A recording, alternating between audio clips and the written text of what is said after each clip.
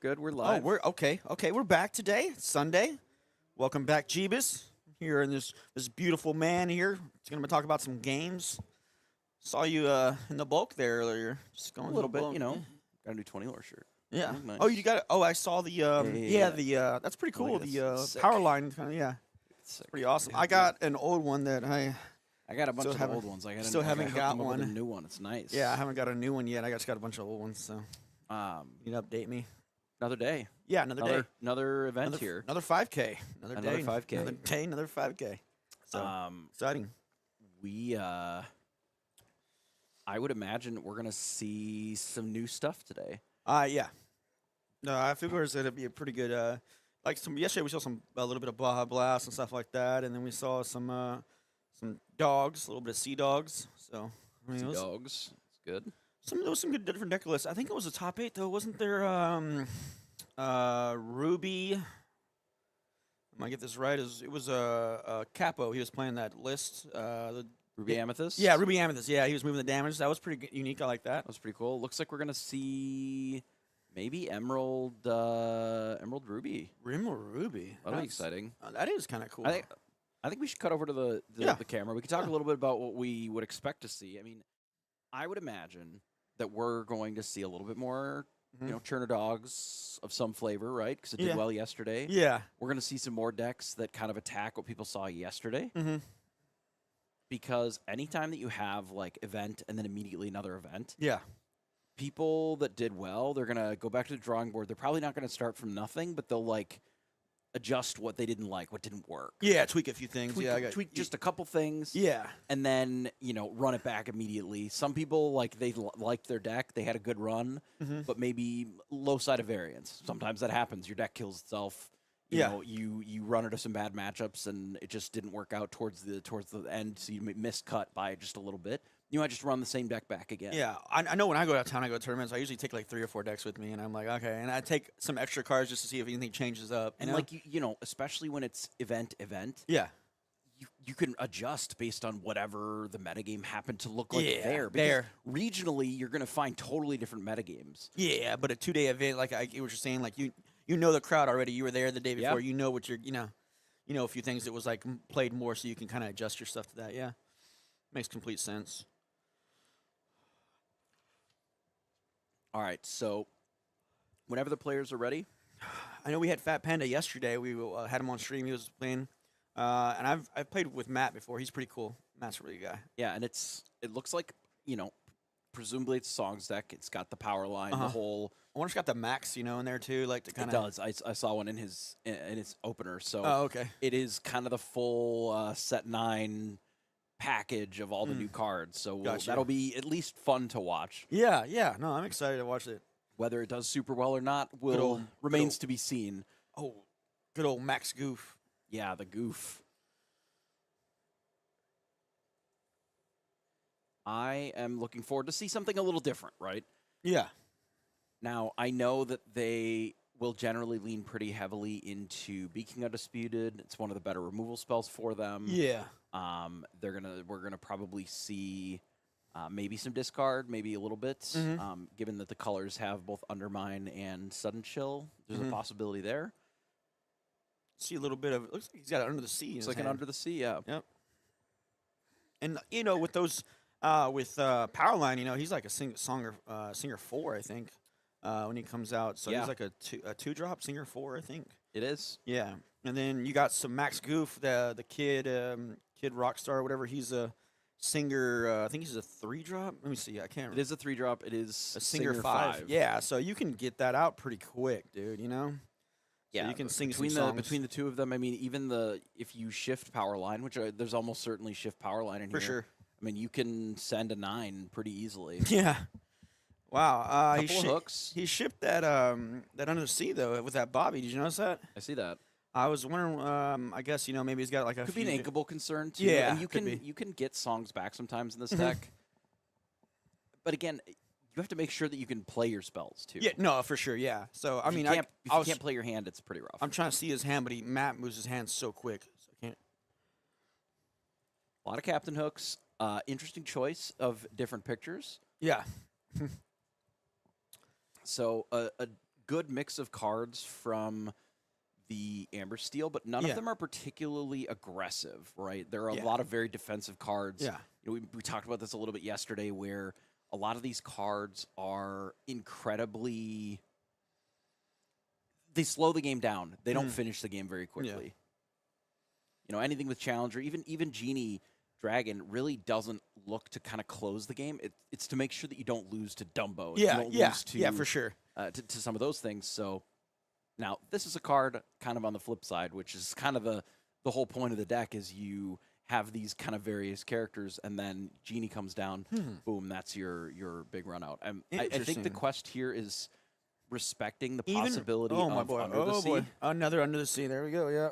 Because if we get Under the Sea with Power Line, just like we did here, Power Line, then it is a bit of a problem. All right, here we go. Singer 4. Once during your turn, whenever this character sings a song, look at the top 4 cards of your deck. You may reveal that song.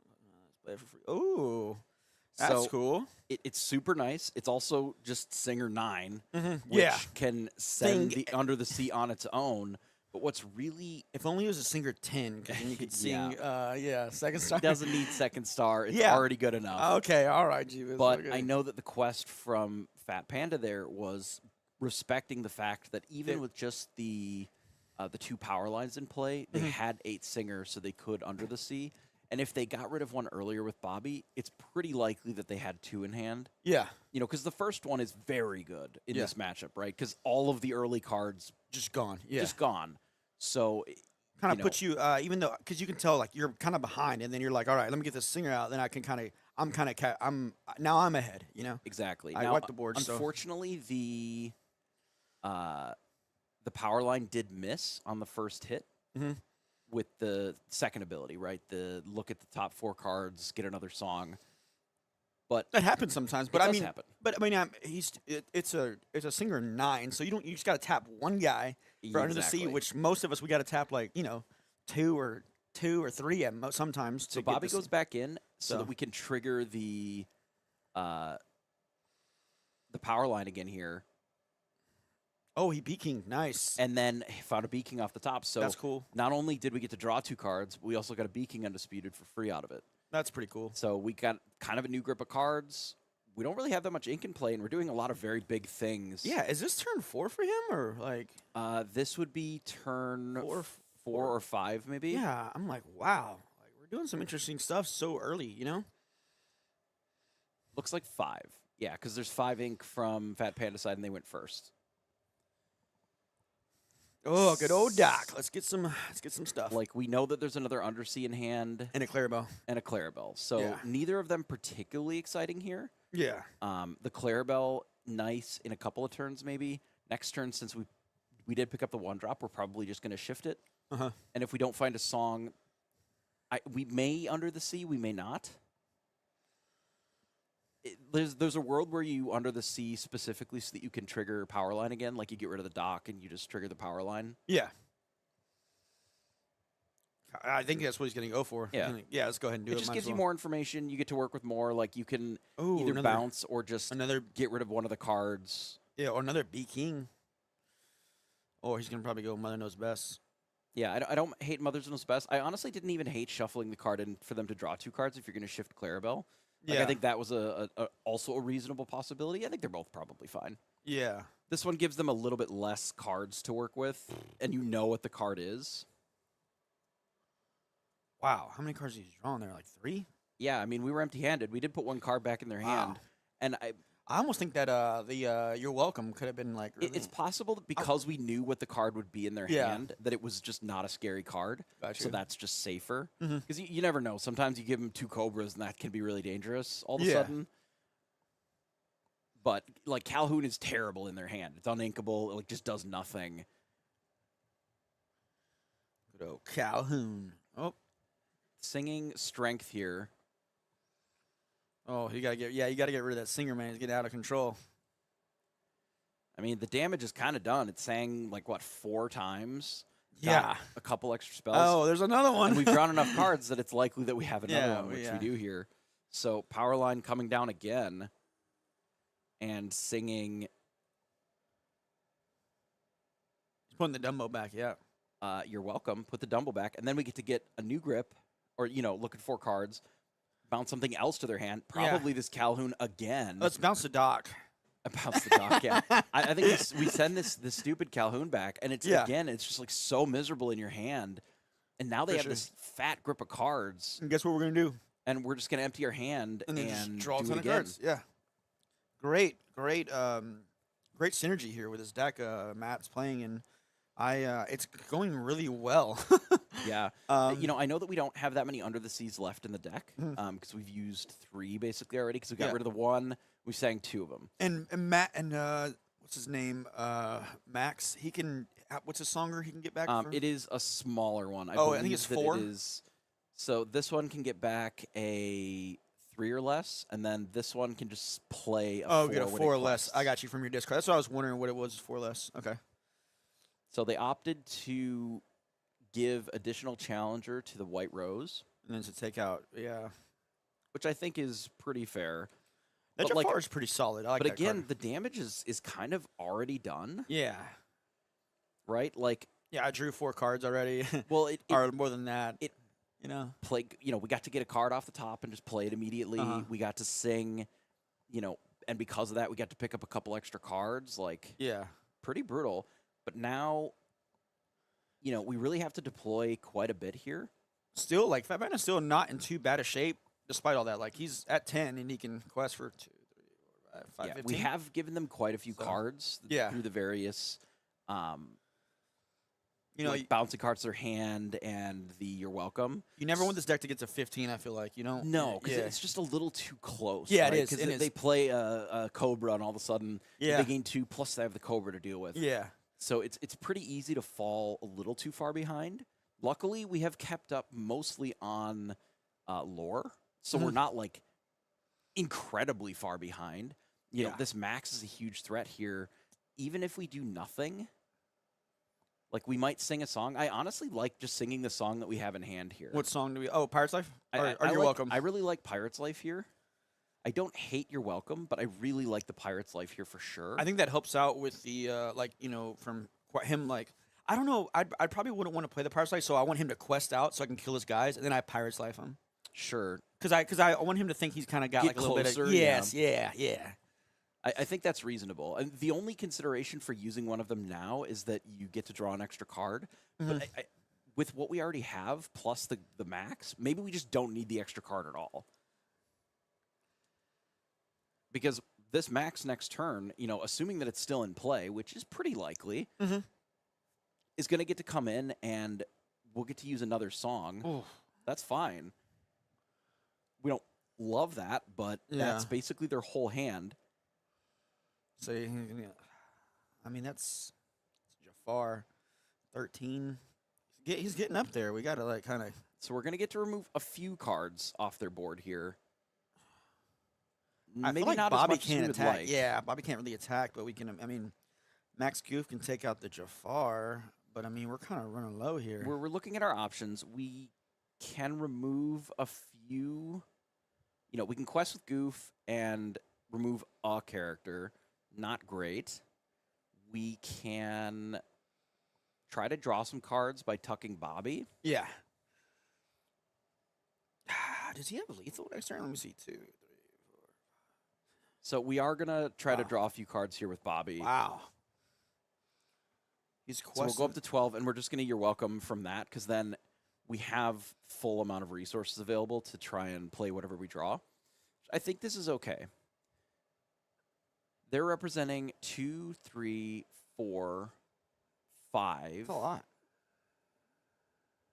6, 7, 8, 9. Just with what's in play right now. I don't think he can. I don't know what he drew. He's really quick. We do have the ability to remove some characters off the field. We can also just reduce the amount of lore that they have by using Pirate's Life, just casting it. That's a possibility. It doesn't feel great here. Yeah, it doesn't feel that great. I'm not going to lie. Yeah, the second strength was a bit of a beating there. Yeah, that kind of took us away. The Clarabelle was giving us the momentum we kind of needed, and now we kind of slowed down, and we're kind of just like a little bit behind. Like, so. Dock into Pirate's character Life, strength was pretty brutal. Yeah, so opts just for the Pirate's Life, which means that we're still alive, Yeah, but it's not looking good, but man. it's not looking great. And also, I almost think that I would send and kill that Max and send Calhoun after it and send the Raja, and I'm still going to get 2 lore, finish it off. Yeah, you don't And then really I want can- them to be able to use it again the I following don't. Yeah, I turn. don't want them to get anything out of there. Especially you're welcome to take out my guy or something, or Be King Prepare that kind of like drops me down another lore. So I could see him doing that. I would generally agree with that, yeah. yeah, because you're gonna gain the same lore back with everything. So what just happened? That has Rush, I believe, Oh, okay, yes, it does. You're right, it does. because we did sing a song this turn. Yeah. So was debating what we were going to do as far as... Yeah. You you a fan of the Goof movie? Did you ever watch that? I have watched the Goofy It's movie, good, yes. it's I'm a good. little older, so Yeah, I was I- around the first time it came Yeah. out, I know. I'm just saying it was good. It was really good. I always had a crush on Roxanne. I mean, I think they lined that up intentionally. I know. Jerks. But Max got her. It's his girl. Not mine. And I know people are like, it's a cartoon. I'm like, leave me alone. He's going to go ahead and try and see what he can do here. This is a new tournament. Day 1 was concluded yesterday, Yeah. and it was won by Oh, he did the Calhoun move. Amber Emerald. Yep, we did the Calhoun move. Yep. That gives Quest us out, 2. and then there just Quest out. isn't There's not much you can do. there isn't any single card that we can draw, especially since we know that all of the Under the Seas Yeah. are basically gone. I got to say, Fat Panda went through it was like 2 into C's, wasn't it? Yes. But one of them just got like a dock. Yeah, so he one could of them play. one of them got rid of only a dock. Yeah, and then he did 2. I think it was 2 B Kings, did he? It or was one? a B King, and then it was a couple of You're welcome. You're right? Welcome, and the You're Yeah. Welcomes just ended up Kind of drawing- hurting him. Yeah. It ended up being that it was an unfortunate run out Yeah. where It was drew him like that spell, strength, spell, spell, Yeah. dock, Yeah. and then it would be just like spell, Yeah. and it hitting several strength really allowed them to play basically all these cards that they were getting. Yeah, for sure. And then be able to just take out the one guy they need, like Clarabelle. Yeah, and in Get you that combination momentum. with the dock, it was a bit of a disaster. For sure. The extra strength there, so it just was a little bit too wide of a board, especially once 3 of the Under the Seas were gone. Mhm. Fat Panda would recognize I can just go as wide as possible. Yeah. because we're at a lot less of a chance of them just having Yeah. on. They Under the Sea both again. played very well with what they're playing with, though. Yeah. Matt's been trying to sing whatever he can. Fat Panda's here just going through and just pushing hard through these Under the Seas and all these other stuff, and he's able to do it and get the game in the end. So Honestly, I this think is a good round 1 game. I like this. it is. I honestly think Change that of pace. If we didn't miss on the first power line trigger, we Mm-hmm. might have been in a much better spot. Probably. Because with the first power line trigger, if we hit a B King Undisputed in addition to the Under the Sea, we basically wipe the whole board, Yeah. and then that puts us in a just much safer. And that's kind of spot. what you want to do, Yeah. because at one point he kind of under the seat and got all his resources back, but then I guess you're welcome him, and he was able to get Doc and get his strengths and get back up. That you're welcome just helped him out so much. So sometimes that's his drawback, it happens sometimes, And Mother knows best. We just return to their hand, and it's a 2 cost, so they just play it again next turn, Yeah. So Definitely a matchup where Under the Sea does a lot of heavy lifting, for sure. and having to discard one of them early to the Bobby, because you can't really have 2 of them in your hand. Yeah, yeah, Especially that early, you just can't do anything with them, and it's uninkable, right? yeah, for sure. So, it reminds me a little bit of Whole New World, where there were some times when you Yeah. you have too many, and you're like, well, yeah, I supposed to can draw fix it with the these. first one, but then I need them later as Yeah. well. It's always the second, third one. Those are the ones that really close the game. Yeah, I need First you. one is good, but I need more. I need you on 25% of the deck. Yeah, 20, exactly. 20, 20. I need to spread it out. a Yeah, I little need to bit. spread it out a little bit. Spread out the love. But sometimes, that's these really powerful, bomby, uninkable cards are like that sometimes. Yeah. You really have to make sure that you're And- aware that sometimes you lose your really important card. Yeah. And that's why Bobby's there to kind of filter that Yeah. away, and help out. He's definitely as soon as he came out, people just threw him in in the Baja's decks. So like he's just I mean, we always sort of had cards like this. We had the set one Simba. we got the Mulan. We have the Mulan. Yeah, There's the 2-cost Yzma that saw a little bit of play for a bit. yeah, and it was Just does the same also thing. Cinderella was doing it too. Cinderella, same Yeah. thing. And they would see play in various spots depending upon if there were other benefits to it. The Cindy shift. You just added a couple more copies of it, or if you had the Simba, that was sort of your redundant copies of Mulan, right? Because Mulan just being a better card, but they were always kind of limited to steel. Yeah. Right. So now we have one in Emerald, which really helps a lot because there are Emerald decks that need this effect much more desperately than Steel did. Yeah, especially if you're the legend playing like 24 unequables. Exactly. You're Shout able out to him. You're able to fix that, and it also makes cards, like One Jump Ahead or in this case, the Under the Sea that are bad at certain times. Yeah, less punishing because you can filter through for it sure and just move on.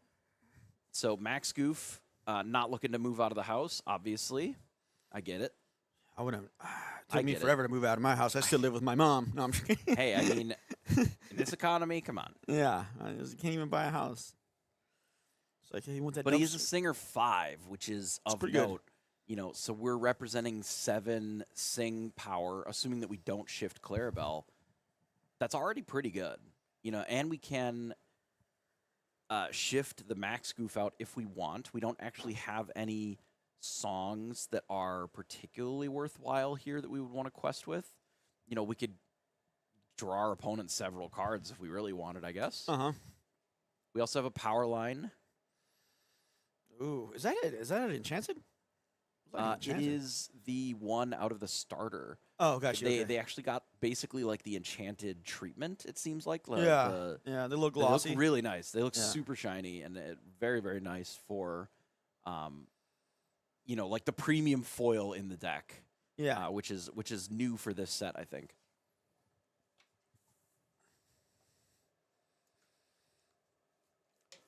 Debating what we want to do here, I wouldn't be surprised if we quest with Bobby and then draw 2 cards. With the You're welcome. I could see that happening. Yeah. I think that's a pretty common play in these decks, especially since we have the Emerald Max Goof. We can get that back later. Yeah, and we can utilize it and kind of gets us. It's not like a huge loss either. I mean, sometimes you just need to see 2 extra cards. Yeah, and the Bobby kind of doesn't matter here. The Clarabelle is a reasonable shift target, but the Bobby in these colors doesn't really have a lot of value outside of its initial come into play. And the character is not relevant here because of the Calhoun. There's nothing that it's going to do for us as just a 1/2. So picking up the 1 lore and just drawing a couple more cards so that now we have a song in the discard. So if we do shift out this Max Goof, it can actually do something. We can actually do something, Yeah, it takes out Clarabelle. I don't think that we had the shift Clarabelle, so that doesn't really matter, but they don't know that.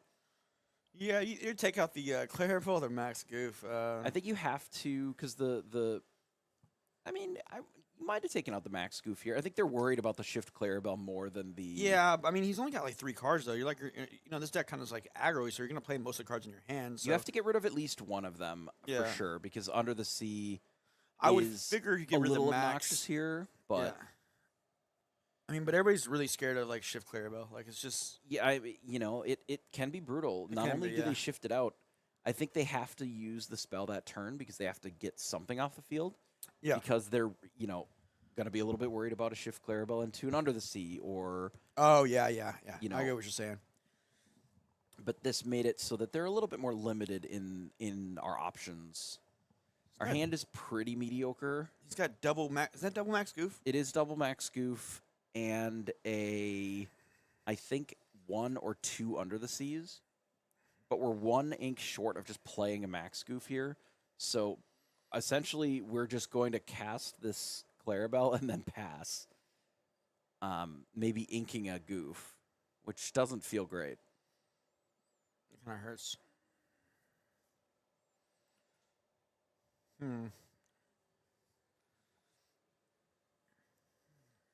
He's thinking. There's money on the line, people. You gotta think. Let's go Christmas deck. Opts to shift out the goof and then just ink the Clarabelle and pass. I suppose it is the most efficient line that we have, and it makes our character a little bit larger. You know, it goes from a 4/3 to a 4/5. Yeah, he's a singer. Oh, he's a singer 6. Okay. It is a singer 6. It doesn't gain a ton of additional singing power, but man, I hope this is not another strength. Yeah, that would have been a strength. disaster Yeah. for sure. No, it looks like it's just Dumbo activating on the genie and then a full quest out, recognizing that it doesn't really look like we're doing much from this side. I mean, even this turn, it's probably just going to be ink, play another goof, and then pass again. Even under C's not too great here either.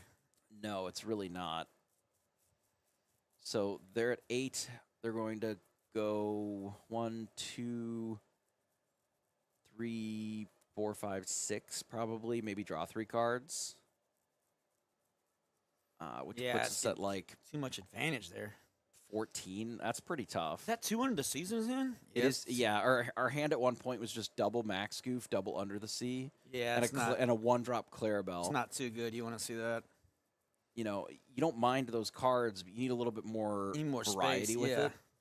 Well, that's pretty bad too. A Cobra would be probably the worst. Don't you say it. Why don't you put that evil on him, Ricky Bobby? All right, cool. I'm surprised that we didn't just draw some cards here. I think I would have tried to just draw a little. Maybe, I don't know. Maybe he's afraid of, how many, is that 3 under the seas? I believe that was a Clarabelle that we picked Oh, up. sorry. Okay. But, you know, basically playing out a couple of extra 3 strength characters. You know, you look at the board, right? What does Under the Sea get rid of right now? Not Gets really. rid of Diablo and Genie, Yeah, and that's it. Yeah, so it doesn't really help you a lot. You know, and that is one of the big issues with Under the Sea. You know, and that's why you see things like Heads Held High and other ways of just like reducing strength. Yeah. Where you can. Because if you can't wipe the board, it really doesn't do much. Lost in the Woods, sometimes he play. We used to see the Kita come down and do a similar effect. Yeah, I do Kita, and then You know, there still is a world where if you wanted, you could probably play Sapphire Coil. That would also do a similar effect. But without those... kind of just hinders us a little bit. It really doesn't clear enough of the board. You know, and I don't necessarily know that the songs on their own are powerful enough to carry. You know, they're all sort of tempo-based. Yeah. And I even think of Beaking Undisputed as sort of a tempo card, too. Because if they have, you know, Diablo in play, the 1-drop, and then you Beaking Undisputed, like, that really doesn't help you much. No, it doesn't. Now, if I do an elephant, I return a Tipo, and then you're like, Beaking my elephant. I'm like, Now, that was match 1. We actually do have... speaking of elephants. We do have a little bit of coverage on our secondary camera. They're still going. It looks like it was... versus Amber Steel. It looks like we're pretty deep into game 2. Oh. Sorry, game 3, rather. He peated him. 2, 4... Wow. This doesn't look pretty at all. Yikes. Wow, he's going to go to... 19, 18? Yeah. I don't know what we do here. Holy Toledo's, Batman. With Pete, I would assume Perish. Because we're basically locked out. I mean, it's not that there's that many actions that are helpful in this deck anyway, but we really don't have that much ability to challenge what our opponent is doing here either. Man. Like, we can Basil. I don't really see how we take out the Nala and both Daisies. Yeah, I don't think we can do that. Okay, Bell helps. He didn't want to move it over to the... Well, you have to take out one of the... You have to take out one of the unexerted. Yeah. But, I mean, wouldn't you want to kill the Nala and then, like, get the... We can't. We have to deal with... They're at 18. You can't have both of the Oh, upright gotcha, characters. gotcha, yeah. You know, so it kind of stuck either way. Yeah. our hand was Bell plus Tipo, so we can deal with one of the upright characters, but we need just a little bit too many things Yeah. to be able to take out the other cards. So Wish we could have got to see the start of that. Again, Amber's still just, Amber's still just so quick. It gets that good draw and it just goes off. based on there being 2 Daisies and a Nala on the field, I have a pretty good idea that their start was Daisy, Daisy, Nala, or You Daisy, don't say Nala, that. Daisy. We don't speak of that sorcery. That sort of nonsense. Sometimes it does that though. It's just, it sure does. yeah. And It has that explosive, just like first few turns, and you're like, man, how am I gonna this Rafiki? How am I gonna do it? And like you try and do stuff, some crazy stuff, and try and end up like winning with it. Like it's really hard to get through. Like because every time I'm playing against Amber Steel, and I've never really played Amber Steel, but I've played Blurple and stuff against it. And I'm just trying to kill everything they play. Like that's literally like all I can do. it's hard. I mean, that's it is. sort of the best that you can do. It is, yeah. Is you slow them down as much as possible, and Mhm. if you can stabilize the board, Yeah. and they're less than 10, usually you're in an okay position. Good shape, yeah. But But you if also they're- have to draw threats too. Like, Right, but if 'cause they're you're like, if they're at 15, 16, Yeah. like you're in the I have to banish every character that they play forever. yeah, because I'm like, man, I can't While let I them win the quest at all. game, Yeah, I I- can't let them quest at all. Yeah, I can't let them quest, and I also have to win the game. Like, Mm-hmm. yeah, that works, I guess, if every card that you play is a Hades. yeah, But if you're running any random thing out that doesn't directly affect the board, like you're just gonna get buried. for sure. And it's always those games where like they were at 19 and 18, and I came back and I did it. you know, like and against- sometimes the run out is that they just draw some of the if they don't rip Doc and play Yeah. 3 things, they play an upright Nala and you Hades it, and then they do it again and then you Hades it. yeah. And those are the games that you can still win because you're just adding pressure while still taking care of the board. Yeah, though, But it's few and far between that you get to that much ink while you're stable, yeah, because just ramping doesn't necessarily do it. yeah. No, it doesn't a whole lot. I was seeing somebody was going like they were Aurora, then they played the Tiana, then they were like turn 3 Lady Nala, and I'm just like, God, man. That's a rough run out. Like, you're just killing me, man. You're It killing me. is very Smalls. hard to deal with. Yeah, it is. It's just a lot of pressure. Lady was a card that everybody assumed would be incredibly relevant in the meta here, and it was. So Yeah. I think we will go back to a little break. Maybe we'll see if we can sneak in some interviews. Yeah, we'll see if we can sneak in some.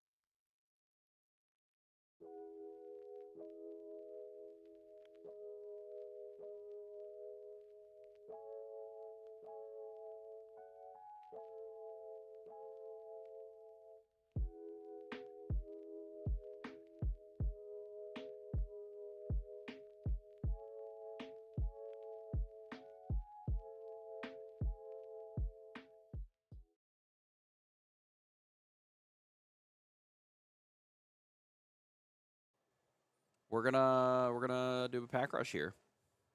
We got the boosties, so we're gonna open some boosties, and we're gonna watch Tupaloos. Yeah, we're gonna watch pack rush. Tupaloos. Tupaloos. We're gonna watch Sir Windtown versus Tupaloos. Tupaloos.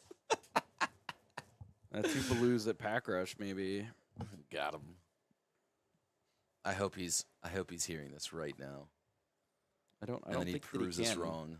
but he does lose at pack rush a lot. He does tend to lose at pack rush. I mean, he didn't play around.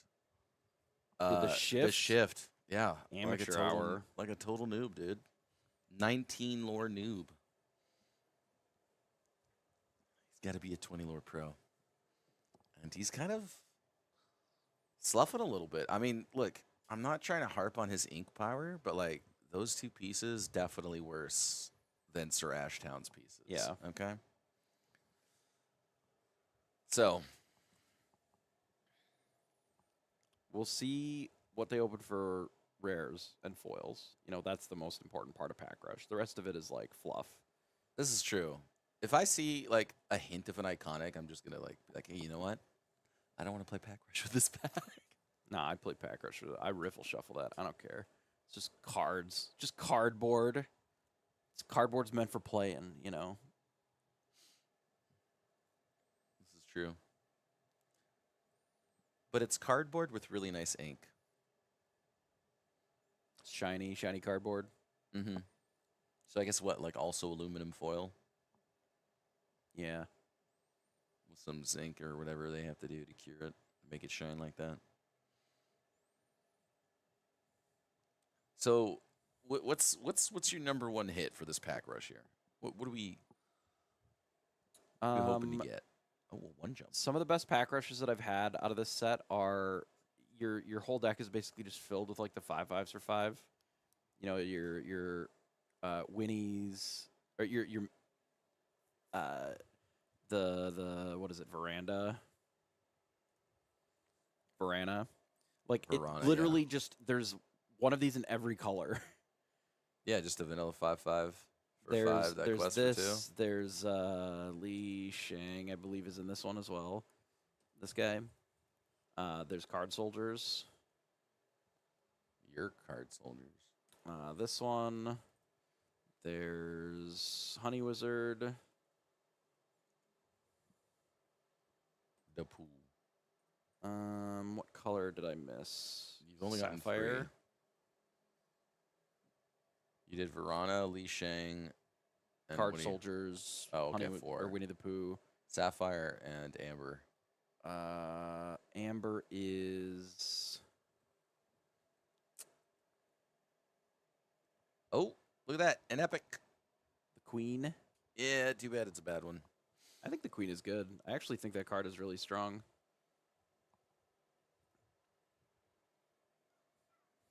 Whatever this character was.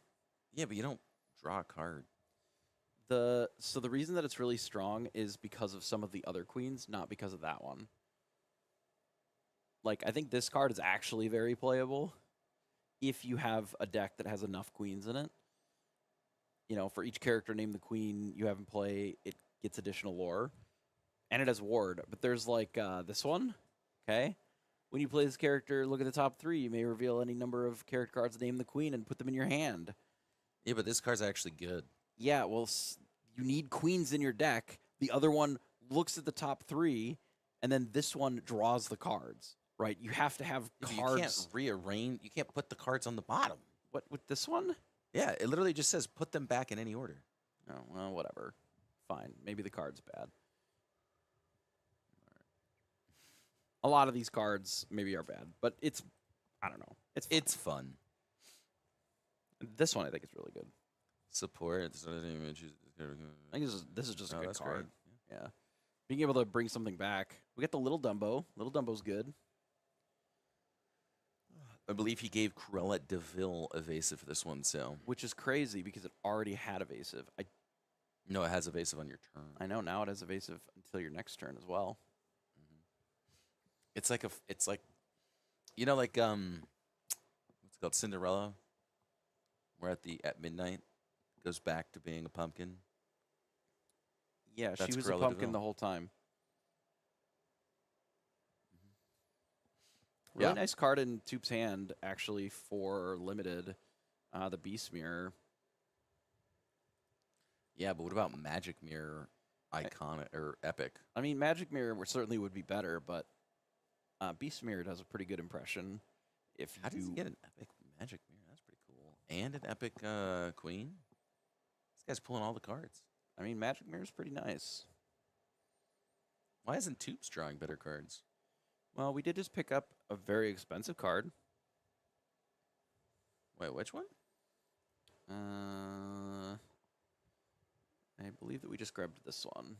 Oh, okay. Expensive as in mana-wise. Or ink-wise. Ink-wise, yes. It is very costly. Or you could sing together, which we are one short, I believe, of singing it together this turn. Mm-hmm.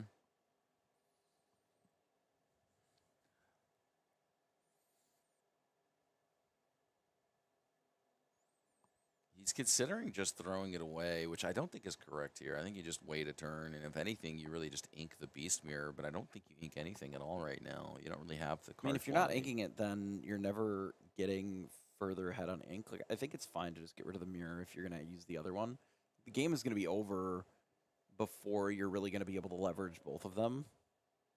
Like, you're going to only really have time for one or the other. You may as well get the one that gets you a couple characters, and then on the following turn, just have everything run out and then quest to win. Right. I mean, Toops is ahead on lore. He's got these two evasives, which makes things really uncomfortable here for Sir Ashdown, as obviously he has none. So I think he's just trying to figure out a way to get himself out of this here. I mean, Magic Mirror is definitely going to slow him down just a little bit too much right now. So he needs to find something a little bit better to navigate with his turn. I think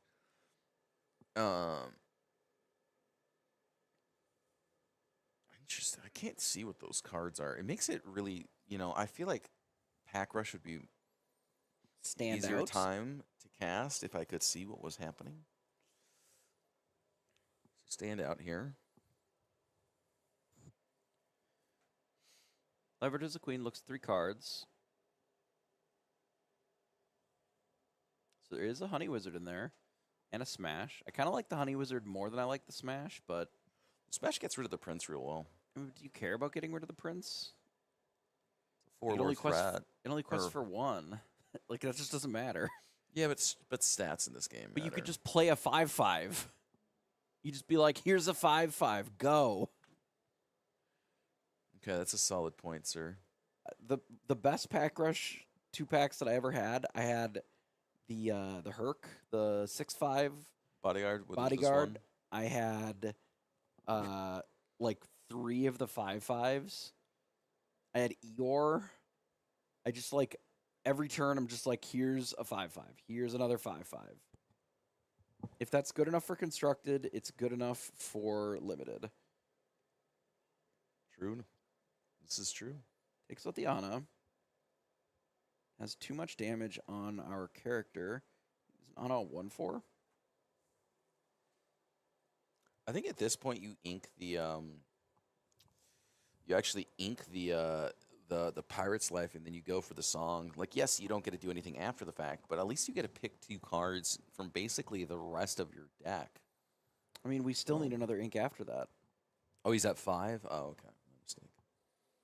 I'm bad at counting apparently. I do agree if we were at 1 more, that would have been fine.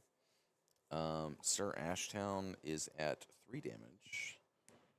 He's supposed to be at 3 damage rather than 2, just because. Yeah, the Cruella de Vil has 3 attack. So Pirate's Life is going to come down. It looks like Tupeloop has not drawn well, and then this Pegasus here is just going to keep ticking away. I mean, he's all the way up to 9 lore, which is a significant amount when all you have to do is get yourself up to that 15 lore total rather than that 20. So a lot easier to do so. It looks like he's just going to continue to sculpt his draw. I believe he's got a Honey Wizard at the top, which I think Honey is your Wizard best should be bet. in hand already. It is in hand. Okay. You should take now that, the question is the Simba you better should take or is that, the the Simba's better, I think. Okay. Yeah, You I mean, the can- 3 lore threat is a pretty big deal. You could just Simba and then draw a card next turn if you really were desperate for it. But really, you just play this and then you're going to win with this guy anyway. Honey Wizard is just like huge. Rapunzel. Not the best card, but it is inkable so that we can run out the fam. Okay. So now he's going to be able to pick. 2 Annas in this pile. It's crazy. We Is do it not have top? enough. We don't have enough for eye to eye. I appreciate the effort. You're also not looking at enough cards. Is it the top 5? I'm pretty sure it's top 5. Is it the top 5? Oh yeah, it is the top 5. And then it's characters.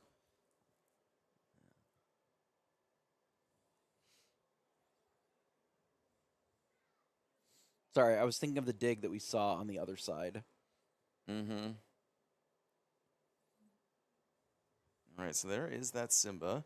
I think I would have liked to have had Sir Ashdown just draw a card, ink the card, and then play the Simba. I think that would have been overall Sure. better. But, you know, I'm being nitpicky. Well, we wouldn't have been able to also run out the Simba then. Yes, we would have. Draw a card, ink, For play 4. Simba. Oh, sure. Sure. How are we getting the Simba in hand? With the extra card. Okay. Okay.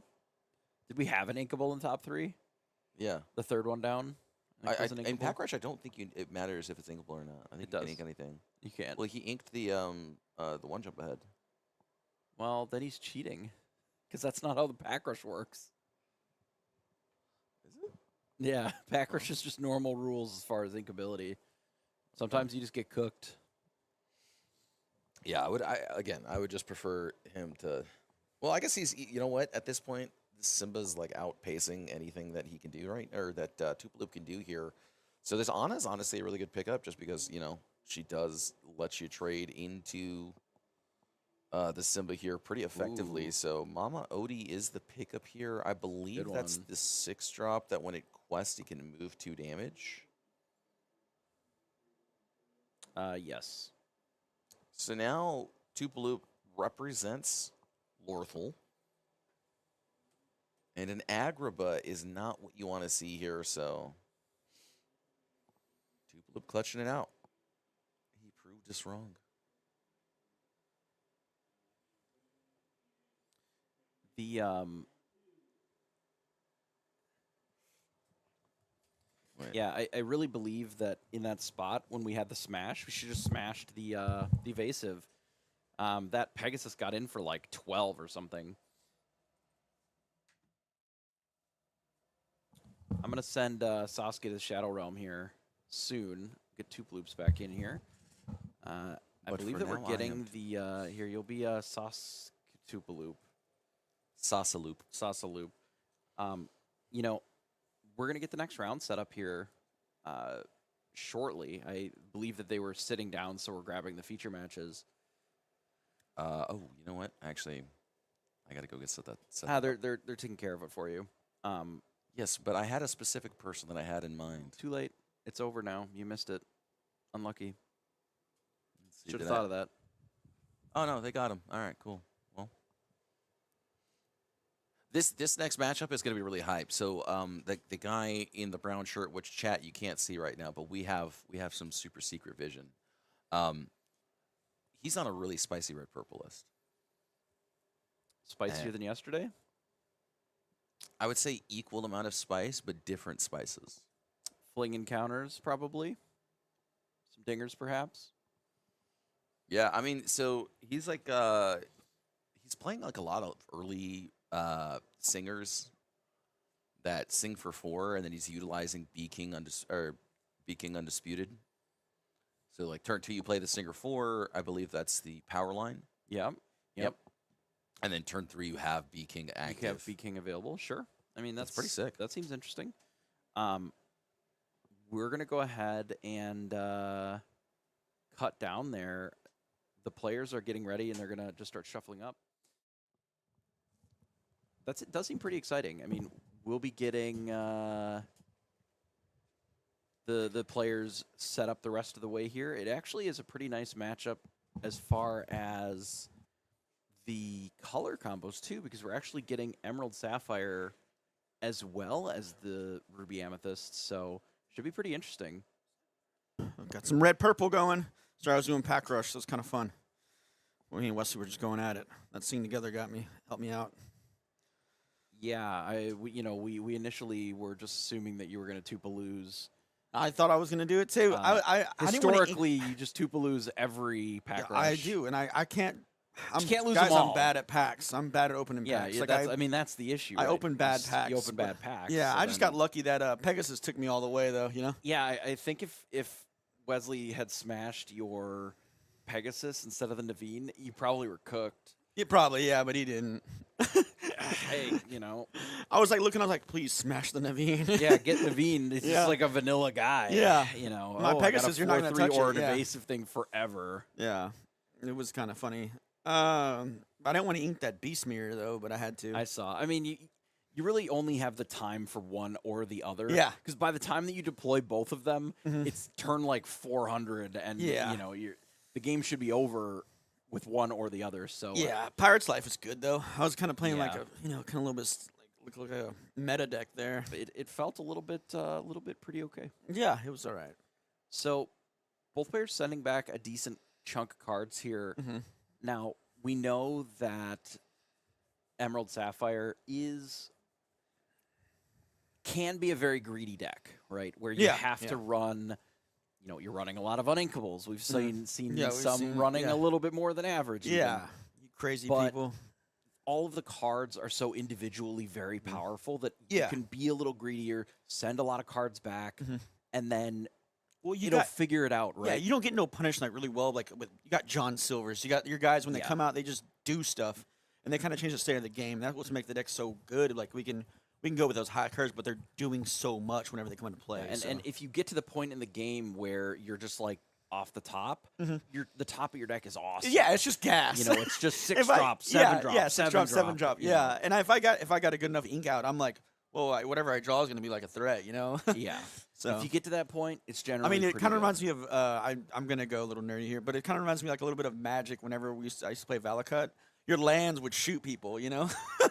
So like So whatever. everything has a little bit of Yeah, value. and it was all ramped, so it was just funny. So one of the best Ruby cards in the format, which is Lumiere, comes down into Yeah. makes the Rafiki able to sort of rumble on even the defense, but For sure.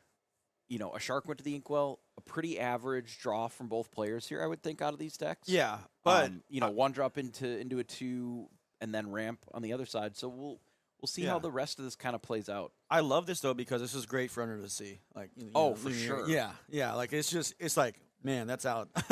Okay. It makes Under the So- Sea very awkward. Yeah, it does. It does. I wonder if he's playing heads held high so we can. Yeah, I would assume so. A lot of times they've been playing heads held high. Yeah, I see the 2 package. It in some numbers at the very least, because one of the things that it allows you to do, you can also just use it to take out illusions. Yeah. So that is a sneaky secondary option. Like there's some boards you just shrink their stuff, heal some of your stuff, Yeah. and then just challenge in, and that's Yeah, fine and just challenge too. in and win. Yeah. So it doesn't always have to be the Yeah. combo, but the fact that it does have this like 1-2 punch Yeah. of literally just like a double singable Kita combo. Yeah. It's not like a keto where I'm shrinking my guys too. It's right. just your You're guys. Yeah. Just drink your things, heal my things. Yeah. Let me attack and clear your board. Sometimes Right. it has multiple factors, so it can help out. Yeah. What do you think about Donald Duck, dude? Like, I think he's great. yeah. I think body wise, 2/5, very relevant Yeah. stats, lives through a lot of steel cards Mm-hmm. early. You don't care as much in this deck about giving your opponent resources, especially when you're you drawing have Clarabelle. gas. Yeah. Yeah, and Clarabelle too. The synergy there. Everybody's sort of doing everything. I mean, I wouldn't even be surprised. Under the Sea literally doesn't do anything here, except for get rid of Rafiki. That sounds like a good trade to me. Yeah. Let's tap both of our characters Yeah. to put Rafiki on the bottom. Yeah, that Seems guy's really awkward. Rafiki knows the way. So Not ideal. I gotta say, I like this little Max art. I like it. He's like, yeah, I love Powerline. Okay, you're going to see how bad this is. Just gets rid of Rafiki. Okay, I don't love that, but I was kidding. I didn't. I didn't think he was going to do that either. Can you bring up the chat? I want to see what's going on. 3 Lumieres. Yeah, I want to see what everybody's saying anything. Wow. 3. Wow. Another Rafiki. Look, he had another one. He's like, yeah, sure, I'll get rid of it. Let me see. All right, here's Lumiere. 3 of those in play. Everything is +3, except for the Lumieres, which are all +2. And Clarabelle's just done. Max Goof just took it out. I really did not like singing that there. I would have just played it and passed. Now, I know that there is a risk a little bit of like an Elsa coming down to exert it anyway. Yeah. But I don't really necessarily feel like we gained a lot out of that. No, there wasn't a lot of gain. I'm guessing he just kind of, he maybe he knows something we don't. He's got a Basil in hand. He's got John Silver. I mean, it may not even really ever get that much better for you. I don't even know if I like getting rid of the Basil here, but we have a problem with inkability in our hand. Did he give Rafiki Reckless? Yes, so that it can't quest. Huh. You want to do one of the Lumineers? I mean, I don't think it really matters. They're not going to because I feel like Rafiki gets a 3. He's a boost. But they're never questing with any of this anyway. Like they're not going to quest with the but I would want to shrink their guys. I want to start taking out their guys. We can't take out their guys. These None of our characters are tapped. How big is John will be next turn? Sure. Yeah, I'm talking about like next turn for the previous. Like I figured that Yeah, I mean, we're going to just start removing them with Hades. And then we quest and can't quest because then the Rafiki's always going to be able to take out the John. Yeah, I see what you're saying. So like that's the problem is it doesn't really matter what one you hit with John. Yeah, they're just not questing with it anyway. That's actually good for us here. Well, I'm just saying we're kind of in a lock right here a little bit there. Those Lumineers put in work, man. This is a really actually good spot for. Oh, yeah, I think that's man. Be Prepared is so good against this deck. B King, yeah, because all of our cards are so powerful individually. Yeah. I do think that this is a pretty good spot for Randall here. Mostly. Oh, because we can start picking people off. Yeah, we can clear most of this board, or all of it even, with the Hades. Yeah. And he's got a Hades in hand, so he can like literally kill everything pretty much, and just we get rid of the bell, we attack, take out one of the guys, and then take out another dude, and then he's just got Rafiki left. I guess he can get on swing back. Yeah, the Rafiki will be able to take something out, but we can pretty well clear everything else. We could even Basil and just bounce one of the Lumieres. Does he have it in hand? I thought he inked it. There is another Basil in hand. Okay, but we could Hades go to Hades. Well. Let's just Hades. Let's just Hades and call it a day. Hades the bell. Take out a Lumiere. It should have 3 damage. There we go. And then the John. Honestly, you could even just take out the Rafiki with John. You could. But again, I'd rather just get rid of him. I think it's fine to just take out Rafiki here. Yeah, the reason that I would take out the Rafiki because is the trade Lumiere back doesn't do anything. Yeah, but on its own, like a naked Lumiere with nobody else is useless. Here we lose the John. We wouldn't have lost it otherwise. Yeah, but I think he's thinking like, hey, I want to be able to I might need to be able to under the sea net. Goofy. Which one's that one? I love this card actually. That got Rush. This does have Rush. What is this? It is. Wow. Functionally, it's Maui, right? Evasive Maui. Yeah. But it is uninkable, and that's why it never really saw a ton of play. I believe that this got reprinted in set 9. Oh, okay. And I think it is a super powerful card that really didn't see a lot of play because it was uninkable. And then when you compared it to things like Maui, to Sisu, to whatever, the uninkability made it impossible to want to play. Like, are you going to play that over Sisu? No. Are you going to play that over Scar? No. It's just not as good. But in this format, being a 5/5 evasive with Rush is actually pretty dope. Yeah, no, it is. Yeah, I agree. So now this is the stage of the game where I don't know that Ruby Amethyst is powerful enough to compete with what we're doing. They do get to take out Basil for free. That's good. Well, not for free, but pretty kind of for free.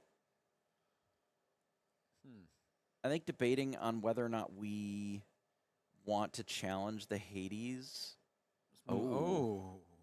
Okay. Yeah, let's move it to... Yeah, let's get rid of him and then finish him off. Yeah. That's the best bet. I don't love that, but it's I kind of like it. I feel like he doesn't want to get rid of any cards in his hand either, so... He's afraid of that. Discarding. Yeah, and if we have another bell, perhaps that's the reason that we're doing this. Yeah. But that under C don't help right now.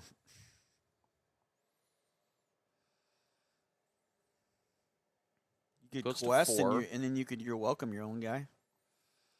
Yeah, I don't hate your welcoming your own guy. Yeah. Putting Hades back in the deck is not a terrible thing. He killed someone. I mean, he banished someone. Sorry, banished. He banished someone. Sent Then it he to the Inkwell. sorry, Inkwell. Yeah, Inkwell. And went back into the deck and is going to draw 2 cards. It's not too bad, you know. Not bad at all. Yeah. So overall, that's pretty good.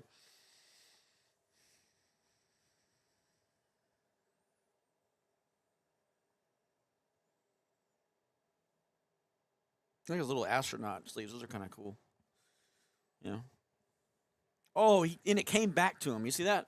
Yeah, I also agree that I think singing with the Hades would have been better because we sort of tapped ourselves out here. We missed 2 lore though, but We I do- can see we that. do Yeah. miss 2 lore. And we could have played a Hades. We would have been able to play Hades or whatever we drew. Yeah. You know, thinking about the cost curve in this deck, like basically everything costs, 6, 7. Yeah, 6, 7. Yeah. So I think Oh my gosh. I think it would have made a lot more sense to sing it, just not have the 2 lore. But they draw another 5 cards here. This guy's drawing a lot of cards. Not that surprising, but still pretty brutal. Where's the Clarabelle at? You know. He's gonna try and empty his hand real quick.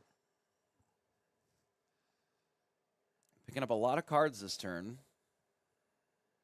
I would have liked to have seen us use one of these bounce spells last turn to prevent that. But yeah, when you're both at 2 lore, I would absolutely agree that it doesn't matter a ton here. The 2 lore that we got out of the quest, I can understand like the general flavor when you're sending your own character back into the deck is that you want to just remove, you want to get the quest first, but sometimes there are other options. Historically, having a 7 to sing, be prepared or something like that is pretty helpful. Bend to My Will, very good here. Oh, but wow. Wow. Okay. we are a little bit behind for Bend to My Will to be Wow. Look at that. Yeah. good. We do take out a lot of cards, which is important. But even now, if we got a heads held high and we kind of play some guys and go heads held high down the sea, I think that's going to bring us back in the game. But imagine if we had a character in play. Yeah. Like just any character, the we could- Hades, or even if it's just like the Baymax or something, we could have sang, bounced another card to their hand, and then done this. Yeah. Like we could have gotten rid of the Dumbo, put it back into their hand, and then Bend to My Will. So now they don't just get to draw 3 cards this turn. Yeah.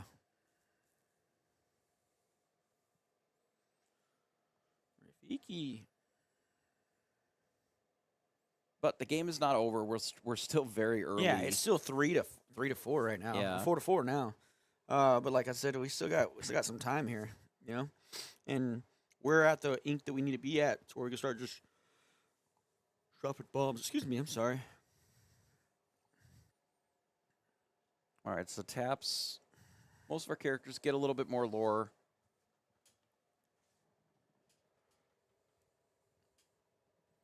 Tipo not at its best here. We've got 9 that we have access to this turn. Ooh, there's a Donald Duck right there. I would not have hated doing the Donald plus Tipo. plus the. Well, we could have done Donald and. Well, we could have done double Donald, I guess. That's why Double I'm Donald? struggling. Yeah, because we had the. What are you talking about? Like, I just see. So we inked this guy this turn.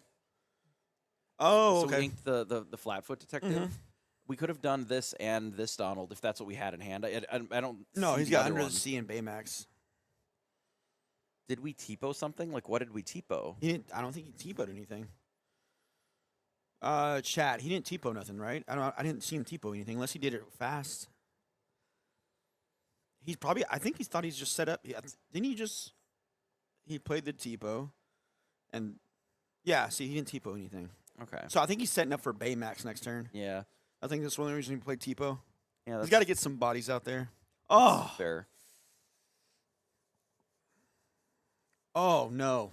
Yeah. I guess given that maybe the flat foot would. We need a heads held high. We can sing it, and then we can just play cast. What's it called on the sea?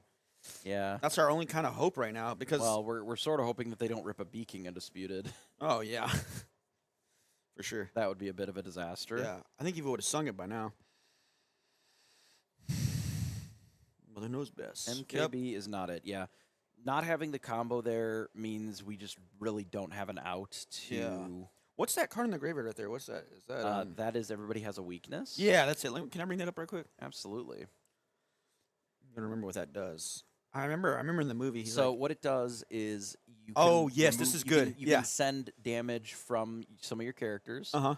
to a single character, and then any damage that you remove, you also get to draw a card. So Yeah. it's able to remove one. So we had 3 characters with damage. So this has allowed us to draw 3 cards for 4, and then also put 3 damage on that Hades. That's how it got the 3 damage counters on it. I So- used to play a deck that Good. Zach and them designed it. I called it Damage Goods, but it was a Gaston deck. You know, the one that played cost 10, but he says he gets 1. Yep. It costs 1 less for each damage. So I played a bunch of damage characters. And I remember I'm on camera and I'm playing, and I'm like, me and this guy were kind of like racing, and I quest out a little bit. But then I play On Your Feet, which gives everybody a damage, readies them, and then I was able to attack his guys after questing and then play some Gastons.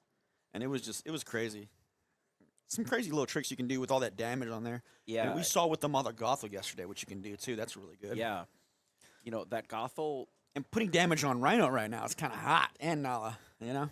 on the yeah, I mean, there's a lot of characters that definitely are played because of their resist, and the damage counters just sort of go through resist. Yeah. It's like, let me just slide that in there right quick. Yeah, it's You can't resist it this, can you be know? pretty nice. You know, it's sometimes hard to get damage on your own characters, depending upon the matchup. Yeah. Well, you can always attack. I mean, you can. No, I know it's But not that easy. Yeah. In the previous format, like there was very rarely a time when you would Yeah. want any characters to have damage on them because we had Rapunzel in the format. yeah. So generally, a lot of the character combat was just I completely take out the character, Yeah. right? Because, The yeah. reason that Bell is so good right now is that there's a lot of times when you have to get into combat. You have to get into challenging or questing, and then they can challenge you back. And there's just damage on characters a lot now, a lot more than there was before because there's no like be prepared to kind of scoop everything up. Yeah. So it is just characters just get more random damage on them now. I remember there used to be an old beast. I think he was like a 2/6. He came in to play with 4 damage, and he could quest for 2. There is, yeah, And I used to Rapunzel him a lot. it's nice. It was fun times. And I'm like, this is like a 2 or 3 drop, and he's like a 2/6. Crazy. A very ramp heavy hand, which is good. That's what we need. That was a heads held high that was removed there. A lot of times, like I've seen sometimes this deck whenever they're playing, you know, we ramp a lot, but then we don't have anything to do. And I've seen it like happen a few times, and it just kind of you're like, oh, it's kind of frustrating. It can be tough. You know, some of that is how you construct the deck. If you don't have enough payoffs, like if you have too many sort of mid-gamey things, you may not always have those really nice, 6, 7 drops. Because something has to go. You can only have so many cards in your deck. Yeah. All right, there's a Lumiere.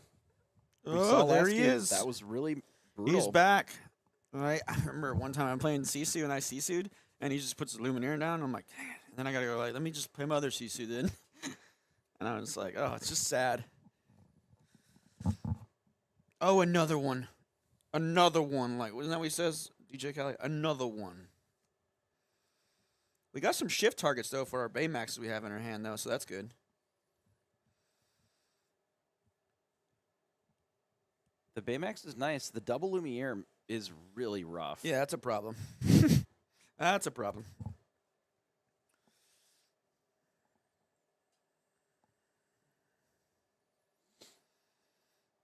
Ooh. We're seeing how miserable the Lumiere can be for this deck. gonna draw a card with Clarabelle. Go ahead and get plus, some a little bit of card draw there. He's gonna try and play out his hand that way so he can kind of get 3 again. Wow, this guy can draw him like nobody's business. I mean, the heads held high can still combo and take it out if you have both the heads held high. Yeah, but under we the ain't been sea. drawing it though, man. I'm telling you that I right mean, now. we had one. We need to inked it. get. We have it right now. Oh, We're okay. just going to blast him here. I didn't even see it in his hand. Oh, there we go. Yeah. Yeah, everything gets -3, Mm-hmm. and then they all go to the Shadow Realm. Bye. I defeat you and take you to the Shadow Realm. Nah, they're all gone. Wow. That's. I didn't even see that in hand. So now we don't have to worry about Lumiere anymore. Yeah. Because they're all gone. They're all three of them on the bottom. Three of them on the yeah. bottom. Yeah. So Be king. be king. Yeah, So that's- here's good the thing that problem with Tipo- Be King Undisputed. Yeah. And this was always an issue with Be King Undisputed type effects. Edicts or make your opponent choose a thing. Because they can pick the thing you don't the want weakest, them to pick. Yeah, the weakest one. You are the weakest link. That's pretty much what you say. So what we're going to do is we're just going to protect our Clarabelle here. for sure. I don't think you quest at all. I just don't think you need to. He's going for it, dude. I would absolutely not have quested. I mean, he got that goof in there that got rush. I don't think Robbie has any other cards. Oh, he's just gonna draw the one from. Okay. Both players should draw a card here. They don't have to. You tell me I don't have to draw a card. I want to draw a card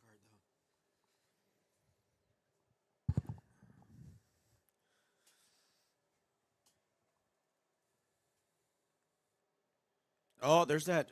Is that the goof? Which one's that one? See where he slips? So this one is a 7/6 evasive, Wait, what? and whenever it challenges another character, your characters get +1 lore this What? turn. That's crazy. It is pretty sweet. That's a nice surprise card. Imagine that having rush. That'd be cool. There are not that many ways to give rush in the game right now, but Yeah. the Pocket Watch is reprinted. Of course, you know the one So pocket the White watch. Rabbit Pocket Watch Yeah. out of set 1 Of course. as an item can give rush. So there are ways to do it in these Yeah. colors. I'm just gonna build a whole. You could also play Mushu 3-drop. Yeah, That can give it rush. Yeah, Mushu.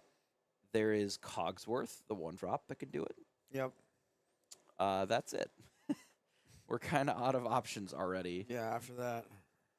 I don't know that the Cogsworth is particularly good, but I don't hate the Pocket Watch. There's always, as long as you have... Oh, there's Break Free. You're right. The one that does... Is that the one that does 1 damage? Yeah. Break free. Yeah, that's the one I was talking about. That's right. You take 1 damage, and then they get And a I little get bit of extra plus strength. 1. Woo! I always disregard this one because it's pretty mediocre. Yeah. Sometimes it can be good and sealed though. Yeah, like dealing 1 to your character isn't terrible. No, it's not. And sometimes you can use that as an upside. But the fact that it's not reusable is pretty disappointing, I think. But still, not a bad card if you really are desperate to get rush. For sure. Goof Tribal. A pretty weird hand from Randall here. It's like a decent amount of ramp, but I would like to send this Mother's Knows Best back. Yeah. Probably as well, unless our play is to Tipo it, Tipo it away. Yeah. which would be fine. Wait, is that the stack he's sending back? Oh. I think that's okay. We keep ramp and look for. What did he keep though? Like, was it? I think it was a sale or something. Okay, yeah. Gotcha. He kept at least one of the I drops. I would want to try to have a Tipo here just because I know I'm playing against B King, you know? Yeah, And my guys are huge. So like ideally Tipo would be good, and then having the combo seems to be pretty important in this matchup. Tipo over Cell for right now. Especially with the Lumieres, you really need the heads held high plus Yeah. the. Because you're gonna need a character out, you know. Yeah, it looks like they kept Tipo and the 3-drop Clarabelle. Clarabelle.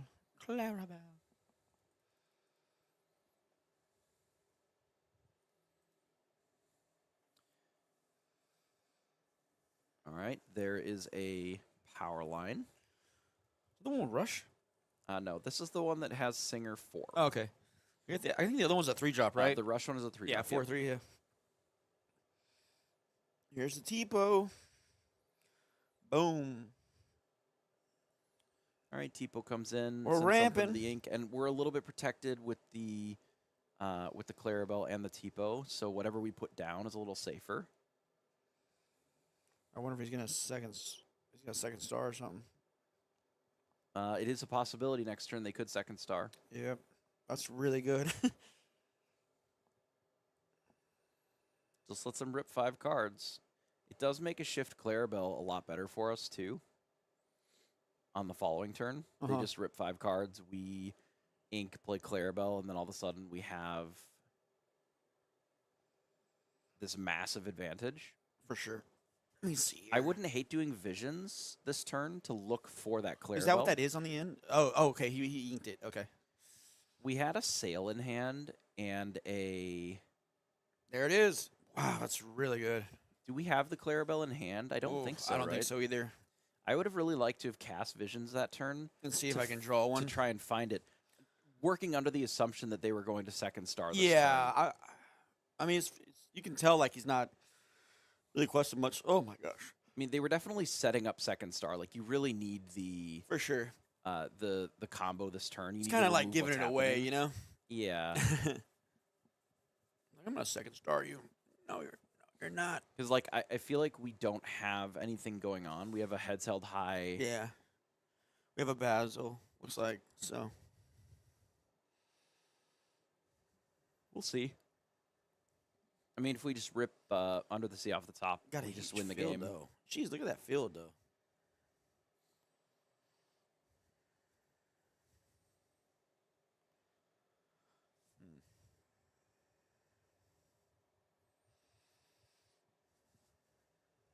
Oh. Everybody's got a weakness for 2.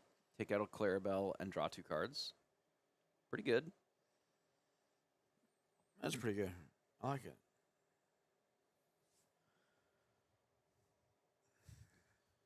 Surprised we don't just quest a bunch there.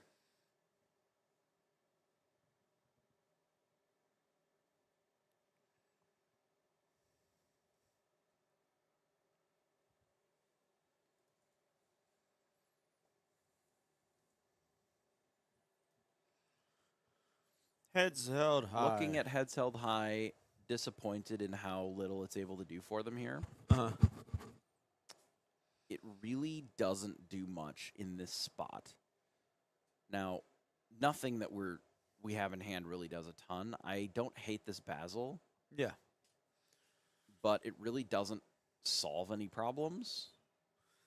I don't know. I might try and, like, draw some cards. Oh, okay. Well, I guess you don't want to do that. Yeah, I think playing the Basil and just sending whatever their most expensive thing, which in this case is the Goof, back to their hand. Yeah.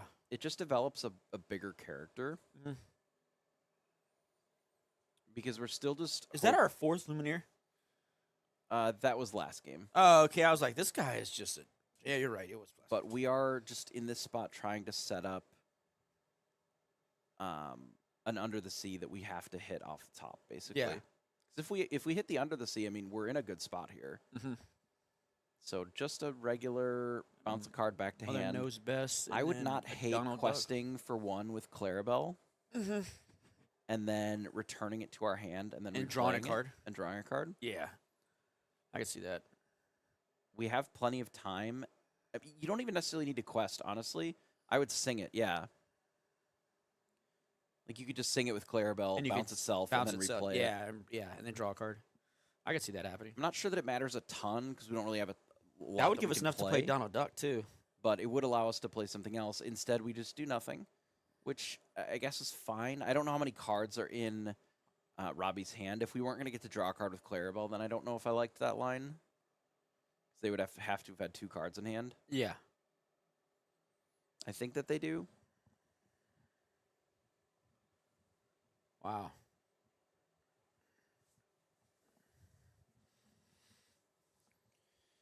But I don't know if doing nothing that turn is really going to fix our issue Look at here. that board. He just went wide, dude.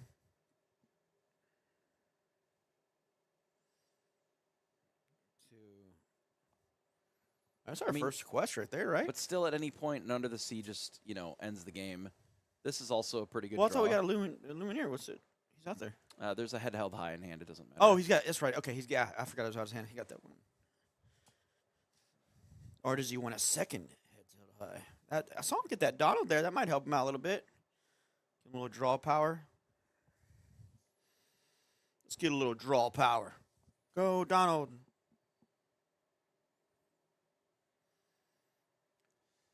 Yeah, I'm not really sure why we're not questing that much.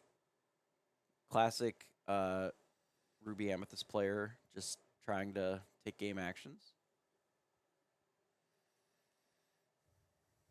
As many as we can.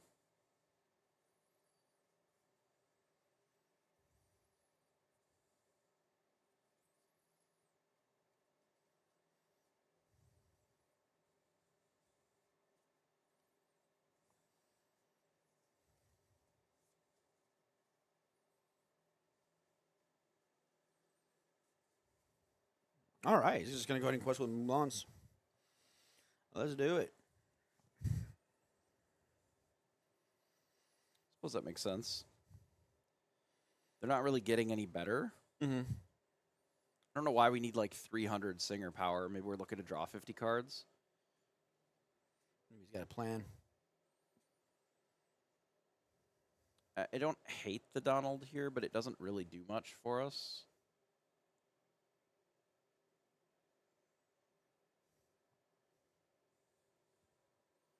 Character Reckless, not particularly helpful. Can slow down the Genie, perhaps. Yeah.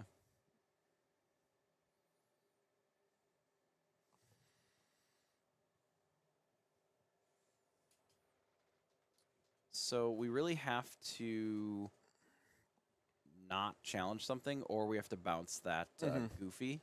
I think we may have to bounce the Goofy anyway, because if they just have Elsa, I think the game is just over. Yeah, because if they Elsa anything, challenge it with the Goofy, they add an extra 1, 2, 3, 4, 5, 6, 7, 8, which is just 16, which puts them at 23, even without the Genie. So the game is just over then. Ooh, Maui Shark. All right. What can we get back? Ooh, we can do, everyone has a, Power's Life. That's what we need. Yeah, the game probably would have already been over if they had quested a bit earlier. I could agree with that. It was almost over this turn anyway. Ooh, that's chills. The Shark notably does not get taken out. Shark wins every game. That's held high. Yeah, you're right. It doesn't. Oh, he's at 15 already. The Genie did have to challenge. Oh, it did? Okay. Okay. Yeah, that was forced with the Reckless. Gotcha. So no Under the Sea. It's not something you want. See, we get That's Baymax. a Baymax. So this game is unfortunately over. No, it's not. There's always hope. I really would have liked to have seen You don't us say use that Visions just to get 5 deeper. Oh, did he do a Donald trigger? He'd missed the Donald trigger as well. Oh. I know he didn't draw for Donald, chat. It would not have mattered. No, it would have ton. mattered. It changes don't everything. It changes it all. It Jeebus, just you don't depends say- on if the top card is specifically Under the Sea. You don't say that. You don't say that. It's not a May. I suppose that's possible. Oh, it is not a May. Let's look it up. May. Draw a card. It says May. Draw Yeah, a card. it is a May. It's a May. I thought it was a May. Let's see what his top card is. Let's flip it. Flip it. The Flip trigger it. itself should have gone down. Oh, it's a Tipo. Okay, doesn't matter, Wouldn't guys. have mattered. Doesn't matter, chat. Doesn't matter, chat. It does look like they noticed it. There it is. Oh my God. A couple cards down. I really would have liked to have seen us use the Visions earlier. I think the Visions would have helped us. Who is that guy? What did he just? He That's just get in Robbie front of, Lee, obviously. He get in front of my camera. The reason that I like using the Visions there is because We get to see that deeper dive and see if we can grab what we looking at needed. 5 cards is a lot. And we Yeah. could have found something else to work with. We could have inked something else probably instead of that. That probably kind of hurt It would us. have let us churn through the cards just a little bit faster. Yeah, yeah. I agree with that. Yeah. Even if like even if we don't find any of the cards specifically that we were looking for, it still gets us closer to the ones that we actually needed. Our secondary match did finish already, it looks like. So I think that's all that we have. How much time is left in the round? For this round? I don't know.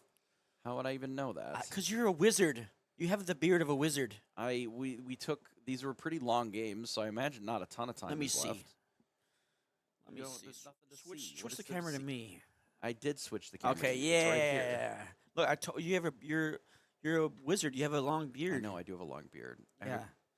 I keep trying to grow mine out. I got this right here. Yeah, that's like 16 months of growth or That's something. yeah, that's that. And then my I'm trying to grow some more on my double chin under it. So. I got him to smile a little bit. That's good. That's good. I think that the Ruby Amethyst deck was pretty interesting. Yeah, it was. Obviously the decks that are able to leverage second star just being 5 cards, really sweet. That's probably the earliest that you can do it in this format. Yeah. I would think. I would suppose so. Unless there's another way. It's basically turn 4. Either it's shift a power line and do it Yeah. with any other thing, or just play the max goof, and that just adds up to the 9 together. Yeah. I think it's pretty cool. You just pick up 5 cards, you play 3 other things. Yeah, I mean that's I gotta say that's in this format it's pretty good. Turn 4 Not that second bad. star. Yeah. Lumiere obviously protects you from the only, for the most part, from the for only real board wipe. removal. Yeah. From under the sea. So it's not bad, right? I'd like to see more Ruby decks continue to try and do well. Again, as I keep saying, Lumiere is just one of the better cards in the format. Yeah. It's just in a color that's really shallow right now. Yeah. So I would expect to see that continue to pop up here and there. So I'm interested to see how that sort of shapes up over the kind of the DLC season that's coming up in the next few weeks here. I wonder if we're going to be able to get an interview here with the Ruby Amethyst player. That would be pretty nice.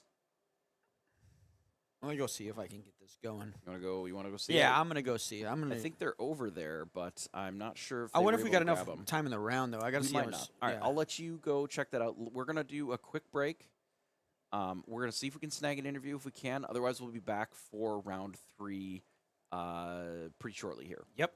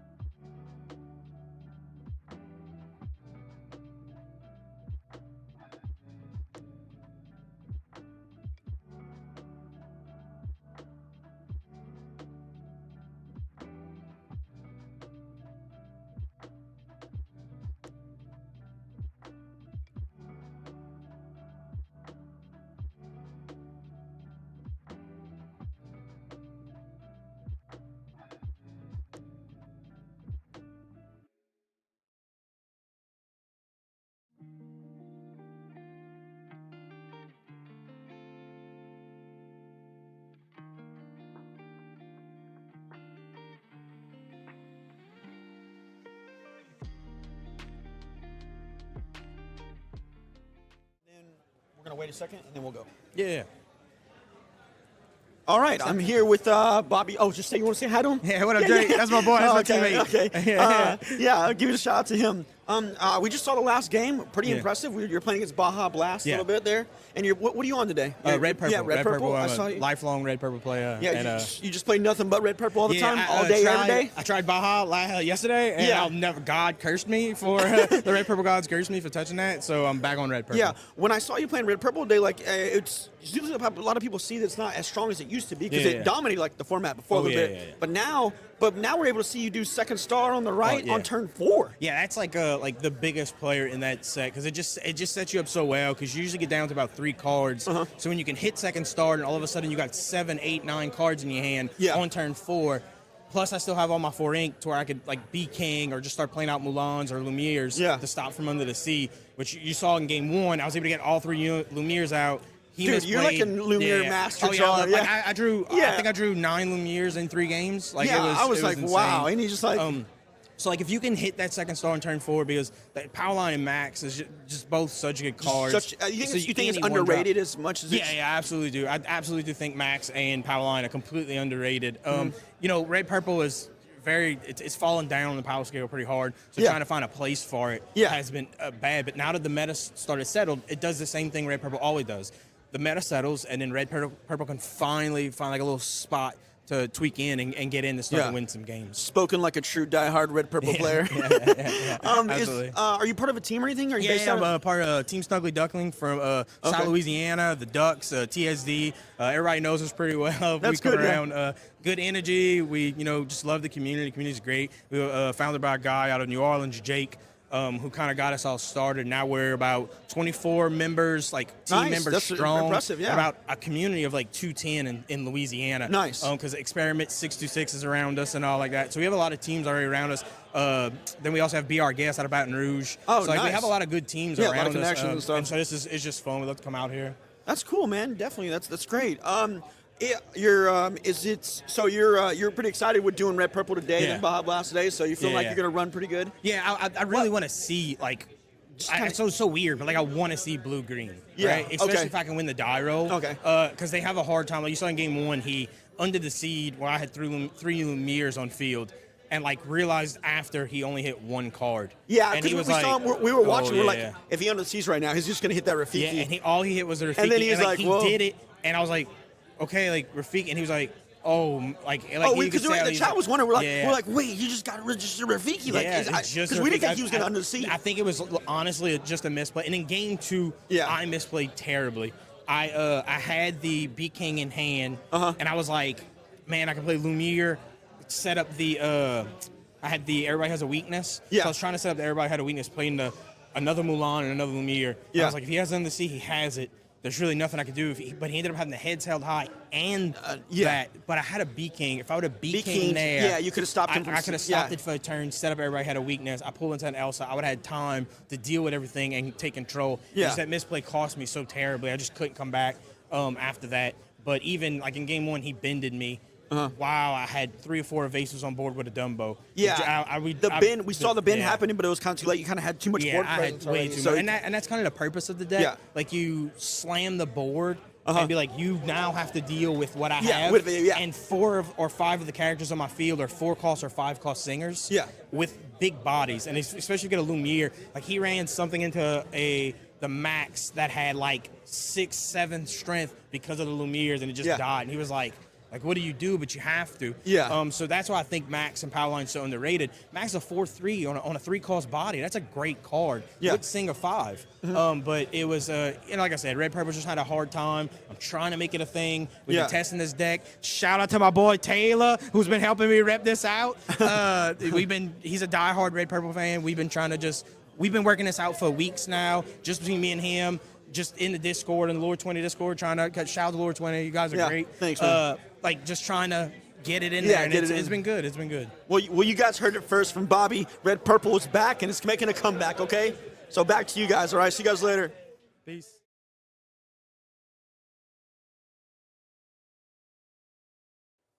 All right, so we're going to do another pack rush. We got a bit of time between this round and the next one. And we just like opening boosties, so we're going to go again. All right. What are we hoping for booster pack wise? A Bobby, because I need one for my constructed deck, because I think these Emerald Sapphire lists looking pretty nice lately. So I think I might put one together, at least just have it. That's fair. I mean, we're just always looking for Dumbos, right? The real true answer is Dumbo. Enchanted Dumbo. Or an enchanted Dumbo would also be neat, you know. Iconic Mickey would also be pretty cool. The iconic Mini also would be cool, you know. That would be neat. Minnie or Mickey doing pretty well for themselves. See, Sir Ashtown knows how to open up his packs because he has the same image twice. Maybe he pre-opened them. Do we know that they were sealed boosties? We didn't see them come out of a box. These booster packs could be paid actors. Are these even the cameras of the players that we're watching right now? Is any of this real? Like, nothing is real. Everything is imaginary.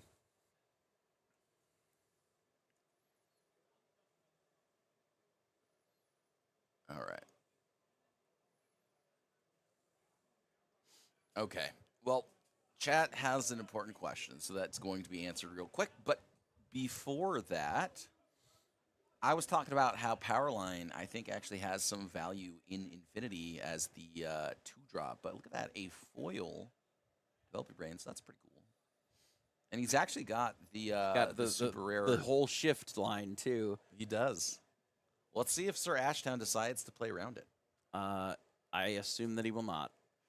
Well, then he's a scrub. Oh, look at all these songs we have for our power line. We literally have double Mother Knows Best in hand. We're going to shift power line next turn. Just return whatever they've got in hand. And then the turn after that, we'll do it again. Want to see me do it again? He's only got one. He's got 3 cards in his hand. One's Powerline, and then there's another red card, which I can't read. Yep, still didn't get to see it because the image is a little bit hard to understand. Yep, but Mulan is going to come out here. Quest for 2 has supports. Honestly, Oh, that's beaking. Oh, my goodness. Never, don't, have it. We always just have it. Never, couldn't, don't. I think you just bounce it back to their hand, and then you B-King something bigger. Like, I would shift this Honeybee this turn and just send it. Let's see if he does. Nope, he's not sending it. He's considering something else. No! What are we doing here, bud? All right, well, our good card is gone. Rip the power I line. wanted to see the power line get shifted on, man.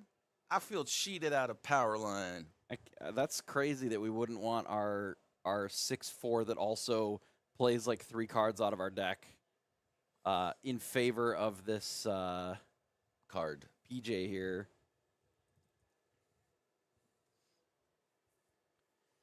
I mean, what is his name? I can't read it. I know it's PJ. I just don't remember the rest of it. It is PJ Pete. I thought it was. It just didn't come up with Pete. Whatever. So all this in favor of PJ Pete. I mean, I guess we're gonna quest for 2. We got in there. Well, couldn't we just quest for 2 anyways? We could have quested for 2 with our power line. Yeah, correct. I guess it does kind of put all of our eggs into one basket, which is a bit unfortunate. But if I have one basket, and where else am I going to put all my eggs? Okay, True. all right. You know what? If I only have one basket, like, you expect me to put eggs? Well, I got to go find a second basket to put my eggs in there? Like, come on. Unreasonable. I just want 12 dozen eggs in Yeah, one basket. I got a lot of eggs in only one basket, okay? I want to overcommit to this one setup. All right. Okay. I mean, honestly, here, like, I'm not really sure what Sir Ashtown can do in terms of really just kind of staving off what's going on here. I mean, he's got a 1/4 now that only quests for 1. And I mean, this Mother Knows Best and this Be King Undisputed really just kind of took over this game here. So we'll have to see if Gage decides to go for this next turn Hercules, or if he just decides to ink it here. It looks like he's going to hold on to it for now. It definitely is a bit of a bomb. So, I mean, as long as we keep drawing characters, like, this Herc is awesome. all right, I would chat, like to paint a picture. I'm going to spill the beans, all right? I'm eating Jeebus- donuts, obviously. Jeebus ate a donut, all right? And he's trying to talk, and his mouth is just... No. He's spitting dust everywhere, chat. So it's worse than that. Okay, so we have a fan in the room, and it's a powdered donut, and I'm trying to, like, on the sly, eat the powdered donut, right, as you do. As you do. And then it just... there's just powdered sugar all over the table. Actually just all over the table. And like, legitimately, like, a little bit on me. The whole room is covered in powdered sugar. It was a disaster, chat. I'm gonna do it again. He is going to do it again. I'm gonna do it again. I don't even care. And honestly, this brings us right back to the game. Powdered If sugar you on my will. microphone. Like, No, just do it again. You know, that's a card. yeah, it is. That's true. Yeah. I mean, okay. His draws have been awesome. This deck seems great. Now we have a Honey Wizard. I mean, he built his deck real good. Maybe I was wrong. We just don't need Power Line. He was like, Power Line's cheating. Well, we would have been churning through our deck and pulling out all the songs, and then we would have just had all these terrible characters that we would never see again. But we would have been looked through the deck at least, with the Power Line. I mean, I like looking at the bottom 4 cards. This Queen is pretty brutal for us, actually. Anything that draws a lot of cards in Limited is very powerful. And the Queen is going to let him just, like, rip through this deck here. Yeah, we'll have to see what he decides to make the trade on. Like, is the Tinkerbell just crashing into the Power Line to draw? And then, like, what are you doing with the Hercules after the fact, right? Because, like, you trade into either of them. So it's not, like, incredible value. But, oh, look, he does have a Sisu here, which actually I feel like the Emboldened Warrior is, like, not very good in this format just because you already start with 5 cards. It does quest for 2. Yeah. It's fine. It's a thing. It is a 2-lore It gets a 3-drop that quest for 2. It's not that bad. All right. So still mulling over. I think he potentially is considering playing a 1-drop here. Or just like maybe even taking the trade with Hercules into the Power Line. So it kind of cuts off at least one of his singers. I mean, he's still got 2 4-cost plus singers, so I guess it really is irrelevant. But the point is, he gets rid of one of them. So, and he gets a draw card, which is neat. So it looks like he is just going to pass here. So I wonder if now- he was trying to decide to use the Tinkerbell to just challenge and draw 1 card. Megara, just a character here. Ability doesn't really do anything. Yeah, but she's standing there menacingly. True. So, all right. Well, now it's going to go right back to Sir Ashtown's turn here. At 12 is a scary number. You know what else is scary is the 0. Was that True. Mob Song off the top? I mean, if that is, then he's definitely in a very good position. I thought it was Can a we sing it? smash. This is 4. Yeah? We can just sing Mob Song. Oh, Color is Law trolling us. Okay. All right. I mean, it would have been a good draw because we could sing it. We can. Unfortunately, it's really hard for us to take out too many of the characters because our characters are very small.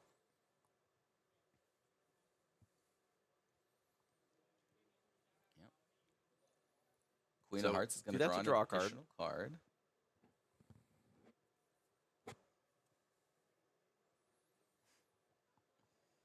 We can. You can crash in the Queen into the Power Line and then crash in the Queen into the Pete.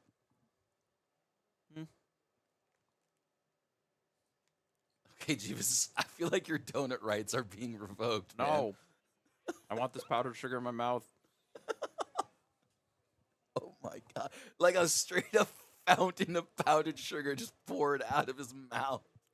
Yeah, It's delicious. I'm getting so derailed, chat. This is hard. This is hard. I'm telling you. It's fine. They won't let me do mukbang streams, so it's got to be a pack rush stream. Oh my god! All right, so he's got a bell in hand. That's a Really? huge hit. That is huge.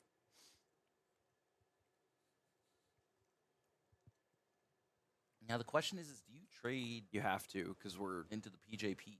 just no. I mean, we would just take out the. Why not take out the PJ Pete? He's got a way bigger butt. Yeah, I guess.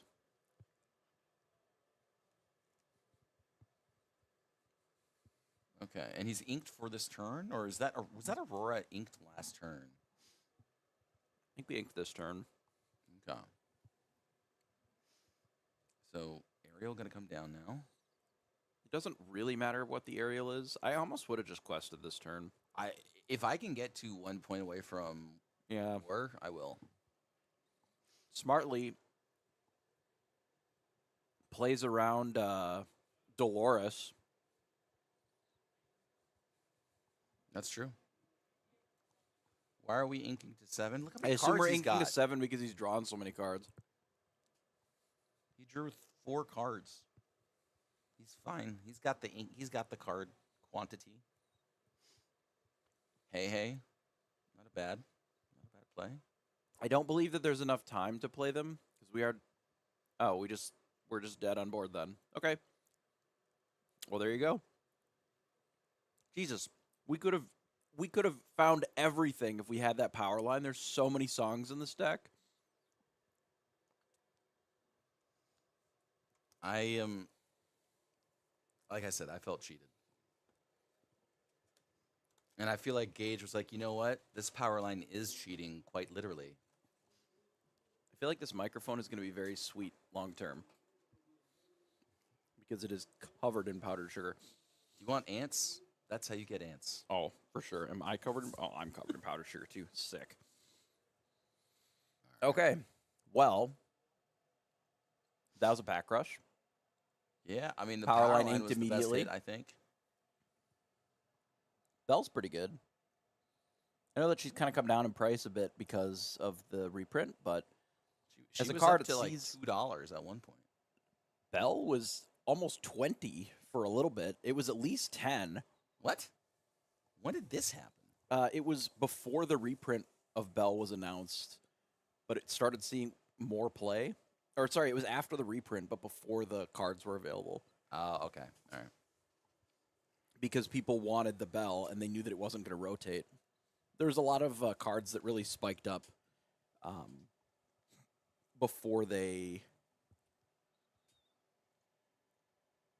actually came out. Like Hades went up a lot and then he came down some.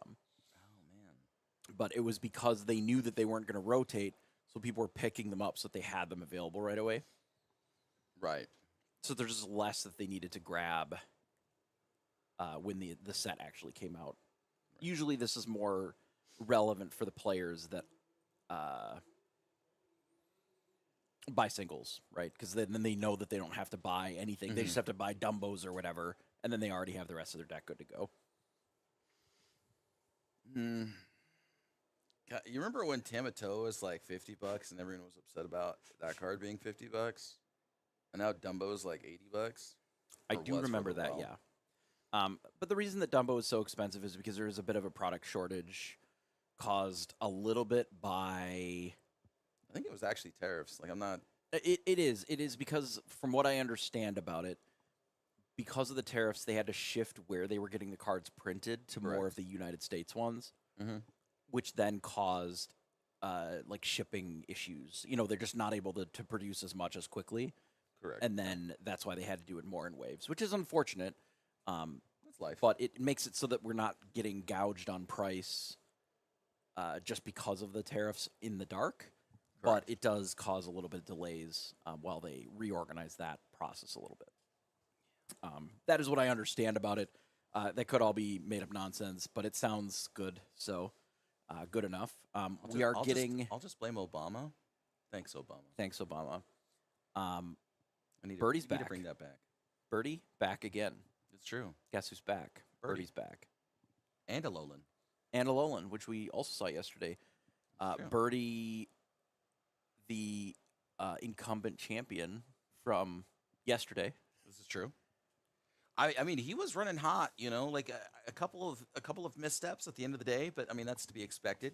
It's a long day. Besides that, I mean, he played pretty immaculately.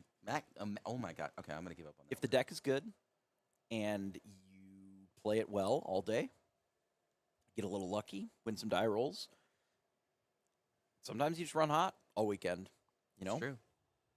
Deck Sometimes could be you have perfect. 24 on inkables too. Deck could be perfect and you just lose. Doesn't matter, But sometimes you run good and it doesn't matter. So we'll get to see him again. See if he really changed anything. I think he said he was mostly looking to kind of just run it straight back. But I do think that the list looked pretty good yesterday, and we'll see if he's able to bully Dumbos a little bit more. Yeah, I mean, one of the things that this deck is known for is beating up on Glurple, and that's kind of what brought it back into prominence. I mean, Churnidogs, what was like set 7, just kind of came out of nowhere for a little bit, and then it disappeared off the face of the earth because people are expecting it and played around it better.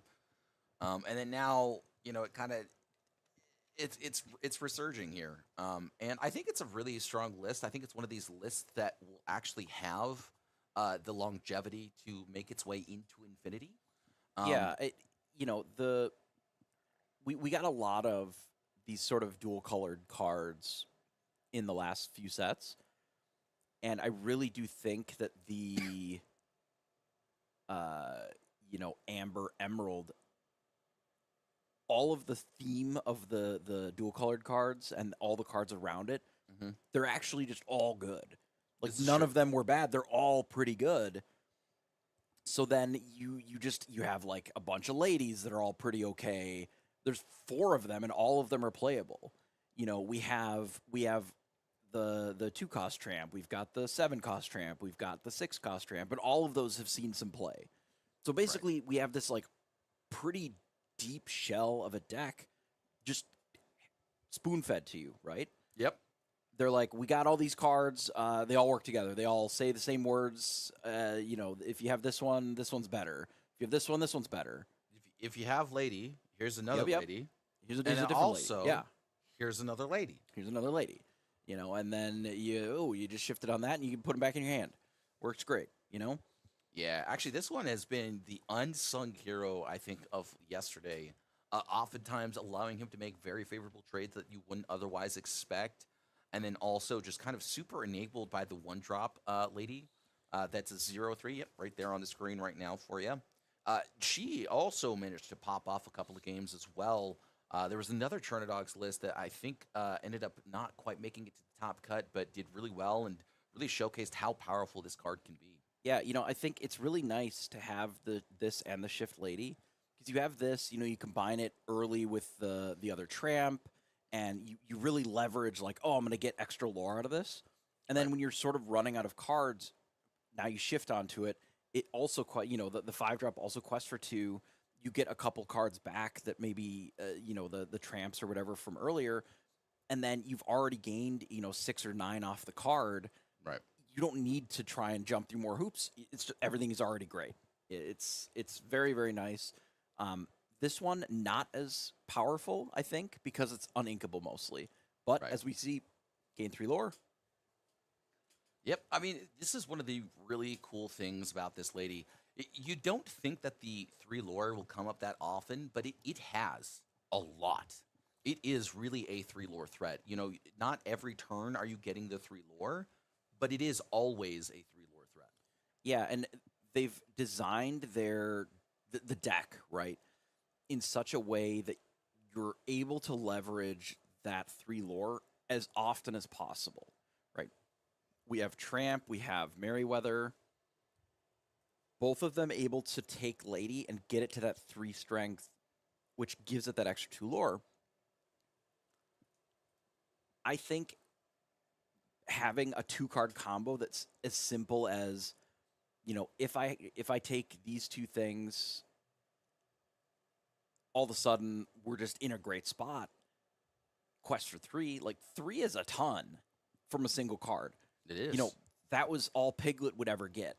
You know, it would do 3 once and then you would challenge it or take it out.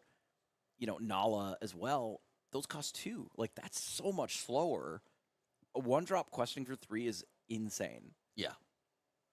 Yeah, I mean, I wholeheartedly agree with you here. It's just the more that I see the card, the more that I like it. And look at that. He's just going to shift right on top of it. He understands that he needs to be able to get this out as soon as he can here. So just going to get, excuse me, just going to continue to quest away, bring himself all the way up to 10 here. Wants to hold on to his cards in hand. Realizes that he's really just going to sit here on this 3 ink pretty much for the rest of the game here. And so now this Tipo kind of doing nothing for right now. Does Might have the just ability trade to with the Tramp, quest. but if it does, then we're just going to bounce Scrooge. Yeah, I mean, this doesn't feel great here, but obviously you're kind of forced into it. Yeah, I'm not really sure about this quest. I feel like we could have maybe waited, but there's the Elsa, obviously. And then now this Chromacon gets to trigger yet again here. Yep, brings the Elsa right back. I mean, this is such a tough situation, man. There are times when I feel like occasionally you get, geez, Louise, okay. He needs 1 more ink to do that. We do need 1 more ink for that.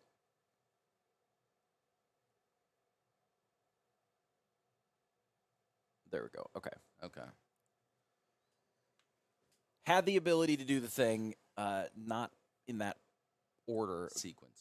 in that sequence. Now, knowing that we had like all of this in hand, I'm not sure how much I loved our quest last turn. I mean, this is just like, look at this. He's going to exert the Lilo here, and then the Alice is just going to go right back to his hand. And now Birdie's just kind of sitting on 4 ink for the rest of this game here. It looks like he's just going to immediately bring this Lilo out. I like this a lot here. Going to get himself a second Lilo at that, bring himself all the way back up to 12 now, or bring himself all the way up to 12 now. And things are just getting worse and worse because now Birdie can just play these Lilos for the rest of the game, and Alone's going to have to, if is going to run out of ink. Eventually, yeah.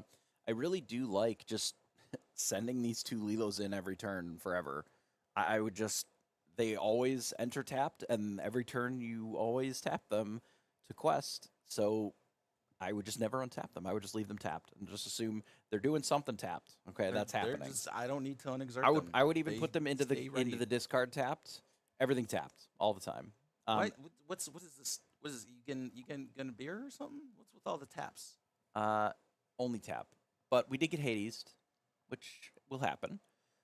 That is one of the few outs to kind of what we've got going on here with the Lilo loop.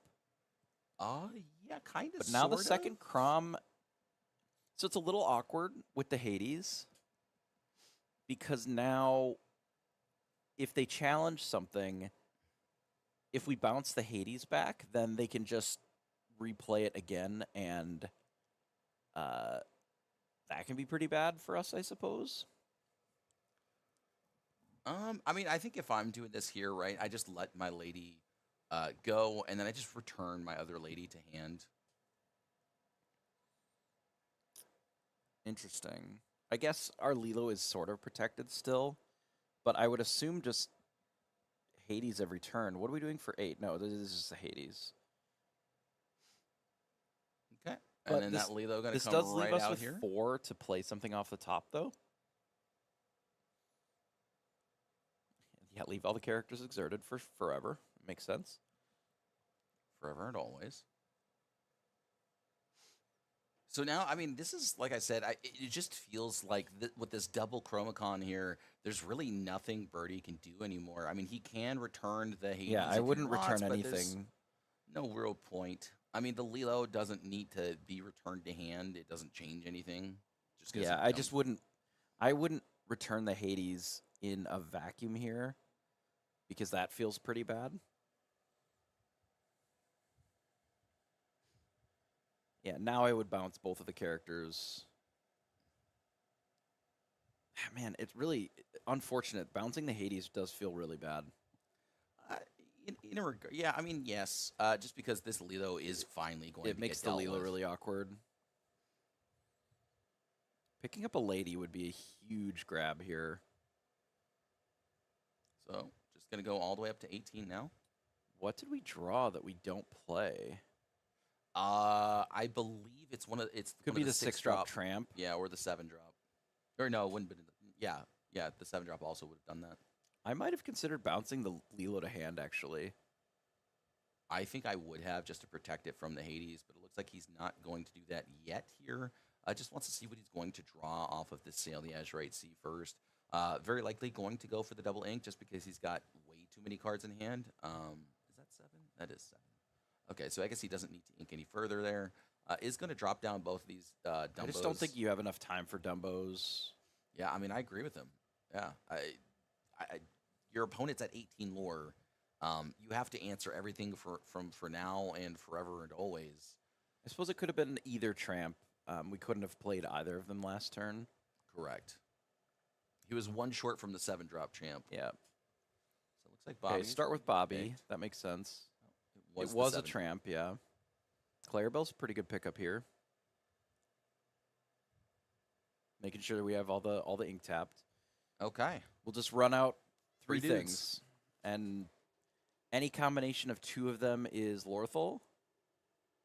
So at least two characters have to be removed here. One must be Daisy. One must be Daisy. Okay, so they take out Daisy, put both of those in the hand. No, you don't pick up the Elsa. Honestly, you probably don't bounce either of them. You just leave them in play. I mean, I suppose it's fine. You just, like, tap them out. We go to 19, and then, you know, whatever we play is also pretty good. It's probably just not not- that bad. Why? Okay, Birdie needs to do a better job with the zinc. I feel like this is a Nah. little bit. Come on, man. That's all I got to say. All right. Just play it fast and loose. It's fine. He's just waiting to win. Really, is what it feels like. I mean, the game does feel pretty trapped here. The Hades can come down, and the Elsa can come down, but the Elsa isn't going to be able to remove anything, which makes things that much more Yeah, awkward. both of them That having free willpower. 3 makes it so that it just doesn't work. The only real answer in this spot is like 8-drop Elsa. Yes, I think exactly Or- 8-drop Elsa. I guess it could have also been Into the Unknown plus Hades.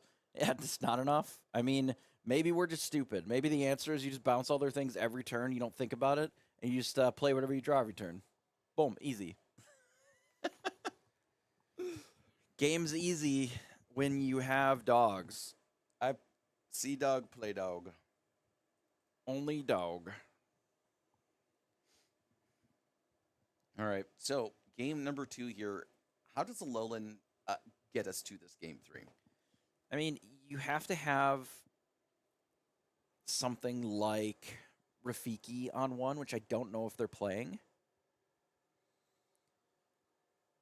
If they are playing Rafiki, like that is a good turn 1 because it just slows down whatever they're doing. Right.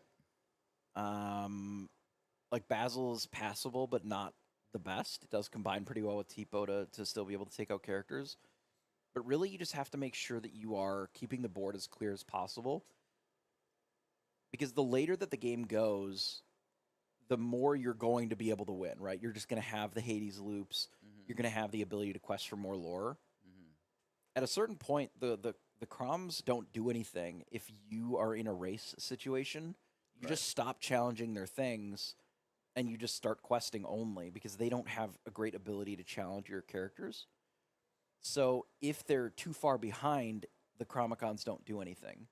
I think that's where the play draw matters a little bit here, is if you can get into that position where your Hades are just slowing them down as opposed to you having to keep them from winning, then you can just quest out yourself and then win. Okay. I mean, yeah, I kind of tend to agree with you here, Jeebus. So, I mean, turn 1, I think he had, like, we got to see the turn 1 Basil, and obviously we saw that turn 2 Tipo into the turn 3 Scrooge. But Birdie being able to just utilize, like you said, the Chromacon so early, just kind of put a huge hamper in what Alolan wanted to do there. So now Birdie just does pitch 7, finds himself an Under the Sea in his hand. I don't know if I saw a second one at that, so that would be pretty tough to deal with if I do say so myself. But yeah, I mean, this has been a matchup that we've gotten to see a lot of over this weekend. Here is the Amber Emerald into the Amethyst Sapphire. So Yeah, the aggressiveness that the dog's ability gets to do, from the 3 lore questing to just most of their characters being pretty high willpower, all things considered, right, allows them to not get bullied as much by just like the Elsas and things like that, where you can just play into a mid game that still keeps pace with what they're doing with like the Tramps and the Chromacons that other aggro decks maybe don't have. Like there's this longevity that the dogs deck gets just because of some of these more techie pieces. right. So opts not to worry about the TPO and just does Sail instead, probably because they have the ability to Basil. Now, I don't know if they're going to look to play something like an Elephant, or if they just want to run out like a 5/5 like Scrooge, specifically so that they can put more pressure on the board and then use the Basil on turn 4 in combination with like an Elsa. Sail gonna get sent to the bottom. Okay. And he's just gonna pass. No other 1-drop, unfortunately, here for Birdie. Doesn't find it off this Bobby. It is. And that is honestly a very It is an difficult elephant. situation. It's an elephant, Not the one we were thinking about, probably, but it is an elephant nonetheless. And it is in the room. Yeah. So the Chromacon Chromacon come down. Now, I do think that if there was any sort of item interaction in these lists, item or location, perhaps like the Kuzco. Daisy Trigger was missed. I don't think he can come back because Alolan already drew the card, so.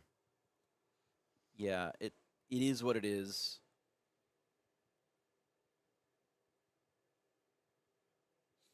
Okay.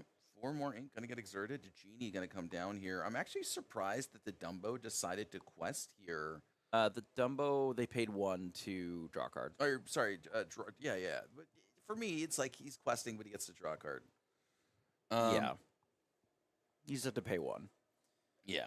Yes, they did miss a Daisy last turn.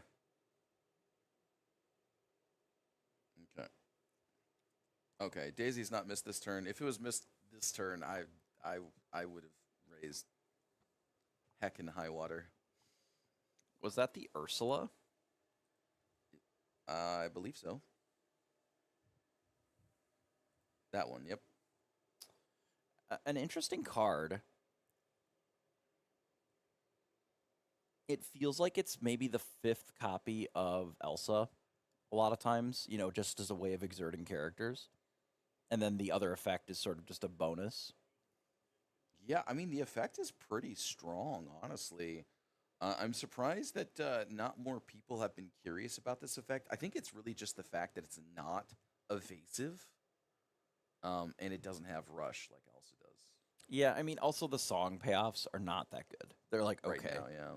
If they were a little better, if the payoff for, exerting something that's a 3 or a 4 was stronger, I think it would be worthwhile. I think so, too.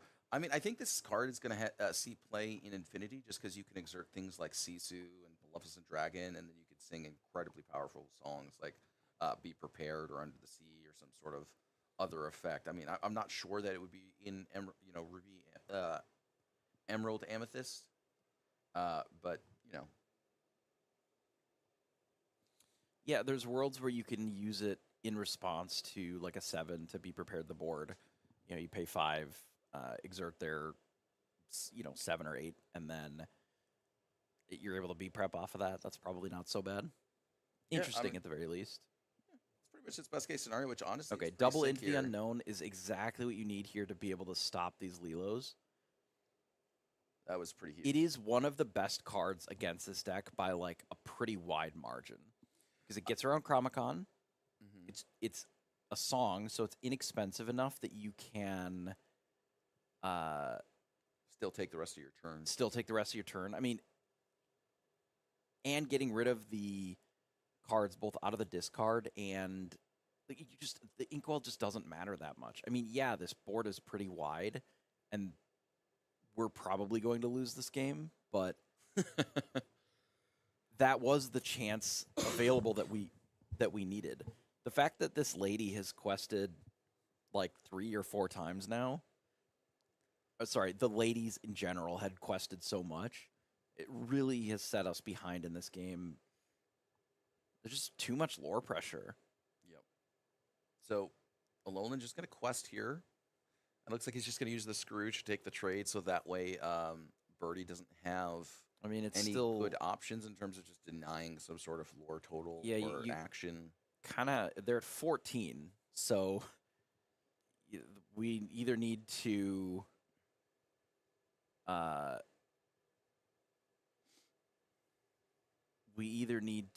Hades or it's just over already. And that's assuming that we don't draw Tramp. There is Lorthal on board. There is Lorthal on board. So we do know about this Ursula Voice Stealer. And it looks like I think a Bell's going to come down here, be able to take away what I would assume is the Cursed Merfolk here. So Lorthal no longer viable, but this means that Birdie does get to return a character again to hand. So it looks like it's going to be that Scrooge we talked, which I like a lot. Obviously, the biggest body.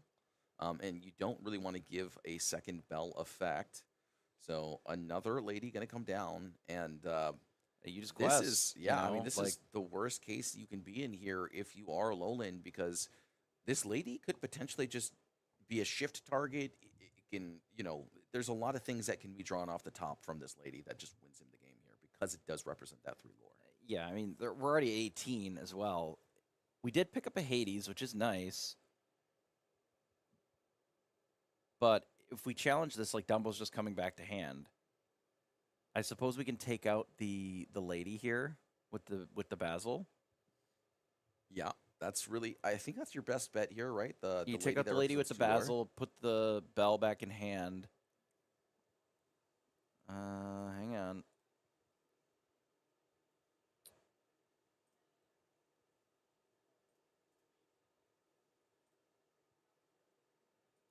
Okay, all right. So the screen Working on it. froze on our end, chat. Oh, I did that. okay. Just give it a second. Just refreshing the camera real quick here. Yep. Technical difficulties usually happens within the first 3 rounds. So we're just waiting on that to get fixed. We'll keep chatting with y'all just so that you know that, it's not doom and gloom. We're just trying to fix the production side of things. Oh, we're going to... Okay. Come back to us here for a moment. Yes. Oh, we're frozen too. There we go. Excellent. Everything's freezing, chat. Look at it. You can see me. I look super serious. Jeebus has got like a slight smirk on him. Everything's freezing up. Okay, we're back. Let's see if the gameplay Okay. is back yet. It does not look like it. The gameplay camera's down. We will get that squared away shortly here. Hopefully, Toop's got my message there. We need help. All right, there we go. Nope, still frozen. All right, we'll be right back. We'll get this resolved, and then we'll pop back in.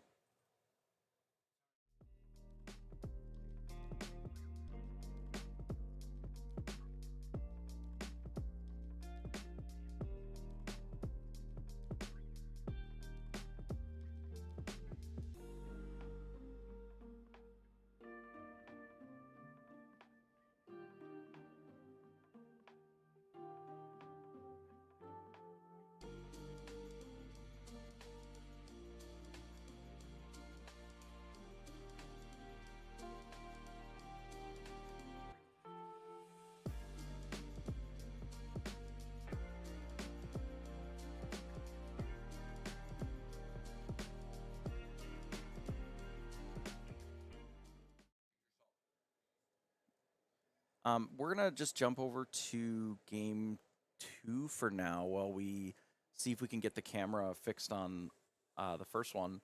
It's pretty early on in a blurple mirror, so we won't be particularly difficult to catch it up.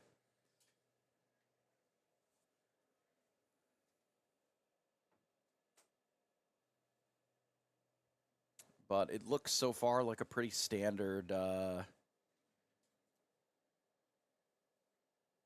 blurple mirror here. You know, Genie on 4 ink into Elsa on 5 ink, taking out an opposing Genie. I mean, I think that's kind of the default run out for these games a lot of times.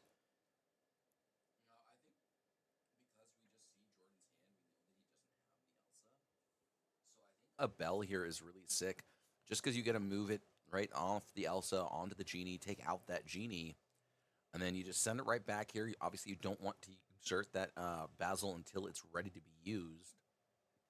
And if Jake has himself a second Elsa here, it's going to spell a lot of trouble, as it is going to be able to get rid of this Basil.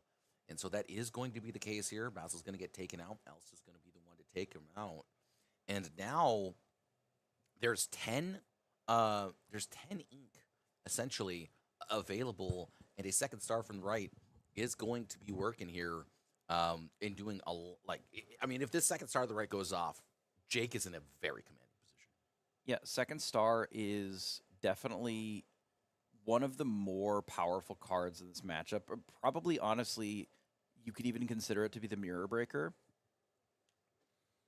When the second star comes down, I mean, 5 cards is so many cards. And the fact that if you sing it, you still have all of your ink to be able to deploy additional threats.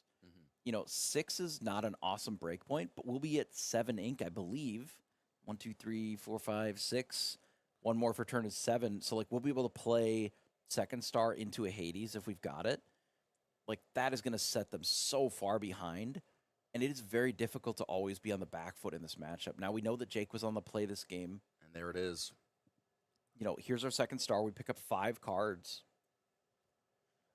Yeah, and this is going to spell doom and gloom here for Jordan. You could tell on his face he's not happy to see it either. I mean, this is just such an impactful turn here for Jake. I do believe there is no Hades. I don't see anything that's uninkable, but there is the Hades, in fact. Okay, and now Jordan is just left with a Genie, which doesn't really do too much right now. I mean, he has a Hades of his own, but these evasives are problematic, to say the least. Yeah, I mean, we always get into these Sapphire mid-range games where, you know, you get to that 7, 8 ink, and it's, I Hades you, you Hades me, I Hades you, you Hades me.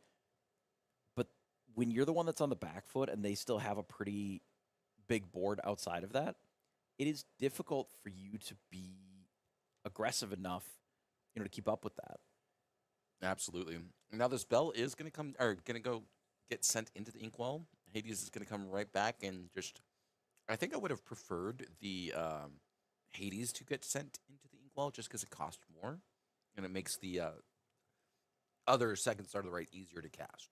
I think it more has to do with the fact that this protects the Genie.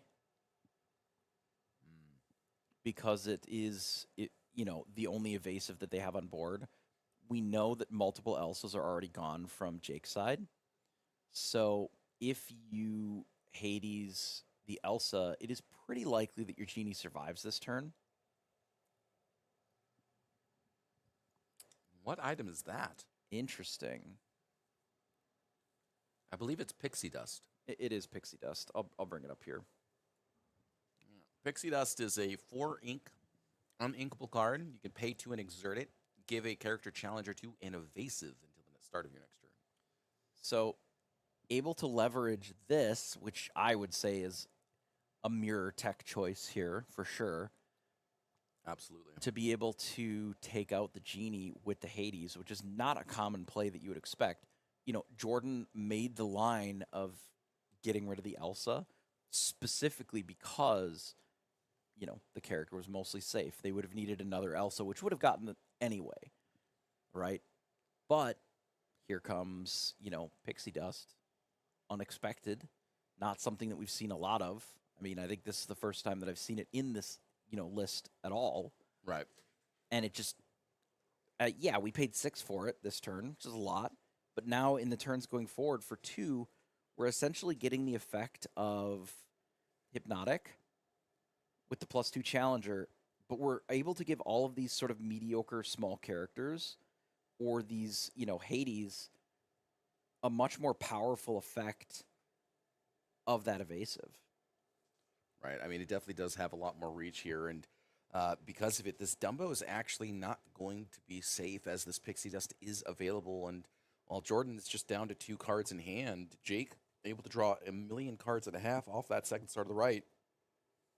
Does not have a second one that he can cast as of yet, but another Hades is going to come down and just deny Jordan any sort of card draw that he is looking for.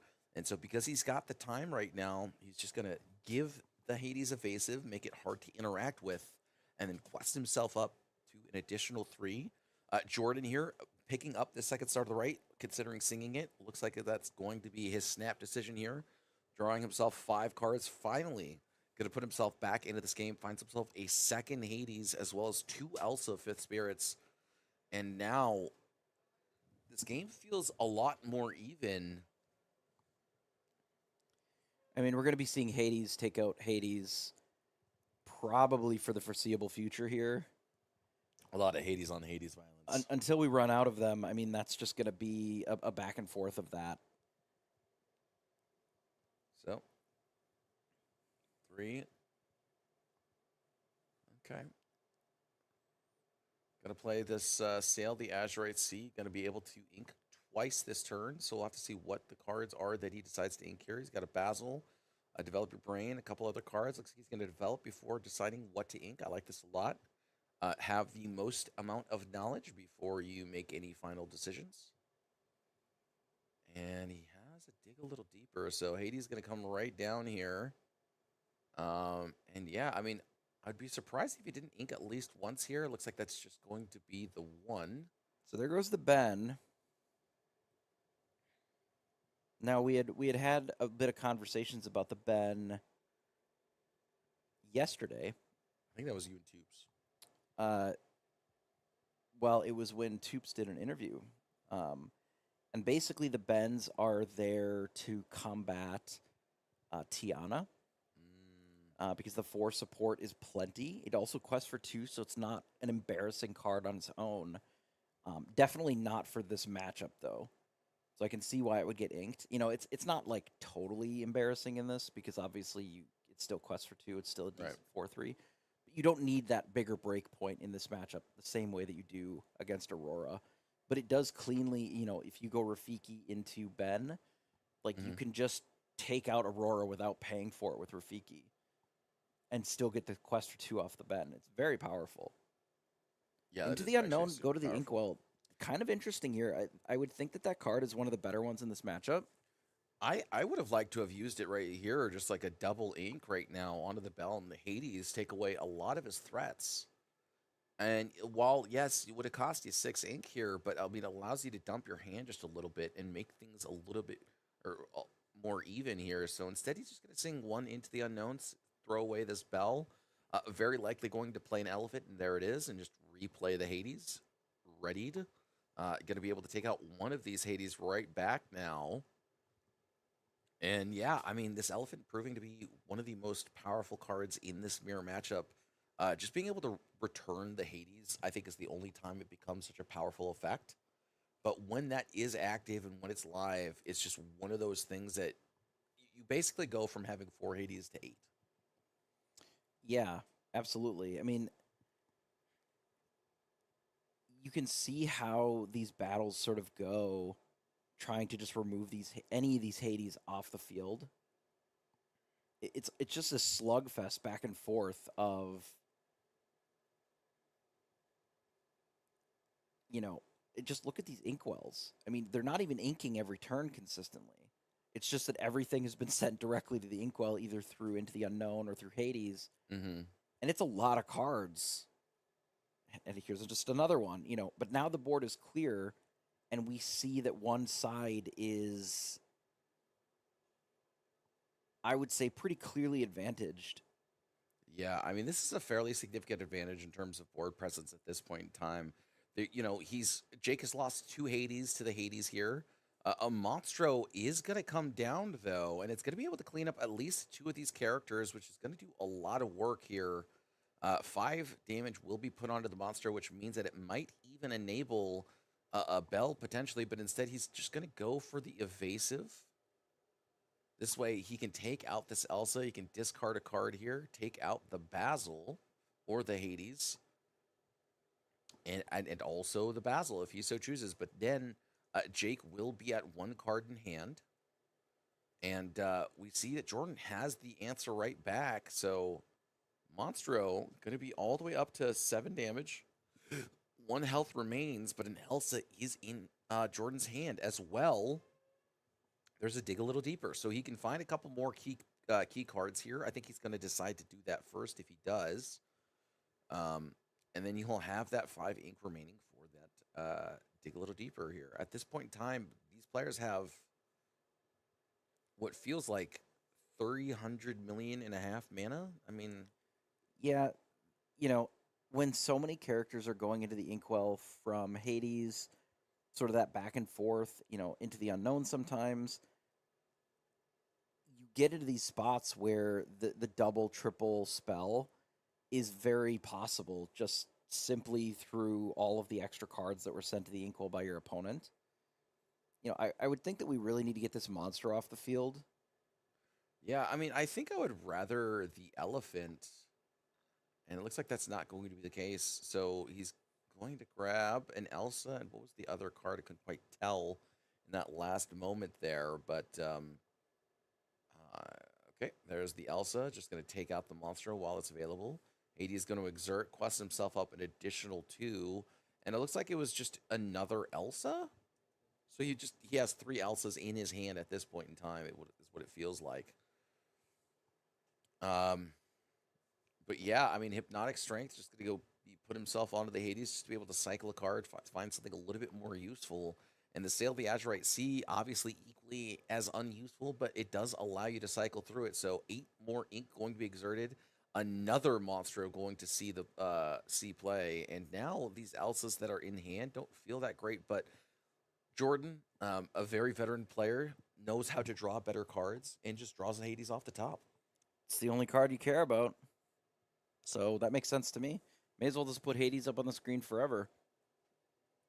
These matchups are entirely Hades. I mean, you think about every Sapphire deck in the format, whether it's the Ruby Sapphire that we saw, Emerald Sapphire has been seen playing more and more Hades, Blurple, obviously. They're all just Hades decks with different, surrounding cast and crew, right? Mm-hmm. It's what do we need to do to get to the stage of the game where it's play Hades? I mean, even the Sapphire Steel was just Hades and Vincenzo's. We get to 7 and we just start. Here's a 7-drop. Here's a 7-drop. Kind of feels like battle cruiser element of the game where you turbo up to that as quick as you can. You just slam one every turn and hope that that's good enough. Yeah, this Tipo going to get taken out here by this Elsa. So 3 Elsas have been seen. Jake's sitting there just being like, "Oh my gosh," which is fair. I mean, Jordan has seen a ton of his removal pieces here early on. Even saw 2 into the unknowns, but had to send them to the bottom here. So 1 Elsa, 2 into the unknowns, and 1 Hades remain in terms of Jordan's deck, because sending those cards to the bottom, I feel like we're just not going to have the time to ever see those cards again. Yeah. So Dumbo going to be able to draw that card, get him that 1 lore. And yeah, I mean, Jake is just kind of sitting here struggling, figuring out what to do here, because if he goes for this Dumbo, I feel like he realizes that this Dumbo isn't going to be able to survive. And Bell is doing even less, which is unfortunate here, as Jordan's entire field is evasive. So Zelsa's is just going to come down. I don't think she's actually going to do anything. I think she's just going to be played here and passed. And, Jordan was in a commanding position. Well, it is able to deal 4 because of the... That's right. Because of the pixie dust. So, not totally embarrassing, but Blurple has been struggling with this against every matchup, which is if we don't have. If our opponent goes too wide, we're cooked. And that's what happened, right? They played too many things. They went a little too wide, drew a little bit more cards than we did, and that's just too much. Yep. Yeah, I mean, Jordan was on the back foot there. I mean, that second start of the right just was so difficult to like get over that hump. But once Jordan managed to find a Hades, get rid of that, or get rid of the, I think Bell. Or no, it was Elsa. Yeah. Yeah, gets rid of the Elsa, finds himself a way to utilize the Bell as well, and then picks up a second start of the right off the top. And while Pixie Dust did do a couple of things there, I feel like it just didn't do enough. Yeah, I do think if we get rid of the Hades instead of that Dumbo, things could have been very different. Now, I will note something that's kind of interesting with the Pixie Dust is you can combine that because they also had Monstro in the deck. You can combine it with Monstro to either take out a board that includes several evasives or the Dumbo combo because it just gives your Monstro evasive, and then the rest of your ink can be used to just loot cards and gain lore. I mean, that's cute. It is cute. Is it end all be all? No, but it is a secondary function that the Pixie Dust can hold. That's really not even that bad, because it only costs 2 to use. I think the Pixie Dust has a pretty high upfront investment to make it worthwhile. Right. But I don't hate it. I've seen worse tech pieces. It's better than Spellbook. So this is a card here where I think the card would be good if it was inkable. There's a lot of cards like this in my eyes, where the card itself doesn't feel It's like bad. okay. It's okay. Yeah, and you're like, it could be good in situations. I can understand. You played a lot of Ruby Amethyst as well. Yes. And once upon a time, we're like, let's put a spellbook in. And then it became, let's put 2 spellbooks in. And then you see some of these lists running 4 spellbooks just to beat the mirror. Right. And you're like, I'm out. That's too much. We gotta, something's gotta give. Spellbook was a bad card. It certainly was. But it did win was the good mirror. enough. It was good enough to win the mirror. And sometimes it's okay if you are expecting to fight the mirror 5 times in a tournament and you have a card that literally just dominates the mirror. Right. It's not that bad, right? You can just run it and make it work. And then just know that it's not going to be great in the matchups where it's not useful, but that's not what it's for. Spellbook against an aggro deck was bad. This Pixie Dust against an aggro deck, bad. But against the Dumbo deck, pretty good. You want to go grab the interview? I guess right. Yeah, I guess so. All right, I will cut over to you as soon as you get out there. Just let me know, and then we'll get on with Jordan here, and then I'll switch your name so that you are not Tupaloop either. All right, so we're gonna jump over to an interview with Jordan. To talk about the Blurple list and how many one jumps that they've cast this weekend, I assume.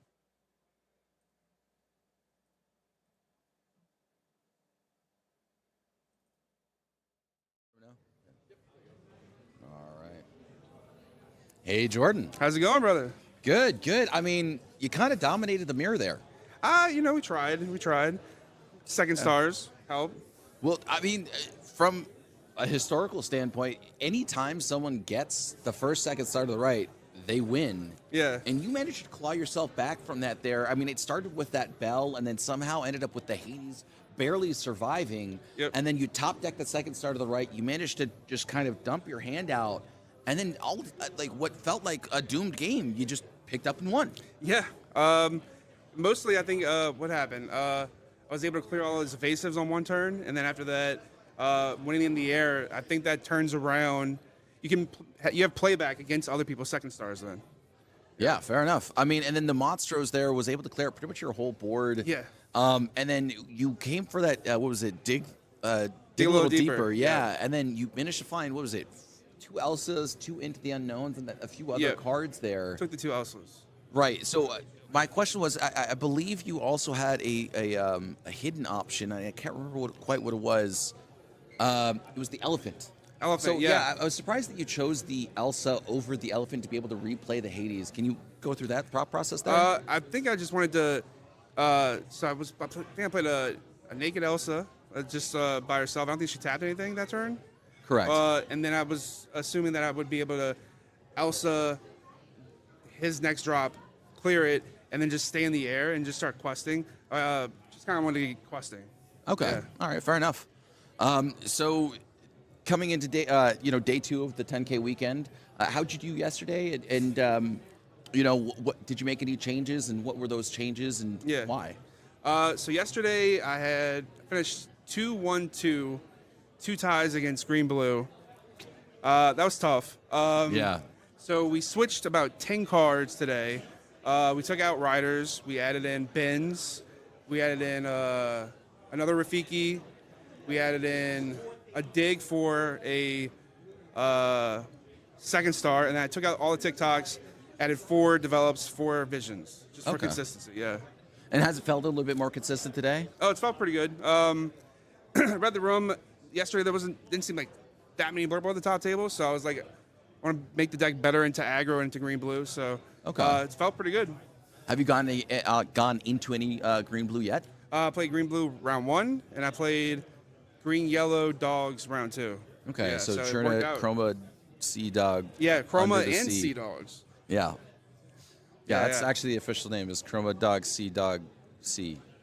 I'll take it. Yeah. I'm not gonna pronounce it, but Is there any shout outs you want to give? oh yeah, dude. Let's give shout outs to my girlfriend Allie. Where's the camera? My girlfriend Allie, my mother, New Orleans, Team Snuggly Duckling. I want to give a big shout out to Matified, aka Craig Carver, aka the 6th best Yu-Gi-Oh player in the state of Louisiana in the year 2007.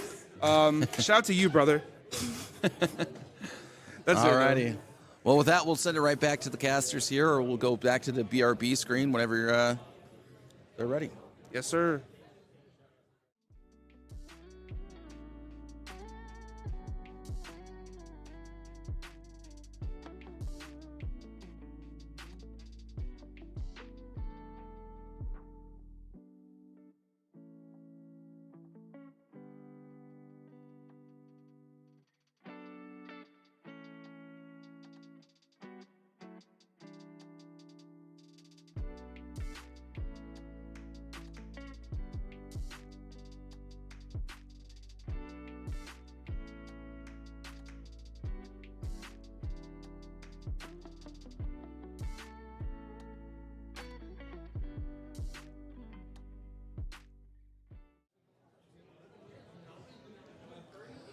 Alrighty, so we're here with Birdie now. Birdie, your game got cut off a little short there in game number 2. I assume you picked it up there because by the time you were able to see what was going on, it looked like you had already finished. Yeah. So, what happened? Oh, you guys didn't miss anything. Trust me. It was the most vanilla game, like turning dogs into Blurple you've ever seen. You know, the Chromacons were doing work. The Lilos were doing work. Perpetually turning the cards sideways and bouncing back characters. That's all that happened. Going to 20, and I think the deck did its job, really.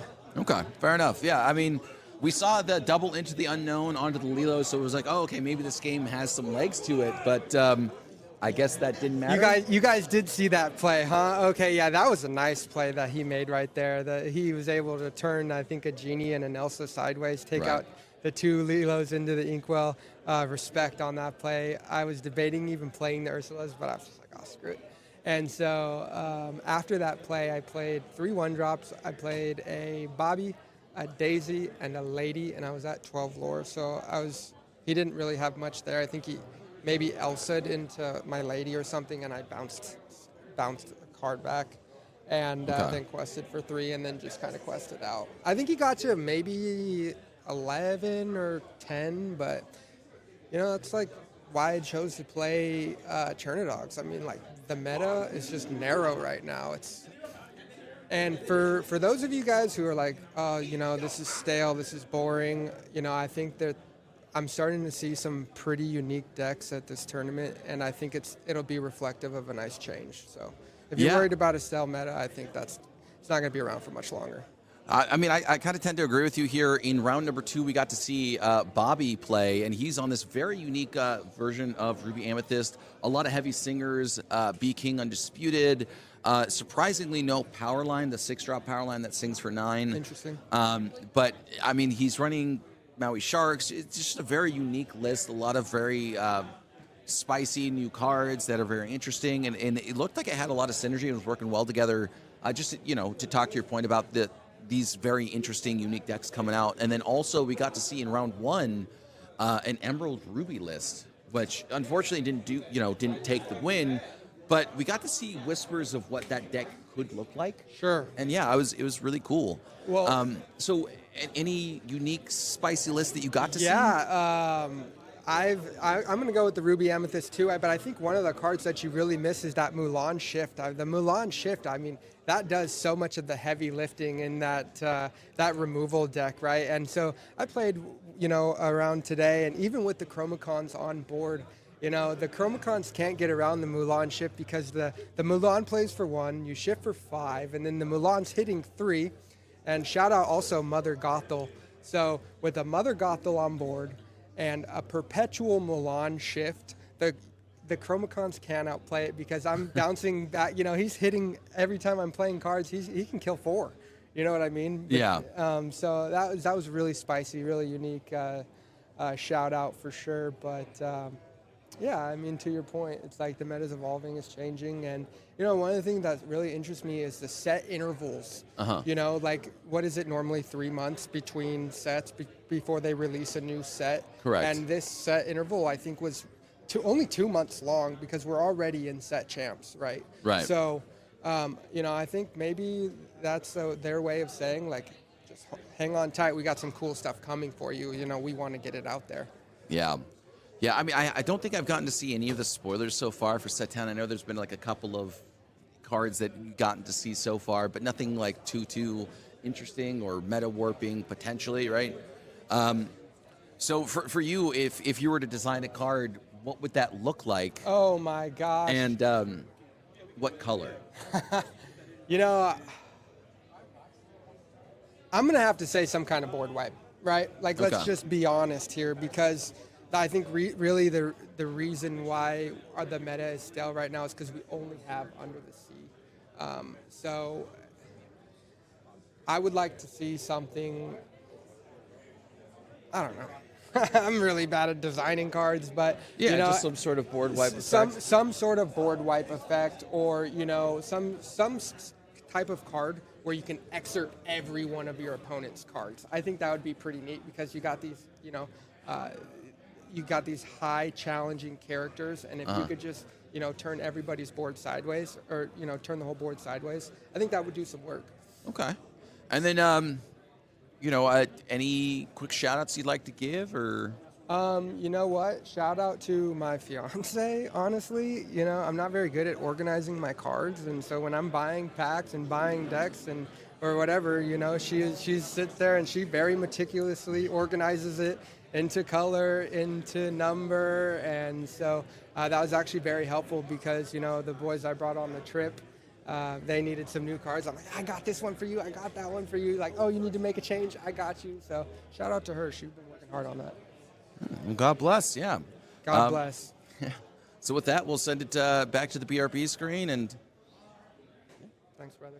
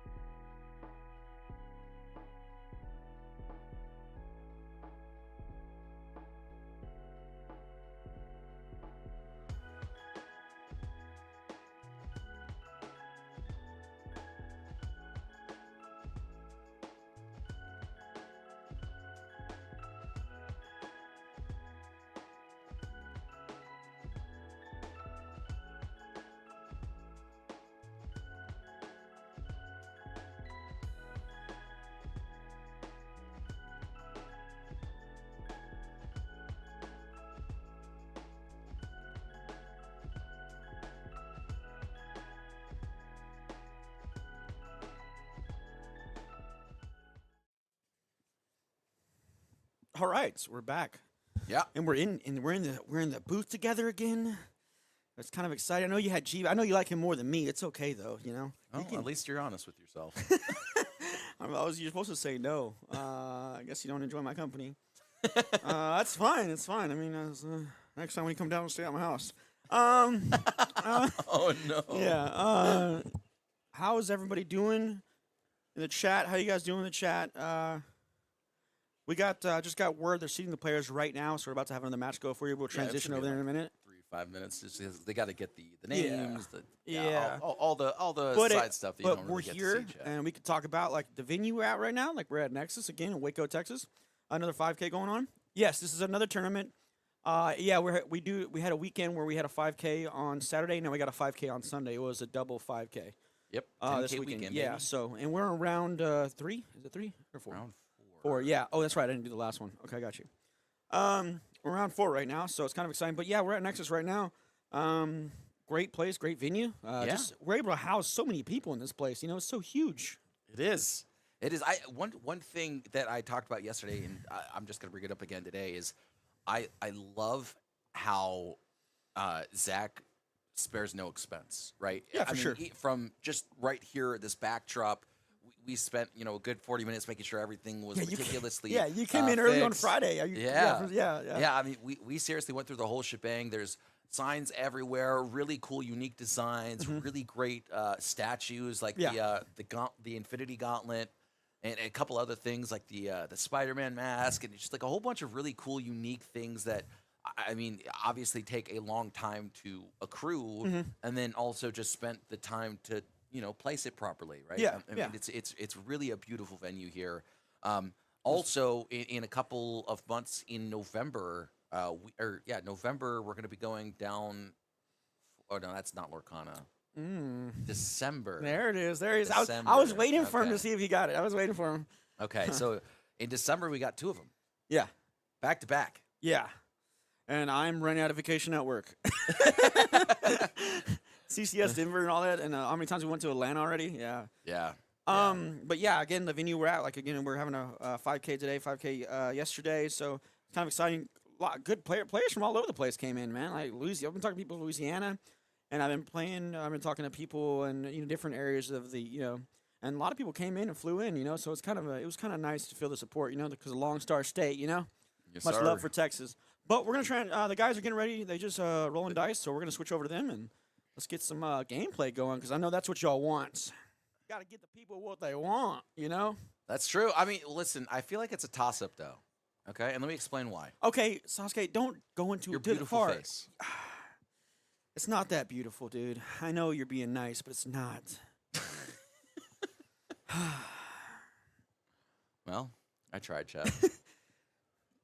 All right, I'd be like, "Are you not entertained?" Remember, like Gladiator? That's what I'm kind of thinking. Yeah, of. Gladiator. Yeah. That's Are you the Russell Crowe quote, right? Yeah. He's Yeah. like, "Are you not entertained?" I think that's gonna be. I'm gonna That is steal one it. of the most I'm gonna steal it. legendary movies ever. Yeah, it is great movie. So Let's get back to the game state. Okay, so we got Wild Matt over here. He's playing Emerald Ruby. I think I'm getting the colors down good. Also, we got Blurple on the other end, and should be an exciting matchup. We saw this deck earlier with Wild Matt. He kind of has a bunch of stuff that he just sings out. He plays Max, and he also plays Powerline. Yeah, Powerline. Powerline and Max, and kind of utilizes those to do some under the season stuff like that and certain things. Did you see that one match when we were watching somebody play?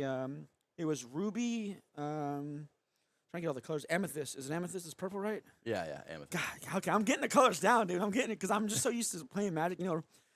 Purple, blue, or whatever. But Yeah, I mean, I like black.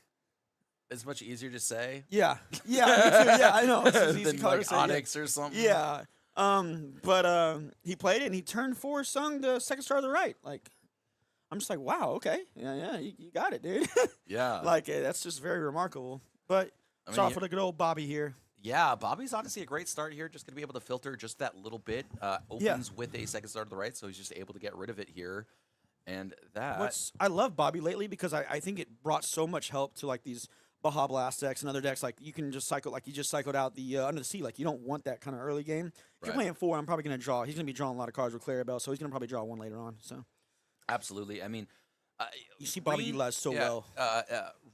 Ruby Emerald is not a list traditionally known for being able to draw cards. Yeah. But Clarabelle helped fix that up as well. Now Powerline also helps fix Yeah. that up here. So Sorry, I gotta throw that in there. all right, fair enough. I just threw you off your train of thought. I didn't mean to cut you off. you did. I don't remember what I was talking about. Yeah, I said the performance. We sound so alike. That's why. Just sound so alike. So Bobby just get a quest here, bring himself up to 2 lore. It looks like the power line is probably going to sing a song here. It's going to be We've been seeing this a lot. We've been seeing a You're lot. welcome. While Matt's been doing this a lot, he's been like, "You're welcome." You're welcome. Yeah, Yep. you're welcome. He's been you're welcome his own guys, and just throwing him in there, and he's gonna try and draw a few cards. Like, I mean, it's just, it's just pure gas, Yeah, and one of the great things here about the power line is that there is no more there's no more friends on the other side. So this is really effectively a friends on the other side, and then also it helps enable the max goof later on, that 6-drop max goof that lets you sing songs that cost 4 or less. And so if you have the Clarabelle out, you have the max goof out, you really start popping off here, and it looks like another power line. Another is going power to- line. It was just a big old concert over here going on, Yes, sir. We got I mean, a lot this of cards. is 4-3 Let me for see what 3. we got. We got him doing the pelvic thrust. Is that what he's doing? Yes, he is. Yeah, okay, the pelvic thrust one. There it is. There. Yep. Okay, that's right. If you've played a song, he gets rush. Yeah. Okay. And then the other power line is, let's go ahead and get this other power line up there too. Singer 4. Pretty cool. Yeah. For a 2-drop, that's really good. And 3/2 stats. Yeah, it's got a very aggressive stat line. Yeah, it's like he's taking the stage. You see his text. Commanding- You see his commanding no, it. but you see his text though. It says power line taking the stage as well. Said that. Okay. Mm. Okay. Tough crowd. Tough crowd. All right. Tough crowd. Are Listen, you chat, not we can't, entertained? we're not allowed to Make puns. acknowledge his puns. Okay. Okay. That's not. And now you're just a monster. Let's see what we got going on here. Iago. All right. So actually, his hand is just a grip of spells here, and nothing's really that useful for him. So, just going to use the Bobby. Hopefully, find something a little bit better for him. Just going to throw away that second Under the Sea, and Betchy here just being like, "Wait, a second one?" So Mother Knows Best is going to be used, and then B King Undisputed is going to be Wow, I cannot. That's a crazy turn. Honestly, I'm pretty happy here if I'm Slows him Betchy. down a lot, It yeah. slows down Betchy, but I don't think he minds that much. I mean, really, the only thing he lost was a 4/6 illusion, which is not the most impactful line available. And so now, Wildmat gets sent right back to him here, and the issue is Rafiki answers his board.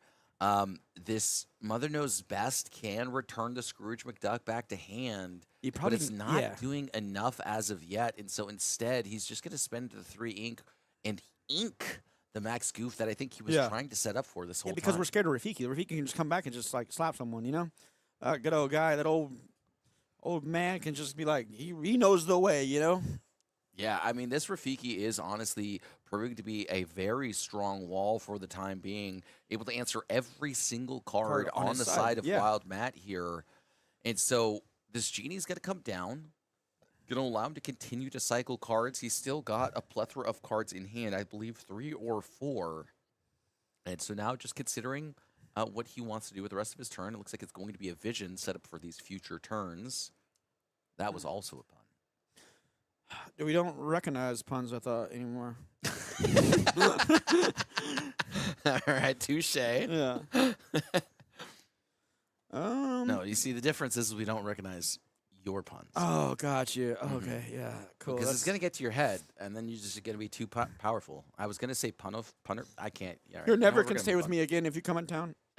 Stay with someone else. Who I'm gonna invite somebody else over who likes my puns. Okay, what do we got going on? Roysty Where you at? Red. I enjoyed. He said he enjoyed the pun.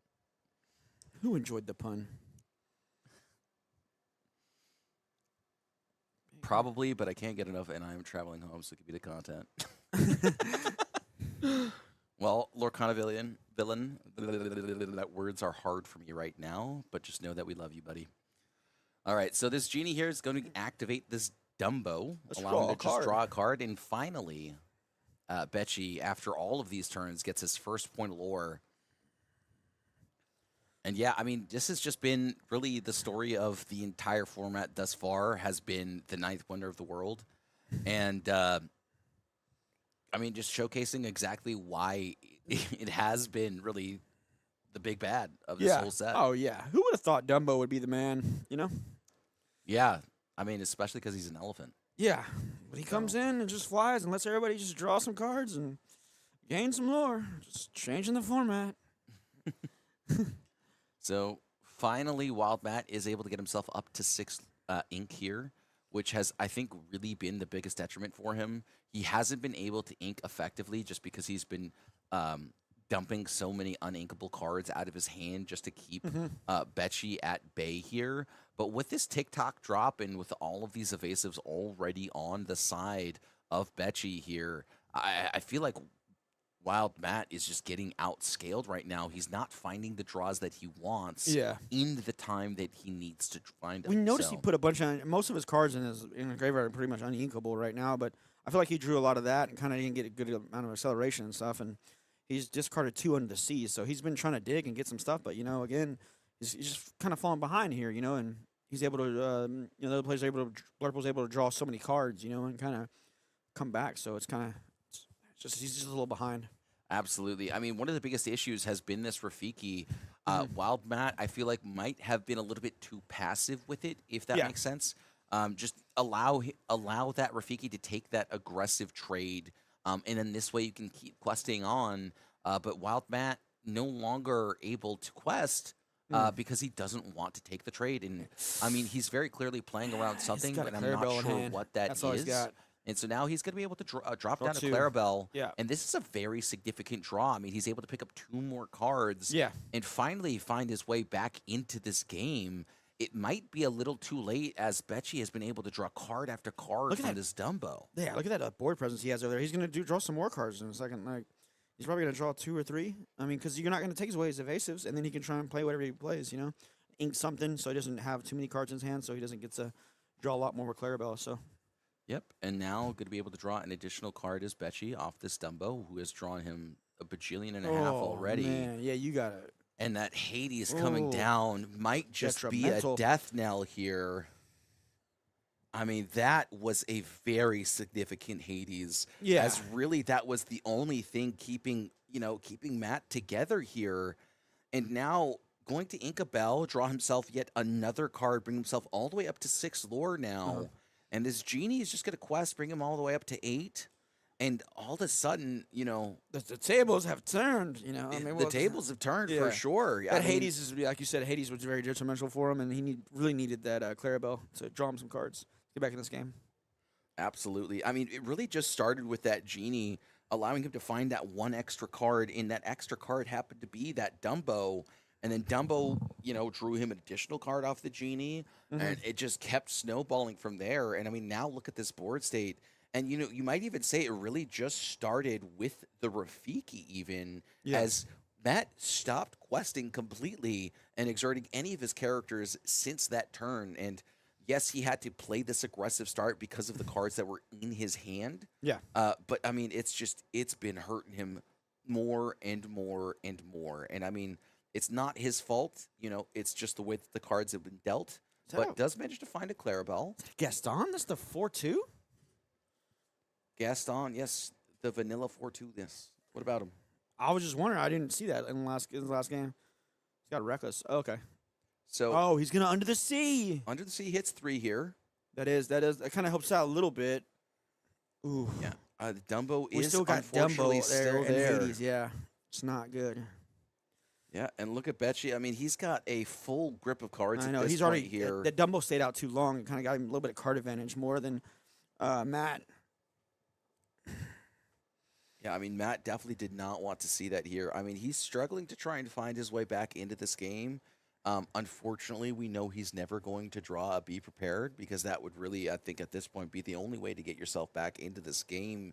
Yeah. With just how many cards Betchy has at his disposal. And he's been playing fairly immaculately here in this game number 1. and I expect him to continue to play as well as he has been. And as long as he continues to do that here, I just don't know that Matt can come back. Mhm. No, I agree. It feels like looks like Vecchi has like too much lore on him. You know, like he's too far ahead, and there's nothing much he can do. You know, so Yep. Is Powerline going to get taken away by this TikTok? Hades going to take out that other character here, and so now 3 characters removed from Wild Matt's side. He's no longer able to sing together really any impactful card. And Under the Sea, the third one has been seen, which means that very likely not going to see a fourth one. It does happen every now and again, but not with how many cards Wild Matt has gotten to seen, I feel like.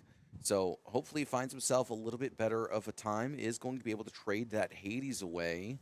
However, this TikTok and this Dumbo just remain. putting in work, man. Yep. And so Just here that we go. Yet evasive, you know? another turn with this Dumbo. I mean, this Dumbo has just been getting turn after turn Drawing after cards, turn. gaining lore, drawing cards, gaining lore. And it really has taken over this game, I think, at this point. And if Betchy wins, which honestly at this point I suspect is going to happen, Let's go, Betchy! it's off of the back off this Dumbo. I mean, it really did start with the Rafiki. Yeah. But, I mean, and then it became the Genie, and then the Dumbo just decided, hey, you know what? I'm going to draw you. I got it from here, guys. Yeah. Go ahead and stand back, guys. I got this. I'm good. And then TikTok's just like, oh, yeah, I'll help you draw some cards. So, considering just activating Dumbo again for the TikTok, looks like he's just going to quest instead. Does not have the ink available. Oh, nope, he is going to. Okay. Just did it in It's just a pure very odd advantage, order. Sasuke. He's going to do it. A very odd order. He decided to gain the lore. He wanted to trip you up to see, like, actually if someone would be okay with that move. And, oh, man. And Elsa, the 8-drop. And an 8-drop Elsa. Yeah, I mean, this is just getting rougher and rougher here. I feel like there's all but one turn remaining left in this game. The Clarabelle going to get taken out here just to deny that ability to draw cards off of that shift line if it does happen. Oh. And into the unknown on top of that fact. And, That's there's 1-1-2 on the field for You know Matt what got him and those one cards? card in That hand. Dumbo did. That Dumbo got him all that advantage. It And, did. Yeah. Wild Matt's like, I scoop it up. He's like, you know what? There's nothing else I can really do. You kind of got the board presence, let him run away with drawing too many cards, So. Yeah, I mean, I think he had Lorthal on board, but if not, I don't think it really mattered much. I don't think Yeah, that there was it's any too world in hard to which come Matt back could from go- that. Yeah. Yeah, it's too hard to come back from that. Especially if you just kill my whole field and I got a Bobby out there and he's just holding cheese. I'm not, he ain't going to do much. Hey, man, don't knock the cheese until you try it. No, I like Bobby. He's cool. It's a leaning tower of cheese, you know? Okay, that was actually really good. Thanks, man. Thanks. That was really good. Been working on my voices. My voices. The voices. Yep. Okay. Man, let's So- see. Okay, wow.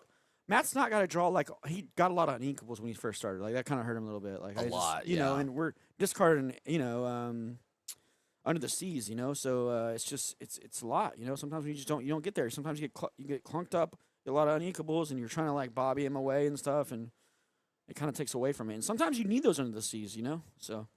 Yeah, I mean, I tend Just to agree with unfortunate. you here.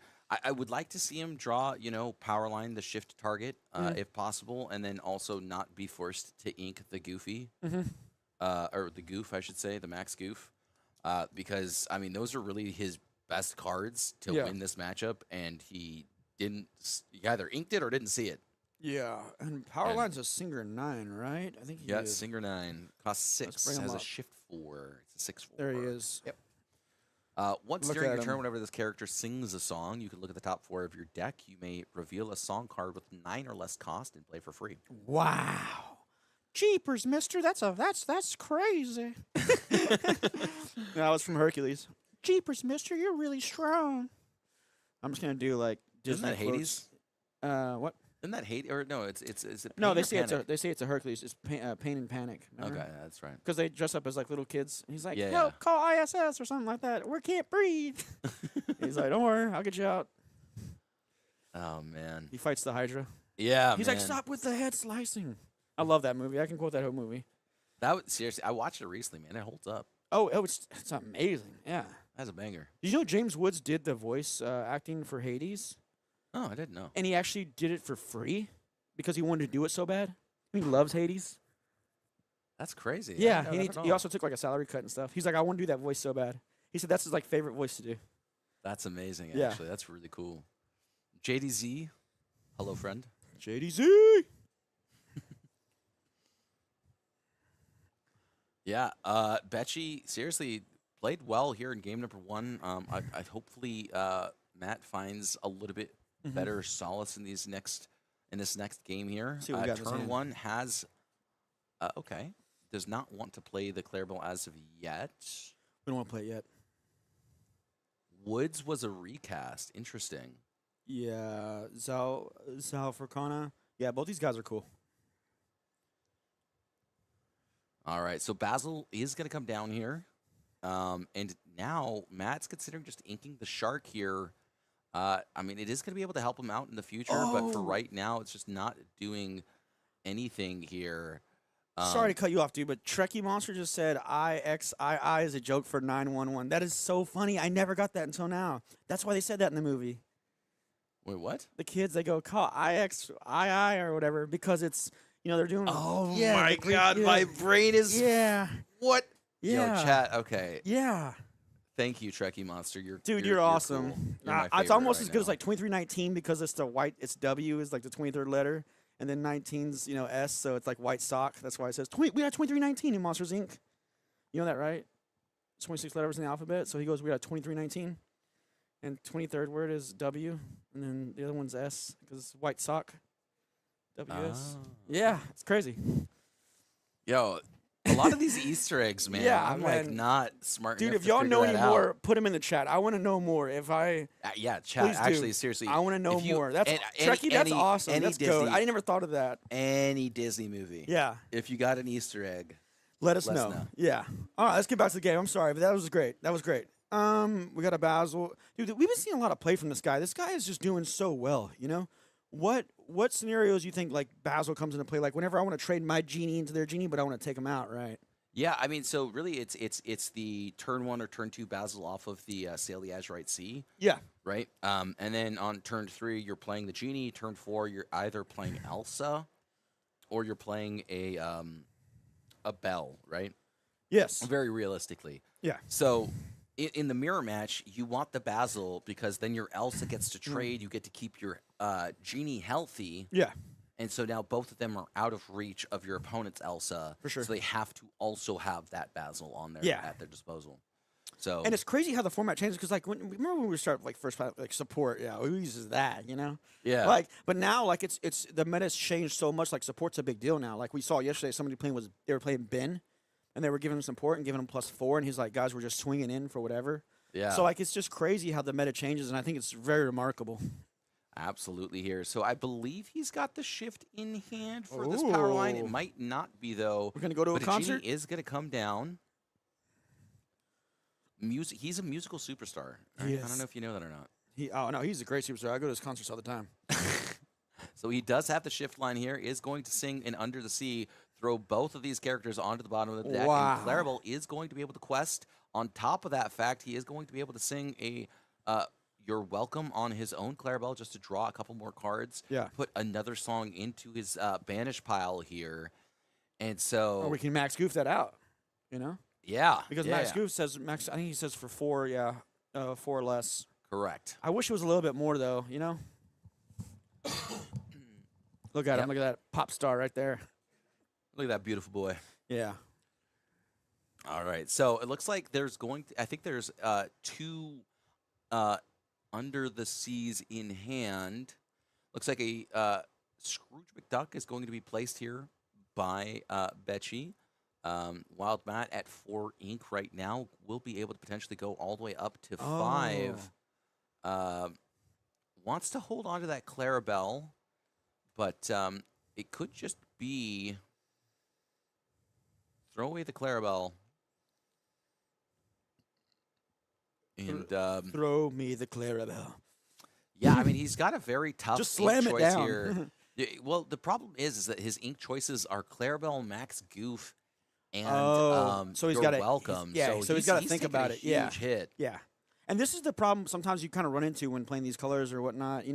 really heavy. You're kind of like, and did he just play that just so we can look at the top 4? And he I whiffed. think you mean look at the bottom 4 What do you mean? because it got all put on the bottom. Oh, I got you. Okay, thanks, man. I can't keep up with your. You're so you're so funny, Sasuke. All right, JDZ, your pun is amazing. That's wild because we were talking about Matt. Yeah, Mhm. got That's you. good. Thank Yeah, you. we got. They posted some in there. Okay, so another Hercules Easter egg. When Herc is posing for the painting on the pot, he's wearing Scar. Oh yeah, he is. You're right. That's a good one. Yeah. I just Wait, I he's didn't even. wearing Scar? Yeah, he's wearing Scar like when he's posing for that painting. No they're right. way. Yeah. Okay, Trekkie. Dude. Trekkie's coming in clutch here. What else we got? James That's wild. Lithgow was the original voice of Hades and had a ton of movies already recorded. Then they got James Woods. Yeah, I saw him. I looked up the cast of voicing for the Hercules movie. Are we talking about the show? I think it was a Hercules show for a little bit. It's wild. Yeah, I mean, definitely forced into an awkward position was Matt. I mean, he just kind of stuck it, so Yeah. it just felt like a really bad play because of it. I mean, he also runs 4, Mother Knows Best, so he had 8 chances to find something that would have protected the power line. Yeah. And just didn't find it, which is unfortunate. I feel bad So, for my guy, man. He's trying really hard to try and get some. Oh, there's the Hades. Oh, man. Yeah. There it is. The good thing about this Hades here is that there is a Clarabelle in Matt's hand, so he is going to be able to draw at least a couple of cards here, and that Hades has already come down, so he might just be able to survive off of these last couple of cards he's in got a hand. Power line, be prepared, and it looks like Under the Sea.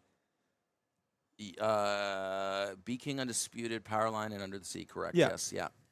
So he's got that third Under the Sea in hand already. I mean, Matt's just been having these Under the Seas. See, they're just coming out of glued no. to him, Yeah, dude. I know. Yeah. Where's Bobby at? Where's my boy Bobby? Yeah, I mean, he has not seen a single Bobby this game yet either. And We gotta hope While Betchy Betchy doesn't did- have another Hades. That would not be good. yeah, I mean, Betchy does have a potential answer to this Clarabelle that he can set up through this Elsa in hand. But as of Yeah. right now, he doesn't have a way to get rid of Clarabelle here. And this is a very scary scenario to be in, right? Because if he does have a way to sing this You're Welcome, Yeah. or sing a You're Welcome, Mhm. you know, the Hades goes back into the deck. He's forced to draw 2 cards. Matt goes down 1 card. That's already 3 cards he'll be able to draw on Yeah. that turn. And Kind of yeah, empty I that mean, hand. Yeah. yeah, exactly. So Betchy's very threatened by this Clarabelle here, and he needs to figure out an answer right now. But unfortunately, it doesn't look like he has them, as he just used it through that Hades. I'm kind of. I wonder what he's got in his hand right now. I'm trying to think. I wonder what he's thinking about playing right now. Because I saw the Elsa 8 drop in his hand just now, and he just has 7 ink. I wonder if he's trying to think about what he's going to ink here. Maybe he plays the Elsa. Maybe I would usually wait for 2 characters to come out and play. Yeah, I mean, this Clarabelle is threatening enough to where Yeah. just exerting her so that your Elsa plus the Hades can take it out on the Yeah. following turn might be enough. I think what he's going to do is probably like give it a turn and then play the Elsa next turn, and then we can team attack. I call it team attacking. You know, like you get the team together and you just hit her twice. Yeah, I mean, the issue with this is what happens if one of these characters gets removed. Yeah, that's scary. Hades here is going to quest, and we do know That's that scary. Matt has a B King. Oh, Undisputed he's in waiting. hand. He's waiting. He's waiting. Is it Beachy? Well, how does he say it? Betchy? I don't know. Betchy. Okay. I assume it's Betchy. Betchy. Is it like Italian? Like Betchy. Only if you do the hand. Only thing. my Betchy. My little Billo. Chad, this is what happens with My with little- me, my dudes. little- We no, just- it's we my just little- get derailed. I'm sorry, Chad. It's my I'm sorry. little Tipo. My little Tipo. Okay, please don't. Got you. Okay. All right, we see another Powerline rock, the rock star out there. Oh, wow. What an incredible turn here for Matt. He is going to be able to play 2 power lines as well as sing a B King Undisputed. We know the last card in hand is that final Under the Sea here. And so now Betchy has to decide which one of these 2 characters he wants to get We're rid gonna of. keep. This Elsa is no longer going to be able to be utilized to answer the Clarabelle. Yeah, So, that's the kind of bad part here because like we can, if Elsa comes out, we can tap some people down, but Hades can't take him out. Now, Iago can attack somebody and he can take out the power line. So yeah, we're gonna go here and then we'll take out. I wonder if he's just gonna take. Yeah, I would have to. You have to take out power line. You just have to. Yeah, I mean, this is a very awkward But which position one? here, right? No, we get the Singer. The Singer 9. You have. I feel like you have to. But he could do a different play. I can't see what he has in his hand. So. Oh, he's going for the other one. I mean, you still got it tapped, so I guess he got time. Yeah. Yeah, he's got one more turn to make this decision here. I kind of agree with this, right? You're able to remove the weaker unit. just hate While that the Clarabelle Clarabelle can sing next turn, at least the power line cannot. Yeah. So, 3 cards in Wildbat's hand. It's going to drop down another power line. Another. Okay, I was about to say. Okay, a 3-drop Clarabelle. Power line. I believe a 1-drop Clarabelle after the fact. And so, again, this Under the Sea still remains in hand. So he will be able to draw an additional card off this Clarabelle if he chooses. And it looks like that is going to be the case. Does not want to exert the Clarabelle, wants to keep her ready so that she's nice and safe, and bet she has to invest a little bit further into this here. So might have the Elsa in hand. I'm not sure which one that is. Might be 5th Spirit. I think it was an Elsa. I couldn't tell if it was 5th Spirit. Or, yep, okay, it is a 5th Spirit.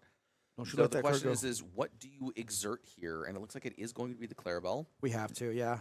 And let's just do some team attacking here. Like the Clarabelles can just makes the game just so, yeah. Yep. And now this Iago is going to be able to get rid of let's get. Now just go. Let's go, my little bitchy.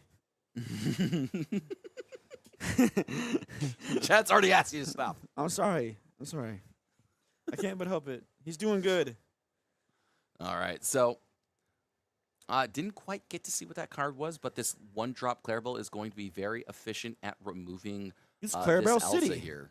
Yeah, there's a lot of Clarabelles. There are. And we got like a lot of power lines. Yeah, a lot of power lines. Oh yeah. You kind of have to attack that and just take it out. What's the opposite of power? Depower? I don't know. Yeah, that's what I was. Because I was gonna. I had a pun, but no longer. It's okay. I'm gonna move on. Unpowered. I don't know. Unpowered line. What? No, that's not it. I see what you're trying to say. Is it what's it called? De-energize. God, all right, my brain is melting. I can't think of words. Dude, we've been doing this like yesterday. Was like about like it was like 9 till rounds. 9. Yeah, 7:30 to 9. Yeah. So like we're so kind of nearly 14 hours. And then I took you out to a few local places last night. So I shouldn't have kept you out till 3. So I kind of like didn't help out at all. Oh man, that was fun though. No, it was fun. Yeah. Yeah, we did a little bit of karaoke, and by I mean we watched people do karaoke. Yeah, it was cool. That was cool. Yeah. Let me see what else we got going on. Looks like we got another Elsa. That's honestly a very big that is. pickup here. That Matt is starting to quest out, so he's going to have to figure out which of these characters he wants to keep exerted. The issue with this is that, like, okay, there's 2 power lines and 2 Clarabelles, so whichever one that he picks will be the one to survive potentially. And yeah, I mean, again, this Under the Sea is still in his hand. I think it's been about 6 turns already with it. Yeah. So I feel like I would kind of like look and see. I know he's looking at the graveyard, but he's doing it so quick. I would try and see like what how many Clarabelles have I gotten rid of, and how many power lines he has left. That, the shift ones. So and then I kind of make me figure out what I want to get rid of. So so Betchy just taking his time here. I mean, he's already got enough ink to play whatever he can. So. Yep. So both of these power lines are going to remain exerted. I actually agree with this a lot here. For sure, because they're singer. They just sing so much. Yep. Oh, there's a big power line. I was gonna say it denies the big power line. Yeah, not anymore though. So we'll have to see if Betchy starts to develop 1 or 2 characters that cost or with 2 or less strength. Because if I can get a 2-for-1 off of this Under the Sea, or even a 1-for-1 off this Under the Sea in this matchup here, I think I do take it just because. No, for sure, yeah. I couldn't agree with you more. Okay. Well, Elsa here going to. Okay, there it is. So no more cards remain in Betchy's hand. He's just playing it off. Under the Sea is finally active here, and it looks like that's exactly what. Oh no, he's going to sing Pirate's Life instead. Ooh, that's pretty detrimental. A little bit of lore. Oh, let's look at the top 4. What's he got? Oh, Is that another Another look at the bottom four. top? That's just when you whiff like that, it just hurts my soul. It You know, does, dude. because you're like, man, I set all this up, and he used the under the sea. Wait, when did that happen? what we have there? Oh, he took Clarabelle. Yeah, going in. Okay, so the Yeah, power I don't- line no longer going to We're survive. just trading. We're just trading left and right now. I think this is exactly the play that you have to go for here if you are Betchy. Yeah. I mean, I think this is one of those matchups where the longer it goes, just the better it is for you because, again, Emerald Ruby not known at all for draw. Yeah. You know? And the longer Oh, this game man, this is goes, just- the more likely he is to find it. Just draw play. Oh my gosh. Oh my gosh, dude, what is going on? Oh my dude? God. Okay, But- JDZ was saying, bet you was, he might be cooked though, but I think he's the one doing the cooking. And yeah, Yeah. I mean, he's just gonna pass it off there, man. Yeah, that was a great game. We had a little bit of back and forth there. I thought, Matt was kind of got a little stable there. He kind of whiffed a few times, poor guy. I definitely this whole time he's kind of discarding just under the seas over and over again, man. Got a lot of uninkables, so it was kind of a little bit different, but I'm glad my little Betchy prevailed. Yes.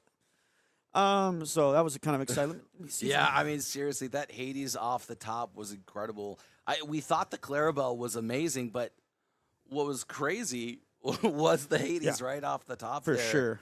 I mean, what an incredible set of draws for both of these players here, and unfortunately for Matt, not able to find the victory here in round number 4. But Betchy is going to be 3-1. I'm if gonna he's able go to win grab 2 and interview more him right games. quick. I'm gonna go grab my boy, my little Betchy. All right. I guess I'll be holding down the fort while Tupaloop sets up this interview for us. Yeah, I mean, what an incredible series here in round number 3. I'm glad we got to see Emerald Ruby play here, but it felt like there wasn't quite enough gas in the tank to really hold down the fort long enough. I think it was just one of those situations, or it could just be one of those decks where, like, you kind of, in a sense, have to run a little hot here. So it didn't happen, but Matt, I think, is out of the running at this point. I'm not sure that 4-2 can make it. I'm pretty sure it's 5-1 or better, right? If you go 4-0, you can 4-0-2, and you're in. And then I think if you're 5-1 or 4-1-1, you're also in. So if Betchy wins one more round, I think that's the win and in for him. And then whoever is the remaining 4-0s are already in here. So we got 2 more rounds remaining, a couple of win and ins possible. So we'll have to see if that is going to be the case. We are going to cut to top 8 after the fact. But yeah, I mean, it looks like the interview scene is just about ready here. We're going to get to pick his brain, thankfully. So, all right, guys, we're going to send him right over. You don't want to see. Yeah. Is there anything different you play in Burple that other people aren't playing? No. Really? Okay, cool. I am live. I didn't know that. Okay, so I'm here with Betchy. We saw your game just now. Really good, man. I thought a few times there we thought we kind of like we're kind of like struggling a little bit. You were playing off the top. I saw that Hades draw, Yeah, dude. it was That crazy. came in clutch, man. Where are you from at? Where are you I'm based out originally of? from Mexico. Then I moved to South Texas, so I still go to Mexico every 2-3 weeks. But yeah, I came with some friends. My friend that I came with, he won yesterday the 5K. Oh, okay, yeah. He was playing the dogs, and I decided to Yeah. play Blurple because I feel pretty confident on the Yeah. control. I like to play control decks. I like whether the games go longer. Then there's more skill. Yeah. And that was my choice. Got you. Okay, man. Are you part of a team? Are you got a team I'm shirt? part of MBR Shift. Most of my boys, they're from Florida. Shout out to them. My team captain, Mark, Anthony, Moxies, all of them. So, yeah. Yeah, man, that's great. So did you play yesterday? Yeah, I played yesterday. I was 1 win away from the top cut. Then I was playing a Blur Premier. I was game 3 going first, then did 7, missed ramp, and it just went Yeah, downhill. that kinda- He was yeah, that able to happens. sing second starts to the right first than me, and then Yeah. I didn't make the top cut. 'Cause Whenever I know you're playing Burple now, what matchups you kind of want to see? Are you afraid of the mirror? Because I know there's a lot of Burple right now. The mirror scary a little bit. Or you got that pretty locked down? Yeah, I love playing the mirror match. Oh, you love it? Wow, the okay. game goes longer, Yeah. more decisions. So Yeah. I love it. I don't like playing against Amber Steel aggro, but I played it twice today and I won. One of them was just a blowout turn. I had 6 ink and I played 2 into the unknown to 2 Tianas. Oh, nice. And then Yeah. my Scrooge took out a big Rhino. Yeah. And then Rafiki took out a Nala, all of that in the same turn. So that sealed the game. Yeah, That's for crazy. sure. That's awesome because sometimes Amber still can get that really good Yeah, start, and you're kind of for got to sure. try and keep up. I know you're playing Rafikis. I saw you playing some Scrooge McDucks. Yeah, Scrooge How many is of those are crazy. you playing right now? Huh? How many of those are you playing right now? A Scrooge, I'm playing right now 3. I had 4, but I lowered it because like yesterday I was like a little bit bit about the breaking. uninkable hound. Yeah. And right now I'm also on 2 Rafiki and 4 Basil. Oh, okay. Yeah, Basil's been helping out a lot in this Basil format. is the MVP. Yeah. Yeah, he's great in the mirror and everything like that. He's able to take out anybody's other stuff like that. And you're right now. What's your record so far? What is it, round 4? Yeah, I think we're 3-1, you're 3-1. 3-1, Okay, yeah. cool. So we only got a few more rounds, and you can Yes, try sir. and draw in stuff like Yeah. that again. So shout out to him again. And we'll go back to there. We're about to have a deck tech coming back up. Any shout outs you want to do? Shout out to my team, like I said, MBR Shift. Shout out to my locals, Tronics in Corpus Christi, and shout out to everyone else in here.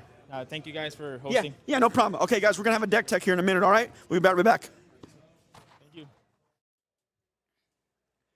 All right, guys. So I'm just going to be the one holding down the fort here for a little bit. Okay. I kind of have to, sit in between them, so I am both Tupaloops and Sasuke for the time being. That's just going to be the way that it is. But, yeah, so, I mean, really, really great stuff to see here from Becci. I mean, he's coming, he's from Mexico. I think he said he was down in Corpus Christi. I kind of had to, have a little bit of a discussion with production while that interview was going on, so I didn't get to quite see every thing that was associated with it. But I will ask chat one quick question. Do we have any more Easter eggs? I would like some Easter eggs, all right? Easter eggs would help me yap. Yapparoo. So, but I mean, so here's a question. Red Steel I don't know if anyone's been messing with Red Steel at all, but I have definitely been exploring that a lot. And it feels like it's just kind of one of those decks that's almost on the cusp. So I'm really excited for set 10 because I feel like set 10 is going to bring a bunch of Ruby cards. Because right now, Ruby is probably one of the weakest colors available. It got stripped away from pretty much all of its tools except for Maleficent Dragon as well as Bee King Undisputed. It lost all of the ladies, like Lady Tremaine, as well as Madame Medusa. I guess the chair ladies is what you'd call them. But the point is that it lost a lot of its tools. It no longer has the same tools available to it that it used to have, as well as it lost the big Sisu, 8-drop Sisu that just completely slammed people alongside Sapphire Coil, and then also, I guess, Hiram in Ascent, in a sense. So here we go. All right, we got Trekkie Monster. He's giving me here. Big Hero 6 Easter egg. When Baymax tests his rocket fist, he breaks a statue of Hans from Frozen. Interesting. Okay, well, so you guys don't have to hear me yap about nonsense anymore because we got a deck tech. So we're just going to get that deck tech ready for y'all. 1 second. All right, you ready? 3, 2, enjoy, guys.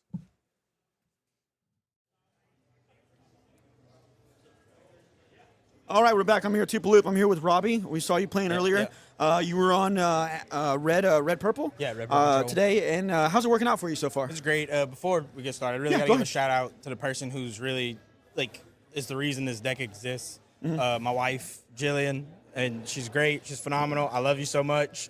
And my daughters, who are phenomenal and who has helped me build this. Nice. Because without her support, I literally could not have done this. Yeah. She stays up with me till 1 o'clock in the morning, listening to my crazy ideas on this red purple list good. because she knows how much it hurt me not to play it. Yeah. So huge shout out to my wife, my kids, my family. Thank y'all so much. But yeah, so it's such a different list than what most people red purple see. Like you really want any one drop as your one drop. So I usually try to go Mulan.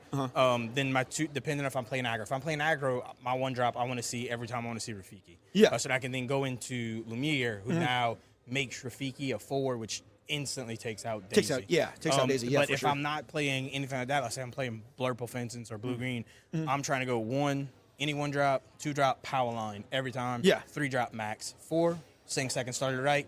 Either play a B King or play a Genie. Can you consistently do second star on the right on turn 4 a lot? Yeah, I think so far I did it in both the first game and the third game against the meta, and then I did it in my first game also. Okay. And then again, my game just now that I played Birdie. I won 2-0 both games. I was able to second star on turn 4, which is such a momentum swing because I'm sitting there with 7, 8, 9 cards in my hand. It's very hard for anyone. And then if you run into stuff, just to take out like the power line, that's a 3-2. You're gonna lose a character. You're gonna run into Max. That's a 4-3. Max is probably gonna survive, and you're gonna lose your character.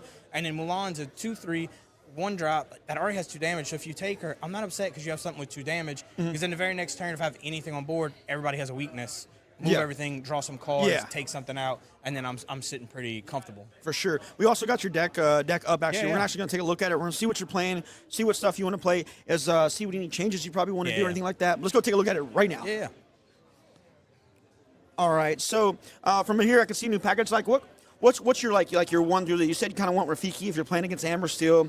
If you're playing against a Blurple, what do you kind of want to see? What's your kind of moves there you want to do? So Blurple is arguably my worst matchup. Oh, is it? With all of this, it's very hard for me to beat. I have to get a little lucky. Yeah. But even everything but aggro, I always want to go 1-drop, 2-drop power line, 3-drop max goof. Okay. Because I need to have cards in my hand to deal with Blurple. Because I have to get to my B Kings, my Bells, my Elsas extremely fast, as well as my Mulans a little bit later. If I don't have a Mulan in my open hand, I'm totally fine against Blurple. As long as I can go second star on turn 4 to refill my hand, because then I'm pounding the board with Genies. Yeah.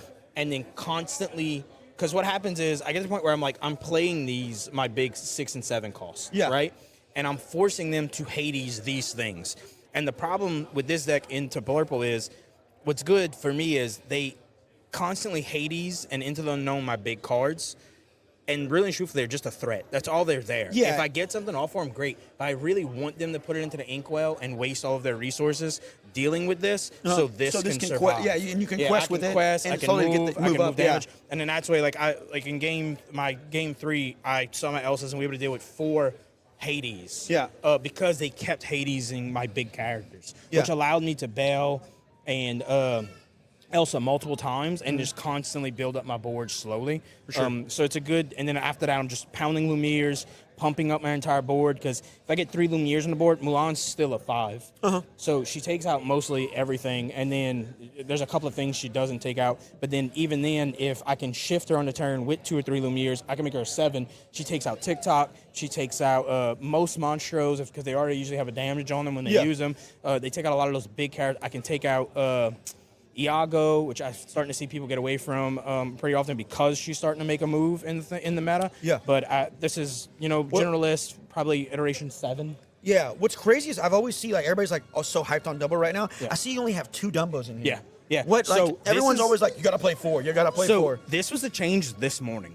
Within 20 minutes before we came out here, I had 2 libraries. I had 2 libraries, and we were talking to Jordan Serio now.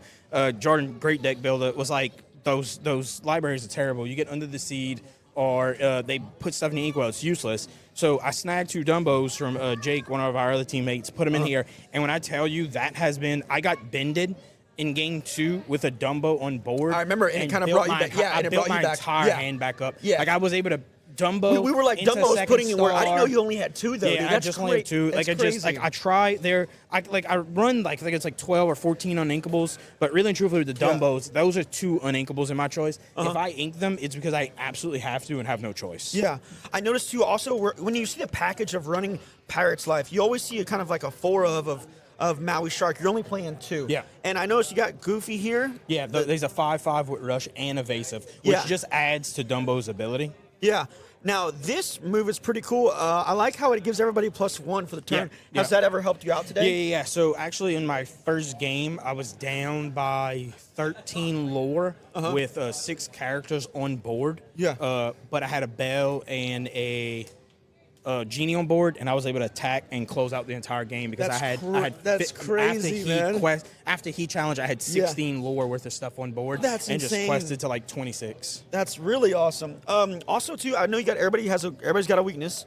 How has this been helping you out? You just kind of like, is this like a really good card in here? Yeah, so this card actually like really saved me into the meta when I played against him in game 2 on stream. In game 3 of my second round, I was able to put like damage on a couple of things, like my Elsas, my Bells. I had 3 Mulans on board. I was able to. Everybody had a weakness. His Hades and just destroy it and draw 6 cards for it, which then put me into B-King, which then I B-King and took another thing off the board for him. And at that point, my board was loaded with, I think, close to 12 characters. And I just started slamming quests and said, it's on you now. You have literally 2 rounds to deal with this.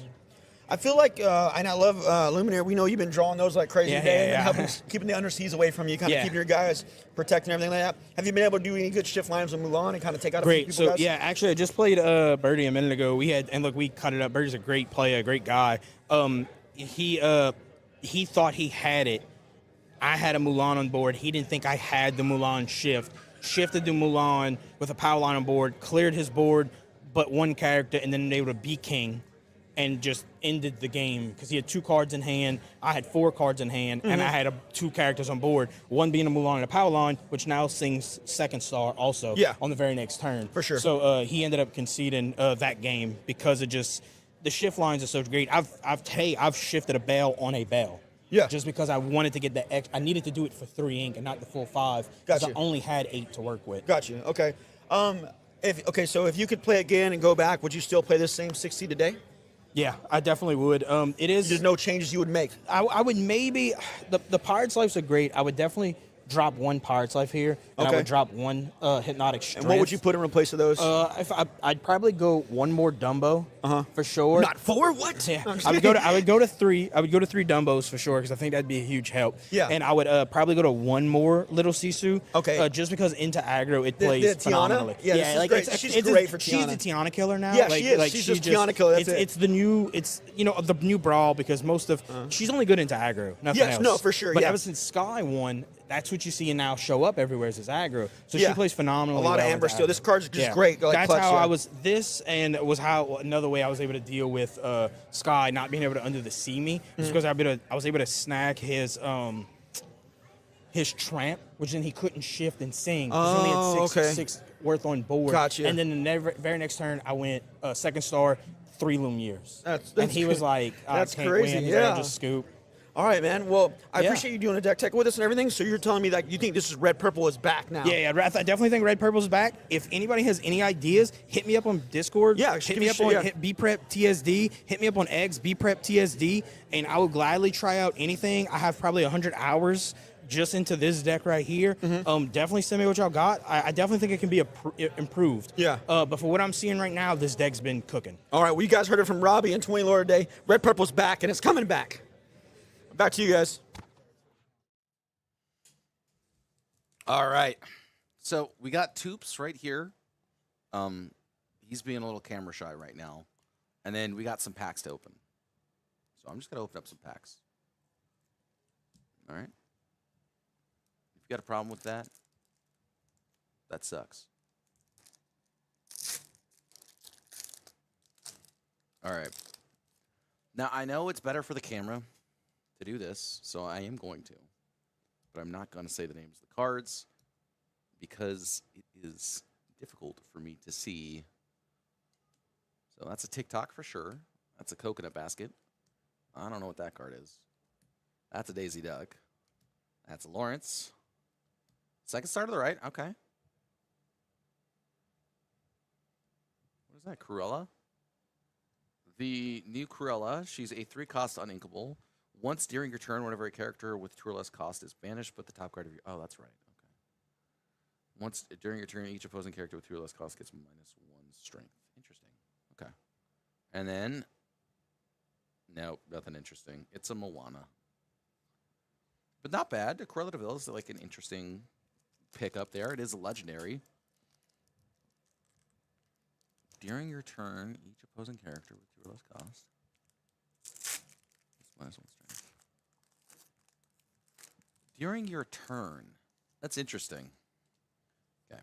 We're going to get rid of this. Okay. All right. I think I saw what it was. But I'm gonna pretend like I didn't see it. I cheated, chat. I'm sorry. Okay. Sudden Chill, Elsa, Developer Rain, Card, Madrigal, Mickey, Pluto. Under the Sea. Okay. And ooh, Epic Bee King. Okay. All right. That's pretty sick.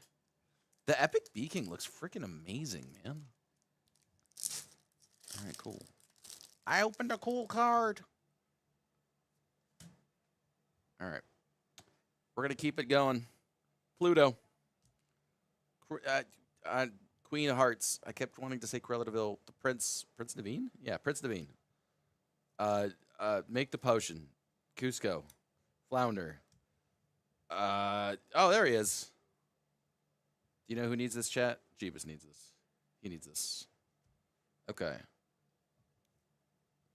Elsa? Nope. Just a Louis. Ursula. Okay. I think that's legendary, right? No, it's a super rare. Okay. And then a foil PJ Pete. All right, last pack. We got one more pack I can open. And, yeah, I know I'm supposed to, like, space these out, but I like opening packs. It's fun. It's really fun. Okay.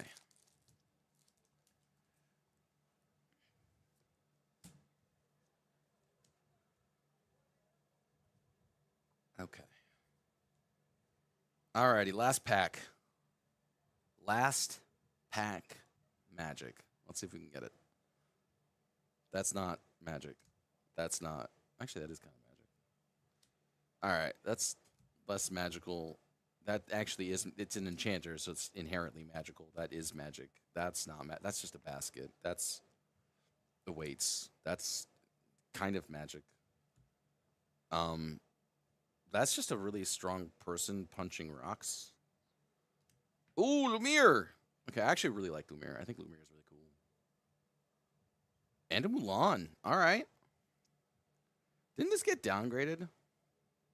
Okay, ready?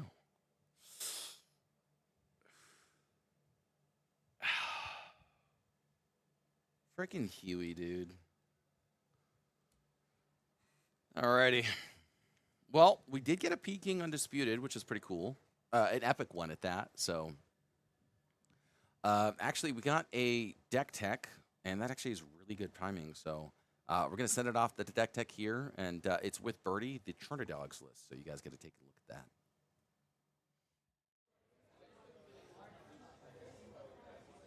Hey guys, we're back again. I'm here with the Bird is the Word, Birdie, the guy who won the LoneStar Open yesterday, and you're running it back again today. You're playing the same thing again, correct? Correct. Yeah. Okay. What made you want to play it again? You just Dude. Well, there's gonna be a lot of blurple out there. You know, I feel like people aren't gonna want to change their decks up too much. Yeah. So I feel like it's just a blurple killer. So yeah. And you're on dogs right now, right? Yeah, I'm on dogs. That's right. So yeah, dogs. I'm running dogs. Yeah.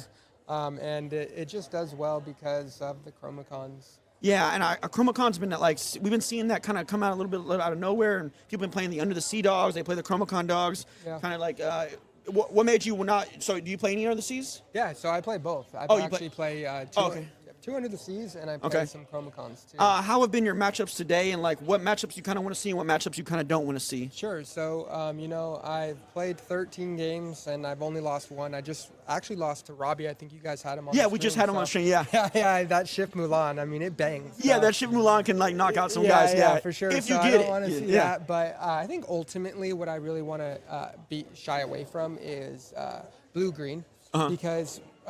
The dogs doesn't have upright removal really. Yeah. So those shift Clarabelles into Under the Seas, they're hard to stop. So For sure. I kind of have to have a very solid game plan into blue green, and it kind of has to check all the boxes in order for me to take the dub. So almost into Amber Steel and Amethyst Steel, I feel like it's a pretty even matchup, 50-50. Yeah. I'm not scared of it. I know what to do. I have a nice little game plan. Threw a couple little extra Louis. I feel like the Louis. Yeah, I did see you got a little bit of Louis, doing a little spice there. Yeah. Yeah, for sure. I feel like that's a super necessary card into the aggro decks. But you know, like more or less, I mean, you're looking at a field that's probably 40% Blurple. I mean, I don't know really what the numbers are, but that's my hypothesis. Yeah. And so that's why I chose the deck that I'm playing today. Well, we actually have your deck up. We're going to do a deck tech on it right now, so let's go ahead and go look at that right quick. Awesome. All right. So from here, what's kind of your plays you kind of want to see here? What kind of you want to see 1 through 3? What's your best drops in turn 1 through 3? What do you want on the field? So let's take it back. Let's talk about just a general game plan right here. So I don't know exactly how many 1-drops I have, but I mean, it's quite a bit. I mean, I'm thinking got maybe 24. These Tramp 2s, the beautiful cards, my favorite card in the game. I love the art. It's actually, if there's a lady in play, you're playing it. Ladies, shout out. Where is the yellow-green lady? Right up here. Yeah. Okay, so you have those ladies on board. This is going to play for 1, so it's essentially a 1-drop too. So, Got I mean, you. There's like, 24 1-drops Yeah, in there. for sure. And so that's the idea is to, draw into as many 1-drops as you can. Turns 1, 2, and 3, right? Play 6 1-drops, don't even quest, and then play a Tramp. And then Play a Tramp for 1, Yeah. And now what you're doing is you're filtering 6 cards. You're going to look for an Under the Sea. You're going to look for a Chromacon. You got 6 questers on board, questing for either 1 or 2 each, right? And then you have a Tramp. So you've probably filtered into a Chromacon. And the beautiful thing about Tramp is it's a 7 cost, so now you can fire off an Under the Sea pretty easily. For sure, with the 1-drop that you play so many of. Right, Yeah. and then still quest for So, 5. yeah. So now I get it to I think we clear call your that board. synergy, brother. Yeah, I think that's probably a good name for it. For sure. So, fire off an Under the Sea or throw a Chromacon on here. These guys are deadly. So any deck that can't race you or has to rely on removal, those Chromacons are going to be nasty. I've seen we were watching you play yesterday. I've seen the Chromacons kind of put in a lot of work and stuff like that. I noticed you got some cute rolls here. You can play Merryweather and kind of boost her up and get more lore. Yeah, then I know you love this card, and you can kind of use him to boost her up too and kind of get some more lore there. Yeah, Are there any other absolutely. tricks that like you kind of been learning throughout the day? Yeah, I noticed so- you got the package of 2 of these. How's that been working This out is for my you? ace in the hole. This is my bailout card draw. So hopefully I have a Tramp on board, or even if I have to shift onto a Tramp, I've done it before, just so I can generate some more cards in my hand, because you can kind of get into a sticky situation if you have no draw, if you can't find your ladies. I'm actually running 4 of these. So I'm gonna move them here. Oh, okay. Got you. Yeah, that's right. So, this is the ace in the hole for card draw. Yeah. But I think one of the unique tricks of this deck is actually going to rely on Bobby. Okay, so the Bobbies are going to filter the Lilos out of your hand, and then you can zombie the Lilos with Chromacon on board. So now you're creating easy targets for your opponent to really rely on the Chromacons to bounce back up. For So sure. I was actually reviewing some of my gameplay last night. I was cringing in my room because I was missing the Lilo zombies. Yeah. And, that would have easily secured the happens second game. It sometimes. got down way closer to the wire than it needed to. Yeah, with those, bro, I always got to turn them sideways in my graveyard. So I remember, like, that's it's something- smart. yeah. My team, well, I don't Or I'll have a put team. a dice on top of it, my Yeah. deck. So like, because I'm like, oh, I got a trigger I got to think of, or something like that. Because sometimes, dude, I'm not gonna lie, I forget sometimes too, man. Oh Like, yeah, it dude! happens. Especially like that was my first time being up there, so my heart was in my throat a little bit. Yeah. And so my boys were telling me they're like, one, breathe, but put this. I mean, they weren't talking to me during the game, but after in the hotel, they're like, just put your Lilos to the side. Like you can make 2 discard piles, Yeah, or yeah. just have some kind of strategy with it. Yeah. So yeah, the Bobbies are really nice because they're going to filter out the Lilos, but also, notice we're running a little more uninkables than you typically would. How many are we talking right now? How many we got here? Let's see. Look, I'm not good 1, 2, with 3. numbers. Okay, so to be I'm honest gonna with let's you, count. I'm I'm not gonna even count. sure I I want to know know how to 1, 2, 3, count. 4, 5, 6. I'm definitely not 7, 8, good at 9, 10, math. 11, 12, 13, 14, 15, 16, 17, 18. About 18. So, I mean, 18? it's a relatively healthy Yeah. amount, but you can still brick because you can pull into 2 of these. Yeah. You can pull into an Under the Sea and a lady. So you never You know want what to I draw mean? 2 of these. Do you ever want to start off with this in your opening hand or this in your hand? Or- Yes, against Blurple. I'm playing this on Blurple. turn 3, baby. Really? Oh, Oh, you wanna yeah, slam that because down as quick as you can. I'm throwing this down, and then I'm just going to keep putting on board. And I'm just gonna dropping rely, people? Yeah. Rely on the ladies, because these ladies right here, they're going to bring back 2-cost characters from the discard. Yeah. And then I'm going to start zombieing the Lilo. So it's just a creep. You're just creeping up there. Yeah, and you're slowly questing a little bit, Yeah, and they, Burple can't like. There's not like a real board wipe. They got to try and Hades you or try and like attack your They guys. have to Into the Unknown, or they Yeah. have to Hades you, and you can snipe some of the Into the Unknowns. And then you just got to get a bailout card just in case if somebody gets a lot of damage. You can always go. Oh, dude, Go-Go came in for me so clutch. When did it? Was it yesterday? It did. Yeah. So Go-Go came in for me, won me the final match. Nice. I was at 18. I had a Merryweather on board, quested with Merryweather, and then Go-Go'd. And so, you got to be careful with Burble because of the big Elsa, right? Yeah, they for can sure. freeze your characters, and all of a sudden they have 3 genies on board because, they're ramping. So, Yeah. Can get sticky pretty fast. But You said you want to see Chromacon when you play against Burple. What do you want to see when you play against Amber Steel? What do you kind of want to see? Okay, what's your... so these are my dogs right here. Okay, these are the guns. All right, Okay. you're prioritizing these because what you can do is you can get stealthy with them. For each character you have on board, when you play it, you get to add that much strength to a character of your choice. So sure. now all of a sudden, Lady, she can turn into a 7-3 real fast. Yeah, real You know quick. what I mean?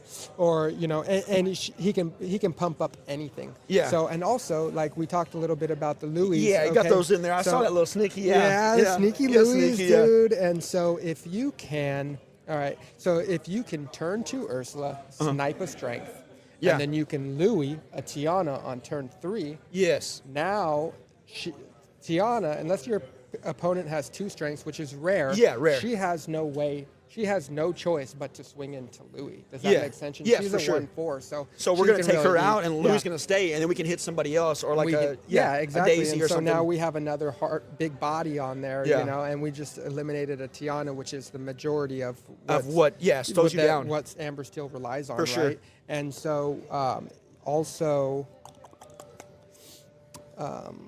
what was I gonna say? The Louis, but yeah, no, I mean, there's a lot of good options into Amber Steel. I mean, obviously, like you're gonna try and rely on Under the Sea, and you're gonna try and prioritize the Tramp 7. For sure, combo, yeah. You know what I mean? Especially, if you're on the play, Mm-hmm. more than likely, because like if you prioritize the Tramp combo a little too much, they can get underneath you. For sure. So if you can just set something up nice and you're on the play, and then they, invest in the board a little bit, like it's pretty much go time. You know Got what I you. mean? Well, if you let's say you were to take this again and play next week in a tournament, is there anything you would change, or are you just gonna keep the same 60? So right now, I mean, that's a good question. I'm very happy with. I With mean, what you got? obviously, like I just played 13 games in a row. I just lost my first game. you Yeah. know, So right now, So I'm it's feeling it's on running pretty cloud hot. Like I nine, guess yeah. if nothing's broken, don't try and fix it, right? Yeah. What's the saying? Don't look a gift horse in the mouth. Yeah. So Yeah. it's been my gift horse. It's been really working for me. But it's good. I mean, and you even have your improvises into your illusion characters. Yeah, for too. sure. So I mean, this was smacking cobras all day. I Yeah. was just keeping these in my hand. To hit those illusion characters. Nice, draw a card, play another 1-drop, have a Chromacon on board, and you're just creeping your way up there. Yeah. So- So this is definitely a great deck list. I love how you have different outs for different matchups and everything like that. You guys heard of Birdie? This is his deck list. Winner of yesterday's LoneStar Open. Yeah. Good luck to you today. I know you only got what's your record now? Thank you so much. Yeah, right now I'm 2-1-1. Oh, so okay. I still have We can still win it out, I didn't still have we? a halfway We can win it decent out. chance. Yeah, for sure, brother. A couple more wins, and I could potentially be into the top 8. For sure. But either way, I'm super happy with how it's gone. So. Oh, okay, man. Well, guys, back to you. You guys heard it from Birdie. This deck list. Alrighty. So the beans have been spilled on Birdie's Trinidogs list. Actually, it's quite interesting. I think it's kind of expected to see every card that I did see. I think the only thing that I was a little bit surprised about was the fact that there was only 2 Under the Seas, just considering how often he had them. And there was a couple of games where he discarded 2. I just thought that he didn't find the 3rd or something like that. But looks like there's only 2 in there. But with that said, I do want to give a quick shout out to Nexus here for hosting the LoneStar Open. This 10K weekend has been absolutely phenomenal for me. Got to explore Waco, Texas, which I did not realize was as cool of a city as it is. It is actually a pretty cool city. And then just as a quick reminder, shout out, whatever you want to call it, in October, the Enchanted Evening is going to be hosted by 20 Lore. I will not be there, but the rest of the cast will be. So that will be exciting. And then also in December, we got 2 events coming up. We got Charlie's Collectibles Show. I believe that's a CCQ now. in December, and then also immediately after that, on that next weekend in Orlando, we'll be at PPG hosting that event as well. So I'm really excited for all the events coming up here. And yeah, I mean, let's get back to more of these packs because I've convinced production to give me more. We do have another deck tech that's coming up here. I believe it is Jordan on Blurple. He has a couple of interesting picks there, so it'll be exciting to see. But yeah, let me open up this pack. I'm like fiending over here, man. Scratching my pack open an itch. Man, I just want to... Okay, I'm doing it. Yeah, all right. That excitement's over. But we have all the more excitement. Wait, hold on. Okay, I'm skipping it. I have this held really poorly, actually. I'm going to fix this, right? Yes, now. Oh, another Big King. Wait, is it uncommon now? It isn't uncommon. Interesting. Set Shenzi. While it's at a location, she gets 3 strength. Oh, interesting. Not the greatest card ever, but it is rare, so nice. Okay. Another pack. Another one. I'm not DJ Khaled, but we're doing another one. That's all I'm saying.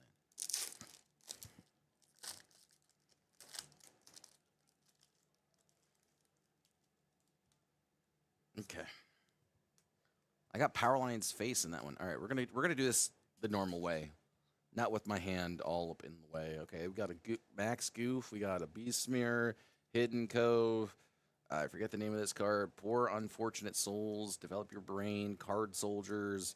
I don't know which one that is. Dewey, Robin Hood, Fishing Pole, Family Fishing Pole. That's right.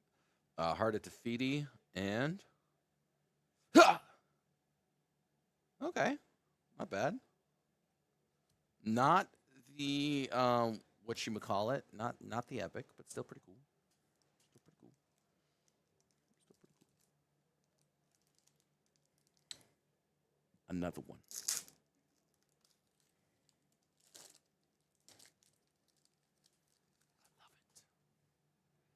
I love it. If anyone tells you that you can't, they're wrong. All right, opening packs is fun. Hold on. 1, 2, okay. No. That's not rare. You're not rare.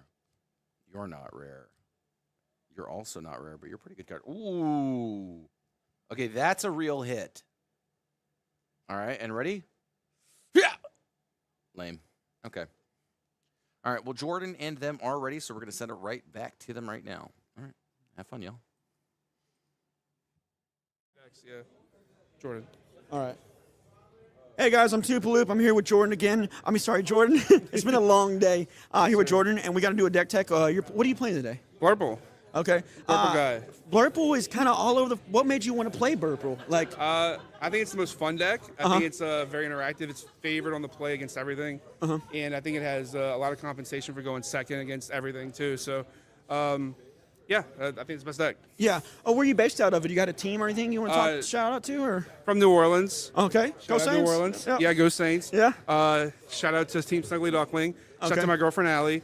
Shout Nice. out to Craig Carver, aka 9th place at SCG Orlando 2007. Oh, okay, sweet. Yeah. Yeah, cool, man. Is everybody else on the team? Are they all on Blurple too, or are you kind of like the only kind of guy doing it? Or you We got 4 on Blurple, and then Robbie Lee's on Red Purple, killing it. Okay, yeah. Yeah. I think we talked to him a little bit earlier. Yep. Yeah, he's on Red Purple. Yeah. We actually got your deck. We're going to talk about it here in a minute. What are some kind of different things you kind of like changed up a little bit than the normal like Blurple kind of? So I'm off Iago because I hate the card. Okay, so you play no Iagos. No Iago. I think that it's the high upside of it is not worth getting blown out by Hypnotic Strength or Fire the Cannons or Yeah. there's a lot of Fire the Cannons running around right now. For sure. Improvises in green blue. Yeah. Yeah. I'm playing Dig instead of 3rd, 2nd star. I like the Dig. Dig's been working. There's a lot of Yeah. spots where in the mid game where like you get 4 and a 5, but you don't have a 1 or a 2, and Dig's just really good there. And then My mind's still kind of blown. There's no Iagos. Like Oh, it's yeah, kind of no, crazy. no, So no. you just like literally just like what made you want to take that out? Did you like Oh, just go like I hate the card. you just hate it ever since? Oh, So yeah. So like when Blurple started getting big, you're like everyone's playing Iagos. You're like I'm not playing that card. I played 3 in Denver 2 weeks ago. Okay. Did well with that, but I just think that the meta is moving more towards hating Iago with Fire the Cannons and all the steel decks. And all the illusions. Yeah. That makes sense. And then everyone's playing Hypnotic Strength. Everyone's kind of trying to hold it for Iago to blow him out. For sure.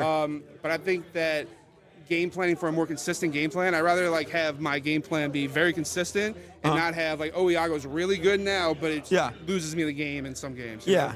Well, we actually got your deck up. We're going to take a look at it, and we're going to go through it right now. Let's go ahead and take a look at it. Let's go.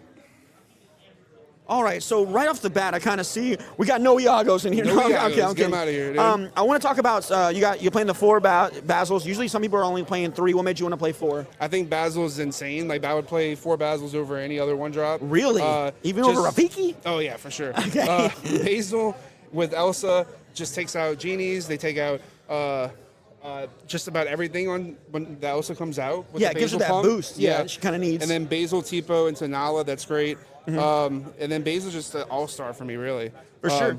I noticed you also playing Ben. How has Ben been doing? And like with this format, we noticed like whenever we were before this format started, like we were kind of like looking at like support is not like really a big thing, but now we're starting to see support like kind of like blow out games for us. So how has Ben? Support's been actually insane. And like Ben and Basil are both really good examples of support. I think that if Ravensburger goes forward, that they should put more like support cards like that. The Ben's been good. It's mostly for green, blue, and the aggro decks because like it's just kind of awkward for them to deal with, especially against green, blue. Like you can get your Elsa to come and snipe the Clarabelle. That's great.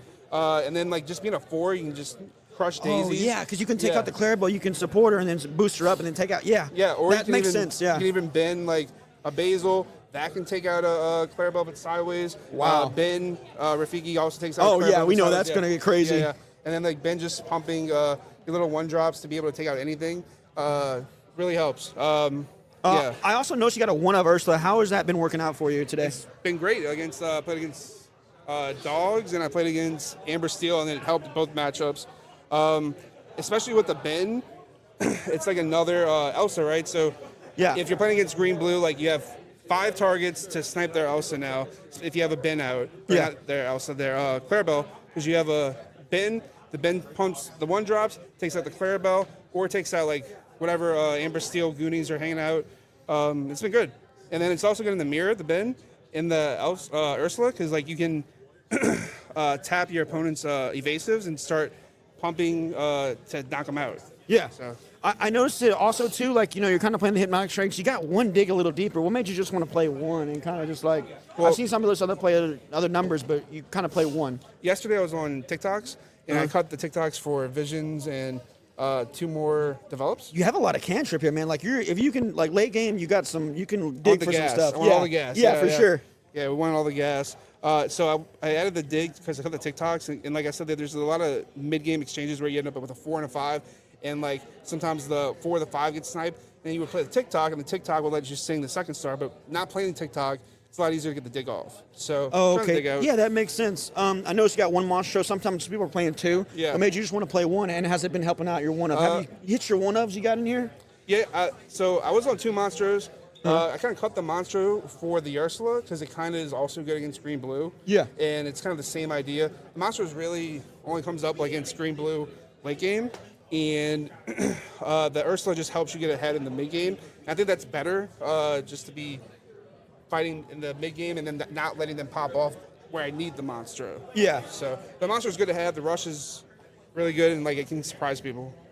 So have you played? What are some matchups today you kind of played, and what cards helped you out in those certain matchups? Like you're playing, Blurple's on the field and Amber Steel's here. What specific cards help you out in those matchups? Yeah, so I played against Dogs, and Amber Baja. Steel, Green Blue, and Mirror. And the changes felt good. The Ursula's felt great.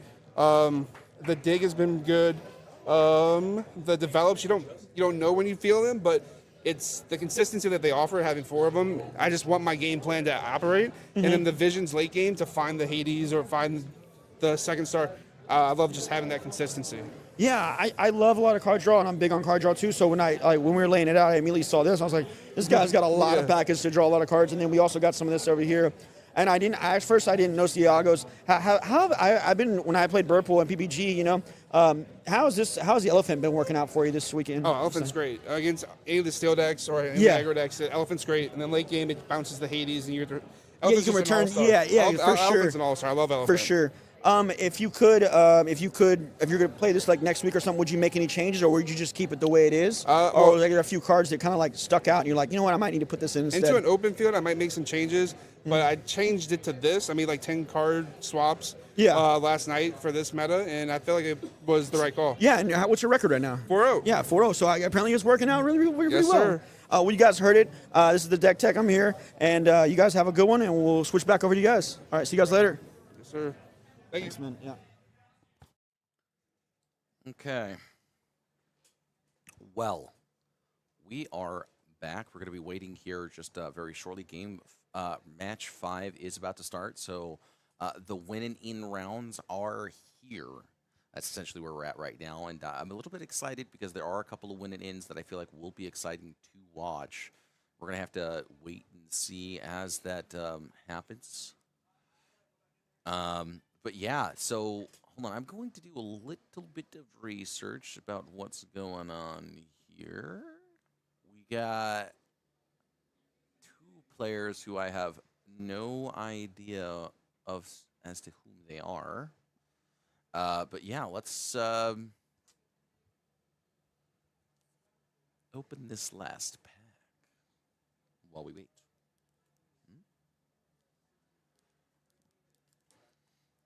Okay. All right, hold on a second. We got a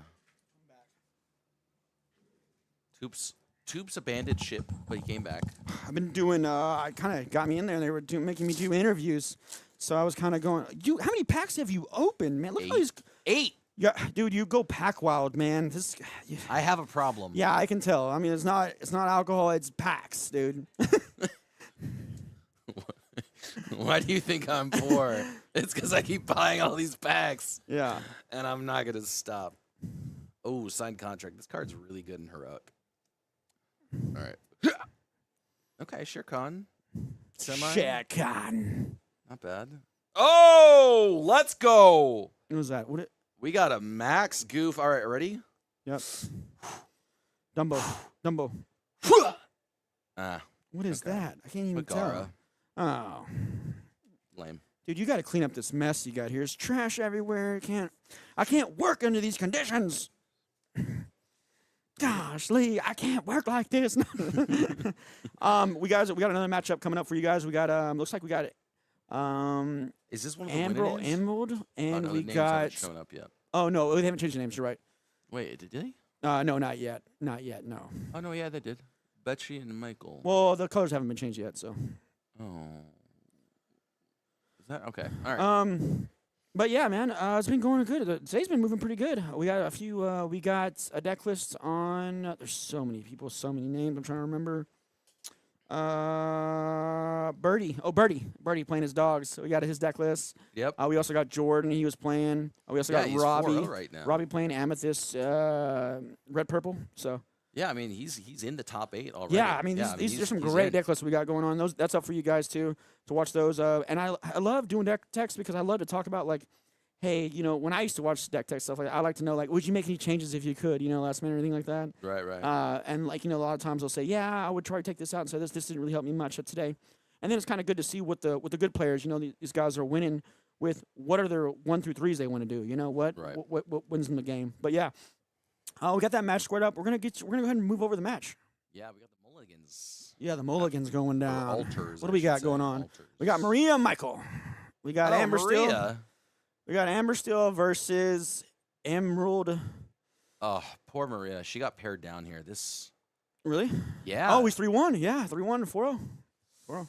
Aish. Never want to see that as the 4-0 because if this was the other 4-0 player, you guys ID and then you ID again in round 5 because you're 4-1 at that point. Yeah, how many rounds was this one today? 6. Oh, 6 okay. and then we go to top 8. Oh, okay, cool. So this is like what? This one and one more. And...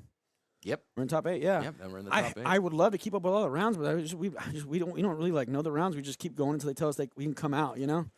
Dude, I've been here for like 3 hours straight. I know. I told him, I'm like, hey, I need some water. My mouth's getting a little dry. I'm like, get back in there. And I'm like, okay, sorry. I know. And then they were like, hey, you guys get a meal break, except for you, Sasuke. You have to open up packs. Yeah, it was funny a while ago. I brought you some pizza, and you're like eating it real quick. You're like, I gotta get it back on. And you're like scrounging down your food. It was funny. I should have done an Uncrustable challenge. I would have had more time. But that's what we got to eat do. raw That's food. what we do to bring y'all coverage, chat. That's what we do. We sacrifice for you Uh-oh. because we love you. 20 Lore loves you. I'm telling you that right now. Tupaloop luck being Oh. there. Oh, there you go. Yeah, my luck's bad opening packs. All right, we're gonna start Well, off we with got Double a Max Daisy. Goof, so that's not true. Yeah, I don't know. Max Goof's not that great. Dude, Max Goof is a hit. That's a real hit. That's a good card. It's okay. It's not foil. All right, You're moving not on. foil. Looks like I see a Daisy to Louis in here. Daisy. Yeah, This is a Daisy stare down. I know. No, it's a Care Bear stare. That's what we call it where I'm from. Yeah, but this, Oh no, we got a double Daisy stare. all right. Well, now Oh man, that would have been cool. Triple Daisy one stare. That would have been cool. That would have been cool. well, I'm gonna call the labor board. You need your breaks. Yes. Thank you. Yeah, no. Thank you. I was doing I interviews love too. you, chat. Where's the justice for Tupaloop? That's, No one give any toops anything. Don't. I was out there doing interviews and I'm tired. Okay, all right. I'm gonna get the belt out and I'm gonna Okay, you don't have. Okay, all right to my backhand. It's gonna be very painful. Oh my gosh, Jesus Christ, Jesus. Oh man. All right, let's get back to the game. Okay, yeah, let's get back I to noticed the you played a game. Rhino right there. You go, Okay, give her a negative chat, one here's, attack. here's my issue with Toops, all right, is that he's very good at distracting me from my own thoughts. Okay? Yeah, I have a talent of that. Yeah. And I apologize. Well, looks like we got the Baker out. Which card is that? Can you help me out? 1/16th Rhino. Wait, what? No, this one right here. Oh, that's Tiana. Oh, it is? Yeah. Oh, okay. I thought it was the other one. She's the 1-drop 1/3. Oh, it's the Baker girl. Yeah, the Baker one. Diligent waitress. I think those are beignets. They look Dude, like how beignets. are her arms not like I know. Yeah. bigger? It's Disney, dude. The women are tough in there. Yeah, but like, how can you hold that Ooh. many beignets, man? I don't know. They're not that heavy. They're a little light. You know, Got got that many? got powdered sugar on them. Oh, he's gonna have to ink Tramp. Oh, he's playing a Lilo. We're going all out here. Oh, look at it. I distracted yeah, Toops. I distracted that's Toops. Oh no! I was literally mid game and he goes, I love Lorcana Spence said that. That's too damn bad. Toops, get back in the end and doing the okay, fair enough. Yeah, I'll get back to work. I'm sorry. I ruined it. I'm Yeah. sorry. This Yeah, is, you- okay. This is normally Toops' job is to ruin it. And I reciprocated. But let's be real here. I mean, Michael's honestly in a very strong position here. He's got way more characters on board than Maria. Maria does finally get the Shift Rhino out, so that is a significant turn. But the issue is that there's a lot of daisies. Yeah, we got a lot. And the we lore got- total hasn't been updated, so that's not something that we can control. I assume that both of these players are well above 0 and 2 lore, considering that he just quested for 5. But yeah, I mean, the lady also was able to quest for 3 because of that tramp, which means that 7 lore was gained on the previous turn. I'm not sure if that was his turn 3 or turn 4. You know, I was, but then you made me look at the chat. So This is what right I now mean. we have immediately right, derailed. Yeah, right now we have 2 aggro decks going at it right now. And right now we're kind of have to do smart trades and we have to do smart quests. That's kind of the big thing that comes down to aggro and aggro like this. He got an Ursula. That's going to be pretty good. That could stop, either fire the cannons or strength. So that's pretty good. Does not stop fire. Oh no, you're right. It's not. Yeah, That's not a song. yeah, you're right. You got me on tilt, man. Got me on tilt. How did I? Okay. All right. You know what? It's only songs. I forgot. I thought. Okay, so let's get back to this game here. I mean, one of the daisies was able to get removed, Yes. which Yeah. is a huge shift in turn. So that definitely was his turn 3, as Michael is now at 9 lore. Maria is at 5. Yeah. Now, if you're Michael here, do you go for the Ursula? I guess the answer is not. I'm a little bit surprised here because I feel We like go a for the Strength and a Chromacon. Raging Fire would have such a significant impact. But we got Chromacon.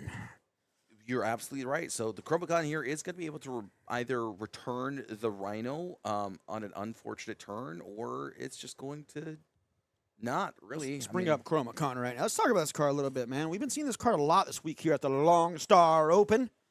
That's not what you want to see in Nala. And you know what's crazy about these decks too? Right now, we're both aggro, we're Daisying. Most of the cards in our deck are characters. So by you Daisying, you're giving your opponent more stuff.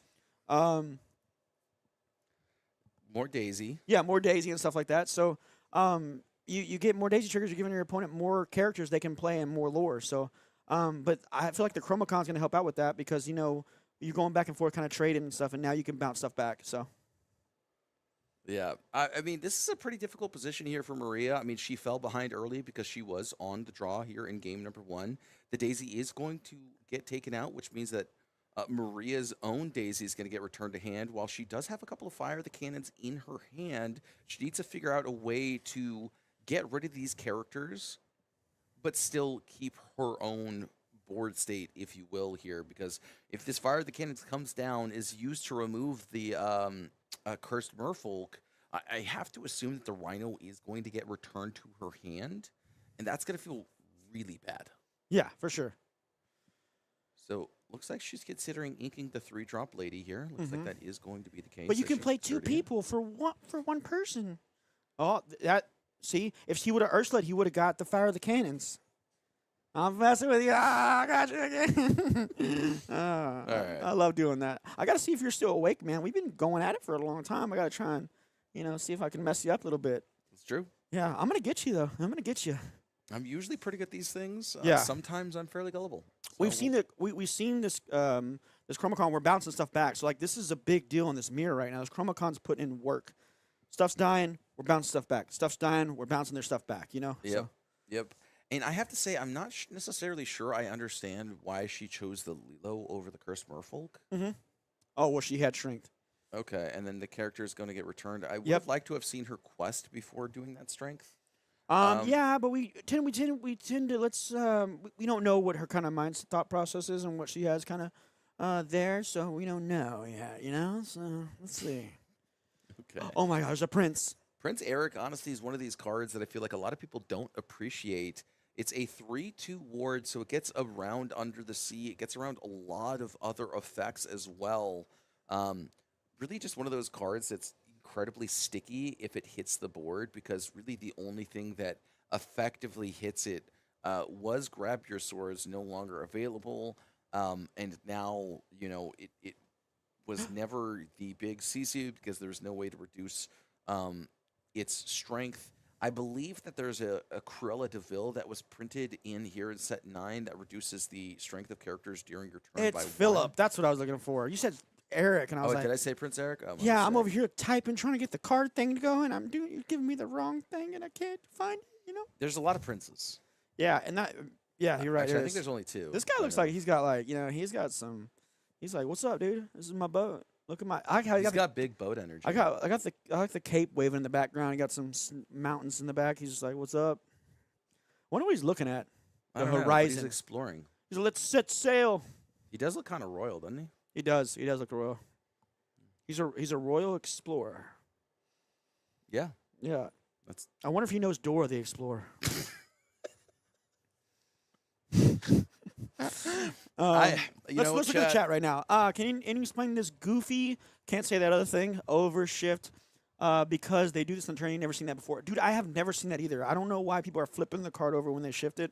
Maybe it's something that's hot here in Texas. I don't even do that. Do you do that? No. Yeah, it's But people like to do the flippy floppies. I don't know. I might not be legal. We should probably ask somebody. I want to know. I actually want to know if that's legal that we can actually do that. It would make sense that you can't, just because then it makes it a lot more muddied when You know you're what? dealing with your inkwell. I'm gonna message the producers and be like, yo, can they flip stuff over like that? I'm gonna do that right now. Doing it right now. You see me? I got my phone. What am I doing right now, Sasuke? I don't know. You're texting someone. Yes, right. Can you? Okay. So as these altars are being made here, I feel like really it's going to be up to Maria to try and get an early start.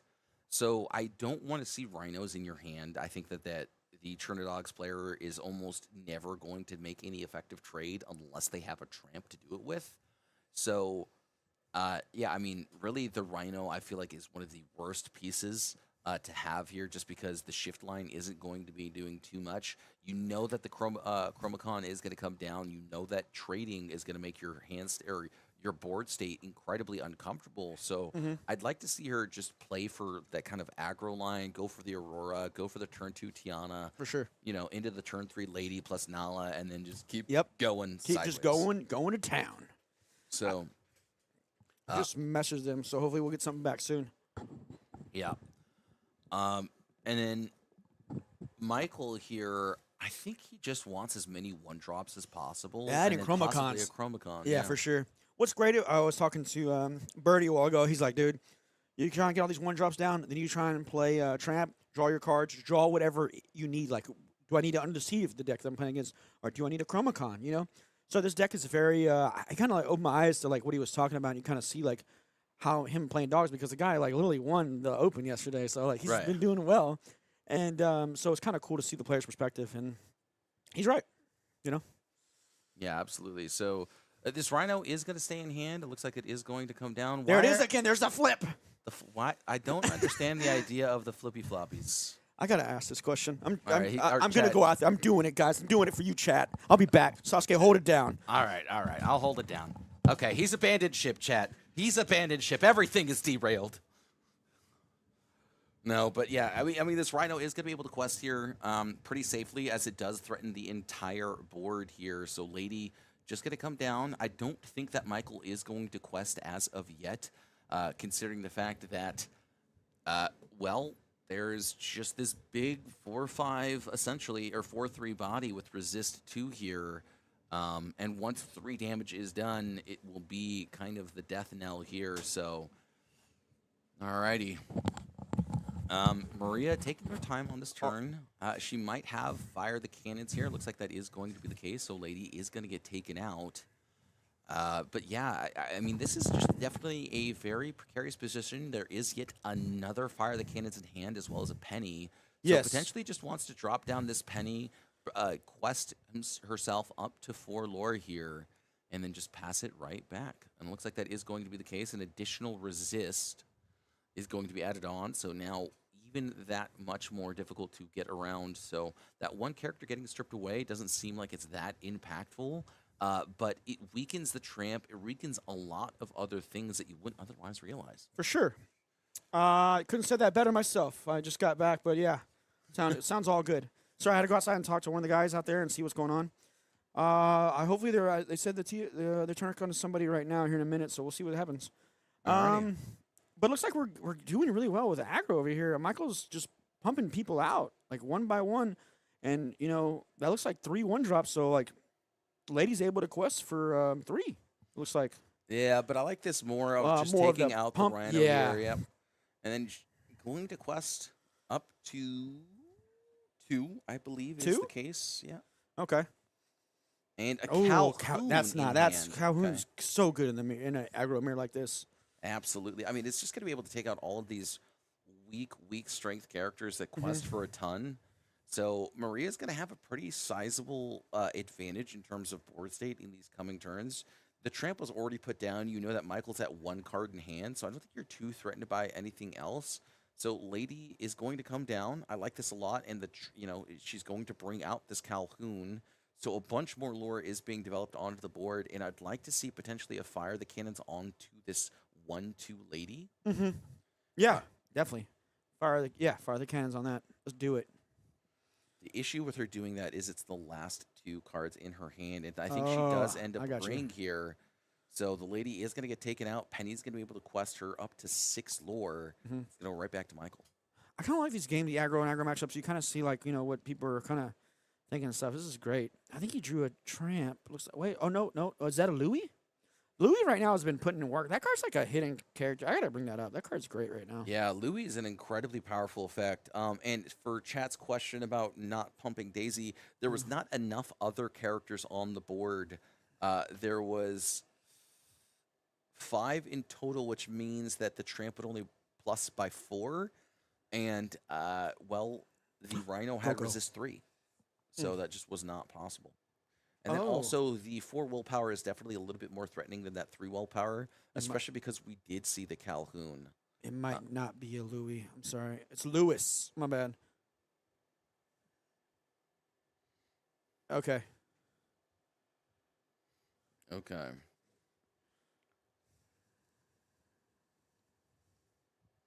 So Daisy gonna quest here. Here we go. True triggers. Oh, no. She's attacking. Nice. That's good. I Interesting. like that here because I like it because right now we're kind of getting the board presence. But the only problem is Calhoun can come back now, attack, get 2 lore. So, like, she's kind of like winning the lore match right now. So, I don't know if that's. Oh, I don't know. I don't That's a know good that question. I like that just because the Calhoun. Calhoun can finish him off. Yeah, that's what I'm thinking too. I'm like, scary. Yeah, and I think this is just one of those issues with the play draw disparity here. I think if Michael was on the play, he quests just Yeah. because he's that little bit much further ahead in terms of lore. Mm-hmm. But because he is behind here in terms of turns as well as lore, I think he felt the yeah, the he's trying to pressure catch to up, do yeah. so, to catch back up. But all this does is it puts his daisies in this range of the Calhoun. Calhoun's And then she's gonna be able to quest gain. for 4. You Yep. know, and that Calhoun's just going to clean up the daisies and kind of give him 2 more lore. So I mean, Michael's just trying to figure out a way to kind of slow her down a little bit, but he also gave her a little bit of acceleration by making the daisies have 1 damage on them. Yep. So this lady is going to come down here. No shift target available. But this isn't the end of the world. Just considering the fact that, well, he gets to bring back 2 1-drops. So looks like it's, or 2 1 and 2 drops. 1 and 2. Yeah, that's right. Yep. So the tramp and the daisy going to take out that other lady right there. And now the Calhoun, yes, is able to get rid of one of these 2 characters. But this Man, lore advantage is starting to dwindle here because Lady is going to be able to challenge right back into it on the following turn. And while she does have 10 lore, I mean, Michael's amassing a huge lore board. yeah, for sure. So And she's still gaining 2 lore right now. Like the Calhoun just coming in town. Now I think Calhoun did her job. Like came in, gained her 4 lore, and it's okay that she's gonna die to this lady right here. So I think you're absolutely right here. It's definitely a pretty difficult position to be in if you are Michael, because if you choose the Calhoun, the hook takes out the lady. So I think you just have to get rid of this Calhoun. It's going to continue to make things awkward for you. Just such a high amount of strength. And the fact that it's able to get that lore by banishing characters makes it even more threatening. But yeah, another lady going to hit the field here. Just that 1-drop 0/3 that when it gets 3 strength can quest for 3. Ursula just going to come down as a physical body for questing here. Finally, the Calhoun has been removed, but the damage has been done. yeah, for sure. Yeah, Calhoun did what she was supposed to do. Came in just that Doc is good. That's a good draw. It's gonna bring up one of my favorite cards up. I mean, that is such a devastating. Doc honestly might be the best 2-drop character in the game. Yeah, I can give you that probably. Yeah, Yeah, I just can't. either that or Ursula. One of the two. Ursula Deceiver. Yeah, I like Ursula too. With the decks I've played, Ursula's helped me out clutch. You know, so. But again, Doc is. You're right. I'll give it to you. Doc is solid, Yeah, I mean, Ursula's good. but not 2 Docs in your hand. It's not the best card ever. Then. You might actually be right, just because like if I have 2 Ursulas, I don't really care because I can just ink one. Yeah. But like I'll play out the first one before inking, just to see if I need a second one. How about they just they're tied? Did you go with Sure. that? Yeah. Cool. All right. All right, you win and I win. Yeah. We're the winners. Ooh, we got a Chromacon. Chromacon. Chromacon is not good here. I like Chromacon. Maria's just not going to quest, man, or a challenge, man. She's just going to quest a 17 here. No. Continue to develop her board. No, you don't say that. Oh, And look at this. That is, I mean, that is a heartbreaker. You know who got her there? Doc. Yeah, let's go ahead and quest it all out. Chromacon came you're right. Chromacon came a little late, and it's I was hoping she would attack, but she didn't. So yeah. Game 3. I mean, these games have been fast. I mean, this is just 2 aggro lineups just going against each other. So Yeah. it's really just who gets off to the races first. Yeah, for sure. Off the races first. Sometimes who goes first and kind of gets more stuff out. So, and dude, you have to do those smart trades too, man. Taking your guys out. I think that Calhoun put in a lot of work. Those 2 daisies they had to kill penny or whatever, but that put 1 damage on each of them, that just makes them great Calhoun targets, and that's not something you want to see. You know, you never want Yeah. your Calhoun swinging for once and taking out a Daisy. It's something you don't want. Yeah, I mean, I'm surprised that Michael was willing to sacrifice 4 lore for 2, Yeah. essentially. But I mean, that Calhoun would have been removing things anyway, so it's kind of like a darned if you do, darned if you don't situation. Yeah. So. Darn it! Gosh darn it! Yep. How's everybody doing today? Everybody out there doing good? Song of the Darned. Yeah, I'm Song gonna of the stop darn- maybe- myself. from Yeah, doing you gotta puns. stop, Sasuke. You gotta stop, man. You I were just- good. You were good, and you just brought it back. Chat is wrong. Lady was +3 by her own effect. The tramp was 4, 7. Yeah, okay. Yes, correct, Ian Thompson. That is exactly what I had alluded to. Okay. Where I want to know where some people are from. Chat. I want to know where y'all are from. Where y'all watching from? Or anybody in I'm different? watching from right next to you. I know, but I'm asking the chat. I'm What in the states chat. are they from? Or is anybody from I'm in a state Istanbul or of anything? denial. Huh? I said I'm in a state of denial. Sasuke, you just give me a minute, right quick. Watching from Houston, Texas. Hey, Woo-hoo! let's go Yeah. Germany, Germany, baby. nice. I love it. I love Yo, it. that's sick, Love it, man. Germany. That's so cool. That is awesome. Hey, we got some UK. UK. Let's Okay. go, Montreal. What? Yeah, you got okay. Yes. Cool, man. I Dude, thought we were that's gonna so get, cool, Yeah, no, man. I thought we were gonna get like maybe like somebody from South Texas. Yeah, South That's right. Texas representing. today, Montreal, dude. Quebec. Okay, okay. Alberta, Canada. Indiana. You guys are wow. This is great. Dude, that's so crazy, man. All over the the, world, Bahamas man. dealing with a tropical storm. Oh, I hope you're safe, Ian. Those storms can get bad, man. I hope you're all right. You got good internet. I'll tell you that right now. That's one thing you got. Looks like you got Hey, good you internet. know, I mean, silver lining is Yeah. good internet, or maybe it's horrible internet. We don't know. Oh, okay, the Bahamas. NASA. Oh, yeah. that's so cool, man. NASA. You know, NASA's like the home of the original actual pirates, right? Oh, really? Yeah, it's really cool. There's a lot of Oh. really cool history about NASA. That is really cool. All right, so turn 1 hook as a response to this turn 1 lady. Definitely don't want to see that here. I mean, there is a Merryweather, but the Merryweather isn't going to get rid of the hook on the crackback, so it makes sense here that he just doesn't want to use it yet. Oh, okay. Good, Ian. Glad you're good. And then this Ursula here, gonna come Ooh, down. let's see if we Doesn't get a look strength. like there's any strength, but there is a fire the cannons. Is he gonna take it or not? That's gotta be the ongoing joke. Yeah. Antarctica. Nice. I If don't s- believe you, pet, Sane. pet a penguin for me, okay? Yeah, that's kind of bad that we weren't able to get a song there. I was hoping we get a strength, you know? Yeah, I mean, you know what we did find though? 2 We- Calhouns. That is scary. That And then is we also got a terrifying. hook out. So I mean, this guy, we got some guys that can get out there and put some damage down and start. Oh, there it is. There she is. Yep. And she's like, I'm just gonna go ahead and quest with this. I mean, I tend to agree with this a lot Yeah. here, right? Because if you want to challenge into this hook, that Calhoun's going to eat it right up here. Yeah.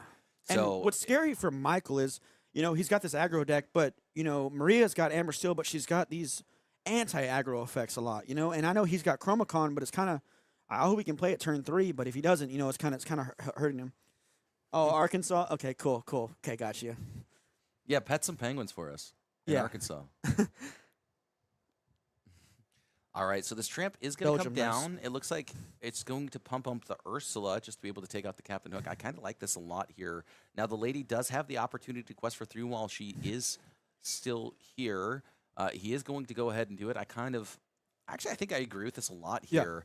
You're not going to be able to get rid of both of them, so just may as well use both actions For while sure. it's available here. The tramp really not going to be able to get too much in the ways of value any further. And depending on what Michael has in his hand, he does have a shift target available through that 5-cost lady Yeah. that shifts for 3. And then you can just get whatever the Calhoun removed right back. So, I mean, his board's really wide. There it is. There's There's only the gonna be fire of the one cannons. action Yeah. that she's going to be able to do here. I think if you're Maria, I don't think this is like panic form yet. Uh-huh. I think Michael has the board state right now, but these 2 Calhouns Hoons are just is putting in going work. to put in work. Yes, and that's just detrimental. Belgium, I see you're from Nico from Belgium. I love y'all's waffles. Sorry. Back to the game. Let me see what else we got. This is how we get derailed. Oh, sorry. I like waffles.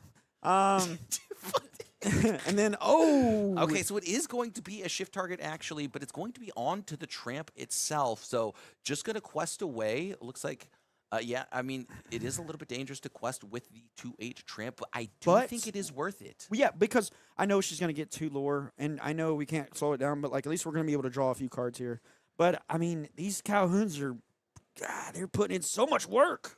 Yeah, I mean, it's gonna slingshot her all the way up to 7 lore here. Yeah. Michael is at 6, if I'm not mistaken. And she still has a full grip, full hand. Look at her hand. She's got like 4 or 5 cards in there. Yeah, I mean, she's doing, like, the Calhouns are putting in work. They're just doing all the work here. yeah, I mean, that Fire the Cannons being able to get rid of that Cursed Merfolk hurt a lot more for Michael than initially it looked. Right, I mean, it was just removing 1 2-lore threat, but it also means that Maria gets to keep an extra card in her hand, right? Yeah. So while these Calhouns would have been able to remove that Cursed Merfolk, right, this Cursed Merfolk would have been able to quest for 2, potentially 4 even. Yeah. And it just, I mean, this is just such a snowball off of these Calhouns. Yeah, but I agree with you. Like you said, getting rid of you don't want to lose any cards right now in this matchup, especially like because you're going to start dropping stuff a lot, and the Calhouns are just like, I'm going to say it again. I'll say it once. Put in work.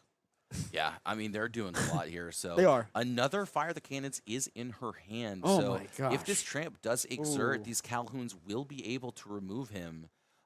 Resist 2 just means that the tramp can't attack into that other Calhoun right there. And I mean, Maria's navigating these turns expertly. Yeah. If I was her, I'd probably go, I'd do the penny, and I'd be like, I'm going to put it on Calhoun, and then I'd move the dice, and then whenever Calhoun he attacked, I'd say it's on, that resist is on there. Oh, okay, yeah, that's That way, legal, so I think. I'm like, and he's like, what? And I'm like, gotcha, you know? Just shuffle them around. Yeah, shuffle around, yeah. Which Calhoun has the resist? You'll never know. Yeah. Looks like Michael's got a little bit of hand now, but the only problem is we need board presence when we're playing the deck like this. We need board presence, and I hope he's able to get some more of that. Looks like he's got it Under the Sea in the hand. Absolutely, yeah. And And the 7 a drop. Tramp. Yep, the 7 Yes. cost tramp. So it's very unfortunate to have drawn all of your big or high-costed characters in a situation like this because, yes, the tramp is good, but not in the situation where you literally cannot cast it. Yeah. So nothing for him to be able to filter as of yet. He's just going to continue to utilize the draw engine off It of this hinders tramp. you. But Oh my the longer these turns go, the more and more scared I Oh. get for Michael. I mean, she's going to quest 6 here. Yeah. Represents Lorthal on board, 9 or 8 lore in total. So these characters do have to be interacted with For right sure. now. Yeah. And I mean, you could just Rhino the next turn. You could Rhino attack. You could attack one of the guys into him, and then Rhino can attack the tramp there, and then one of the Calhouns can finish him off. Yep, so he's You going have to be some able to good draw plays 2 here. cards here. And you're gonna have to attack this turn, like you said. There's lethals next turn. Yeah, Lorthal on board. The issue, right, is like, okay, do you attack into the lady? You have right? to. Because it's a 2/2, and you have your tramp. Yeah, you have But to. the attack. issue is that now the Calhouns get rid of the tramp. Yeah. Ooh. Yeah, you have it's to. an You incredibly have tough to. situation. You have to. You have to attack, but she's gonna kind of get that. Kill the Okay. penny. Okay. All right, I like the penny line, actually. That makes sense. Because now the Rhino can attack in, and then the Calhoun can finish it off because it has that 1 extra strength, which is that very important difference here. I wonder if so we want to lose that much lore though, or do we just want to go 4, 2, you lose 4? 2 lore for it. Yeah, 2, 4. Are we gonna gain any more? Yeah, you lose 2 lore off the Rhino, but you do get rid of the draw engine, and I mean, it just makes things incredibly uncomfortable here. Well, For Rhino's got resist too, doesn't he? Maria. Rhino does have resist too, So he he'll wouldn't take just any. get- Yeah, he wouldn't take any. He just exactly. bounce, and then we got 4 damage on there, So and then we penny. finish it off. Yeah. Oh. Given that one resists 1. Okay. She's gonna attack it. Okay. Put 1 damage on it. Now, this is my issue with this And then line she's- here is because now you have to see. Now she realizes, oh, I'm 1 damage short. Yeah. So it looks like a Fire the Cannons is going to come out instead. Oh. This is a fine solution here. Yeah. As now this Tramp is dealt with. She's And going there's all the way up to Sue. 15. Going to be able to quest up an additional 4 here, bring herself to 19. Wow. And while on the Crazy. draw, I mean, this fire the cannons Yeah, on fire that the cannons cursed have been- merfolk. Okay, words are hard. On this cursed merfolk has been absolutely game changing here. So Under the Sea just going to be revealed and just show that, hey, you know what, you got me here. The Under the Sea really, really hurting him there in the end. Yeah, that was a good matchup though. I like seeing the aggro on aggro matchup and see what's going on there and what other stuff is going on. So, let me see what our other game looks like. It's over already. Yep. I'm gonna come Let back. chat see your beautiful face. Yeah, I'm gonna bring up us and then we'll go to the chats and we'll talk to you guys a little bit, see how you guys are doing. Let's bring it back over. And let's see what's going on. And I think somebody responded. Let me see, Belgium. We got waffle, beer, Waffles, beer, fries, chocolate. Pick your poison. Yeah. We know. That's actually really good poison. I would eat yeah, all I of thought that fries poison. were from France though. I don't know. And then the chocolate. Yeah. Okay. No, You know, the French fries actually have like little handlebar mustaches attached. to them. nice. I know they call them chips, don't they? That's in Great Britain, I think. Yeah. UK. They're like, Yeah, they call get 'em some, get chips some 'cause fish it's and like a- chips. I think that's really cool. It's because they consider it like a chip. Yeah. Like a chip, like you chipping it. You know, I don't know. I Yeah, don't know. speaking of Britain, I know.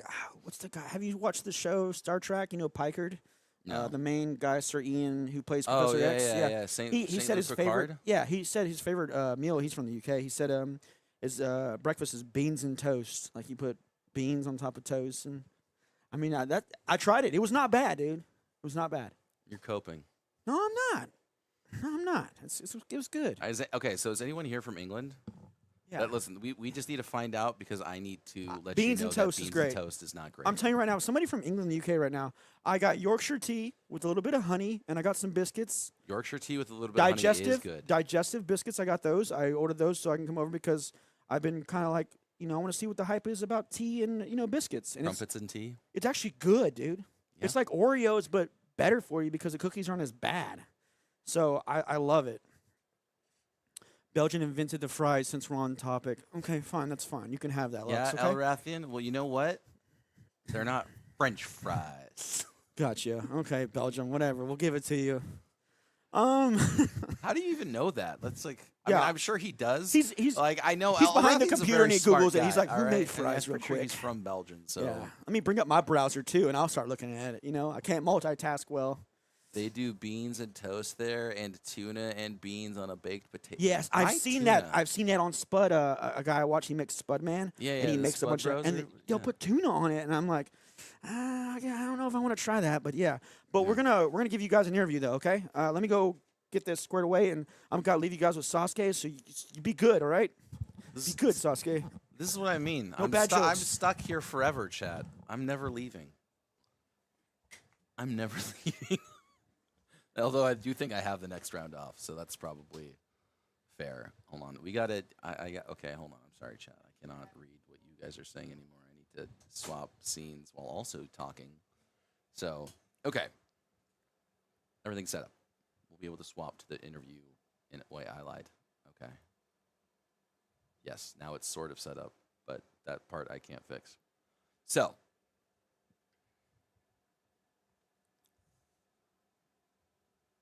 Max Goof. I'm out of packs, man. I don't know what to talk about right now, okay? The game was good. It was really just 2 aggro matchups just going really head-to-head. I'm glad that I got to go to a game of 3. And then also what was amazing to see there was even in the aggro matchup, the player on the draw still has the opportunity to win. And it really was set up just based off the fact of that fire the cannons onto that cursed merfolk. Really snowballed the game from there. And it looks like the people are ready for the interview scene. So I'm going to send it off to them here shortly. But yeah, I mean, honestly, favorite match of the week, or of the weekend here, I think might have been yesterday. The Chromadogs list versus, I want to say it was Blurple. My brain's melting. There's been too much. But anyways, we're going to send it off to the interview here. We're going to get to a chance to speak to the winner of that last series. So now she is 5-0, and here we go. They're Galveston water eyes, though. Yeah. All right, again, I'm here with, I'm sorry, say your name again. Maria, and we saw you playing Amber Steel a while ago. You're playing against Chromacon dogs. We saw in those Calhouns are putting in work. What made you want to play Amber Steel today, and why'd you play it? Well, I've been loving it from the beginning. Ariel's my favorite character. The three drop? Oh, Yep, oh, yeah, three drop, yeah. Yep, the singer. Yeah. And I've been trying to bounce in to play other things, but I always come back to Amber Steel. Just an Amber Steel lover, like from day one. Okay, you guys heard it. She's Amber Steel. If you see her, she's gonna be playing Amber Steel. What cards have been helping you out through the day mostly and stuff like that? What matchups do you kind of want to see later on? Oh man, everything that had 2 lore in it. So if I was getting my daisies out, my pennies out, Yeah. my ladies out, and then when they were questing if I could get those Calhouns to put in the work, Yeah. just rack, fast. I feel like you have a good package for, like you were playing against dogs. You have a good package. You got some fire the cannons in there. You got some strengths in there. How many fire the cannons you playing, and how many strengths? What do you got? Like a mix of 4 and 3, 4. 4 and 4. Yeah. Okay, just in case, did you kind of like put those in there because you figure you might hit a few mirrors and that'll probably help you out in those? Yes, definitely. I needed something that was powerful because a lot of my things are 1 strength. For sure, yeah. And I don't like doing 2 of this, 3 of this. I'm Yeah. 4. 4. Oh, so you're just a 4 all the I'm time. 4 all the time. Gotcha. You So- don't throw in like a 1 spice of a 1 of anything? No. I'm over 60 kind of card player. Got you. I'm crazy. Okay. Nothing wrong with that. We like that a little bit. I feel like when we were watching some of your games, I feel like I said, Calhoun was putting in so much work. Like how good has that card been for you today? And we saw on the stream like it was taking out daisies and just like gaining a lot of lore. And then we also saw you top deck that dog. How was that? Oh, I love top decking. Yeah, doesn't everyone? Love It's it. great. Yeah. I love it, especially when I have enough ink and I get to have more cards. But Yeah. Calhoun, no, she's a beast. I love her because she can't be taken away from those under the seas. For sure, yeah. A lot of things with the Yeah. strength. Yeah, she's great. And what's your record currently right now? Currently, I'm 5-0. That's really good. Running hot today. Yes, Amber Steele's luckily. putting in work. Lucky. Is there? Are you part of a team or anything? Yeah, 12th floor. 12th floor. Okay. Yeah, okay. We're from College Station. Yeah. We're all Aggies, gig 'em. Yeah. Okay. Get him. Okay. Aggies. Okay. Cool. Is there any other shout outs you want to do before we go or Oh, anything? yeah, the whole crew that's here. Emily, Gavin, Parker, Chelsea, Adam, everyone else at the LGS, at Clockwork. And then we got to, of course, thank Drift for this 12th floor merch. Great sponsor. Well, you guys heard it. Amber Steele is dominating right now, 5-0. All right. I hope you can join your next round. Good luck in your next round. Yes, Okay. All right. thank Back to you you. guys. We'll see what we can do. You did great. Great. Right.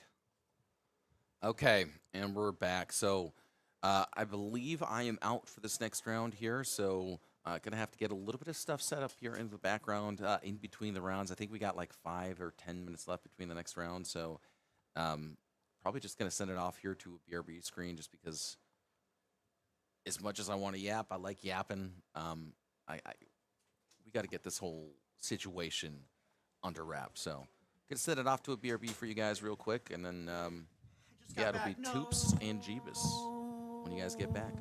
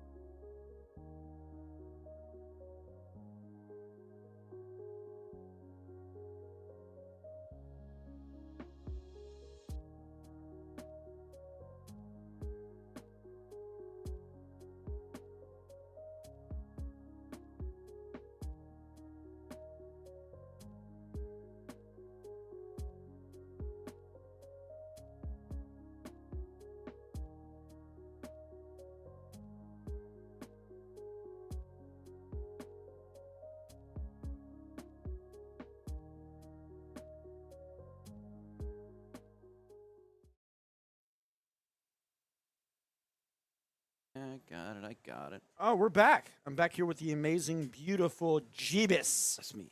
Jeebus. That's right. That is you. Man, today has been good. This is kind of like the last round right now before we go into top 8. I like, and I'm kind of excited to see, this is that round that matters to a lot of people. This is that round we call it the bubble because it could burst at any moment, and guess what happens? You don't get top 8. Yeah, we should be seeing a match that matters. Yeah. Whomever wins likely to make the cut. Or at the very least, they're battling for a chance to make the cut. For sure. I didn't really look at the standings. Yeah. You never really know sometimes. It's always better just to battle and win, and then whatever happens, happens. Because that's just what was going to happen anyway. Yeah. So, I believe, look at the players here, they are about ready to go here, so I'm going to go ahead and cut over to them. Cool. We got like, Woody okay. and Cred. Okay. All right, so we're looking at our Blue Steel. Blue Steel again, Sapphire Steel. And we got Blurple. And the deck list, I know, is very mid-range, sort of late-game heavy. Gets to, sort of that 7 ink threshold. Then we start dropping Vincenzo's Hades, and Hades. and all that good stuff. Yeah. We leverage things like Namari. Namari's great. We're able to sort of peel through the deck with the draw discard characters like Mulan, and then you kind of get to the late game and you start dropping bombs, and then you quest out. I mean, it's kind of how every deck that's playing Sapphire really plays out these days. Is you get to 7 and you just start dropping haymakers. Hades is a big one. Yeah, for sure. We got to sell on the same side. Let's see if he was going to sell into. He's going to sell into. Let's see what we got going on here. Yeah, Sale really sort of powers these decks. For sure. If you miss it, it's pretty rough. But another Mulan coming down. Fine, Mulan. I would think that you're willing to just quest here Ooh. because I don't think you care about trading with Basil. I think Basil's just a better card. At least once it's already on the field. Yeah, but we can see it's not turn 5. He's not going to play what's her name, Elsa. So Yeah, I think a good quest. plenty safe, This is a get good 'em healthy in. quest. I Good old- think it's going to be an elephant. Oh, That makes sense. I mean, that is the line that is very powerful against Steel. 3/7, massive character. huge butt. Like, dang. And you can't really give it free damage because it just moves it back over to you. Yeah, and we can move some 1 damages over and get rid of these Mulans and just take them out. So Which is problematic. We're going to do Scrooge likely into a Namari, and that's going to give us a pretty big board with a lot of bodies. And it looks like we've got the draw 3 in hand. Even better, you can make your opponent discard and draw 3 as well. A really good follow-up to something like, Second Star. oh, Discard scary. their hand, draw them back to 3. Oh, because I can discard my hand and I drop to 3, but I lose 2 cards, right? Oh no. It's pretty good. Yeah, And pretty good. it is a good last card in hand as well. We'll see if that's what they end up going with. Namari does draw discard. If another more valuable card pops up, they may end up going with that line instead. Faux show. See what we got going on here. Visions out of the Blurple here.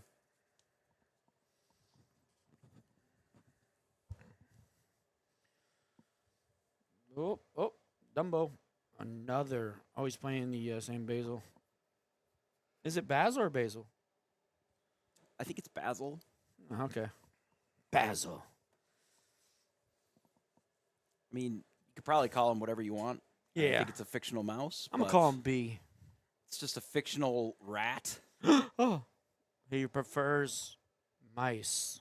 Okay. The Kita gets sent to the Inkwell. Now, that was one that is sort of a late addition yesterday to this deck. I talked to him about it a little bit. And it's been okay. It's nice that it has ward, like for certain matchups. It doesn't get sent to the Inkwell sent to the bottom of the deck with Under the Sea because of that ward. And it can give you sort of pseudo card advantage just putting extra cards into the Inkwell directly. and give you more of that filtering that you're getting out of things like Namari. So Namari is currently a 4/5. Mari is gonna start getting big. She's so good like late game. You can like manipulate your draws and stuff. It's great. Like next turn, it's going to get even larger Yeah. because we're looking to probably, I would say, discard everybody's hand and draw 3, but I could definitely see not hitting your opponent's hand, though we do know that if they're running out Bell, their hand is probably pretty good outside of that. We have a Pluto. That's gonna lock in some stuff there. Yeah. Let's go, Pluto. It's crazy though that Basil can. Oh, he did do it. So he did do both Whoa, players. 2 Hades, So man. you know generally if they're down to just a few cards in hand that what they have left is going to be pretty good. Yeah, At straight least from the gas, start yeah. of the game. It's just going to be a lot of gasoline, especially if they've visioned a few times. Yeah, So recognizing that, it's just one card that you're gaining them. that was but definitely a good play. Yeah. I think that's pretty good in this spot. Pick up another 3 cards. You know, it's not a card that has seen a ton of play. It was one that people were really excited about when it first got spoiled, but it never really found a good home. Yeah. Especially when it was overshadowed by Whole New World, right? Yeah. And now that that's gone, it is still, you know, a similar effect to Doc. Yeah. Just a little bit more expensive, but in a deck like this, it definitely feels pretty good.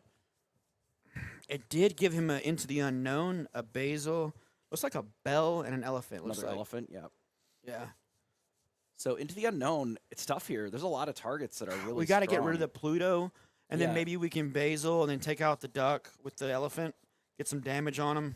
We could get rid of Namari and just take out the Pluto with the elephant. You know, quest with Basil. Give the elephant the additional additional strength, and then just smack it for 5. Mm-hmm. We could. Oh, he's gonna go there, Okay. and then what's he gonna do next? Oh my gosh!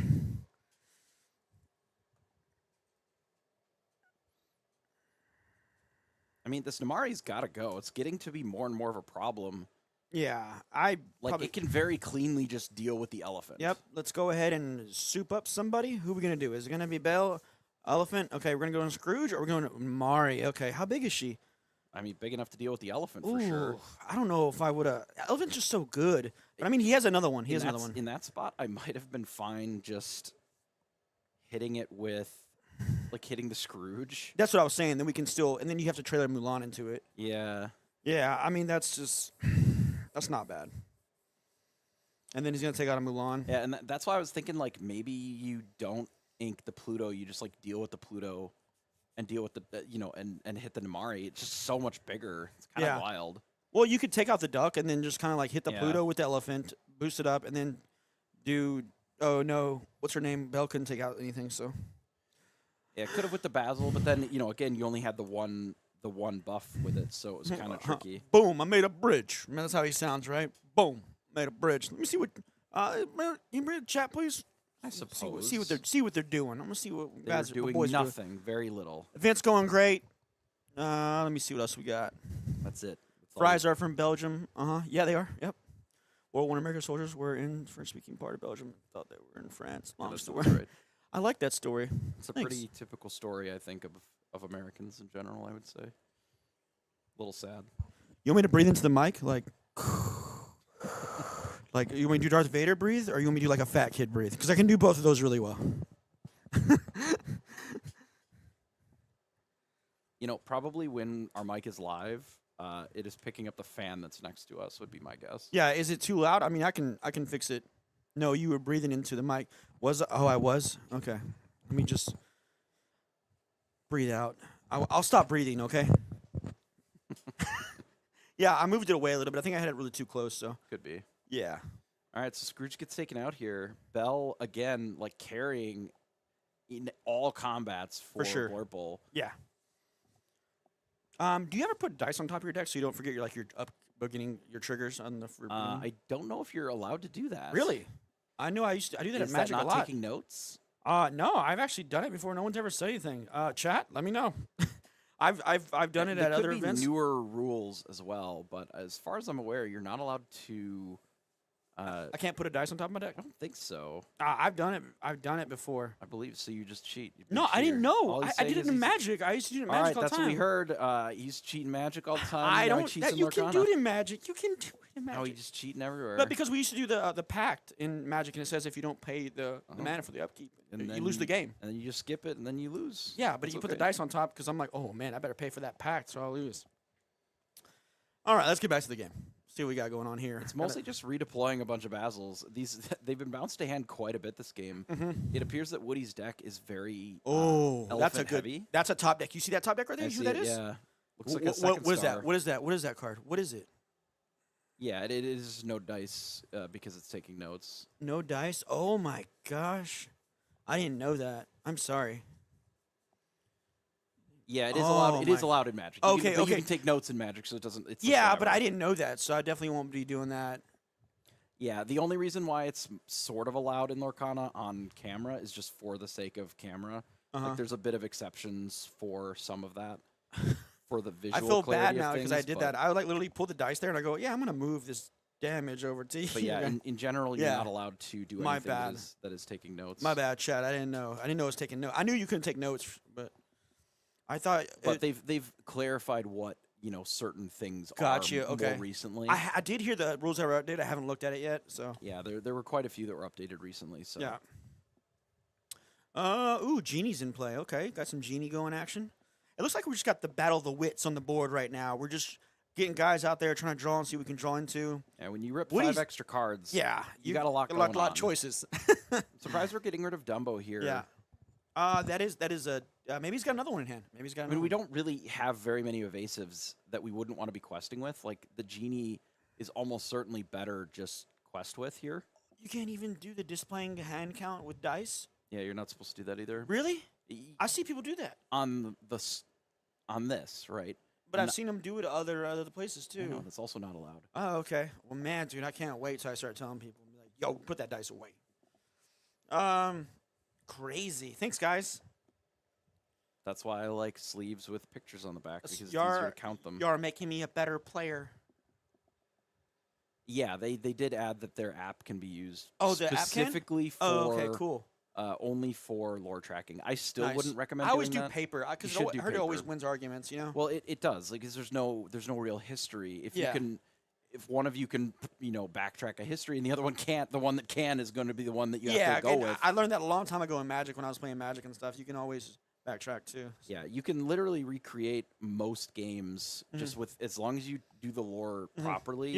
Yeah. You can recreate most of the For sure. how you got there, right? Yeah. And as long as you can do that, then if there's disputes, it's fixable, right? Yeah.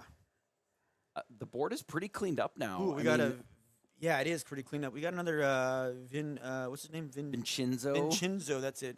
Vincenzo. Looks like you got another one in hand. Looks like a duck in hand. Looks Still like, a big Oh. handful of cards for look at Flurple, this. but it has been pretty cleared up, and we're on the quest.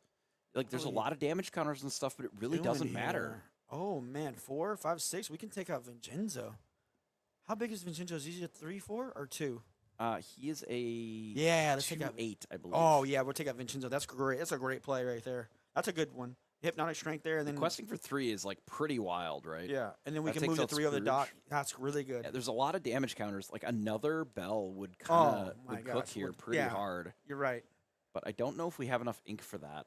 We got a little shirtless boy coming out though. At least not this turn. Yeah, Tipo, little chubby belly boy My here. little Tipo. Tipo, one of my favorite cards since it was printed. Not a lot of people's favorite card. You have to be a Dirtle enjoyer for that card, really. Ooh, Tink.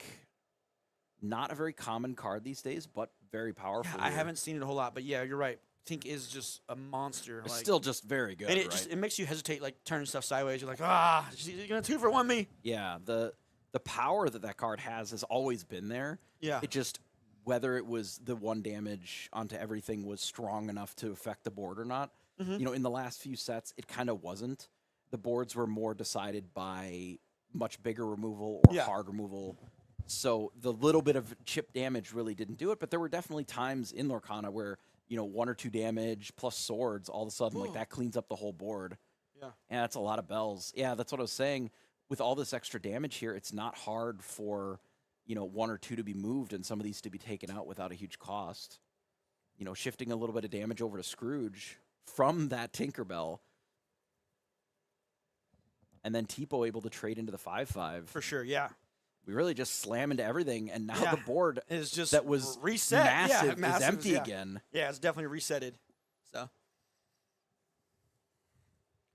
And this is sort of how these, again, it's just 7-drop into 7-drop into 7-drop. Huge haymaker there, huge haymaker there. ooh. Oh, this one's got to go. This one's got to go. Oh, there's now. Ben. Here's Ben. Ben is been coming around After yesterday, when we did the interview, where they were talking about okay, we looked at all the cards, and if you want to be able to beat Tiana consistently, you got a Ben. Ben can do it, right? Ben can, yeah, you're right. Because it just 4 support is a lot. Yeah, I don't think he can give any support. By the way, look at his limbs. He doesn't look like he can support a whole lot. He's a robot. He kind of just Yeah. jumps on your back, Yeah, and kind of just like Ratchet and Clank style. what if you just hit them with Ben, Yeah. physically Yeah, use he Ben to hit them? Yeah, that sounds perfect. That sounds right. perfect. That would work. Yeah, I think yeah. that would be at least +2. Isn't he from Treasure Planet? He is from Treasure Planet. That was very underrated. I love that movie. What a good movie. Great movie. Like an actual cult classic, I think, at this point. Yeah, it's almost like Titan AE. Yeah. Also a good one. Yeah, classic. But it's just not something that people think about, and then you Yeah, watch it, you're like, yeah, you're right. this When you think slapped. of Disney, when you think of Disney, you don't think of those No. So- Atlantis, even. you Oh, know, Atlantis, yeah. Where they're Didn't get- they are great movies. They're even in Lorcana, and they're just not they don't have 10 sequels, so you don't think about them as much. Yeah, I mean everybody talks about Frozen and everything else, Yeah, that's what the nuke at the Zoomers, Ooh, he just drew a Hades. Ooh, Oh, he's gonna go both in there and just take out Vincenzo. I wonder. Yeah, maybe the Emerald Sapphire decks will start getting Ben added in, and they'll just call them Ben to my will decks. Oh yeah. But yeah, just Ben. Yeah, Ben to my will. Ben to my will. Yeah. Support your Tipo +4. Just hit something for 5. Yeah. Some people were saying they were boosting up their Tipos and stuff. It was pretty crazy. It's good. Oh man, Again, +4 is a lot. Support as a mechanic, is good now. it It wasn't as great, but it was before. always good. It just the idea of challenging characters was bad before, Yeah, now we have to. and now you have to. Now like, we have nothing. We got everything- strength, and that's about it. if I think about Lorcana as a game that was designed, this is how they wanted it to be for the most part. Is they want you to have to challenge your characters into their Yeah. characters. They want questing, so exerting your characters to Mm-hmm. be to allow that interaction. right for that you want interaction. you want the game to go a little bit. You want it to be a little bit. You Right. have to think about it. Support That's is a good mechanic. Yeah. Like the words on it are very powerful. It's just in the past we didn't need our guys to be big. For sure. Support didn't do anything. yeah. I didn't. When I saw that, I'm like, oh, it's got support. That card sucks. You're like, this card's terrible. But Yeah. now you look at Basil as the 1-drop. and Yeah, you're and like, he's- wow, this thing is just like bullies games. Yeah, and everyone. I was talking to somebody earlier, and I've run through a lot of names today. I'm doing a deck technique. I'm like, you're playing 4 Basil. He's like, that's the best card in my deck right now. It is. Like, It allows. It's just break points, right? Yeah. Anytime that you're trying to line up your cards with their Sure. cards, and that's what Ben was. That's exactly why they have Ben. Yeah. Because the break point of 3 + 4 7 that Yep. takes out Tiana straight up. For sure. Right. And No, I couldn't agree more. it's trying to figure out how to meet those different breakpoint thresholds. And that's very healthy for a card game. I was Yeah. mad. I was mad about how we didn't have a lot of removal, but now that talking to you right now, I realize this is very healthy for the it's game. different kinds of removal. Yeah, you're there right, is there are certain dials that can be adjusted a little bit for more removal. We could have a sweeper that isn't be prepared. Yeah. We have one that's not just a universal clean up everything. We have Under the Sea. It Yeah. sort of cleans up everything. Kinda, If yeah. you jump through a bunch of hoops, right? Yeah, true. But then somebody plays a card like Lumiere, and all of a sudden you're like, well, now this card really doesn't work on Yeah. its own. You can have really conditional board wipes like that, and they're fine for the game too, because then we still have this sort of character combat. We have to get in, we have to quest, we have Yeah, to we challenge. have to question. That's how we win. Yeah, got you. Like, I want the Ruby cards that care if you challenge to be playable. Yeah. Like, I want those sure. cards. They've been trying, I think. They're like, they add some flavor to it. They're like, what if you gained a lore? What if you drew a card? Yeah. but they've never been good enough, I think, consistently enough because you never had to force it. They could just not quest, Yeah. and then it's whatever, right? I don't know if we saw who won the dice roll. We didn't that see it. We game. didn't switch over in time. Yeah. As soon as by the time that we got in, they were playing the first ink for the turn. So I'm going to guess that it was a Sapphire player. You're welcome. They did bend your will. You see that? I know. That's why I said it. Oh, did you? I sorry. I was reading a card just now because Sasuke left all these cards here. Yeah. Every time that I make a joke, it's because I'm stealing it from chat. Got you. Okay, I knew you couldn't come up You with your think own. that I can come up with this stuff no, on my I knew own? you're not funny, but I'm like, I thought All I do you're from is Minnesota. You're not I funny. grab whatever chat is thinking because there's no such thing as an original thought, right? There's too many people out there to have your own original thoughts. I have my own original thoughts. And then I just steal their ideas and then make it sound like it's mine, and then yeah, I and then seem you like get a the glory. genius. You get the glory. Yeah, Boom, free glory. free glory. Like it. Both players have good ramp on 2. I'll ask him after the round. If he wins, then we'll get him on camera and we'll ask him, see if he made any changes for today. Yeah, we'll get him on there and be like, "Yeah, what's up, man?" I mean, I'm sure that win or lose, that he would go up there.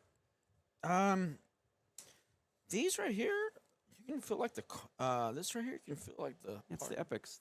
It has the Yeah, texture. yeah, That's it's- what's really cool about the epics is that they're uncommons that have that texture treatment. That is pretty cool, Right? I admit it. That's pretty cool. Like it takes the uncommons to like another level. Yeah, Because I really quite like the texture treatment on the cards. I do. It's kind of cool. It's kind of cute. I actually have a Mickey Mouse, the new Mickey Mouse, with a misprint texture on it. Nice. It's That's a foil, and the texture is like off center. That's pretty cool. Kind of nice. I don't know. That's pretty cool. You know, I like weird misprints every now and then. I mean, a Yeah. pretty typical run out for these two players. I think it's just skip turn 2, Care Bear stare. turn to whatever 4 drops. we Yeah, got. turn and 4 drop. Yeah, 4 here we drop go. to quest for 2, right? And is evasive draw card better than +3?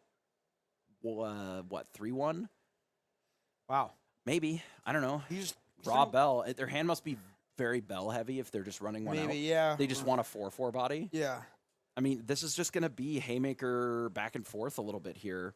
Well, Scrooge McDuck has been making like a lot of like play today too. Well, the reason that Scrooge is so good, right? It is the biggest thing that you can do for the least amount of ink. yeah, 4 for 5/5. You're It's right. 4 for a 5/5. And it's got two most quests, of too. the decks. Most of the decks are running Sapphire now. I Yeah. mean, on average, you're playing Sapphire or you're probably playing an aggro deck, Yeah. right? So if you want to be playing one of the Sapphire cards, which is either like Tipo or Sail on 2, which is pretty typical, then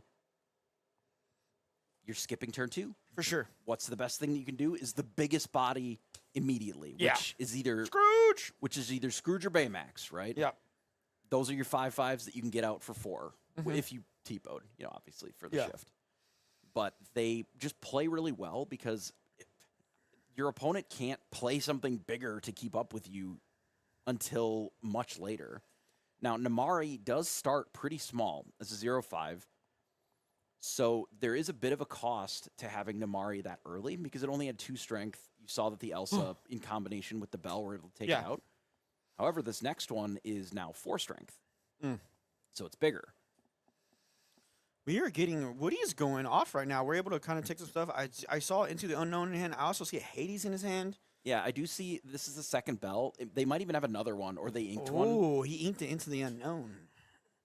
I don't know. I think it's just that they don't have many other inkables. Yeah. So you Oh, we got.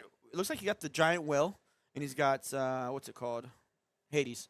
Hades, so- yeah. So that makes sense. I If I think got- Monster was better than Yeah. Into the Unknown here. If and I then Hades. If I play a Hades right now, what do you think I'm gonna like get rid of? Hades, Hades? probably. Yeah. Yeah. I mean that's the classic, right? Yeah, Hades into Hades. Yeah. I mean, honestly, Namari it's gets, weird. like, Getting rid of Namari isn't bad because Yeah, Namari because- is going to kill whatever it hits now forever. Yeah, and she's also giving you card advantage. She's like letting him get rid of the bad stuff and just kind of draw gas. Yeah. So- The filtering is very, very powerful. Somebody goes, "You're from Minnesota. You're not funny." Thank you. Yeah, it's right, Lux. You're right. yeah, Ferrante. Oh man. That's all right. He understands. We're gonna see some Hades on Hades action. Here we go. Boom! Oh, Hades, your Hades. Give you some ink, and we'll get back to you. And then I'm gonna play my Hades next turn. Hades, your Hades. You know, maybe. one of the cards that I feel like is just not seeing enough play in these formats, and Oh, probably what is it? should. You're gonna tell us. It's just Aurora, the set 1 5-drop Aurora. Aurora. Yeah, it's because it's from set 1. We're past. Well, it those. got reprinted. Yeah, I know. So this Oh, card the got ward. reprinted in set Yeah. 9. I did play against somebody that played this in the PPG, and I was like, "Come on, man!" It makes your deck pretty bad. And I was like, "Come on!" I'm playing purple, and I'm just like, all your "God." cards suck. Like you don't Yeah. want to Hades that. Like, And I'm that's like, terrible. "Well, I guess I Hades it. Yeah, and he's like, "I won my last game because I had 2 of these out in the field." And I'm Yeah, like, I don't know. "What?" I literally have no idea like, how whatever, purple plays dude. any other cards if you have 2 of those in Yeah, play. I'm just like, I spent so much time trying to get rid of Aurora. I was busy. They got 2 of those, and you're just like, oh, 6, so none of my cards have text. Yeah, I'm just gonna. I just Great. start picking up my cards slowly. I'm like, Yeah, yeah, you're it's like, gonna- oh, both teams fought really hard. This yeah, is great. yeah. We tried. And now we've ended up in, the turn like 10 or 12, Mm-hmm. where basically the board is more or less clear. Yeah, This is where we'll see how powerful this Kita can actually be, because they can't remove it. We are going to be able to use its effect at least once if we want. Oh, second star. Oh, he's got visions. Second star. I mean, he's getting the Hades. He's grabbing Hades. Wait, probably- he takes it back. like Hades is what you're looking my for gosh, off Hades! the second star. Yeah, just in Right. case we get a big threat, And he's gonna start looking at the top and seeing what he can ink and what he can From- play. from Oh, he's gonna play it. Yeah. You I get think rid of the that's Lilo? okay. You're just What? trying to get it on the board. But what about the? We're at 12. Oh, look at top deck another Hades into his Hades. Man, this is Hades on Hades action. Because we're at 12, Kita has ward, so they can't actually That's hit right. Kita. Okay, you're right. Kita does have ward. Yeah. So that's one of the reasons that the Kita's in the deck, too, is because it is and a he card. played another Mulan. This guy is going off. It's a card that they can't interact with. Yeah. Right? The same way that Aurora is good, right? Yeah. If you have it set up, like they're just kind of struggling to do stuff to your board. Yeah. But Oh. I really do feel like there was a reason that some of the players, a couple of events ago, like when we were at CCS, Yeah. they were talking about how they had shaved one of the second stars for dig a little deeper. Yeah, dig a little bit. Yeah, I saw that. Because was kinda fun. yeah, 5 cards is great, but if 3 of them do nothing, it doesn't matter. Yeah. If I can just pick a Hades and another Hades, I don't need the other 3 Yeah, cards. yeah, I can, right? Like, and that's why they're saying like it's more easier for me to sing that, and I can also kind of grab 2 cards that I actually yeah, really need. it's just like, okay, I picked So- 2 Hades, like that's what I wanted anyway. Yeah. The rest of the stuff, it doesn't matter. I'm like, you're not playing second star. He's like, no, I don't play that card anymore. I'm like, okay. I get it. Second star is awesome. It's a great card. You draw, It is, draw it is, 5, it like is. so good. But like, there's a world where it's just as good to have No, the other stuff. So. Yeah, I agree. In different scenarios, it's different good. It just depends on what you like. I like drawing cards. I'm a card drawer, so I like to draw 5 cards. So I kind of like second star a lot. But I could also see the dig a little deeper. I could see the why they like that card.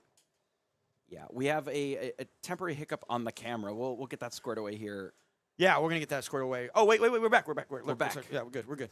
Wait, Nope, it looks we're like not the main camera is the main okay. camera. It's okay. We'll just watch how the game goes from the appearance of the players in the side view here. Yeah, we're gonna. I'm gonna it see. looks like they still have cards and they still Yeah, let me are playing the game. get somebody on it. I'm gonna go work on something. I Yep. wonder if they know. Just use your headset. I'll mute you. But just- I'm using my headset. okay. Just All right. Hello, Barracuda Sparrow. Barracuda Sparrow. We got a camera freeze. Barracuda Sparrow. We'll have them refresh it on their end.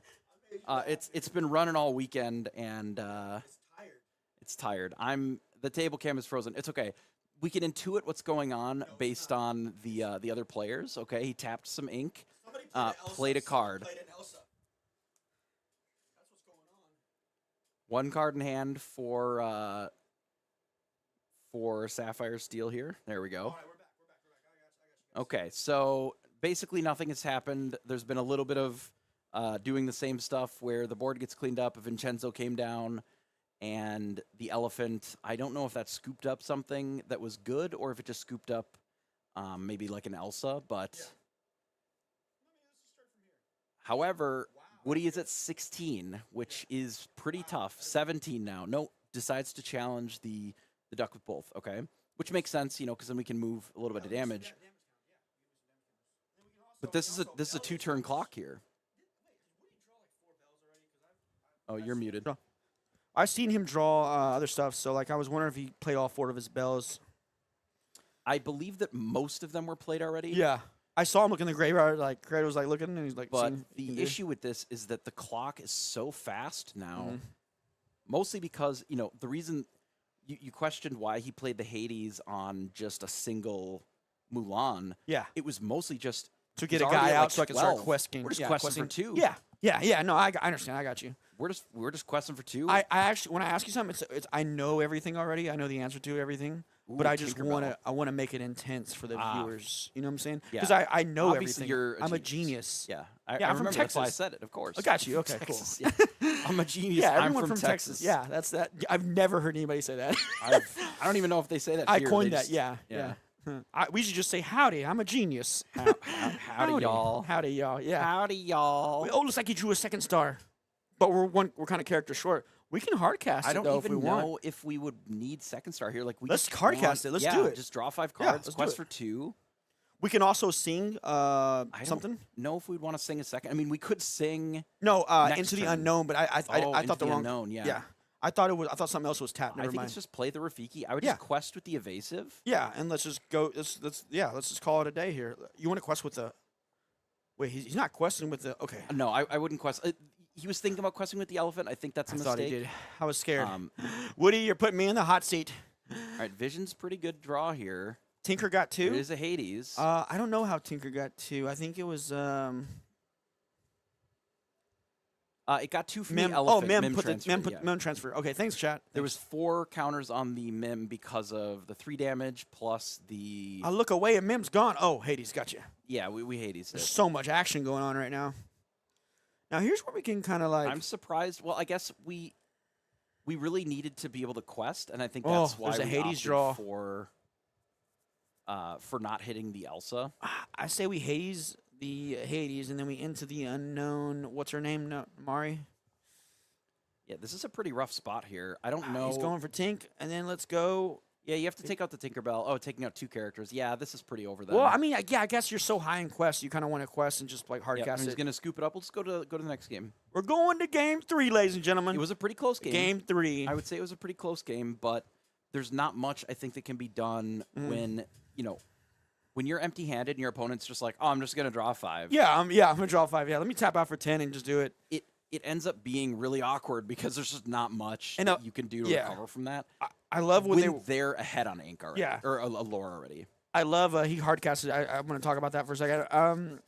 I love whenever they were talking about like the blurple mirror. It's like whoever hard casts their Probably gonna lose. 2nd star is gonna lose. Yeah, and he usually does. Yeah. And I remember I was playing against the mirror, and I've been playing the mirror for the few times, and I kind of won a few of them, but I lost this one. And I'm like, damn it. I'm like, dang, I gotta hard cast this, you know? Sometimes I And mean it's then like I hard casting lost. Holy World. Yeah. Right? It's the same thing. You're literally do nothing. Yeah. And then a bunch of things happen in your hand that you can't use. Yeah. And then you're just like, okay, go. Yeah. like Yeah, when I was playing against Amber still at PBG, I had to hard cast 2nd star too. But like it won me the game though. But still, like it just hurts hard casting it. I think But sometimes you have to. It's really in when they're 2nd star mirrors, right? When Yeah. when both players are doing that kind of thing. Yeah. The one that negative tempos themselves 10 ink Mm-hmm. to draw the 5 cards, they're probably way too far behind. Yeah. Because like if you draw those 5 cards and you play 2 or 3 things, Mm-hmm. like that's way better than just having all that crap stuck in your hand. Yeah.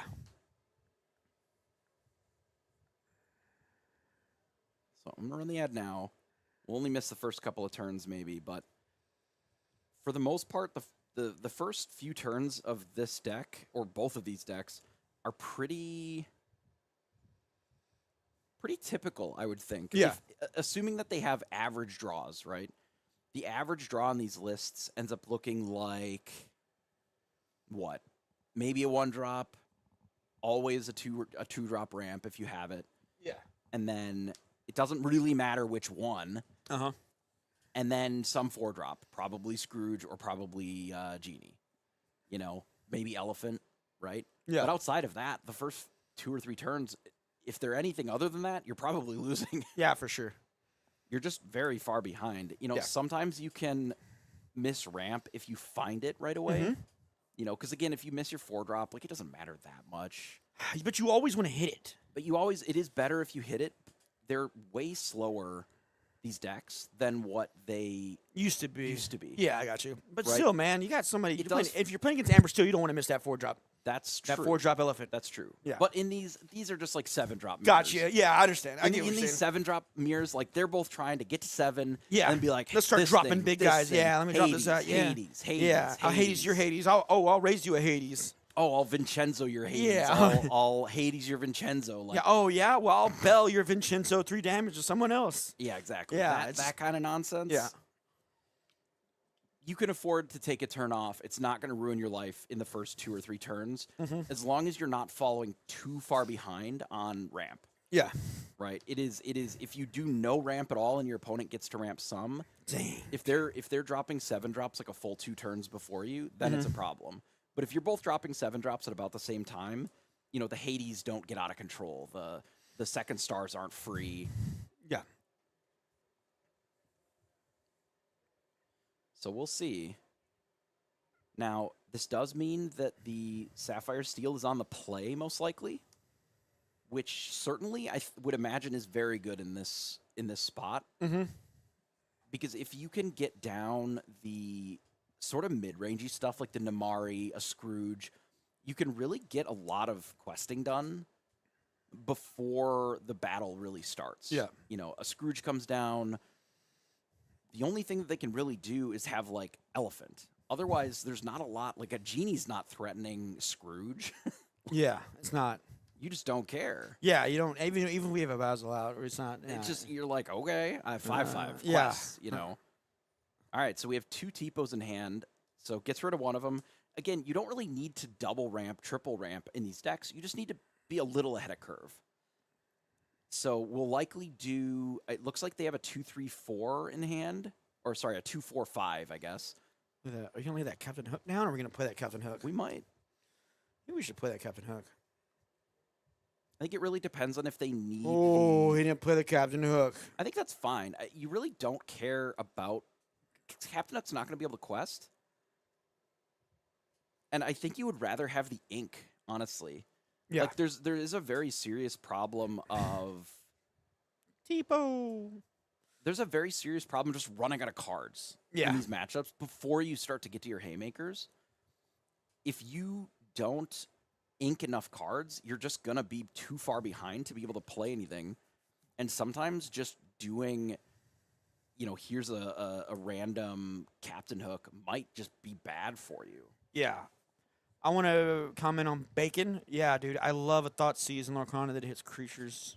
I Pretty feel cool. like it would be really toxic.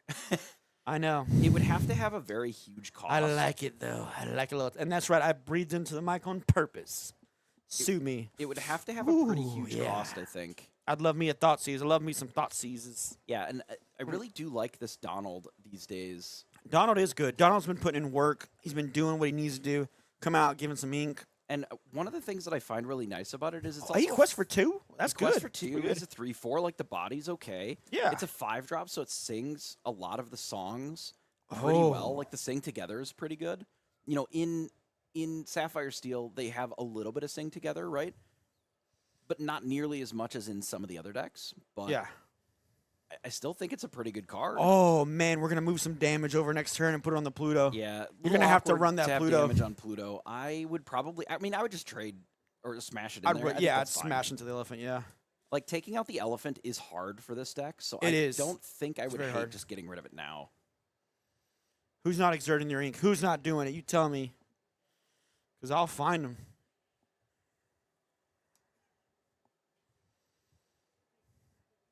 Okay.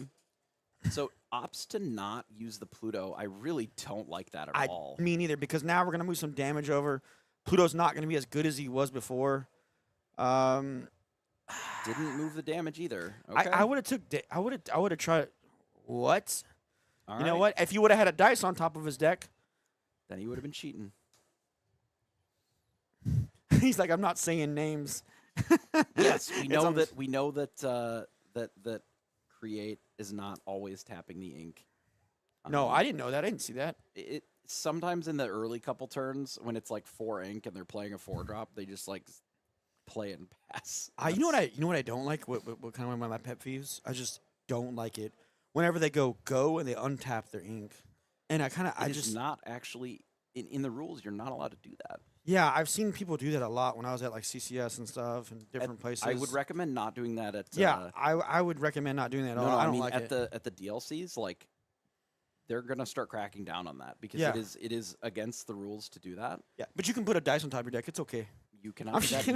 here. I'm kidding, guys. I'm kidding. I'm But kidding. the reason that you can't untap is because there have been cards that care about you having ink unexerted for one. yeah, no, for sure. It's not your even though your turn's done, like you're still like you gotta wait till you kind of like get But back to your turn to also- untap phase.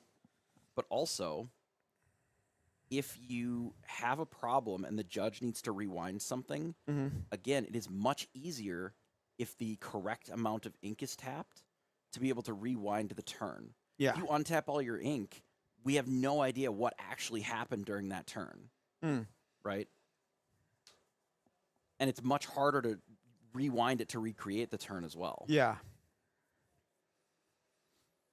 Did he not tap his ink again? What happened here?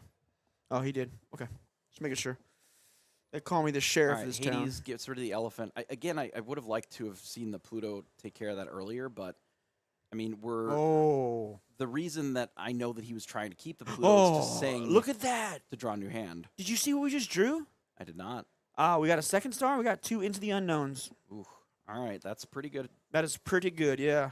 Got a Tipo. Let's go ahead and just throw that down on the inkwell. Let's go ahead and Into the Unknown, that Pluto. And how much ink do we have? 3, 6, 7, 7. Not enough to sing the No, because all we ever one drops in play basically. yeah. But it wouldn't surprise me if we try to, into the unknown most of the things on board this turn, Oh man. and then just set up for the following turn to be able to. Even the Tipo, we can't. I'd probably go like Tipo, play a card, exert it, because I got 3, 6, 7, 8, 9. Yeah, I'd probably go Tipo here, put 1 card down, the Into the Unknown down.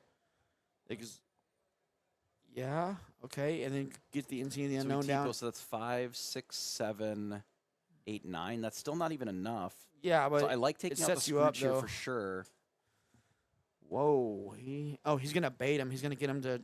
No, I wonder if he's gonna take it that Basil at that Hades is, because if he can't, we can just fire back Into the Unknown.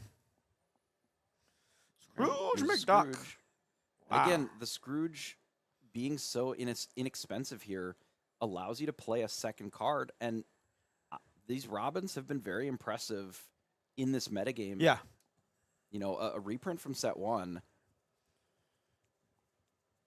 but one that had always kind of seen a little bit of fringe play in the set 1 metagame.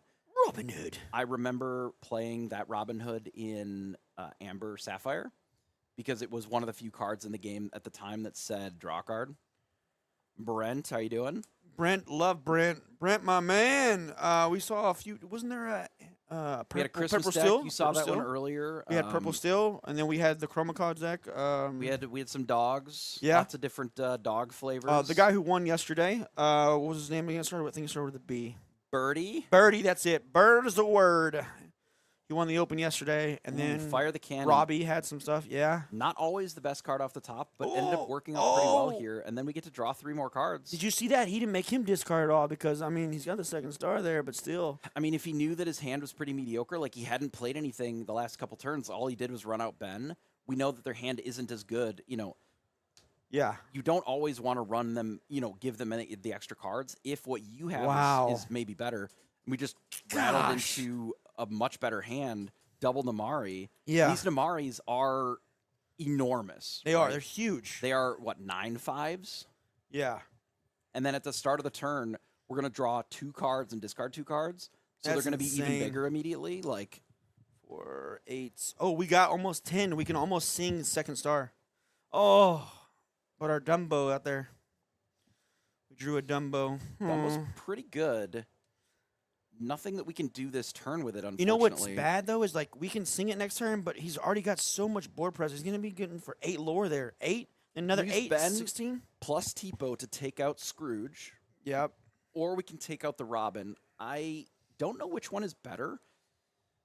It's pretty tough either way. I don't hate either decision. I think you take out the one that's a little bit bigger, but I You don't gotta necessarily ink the- hate. I think he's waiting to see if he's gonna ink the. Yeah, he doesn't want to ink the We've Dumbo. not had any ruby steel. We've had a little bit of amethyst, ruby am, as it were, a little bit of that. But no ruby steel. I'm not even sure if we have any in the room, if I'm honest.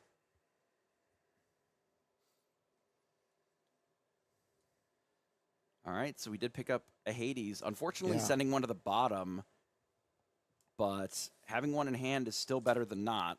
For sure. With the double Namari, we can dig pretty far. Yeah. Man, he played a Vincenzo. Just fully quests out here. Now, we're closing the game pretty fast. We haven't really had the opportunity to quest much up until this point. But we have a pretty good board. For sure. We're representing what? 2, 4, 6, 9? Yeah, that's a lot, man. And we're always representing at least one good card in hand because we're going to be ripping 3 cards off the top and picking the best one, basically. Opts to draw a card, which I think is probably what you need to do here. Is that all uninkables in hand? Looks like it. Yikes. We got it looks like elephants in there. Oh, another Hades. Oh, man.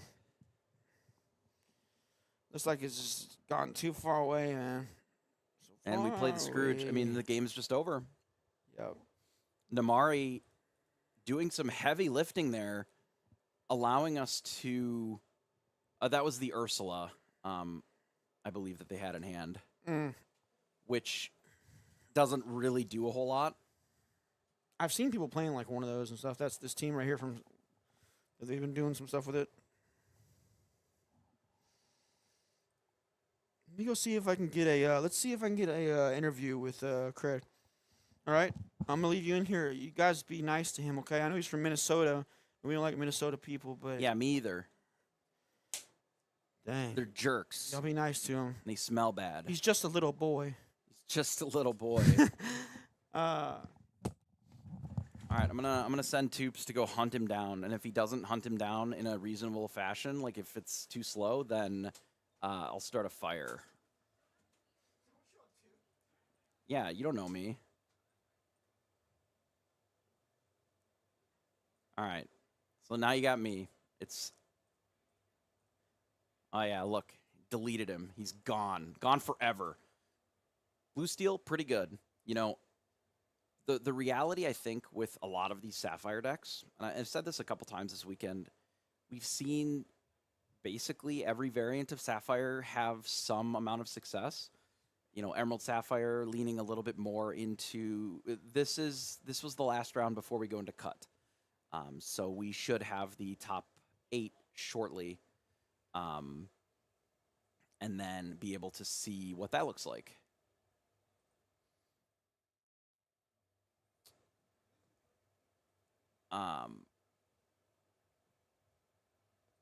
They all sort of turn into ramp into Hades, ramp into 7 drops, ramp into, if it's the Ruby variant, they're ramping into Hades and dragons, Maleficent dragons. If they're playing Steel, just like we just watched there, they're ramping into Hades and Vincenzo's.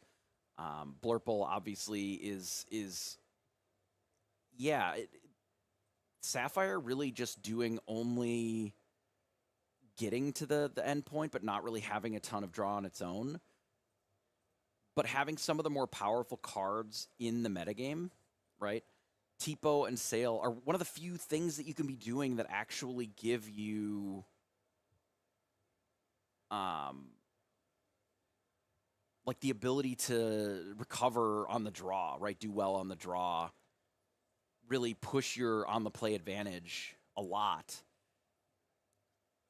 And then getting to get to these cards a little bit quicker, but also Hades is just incredibly powerful right now because being able to get that 3/6 rather, that quest or 2, while also just removing a character entirely is awesome. Yeah, I've tried Hey Hey in the in a flavor of the Chronodogs, you kind of just can play that over the Clarabelle, like the 3-drop Clarabelle, and it functions very similarly, but it quests for 2. Because you're just putting a card directly into the inkwell instead of drawing one. Because you very rarely are inking up particularly high. But you're always, most of your opponents are Sapphire these days. So it ends up playing pretty close to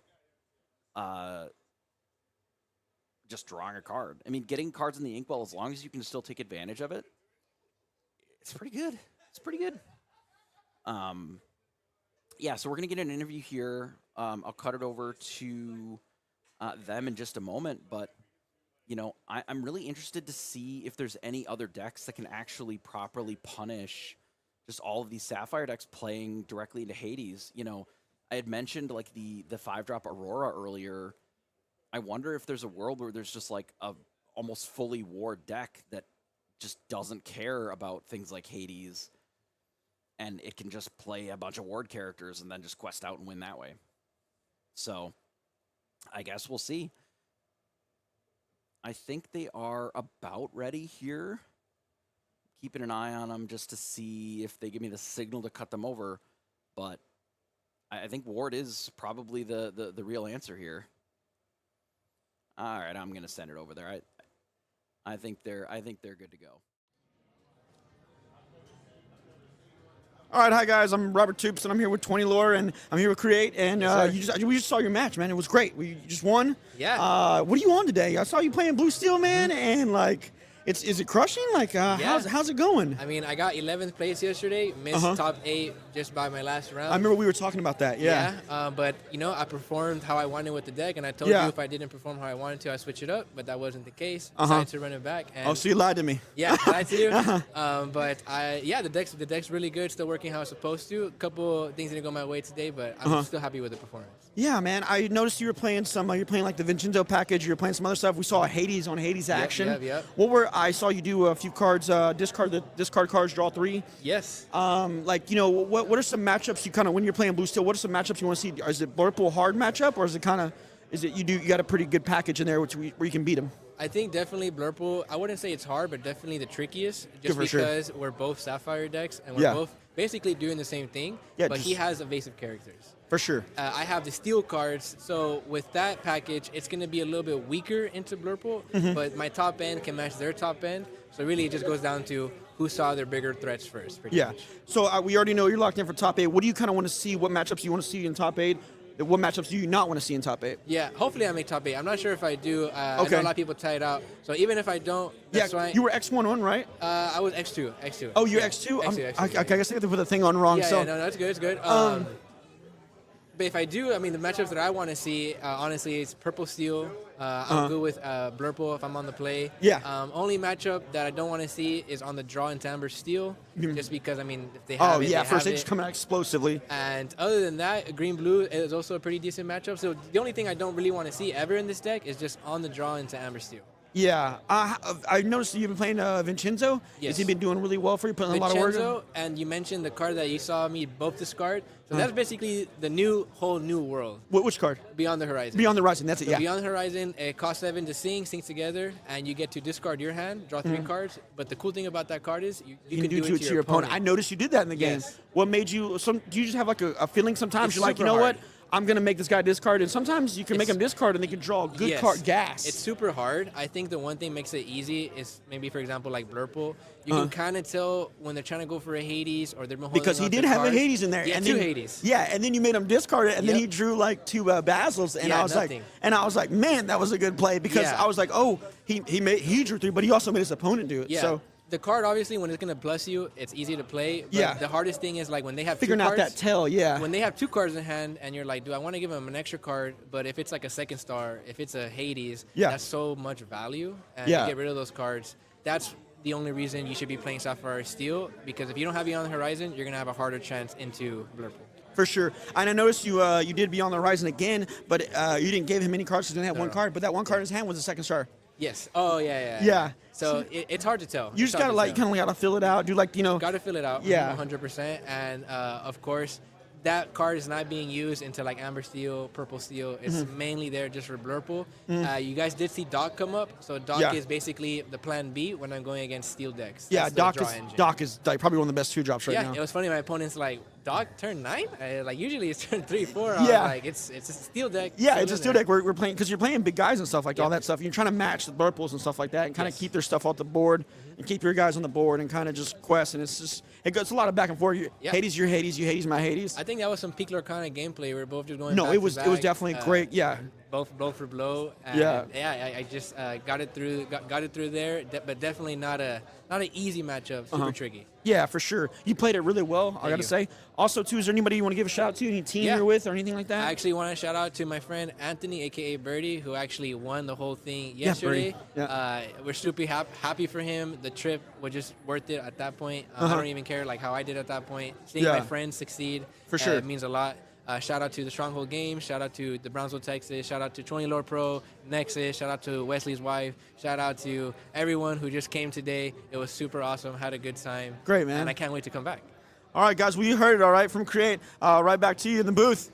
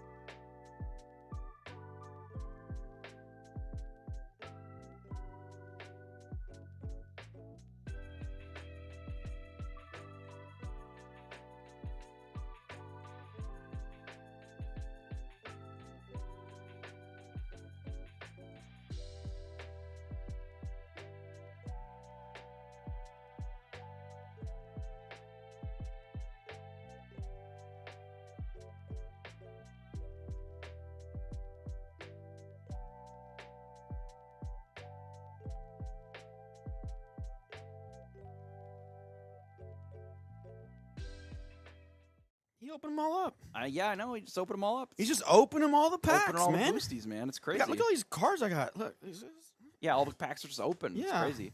Got some We're waiting on deck checks for the top cut here.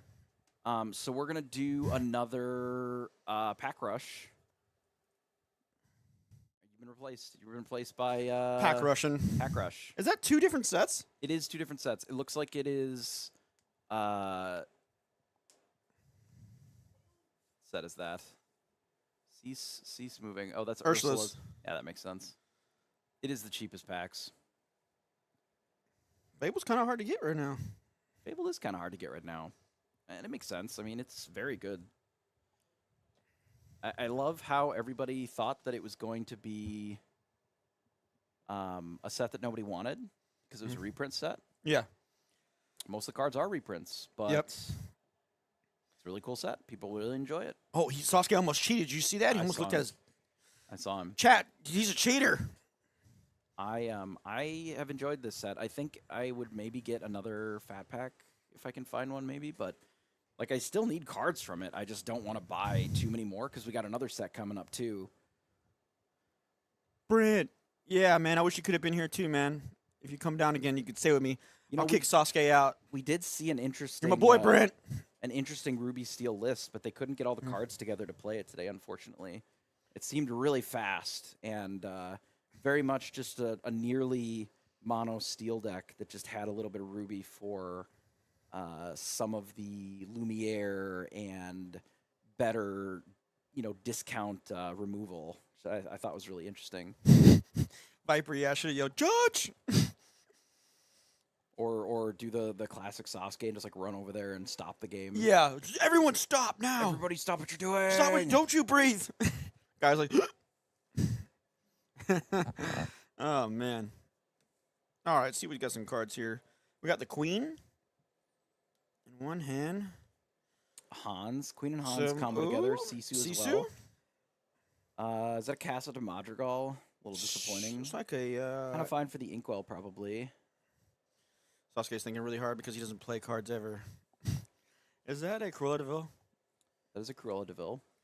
And that is What's a that? Circle Is that of Pride Life. Rock? Circle? Oh, Circle of Life. Okay, cool. I was like, is that Pride Rock? Pretty good pickup from that. It's a good card. That's a good... Yeah, that can come back and win, you know? It's a really good card. There's my card, Roxanne. There's Roxanne. I love her. I do think that Circle of Life is a very good card, and at some point in this format, before this card rotates, it will be in a deck as a main focus. What is Circle of Life? Circle of Life, yep. I promise. All right, so the Minnesota guy's calling it. I mean, all it really needs is there to be a payoff that is worth the Circle of Life. There's nothing. Nothing. Right And there now, will be nothing. I don't know if that's true. I'm calling it right now. There's nothing out there, boys, I mean, ladies and boys, the and Kaiju gentlemen Mickey and was women. almost good enough, but then they gave What was Kaiju? the big Mickey, giant. Oh, the biggest 1010, Mickey, the one that shoots 1010. everything for 5. He was almost good enough, but the Card's issue, trash. yeah, it is a little bit. The issue is that there's so many Hades and Into the Unknown and all that nonsense Yeah. that it just like doesn't function Well, properly. it's funny. Remember whenever WCCS had that event where you had to play every color? Yeah, the early Worlds Yeah. format, the 3-deck Yeah, format. that one, Mickey deck like that won Yeah, because it was just like, thickiest, Mickiest. yeah. I mean, Mickey it Mackey, gets yeah. to play the what is it? Heroic. What's the green card? You know, I wish we had a card that says like Entomb, you know, like in Magic, like you can search your deck for like 2 or 3 creatures, put them in your graveyard, and then we could play Circle of Life, sing this in, and then play something. And we got guess what? Lorcana's got Reanimator. You know, I literally don't. There it is. we start naming the decks Reanimator. Like that was the one using the Return of Hercules, right? Yeah. That's where Yeah. eventually there will be a deck full of just these massive monsters that are Yeah. just bigger than everything your opponent is doing. Uh huh. And if they can find a way to make it good enough, like I don't know if the 10-drop Mickey is good enough, but there could be a character that is good enough eventually to want to reanimate that is so much more important than all the other characters that it's worthwhile. I'm thinking it's that Hades, that huge one. It could be. It could be a huge Hades. I mean, it could be something like that where it just it is the linchpin of the strategy of the deck. So then you are more inclined to want to keep bringing that same card back. Yeah. Is that Aurora? I mean, I think about a card like what is it? The Queen, the one that counts all the queens. The Queen. This one, where if you have enough queens in the deck, like this card is critically important to the strategy. But if you only have 4 of them and they're in the discard, like you need more copies of it basically. But oh, is that we don't talk about Bruno? That is we don't talk about Bruno because we're playing a different format. Wow, he's just getting wrecked. What a blowout. Thicky Mickey, I like it. I'm gonna call it. Yeah, I would love to see a reanimator deck. I would love to see like a tooth and nail deck. I'm gonna quote Magic because that's just what I do. But yeah, you get 2 characters, you put big guys into play, and that's what Tooth and Nail did. And it was in the standard for a while, and I could definitely see some. If we get some bomb characters, I could see them coming to play with that Hercules card. And then I mean, you think about the Ursula, the 5-drop. Mm-hmm. We haven't seen any like massive characters that are bigger than like that 10 cost. Yeah. But imagine that they were considering some of these future cards are going to be even larger, and that the reanimate deck is good, and then you're just having that card in your list so that you can tap these massive characters and sing a huge Sing Together song. Oh, Lost in the Woods. Yeah, Lost in the Woods, pretty strong. He's got Under the Sea? I don't think that he has Under the Sea here. Would have been a good combo, though. What's he doing? It allows him to challenge without losing the characters. It just shrinks them. We get to keep the Shere Khan to be able to get additional lore out of it. I mean, the 2-drop Aurora is very powerful. Quest for 2 is pretty nice. I don't know if we have the ability to Circle of Life anything yet. Just questing here. We're going to lose the Aurora, I would suspect, to this Li Shang, which is great. unfortunate. I just saw him cheat again. He put something in his inkwell, then he played it. Oh, yeah.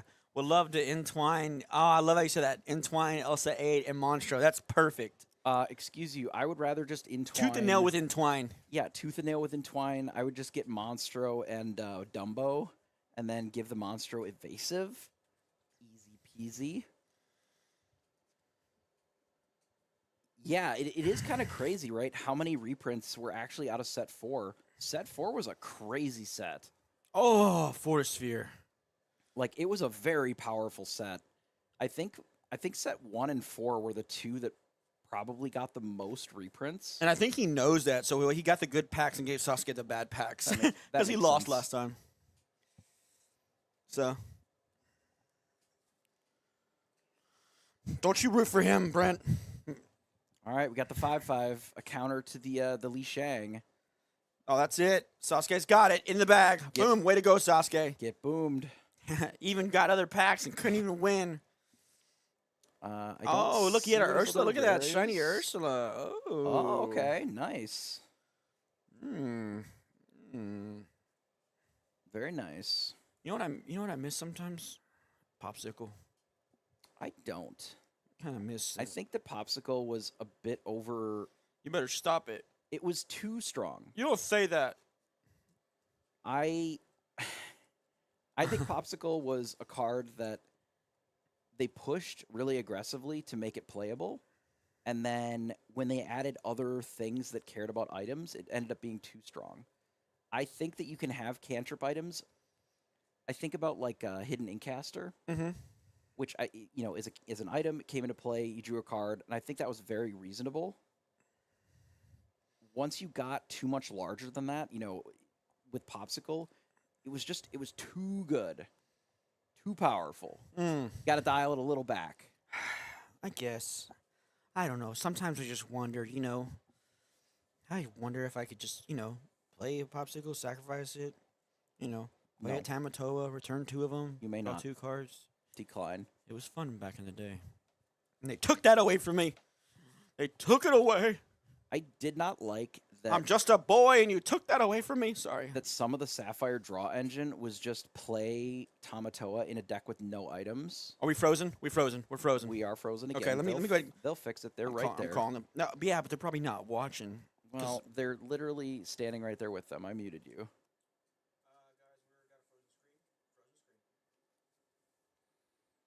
Yeah, I wonder if the camera's just been overheating. Maybe. Texas heat, you know. Well, I mean, it should be cool in here. We're in a building.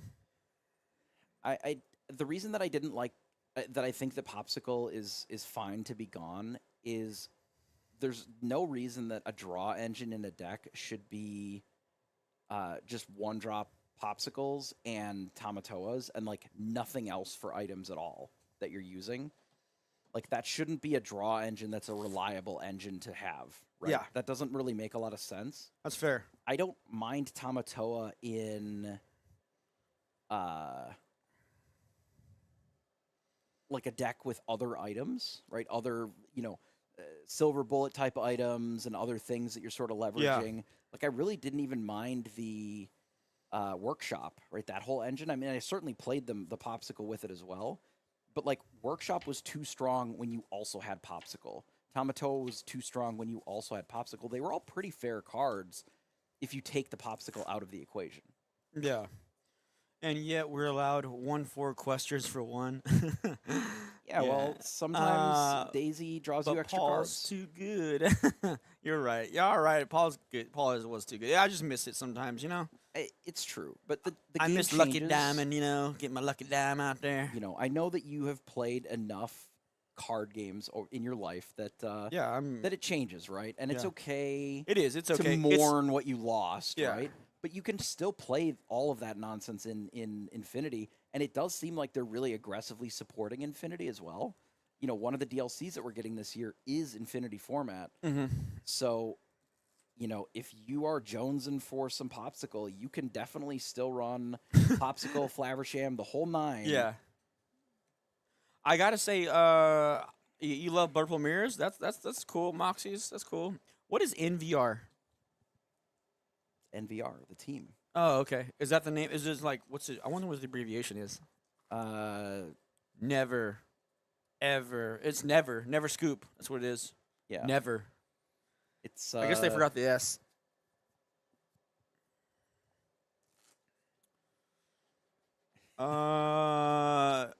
Brent, I got to root for Papa. Okay, that's fine. I understand that, Brent. You're Never value Roxanne's. fine. Oh, I like Roxanne. What was that? Roxanne. The players are just reviewing each other's deck lists. Yeah, it's open deck list. They are actually just looking at their own deck, not each other's decks, and it is just the same thing. So, definitely JDZ. not a dig on the players, more a dig on the way that the format is. But as we know, the format itself is short-lived. We're going to get 2 DLCs, and then it's gone. I know. And then we're going to get a brand new set almost immediately thereafter. Oh, show. Like we are deep into set champs territory like right now. After this weekend, set champs just start rolling out, A little. which I think is pretty sweet. For sure. And I did not plan for at all. I'm pretty sure that I booked myself something this upcoming weekend that isn't a set champ, which is a bit of a disaster. Yeah. How do you pronounce his name right there? Betchy? Betchy? All right, I'm going to say it like that. My little Betchy. You can really say whatever you want. That's all I ever do. Oh, got you. Okay. Nobody can stop you. Just believe in We yourself. don't do that here in Texas, right? All Tell you you, need tell to you a do- few things down when you're down here. Don't Just mess with Texas. you know? Always believe in yourself and just do whatever. And then if it's wrong, like, unlucky. What? Yeah. All right. Betchy. So for this The matchup, chat loves Betchy. and I'm Jordan. really rooting for Blurple. Shut up. This guy. I pronounce it Becky. Okay, got you. I'll do it Becky. It's B-Chi. Beachy. Mm-hmm. Like peachy, but There you go. beachy. Never B-Chi. Mm.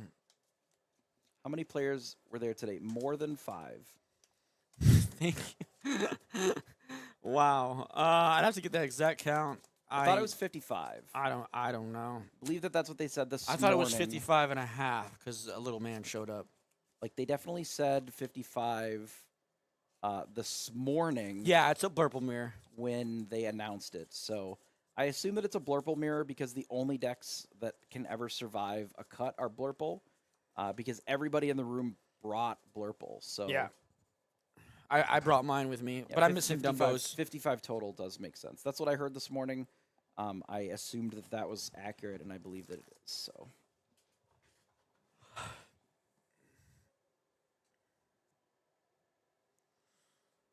That Jordan guy.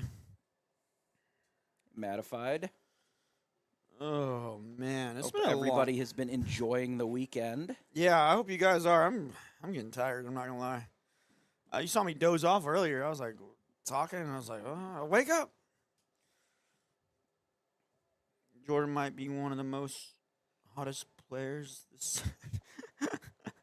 I mean, it's no Sky. Sky's been on a tear. But Beaches got clear. The last couple funny. weekends, because I believe that Sky took down the 8K. Man, that Beachy's so hot right now, or Jordan so hot right now, you know, from that Hansel.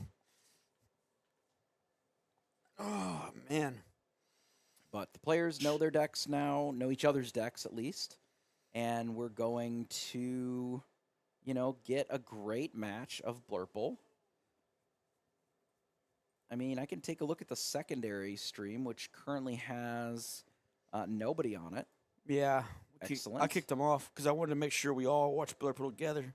That's, we all have to suffer equally. Yeah, if I'm gonna suffer, everybody else has got to. That's just how we do it here. I mean, I don't mind mirror matches, especially in slower, kind of grindier games like this. I don't hate them at all, but they certainly leave something to be desired for excitability in at least the first few turns.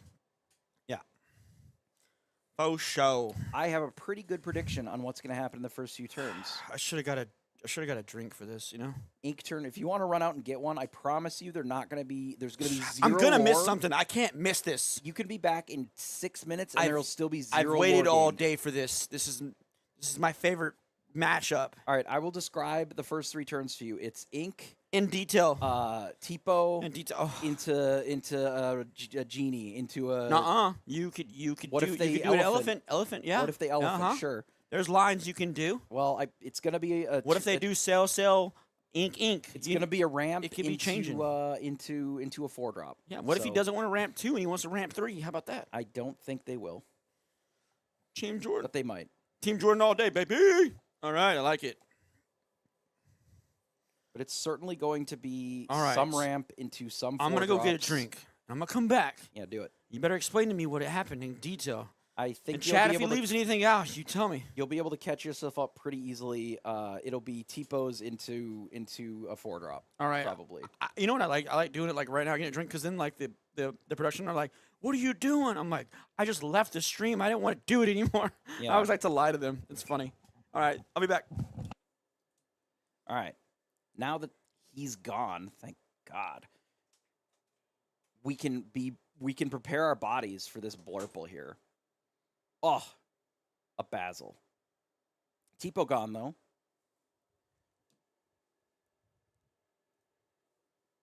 Now we'll see if there's a 1-drop from Jordan. Now on the draw, on the play, you may not always run out your 1-drop on turn 1 to make sure that you have enough ink. And we're seeing that here. We're just not running out the Rafiki at all, making sure that we're just able to ink up to like the genie. It plays out very similarly to the old Ruby Amethyst lists used to, where you have to make sure that you're managing your first few inks. Once you start getting into some of the card draw portion of the deck, genie, even leading into things like Dumbo and the second star, then you can, not worry about it as much, play a few more of your cards. But early on, you need to make sure that you're not inking like really important cards, especially because so many of your better plays are expensive and also uninkable. A second Basil.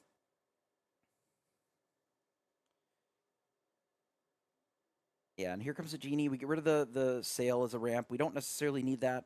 We have a different cantrip action in hand with the sail. With the hypnotic. So we don't need to worry too much about having that since we have the redundancy. And the hypnotic is just a much better card. Now, if we do have an Elsa, I would expect that we're going to take out this Dumbo.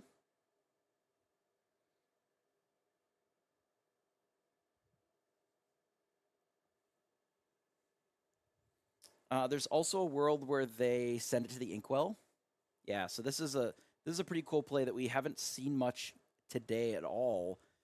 But we have seen players draw this card, so this is a new one. So this is Ursula, the voice stealer. So when you play this character, you exert chosen opposing ready character. So it functions very similarly to like a 5th copy of, say, Elsa, 5th Spirit, right? But what it lets you do is, sing into the unknown. And since it's kind of a combo, as long as you hit something that's at least 3 or higher, you get to into the unknown for free. And then we get to quest for 2. Pretty slick. Now, this has been popping up a little bit more. I think it's pretty good in the mirror. Obviously, we just witnessed it there. Yeah, without an Elsa from the other side, like we're in a pretty good position. Second star, very powerful here. Dumbo, also very good. Currently, we can't play the second star, but we would be able to play the Dumbo either this turn or on the following turn and possibly pick up a few cards. So it wouldn't surprise me if we try to set up for that and then not worry as much about the current second star. So we can always get another one, likely Jordan on multiple copies of it. Did you see me in the background cameras? Yeah, absolutely. You didn't see me? No, I wasn't looking. I was poking around. I was like waving and stuff at y'all guys. We intentionally ignored me? Yeah. Yep. Sounds like all my other friends. Yep, exactly. Now you understand. Uh-huh. You get it. Oh, jeez. Dude, look how much I missed. You didn't really miss much. God, I should have never got up. You almost got back before there was really any lore gained, so that was pretty close. I was trying to make it back. Well, I was watching it out there, and I was on the other kind of was waving at the chat and everything, just kind of really playing Where's Waldo. The only cool play that you missed so far, Morty. The only cool play that you missed so far was we were able to leverage the Ursula. We tapped a Dumbo. Big Morty vibes. we exerted an opposing Dumbo with it, and then we were able to use it to sing into the unknown and actually take out the Dumbo. Nice. Which was very powerful. So the Into the Unknown took out the Dumbo and put it in the discard pile. Got you. Okay. No, that is a different Dumbo. Gotcha. Oh, okay. Gotcha. Okay. I don't know, Rick. But yes, basically.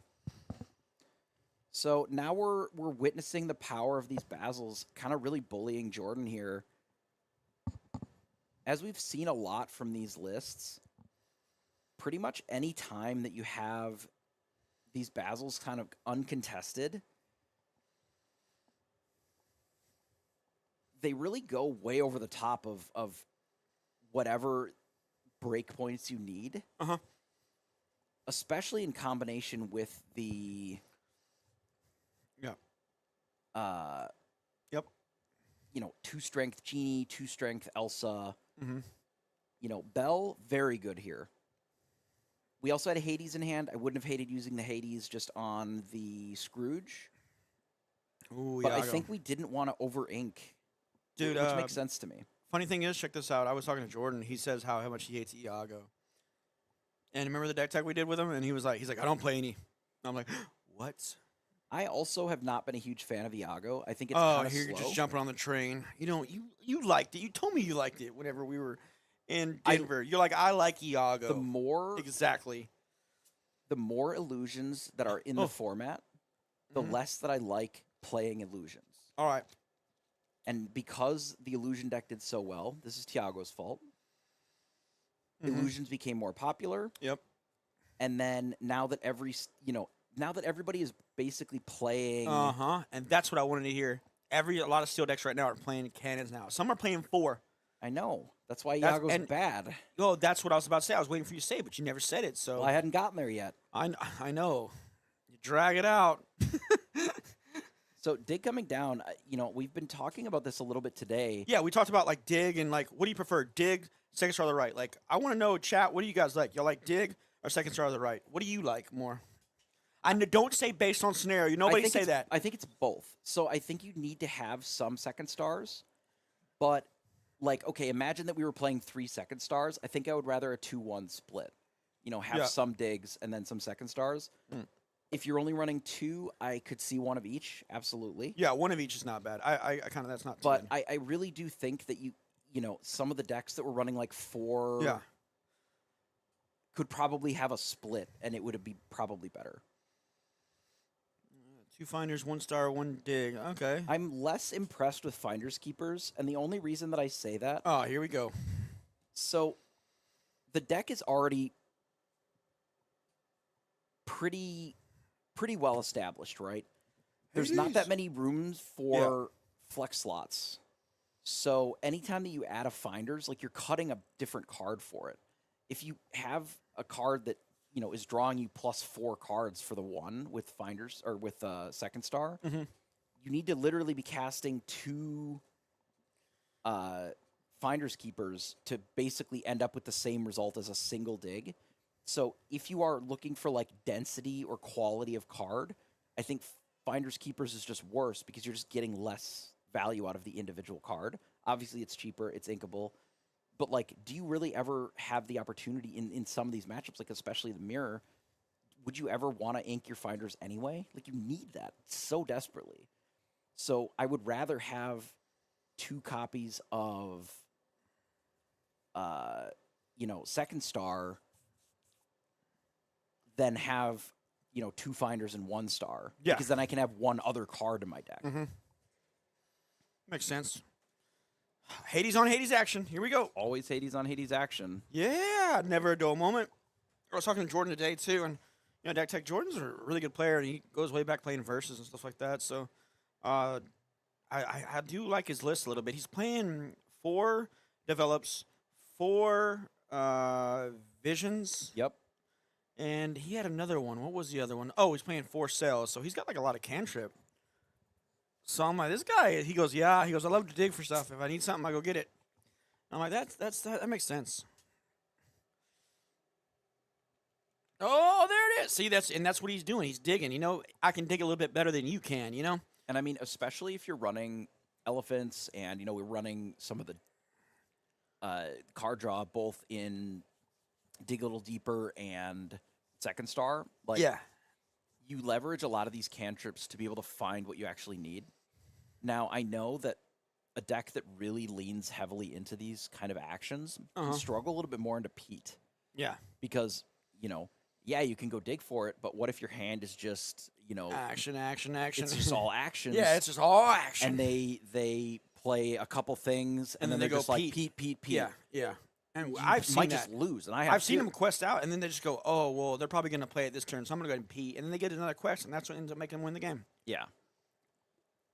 So that can be really It has spooky. pros and cons. It does have pros and cons. It can be really spooky if you are very action heavy, and Pete has been seeing a resurgence. If a list like this is, the quote unquote optimal way, or the one that is more favored into the mirror, then you're going to see more players adopting steel decks that are very Pete heavy to be able to sort of punish you in those spaces, right? Elsa, don't see a lot of Spirit of Winners anymore. I used to play 2 on my list. I like that card. It is a good card, but again, is it uninkable, right? So it's which tech piece do you want? Do you have never another, unink it. Do you have another Even dig if a it little was deeper? Do you inkable, have another I would draw never 5? ink it. It is one of those like very important go over the top cards, but it is one of your just like big uninkables. So you just have to figure out which big uninkable it is that you want to be playing. Yeah. Visions. All right, we picked up a Hades, which is almost certainly what we're going to take. It does strike me that these decks aren't running more copies of Elephant, given how much they just want to find Hades. Yeah, Like so we can picking just it bounce back up and yeah. bouncing it. Now, I know that some of that is because they want to be able to quest with the Hades, So they want just a wider board because there just isn't any. There's no Be Prepared, right? So there's nothing that really super punishes them for having an even wider board. But being able to play your 5th, 6th Hades in a game is pretty brutal in these mirrors. For sure. Especially if you're taking out their Hades, because eventually they just run out of viable removal. You know, tempo is great, but we're only at 5. Yeah, but we can easily, like, man, Jordan can, like, literally quest, like, next turn. I mean, how are we gonna get rid of one of the Hades? Like, you know, Elsa's only got 4 attack, right? I mean, you can hit them with both. You can but that means you're losing your Dumbo. You can use Hypnotic. You can. Yes, if you have one, but it looks like he doesn't. So, I mean, we kind of exerted him, but, I mean, we're either going to use the Dumbo to take one of them out, or we're going to, like, wait. But, I mean, if he does that, he's going to lose a Dumbo, and then next turn he's got a Hades in hand, or he's going to Hades away. What's her name? So, there's a world where we quest here just to gain 3, go to 8, catch up a little bit. There is a world we do that, but I don't know. I don't think this is it. I think that's the better play because I can't kill the Hades right now. But three lore is really good. Come on, my little beachy. I don't know if we can reasonably, since our opponent visioned this turn, or on the previous turn, I don't know if we can reasonably do nothing. Yeah, because you know he's gonna, you know what he went to go look for. Because they almost certainly have an answer that's just like really bad for us here. For sure.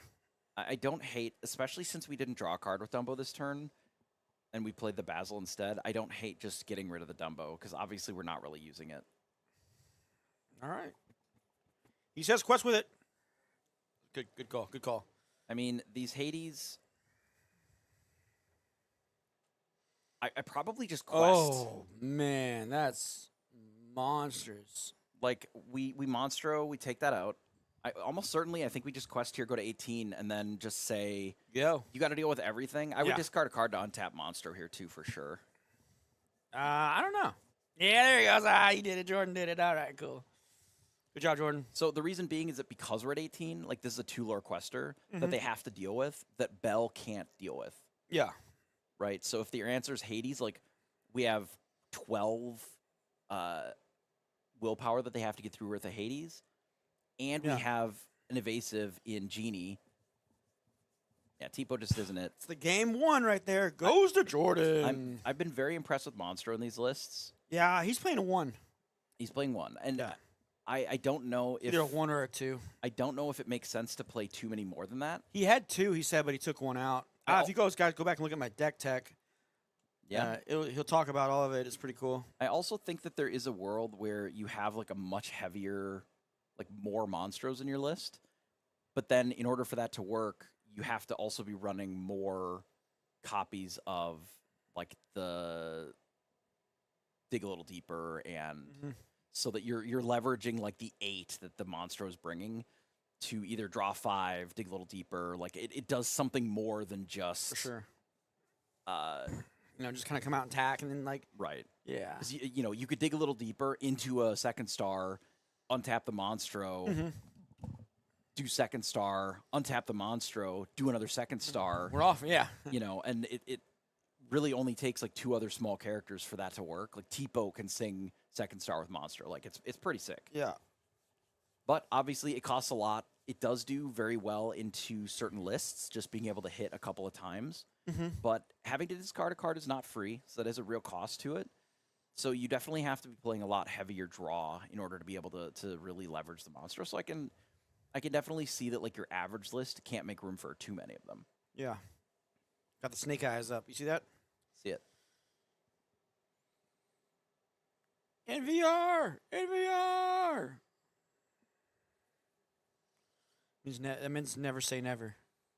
The Justin Bieber thing, Yes, that makes sense to me. That's what the NVR. Never say never. All right, so going back, we see an elephant opener if we want it for Jordan. Leveraging the Tipo to be able to bounce that back if we want. I'm not sure how valuable that is. Oh, you see that? There's Birdie in the background. You see him right there? I see that. He's just waiting for him. He's the guy who won yesterday. I'm sure. Won the Open. I'm sure that if he won his game, the champ, that it was fast because he's playing. Is he in top? Is he in top 8? I thought so. Oh, he might be. He more likely probably is. I didn't get to see the names that were in top 8 yet. I believe They don't so. give me anything. They just tell me to keep talking. Um, Because I tell him, bird is the word. No, he said he's not. he did not make it? Okay. No. I know that he was making a deep run. Tell Birdie you said hello. All right, I'll tell him. Birdie!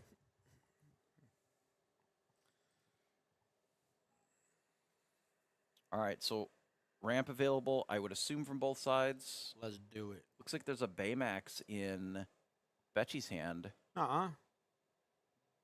An interesting Oh, card. the 5-drop? The 5-drop, yeah. Yeah, I was playing one of those. Just because Humble told me, he's like, this card's really good. It is really And good. sometimes you like late game when you're like top deck on gives you top. some reach. Oh, yeah. You're like, I'll quest for 6. I'll quest for 6. Because you're like just removing damage. Yeah. Yeah, because it's late game. And you're just like, wow. I'm like, this is actually good. I see what they were talking about. The fact that it allows you to heal your character What's sometimes he doing?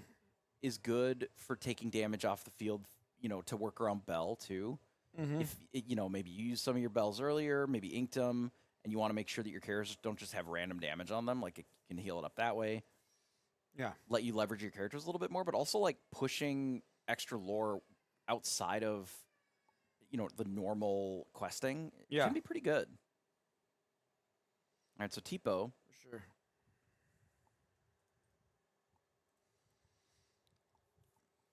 With a sail to respond, deciding With the Tipo.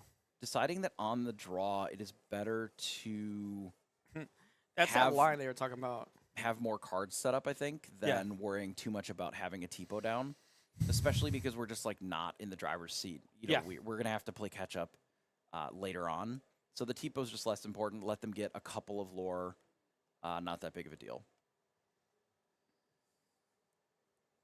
All right, Scrooge, kind of the classic 4-drop. If it's not Genie, the Scrooge is very good, and I Yeah. think in this matchup it's probably better. It's either Scrooge or Genie turn 4.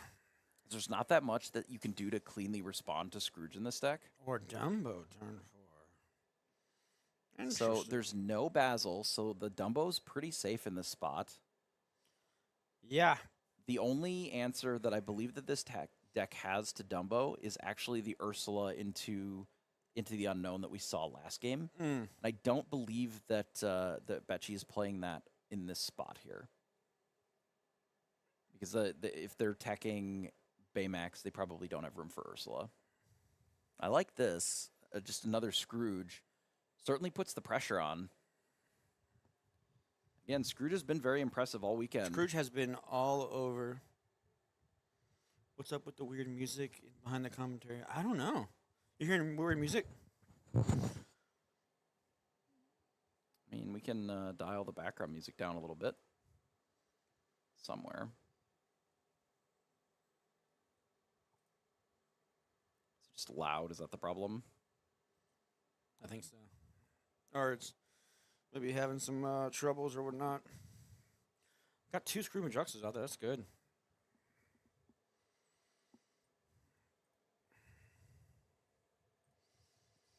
I just want to stay up all night with you. Okay, let's see if that Oh, made hi. a difference. Hi, Is it welcome frozen? back. That's frozen. Yeah, I know. That's because I'm doing something. All right, we're back. Not Back. much has changed. Back from I missed a lot. They played a Dumbo and then passed it back here. Didn't So even activate it. Oh no.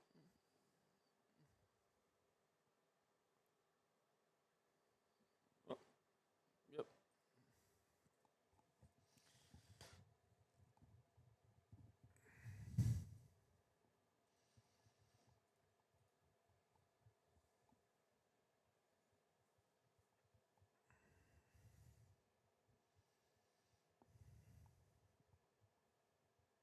yeah, keeping the Dumbos. Oh.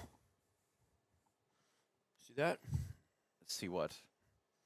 See that right there? You talking about the number on the cards that I said is fine on stream? They typically do that on streams for clarity's sake. I know. I'm just trying to, just trying to connect with somebody. All the way up to 9 already.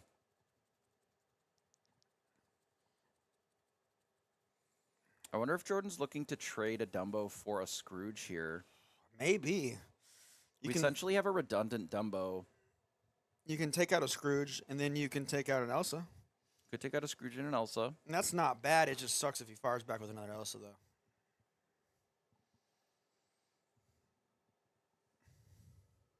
I mean, you certainly don't need the additional Dumbo most of the time. Their hand must not be very good. I see. So, possibly going to trade both of them off. I think I would have preferred the hit on the Elsa. But we'll see what the last card that they play is.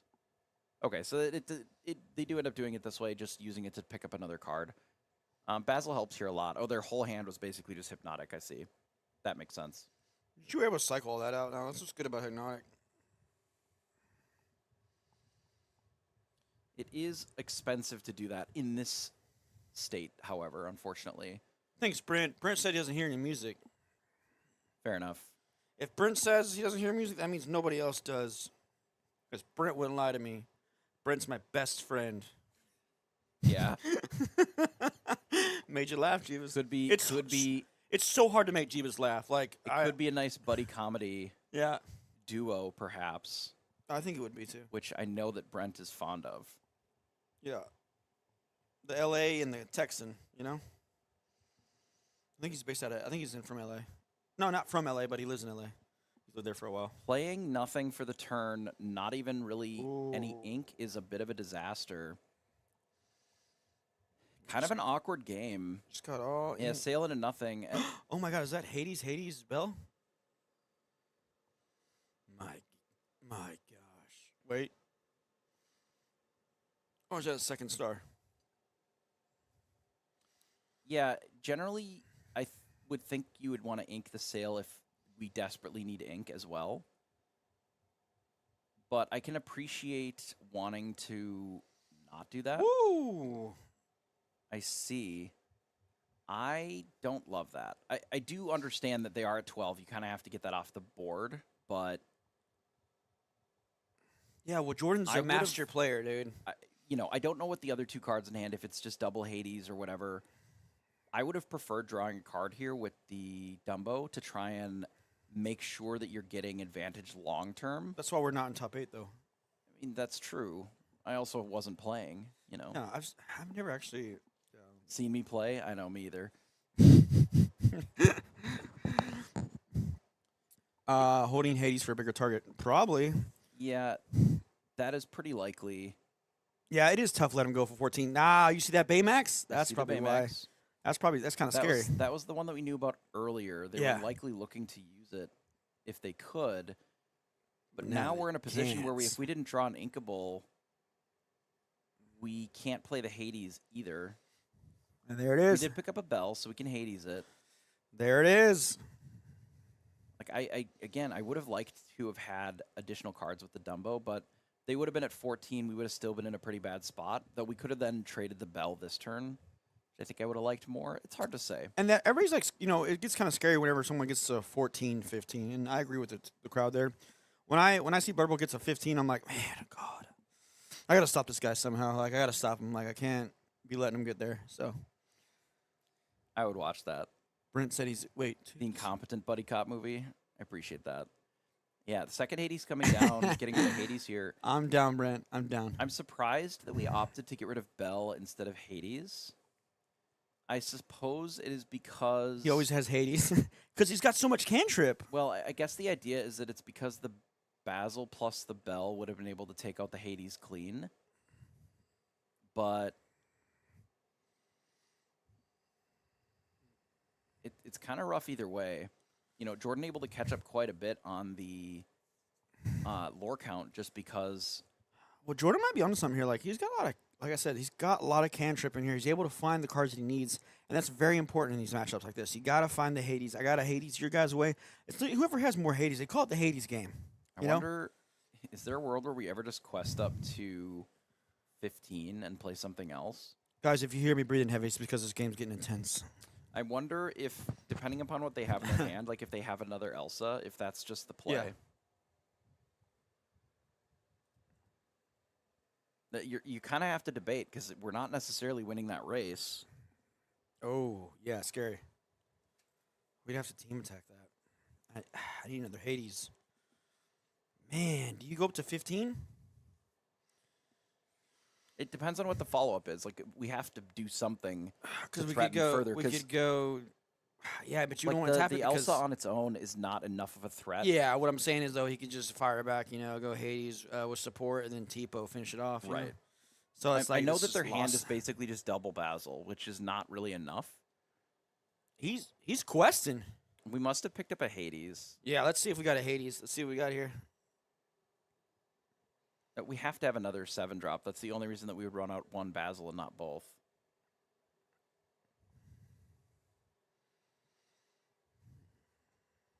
I don't think that we can afford to sit back and do nothing.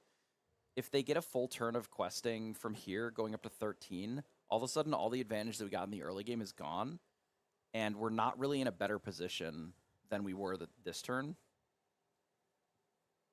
Ooh. Oh. Okay.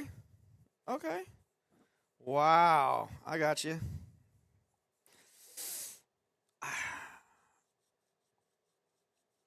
Interesting. Part of me would want to return the Elsa. Yeah, I don't know if we can afford to return the Elsa. You don't think so? It's too soft to a Hades, I think. Why not say specifically clear the Elsa?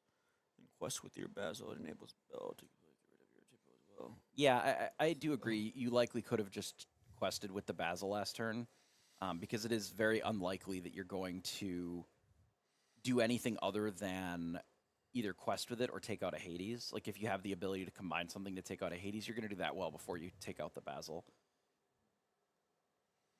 Kind of a nail biter. We're coming down to really the last turn here. Yeah. There is a world where you put that Elsa back in hand after questing for 3, deploy the 2 Basils, and just say go. You can go up to 12, exert 2 more characters, and then you're just hoping to dodge the sort of follow-up play. But your Elephant also could just take out a Hades with the double Basils. So I almost don't hate the putting the Elsa in hand as the only card that's left. They can't get rid of it. And I doubt that we have an additional Elsa, and there's really not, outside of additional Hades, a great answer to the Elsa on the follow-up. Yeah. We can go up to 18 with this, and then the Elsa just exerting 2 of the bigger characters is already probably good enough. We got to get rid of that. What's it called? Elsa, though. But here, now Jordan has like a ton of cards in the deck that have the ability to get rid of Elsa. We can click support. Into the Unknown, another Hades. Even just combining a few of the characters together Into the with the Basil can also take care of the Elsa too. Basil quests, we give +2 to either the Tipo or the Hades, and then we challenge with both a Tipo and a Hades here. Takes out the Elsa entirely. Elsa can take out the Basil. Oh, here and we then go. The other Hades can just quest. Boom. And then let's finish it off. Yep. We got ourselves a game, boys and ladies and gentlemen. Now Elsa takes out the Basil. We quest for 2, go up to 10. And now, because we don't have that Elsa, I feel like we're in a much worse position than we would have been had we gone with the other route. Now, we can take out the Hades, and I think you probably just trade with the Basil with your Basil. I think so, too. Let's go Elephants into Hades. Alternatively, you could use the Elephant into the Basil and then use your Basil to take out the Hades, which might actually be better. Yeah. I want to go Elephant into I think just what's putting called 2 Hades damage on, and then I would throw rather just Basil put 2 into damage. Basil. If you 2 damage on Basil, Mhm. sorry, if you challenge the Basil instead, you put 2 damage on Elephant, and then they can't actually easily take it out, right?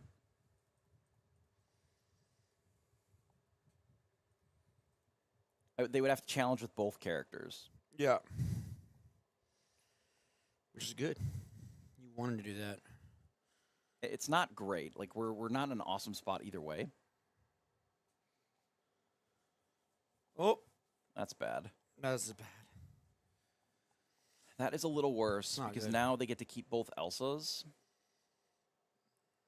which we would have ideally rather had the one taken out here. Okay, cantrip into Dumbo. Okay, Dumbo's okay, good. okay. Dumbo's very good. Dumbo was good. So they can go up to 14 for Jordan. And then Jordan and then BG can go up to. What you got here? Another Elsa, pretty rough. I think Jordan's hand was mostly just Elsa's. I think there's a Ben in hand. Genie is a very good pickup here. Obviously not something that we can play. If it's into the unknown, I think it's pretty clearly just on Hades. Yep. No, nothing that we can play. I mean, Genie was a good pickup, but... Oh, there it is Yeah, right there. just There's has a it all. handshake. Sometimes you run good. The Genie off, the Hades off the top here. You know, I do think that there is a possibility that putting the Elsa into hand with the elephant and then just playing it on the turn following may have been enough to... Yeah, that's what I was thinking, yeah. But you don't really know for sure, right? No, I every play I make, it's for sure. It's the correct play at the with time. the amount of Elsa's in hand, like it Yeah. would have taken out all of the Basils very easily, like very quickly. Yeah. And it would have made it really hard for just the Elsa on its own to be good enough. Mm-hmm. Because we may not have even been able to get up to 18 from that spot. So Trust me, I'm like the best player in this game. Everything I make it precisely. But yeah, I mean, having one player draw the 1-drops versus drawing 5-drops and 7-drops, that helps. It does. Let me see if we let's see if we got another match run. I don't believe that we had another match up. That one was, I believe, finished a little bit faster. Let me go see the status of the next match. What are we waiting on? Sure, go ahead and Love go you, ahead and do Chad. that. I'll bring it in here, and then we can talk a little bit about how some of these play out. You know, you saw that even on get out of here. That even on the you know, because there was both a play and a draw game there. It felt pretty secure with all the card selection that was available. So there is something to be said for having the ability just to dig for the cards that you care about, more so than just having sort of these random techie pieces, the Baymax and things like that. Just may not be as good, you know, having the ability to just dig for your cards with Dig a Little Deeper. Almost just as good as picking up 5 cards. I mean, it's certainly a lot cheaper. You know, a couple of your 4-drops together, and you're able to sing it just fine. And really, as we've seen all day with these Sapphire matchups, whoever plays the most Hades on the other Hades probably going to win. Love it or hate it, that's just what we live in right now, because those are sort of some of the best and most consistent removal. I mean, we saw that even in set 1, where Sapphire was just basically ramp a little bit and have Hades at the top end as a way of both removing a character as well as actually just developing a pretty good threat. You know, 3/6, Quest for 2. Like, there are... Like, almost the deck that you bring is more important than exactly how it's crafted. Right? Because you still have to get good matchups. You still have to draw good during the game. You know, your mulligan decisions and your ink decisions can matter a lot. But matchups like this can certainly come down to who ends up drawing a little bit more of their card draw. I mean, that's not really any different than Ruby Amethyst was with Rabbit. If you were both playing the same 60 cards, whichever one of you picked up more rabbits or more consistently had the card draw in the game was probably going to win, just because you bury your opponent in cards. So we're really seeing a much more early metagame, early in Lorcana, the way that we kind of did before. There's always going to be RNG. But yeah, the combat is end up being much more impactful. Like, I don't even really know if there's a best deck. There might be best decks into specific rooms.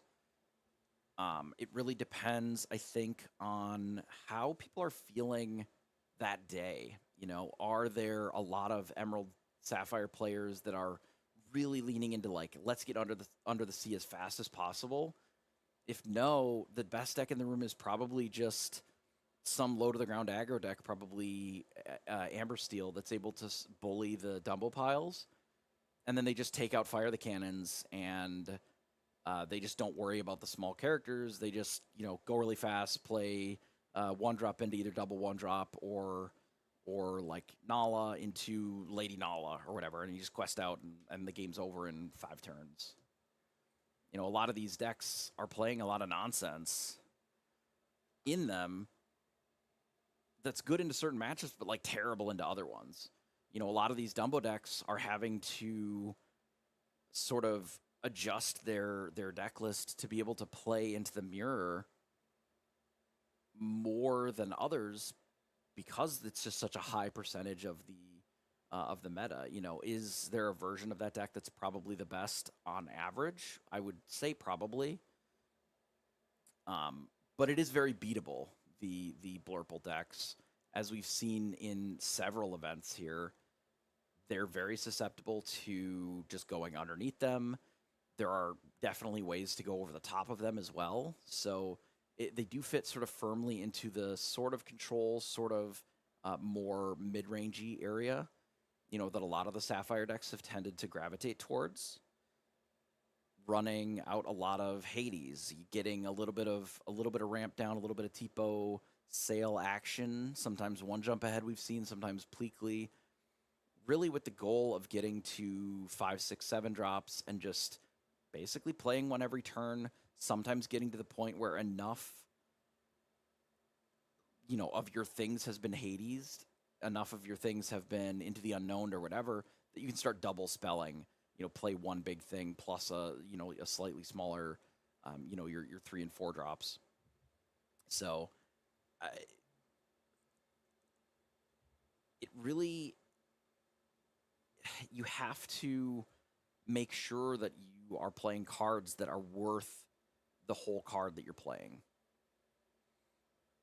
Just putting a card that in a vacuum is good, like, say, Calhoun, isn't necessarily always worth it because it just doesn't finish the game aggressively. We've seen a lot of these sort of Amber Steel lists, or even some of the, the Amethyst Steel running Captain Hook into Calhoun into, things that only really quest for one, and then they end up just getting overwhelmed in the mid game because they just didn't quest fast enough, and then they weren't going underneath it and they weren't going over the top of it, so they're trying to fight in an axis that they're just like not prepared for, and you just overwhelm them. So, they just don't have a draw 5, they don't have a draw 7 like they maybe used to, which is not great if you're trying to set yourself up to be able to play a long game with some of these decks. Like, you don't have the 7-drop Cindy Shift, the Stout Hearted anymore. You don't have those much bigger plays. You kind of got to go faster if you're going to play something like that because you run out of resources too quickly. And I think some of the players have adapted to that and some of them haven't with their decks. You always have to be aware of something like, when are these cards at their best? Why are they at their best in these matchups? And how much of a cost is it to run these into the matchups that I'm already bad in? Sometimes you just sacrifice one of your matchups and say, look, I can never beat them going underneath me. I'm just not going to worry about it, and I'm going to assume that I'm running into Blurple 6 times and maybe some Emerald Sapphire, and then you just don't care that much about the Amethyst Steel, and you just fix your matchups that you're already kind of okay in, kind of pretty good in, and then dodge. Just don't run into it. Easy. get good matchups. Don't get bad matchups. Sorry, I was gone and everybody missed me. Win die rolls instead of losing die rolls. Well, right now, but most of the matches are done. We're waiting for a Baja Blast to get done. It's a mirror match. They're going to be doing it for a while. Oh, we're waiting for a mirror match to get done. Yeah. I am shocked. Do we have an interview? We don't have interviews set up or nothing. I don't even know where everybody's at. Go grab any random person and pull crazy them in out and then just there. talk to them. I can see a person. There's somebody on the camera right You there. want to go pull somebody in here? You want to talk to him? Yeah, no, pull them into the thing and get the mic. Let me go do that. Yeah, sure. Just any person. I don't care. Yeah, sure. Let's go do that. Go talk to owner Nexus and bring him on the camera and have him talk. I can't find anyone. I don't know where everyone went. Unbelievable. It's I just can us see now, them, dude. I can see them on the camera actively. No, like you can't. they're That's not literally them. right That's their twin. Yeah, Yeah, there's a lot of twins here in Texas, dude. I see. That makes sense. That's all right. We will have more matches soon. Yeah, we will have some more. I definitely think that the metagame is not entirely cooked. People have still been dabbling in some decks that can go underneath. There's still some space in even just like Emerald Sapphire. We saw a Sapphire list of basically every color this weekend. Yeah. Emerald Sapphire. We didn't really see much of the like princesses or puppies for Amber Sapphire, but Yeah, we I thought saw puppies were gonna be basically kinda everything big, yeah. else. Yeah. Sir Ashton said I'm grabbing chai community. Yeah, He's grabbing a maybe- chai tea? Is that what you meant? Maybe. Okay. Maybe Gargoyles will save us. Gargoyles. Oh. It really doesn't matter how bad this meta is. Like we're We talking get about the it- show? We get it for another 45 days or Are something. you talking about the show Gargoyles? Yeah, that's in the next set. Dude, I've been so busy with what's it called? Yeah, it was spoiled like forever ago. Oh man, dude, I gotta go look at that. Yeah, I think Gal- Kapu's list was cool. I really do like My boy Goliath's in there. some of the ideas that they're working on with the sort of leveraging Gothel a little bit, getting some songs in there so that you're able to draw cards a little bit faster. Singer is a strong mechanic if the song payoff is worth it. Yeah. And obviously the best songs that we have in the game right now, it's like Second Star, Beaking Undisputed's pretty good. Speaking There's a few songs, Under the Sea. Under the Sea, of course. What a else few, we a got? few Sapphire ones, to dig a little deeper is okay. Yeah, dig a little deeper. But if you can leverage a couple of those, Ruby Amethyst has the ability to do draw 5 cards early. It can do Pirate's Life early. All of those aren't bad if you can, sing together, slam a sweet song. Kind of pick change up- the game state, a little bit with those like good yeah, songs. and you know? then, because we're doing those colors, like we have access to some of the nice hybrid colored cards. The Gothel specifically looked really strong to me. I know that Shark is always going to be pretty powerful. I think those decks could benefit some from like a Pocket Watch, or possibly even something along the lines of, really just anything that can give them rush, right? So the Cogsworth maybe could be usable. But I quite like Pocket Watch because there's not that much removal from like item removal. There's not that much item interaction. It's called Whispers in the Well. It is called Whispers in the Well, yeah. Whoa. And because we don't have that much item interaction, it makes the Pocket Watch a lot stronger. Adding a 1-cost rider onto all your characters to give them rush. It makes Shark a lot stronger. It makes some of your other, Shift Mulan and things like that a lot more powerful because you can just always give them rush. You play a 1-cost Mulan into the Shift Mulan and then rush it immediately. That can be a huge blowout and just change the game entirely in your favor. So I can definitely appreciate some of what access they have to. And Lumiere is just the best Ruby card. I think it might even be one of the best cards in the format right now at attacking the meta. It's just in a color that is very shallow. Ruby right now is probably at the shallowest that it's been ever. Wow. It started out in set 1 with, getting Maui, and it got Dragon's Breath and it got Shark. Wow. It's not good into blue-green. I mean, I could feel that. I mean, the blue-green lists that are running very heavily into the 5/5s, like, it's probably still fine with Shark. That's awesome. But, I don't know. We'll see a new set, and it's coming out very quickly. Yeah, I know that... Man, dude, I've been looking at Riftbound. They got me working on Riftbound right now. I'm working on, like, a lot of side projects right now. I know Riftbound's going to be really big, so I've been trying to, like, learn all that. I remember you printed out all the decks for us, too, the ones from that tournament. So I've been, like, watching a lot of that. Then I've been watching some Pokemon because I've been playing Pokemon. So many card games, but I love it, dude. I love the card games. I love the interaction. I love the community. It's great. Been a card player all my life. Been doing about 20+ years. I don't know. It'll be good.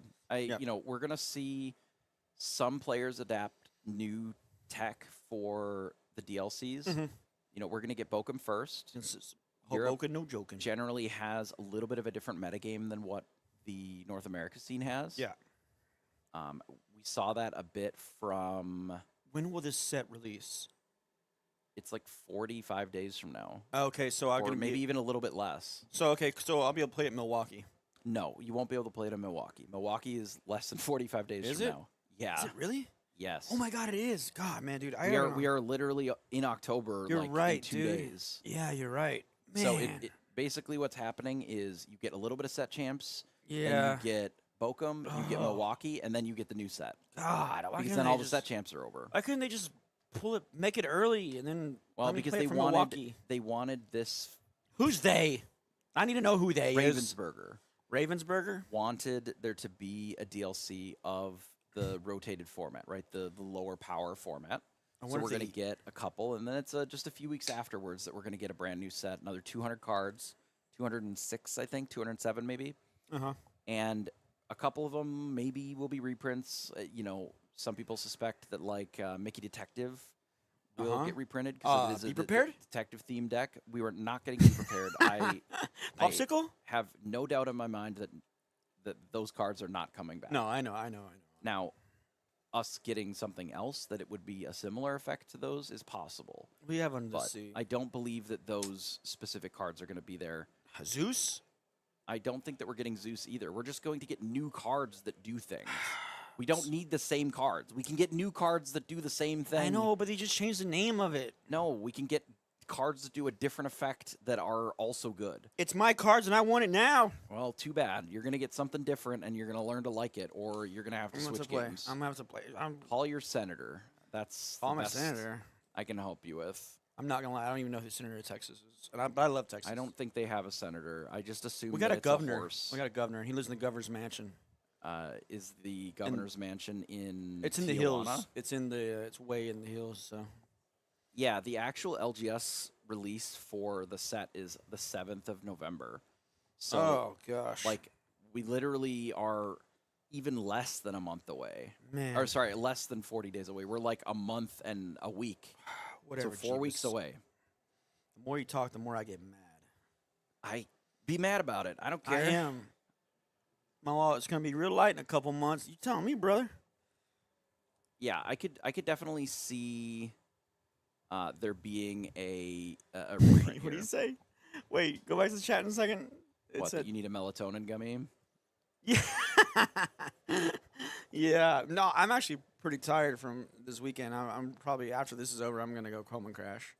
Well, I you'll lie. have to be ready for set champs in the When? next few weekends. They're That's- starting next week. Well, I won the last one.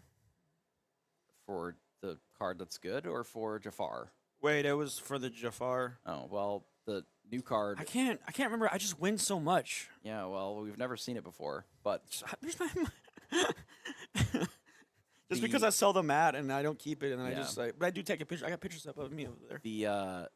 the card for this one is awesome. It's gonna be worth a lot of money, like Stitch. I don't think it'll be worth as much as Stitch because there's literally more than twice as many because they're giving out 8 per set champs instead of 4. Yeah. And also there's a lot more stores that are supporting Lorcana now than were there during Yeah. the first set. Okay. But it looks great. The playmat looks awesome. Yeah. It is a What- very playable card. What is it? What's the It's play? a Maleficent Dragon. Oh, I like that card. That's a 9-drop, right? It's Maleficent Dragon. It's the 9-drop, and it's great art. It looks awesome. It's super shiny with the new holofoil. Very, very cool, and I know that a lot of players are looking forward to it. That guy Majin, I gotta say, I just picture like you trying to hand me a gummy, and I'm like, no, I don't want it, no. So we're still waiting on the game. I think we're gonna go to I'll be right back. If we can get any interviews or a deck tech or something in the meantime, we'll maybe sneak that in.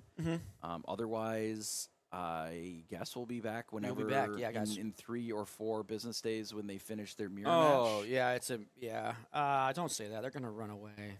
That is very acceptable. Oh. Yeah, the Maleficent's going to be really cool. I'm not losing my marbles. Jeebus makes me lose my marbles. You know what? I don't know if you had any marbles. I might not have any left. I'm exhausted.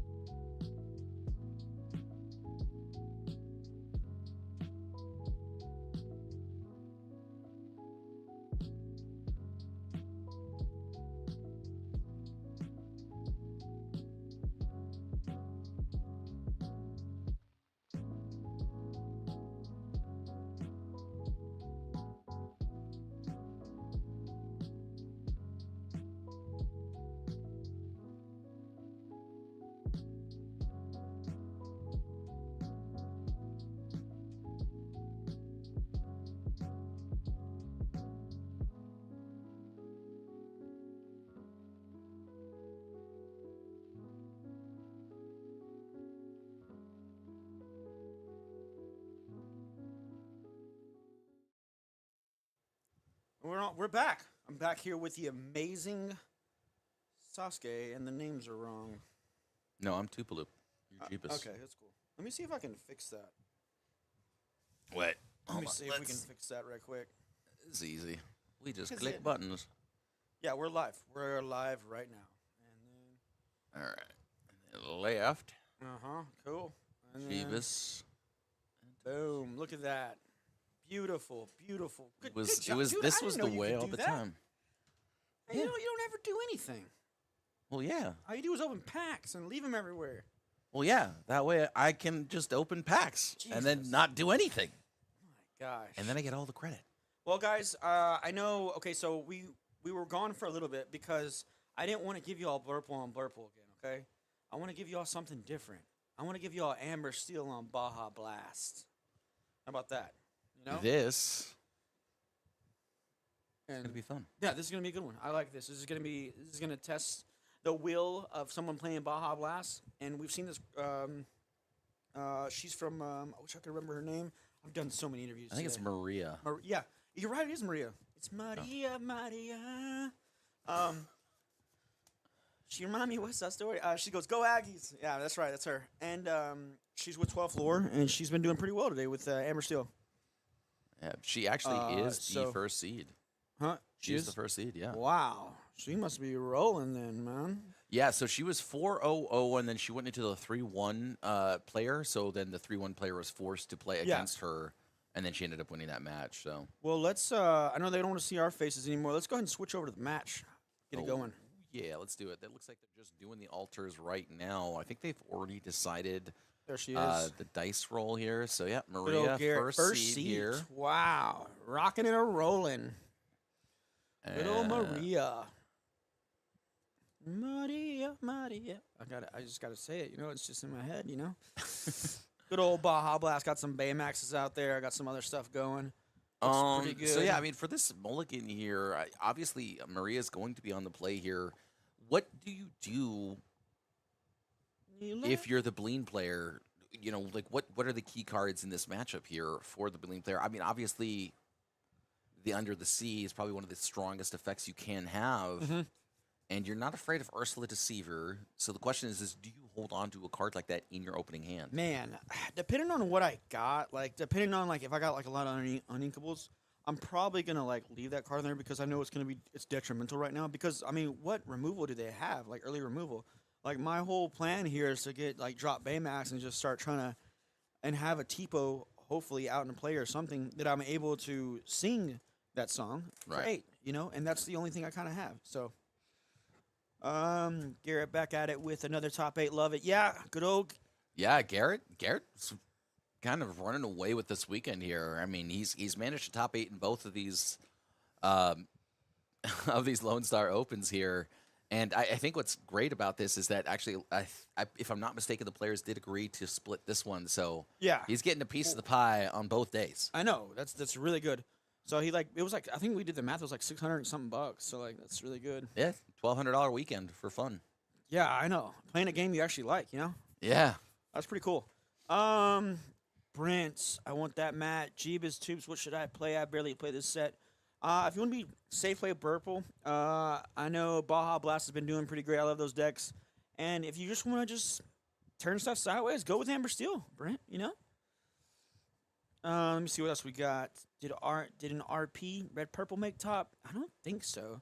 Red Purple did not make top. That was So, Robbie. dude, it Robbie, was right? Robbie, Yeah, man. Robbie. He was had trying. such a good opener. He was running really hot in the early parts of the day, but then just went X2. I think he started off 3-0, and then he went X2 against the top seeds. I think one of them was Maria, potentially. So, Yeah.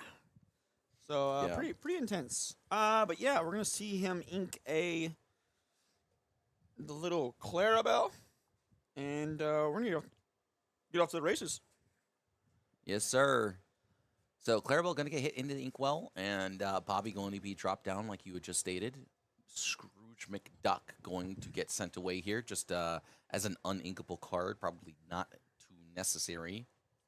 And now Maria, kind of stuck with just this Captain Hook in play, which isn't really doing much as of yet. And that Fire the Cannon is going to come down here and then a Daisy as well. So this Captain Hook is going to be able to get in for 1 here.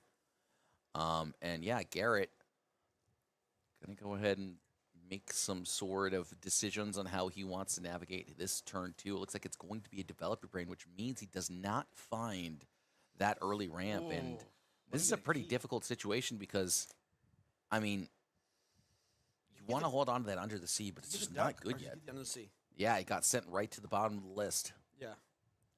You hate to see it. Oh, he got the duck, so he's going to ink it. Yeah, Duck is going to get inked here.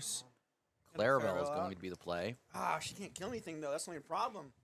You know? Yeah, I mean, she's just one of these cards that's just a really efficient character because of the shift line that is available. Clarabelle Light on her Hooves just proving to be one of the most powerful cards in all of just going Lorcana off here. Let's do the especially- trigger. Yeah, especially in the core constructed. Thankfully, that trigger does enable him a little bit to hopefully find something a little bit more useful, because right now, Maria's going to be able to quest for an additional 7 before Garrett's really going to be doing anything else. Yeah. And, I mean, that's nightmare territory here. I mean, she just might run away with this game here just because Garrett really didn't see what he was looking for here early on. No turn 2 ramp. It looks like he still doesn't have the ramp and is forced to discard a second Scrooge McDuck. Man, and those are like, that's something you kind of want, you know, like on turn, so you can play at turn 3 and get a 5/5 beater out there and just try and, like, you know, you could take out the Daisy and some other stuff too. Yep. Kind of not too good for Garrett. He's ramp, he's having trouble with it, and it's really making me mad. He does find the Sail the Azurite Sea finally, so that does mean he will be able to play this Clarabelle on turn 4. But this board is so wide. It is. And she's just going to turn everything sideways and say, hey, let's call it a day, you know? Yep. And she's gonna And quest all up. the way at 7 or 11 lore already. We Wow. don't know if he has. Oh, no. A second Under the Sea is going to get sent to the bottom of the deck here. Does he keep that opening did he keep that opening Under the Sea? And he did. Oh, nice. Oh my goodness. Wow, 5 dude. cards going to get sent to the bottom now. And this Clarabelle is going to be able to hopefully pick up a Wow. couple more cards after the fact. It looks like that's not going to be the case. But, I mean, the damage is done here. That shift line just completely snuffing out everything Marie wanted to do there. And unfortunately here for Garrett, that second Under the Sea and third Under the Sea Oh, are there's on a the dock, bottom. though. That's a good fire back, though. That's a good. We got to fire the cannons in her hand, though. And now that Fire the Cannons is going to be able to get rid of the Bobby, which is nice. But Somebody said, Aggro, you only had one job. That UTS did get it. yeah, and so now John Silver going to get sent into the Inkwell here as the last. Oh, Oh, nope. There was a hidden John Silver under that John Silver. It's which just means so that the Clarabelle's detrimental gonna that force. under the sea, just like that, and then you got the John Silver out, and your Clarabelle's drawing you cards. Wow, Garrett played really well. I thought he was in trouble there for a minute. Yeah. I was a little worried for my boy Garrett there. 12th floor is about to take it home. You know, they are local based. They're from A&M. They play at Clockwork Games. Great venue, great team. Really nice team. I've played a few of them in a lot of tournaments and stuff like that. So they're a really cool team. Oh, that's great. So Clarabelle going to get sent into the Inkwell here. Baymax. Garrett just doing his best to just Let's just try jump and his quest out of hand this, as yeah. fast as he can here. This Rhino is now going to be made reckless. And Garrett gets to draw just one card here off this Clarabelle. Oh, no. But yeah, I mean, I don't think this Clarabelle was being played as a shift to draw cards. She was just there to, Sing. sing. She's there to dance and sing. You know what? Not a lot of people know this about Clarabelle, but she's got a really good voice. Does she? Yeah. Yeah. Yeah, John Silver? I'm going to play this John Silver, see what's going on. That's not Clarabelle. No, I know. I had Clarabelle up a while ago. What? That was a joke. It's been a long day. Oops. Yeah, it has. Yeah, you got me. It has. I'm running out of it. Guys, just so you know, Sauce made me mad. I kicked him out of my apartment. You got to stay with someone else tonight. Oh, nice. Nice. Returning that. Let's go ahead and play some cards. Yeah, Garrett, good for you, bud. Yeah. Yep. Yep.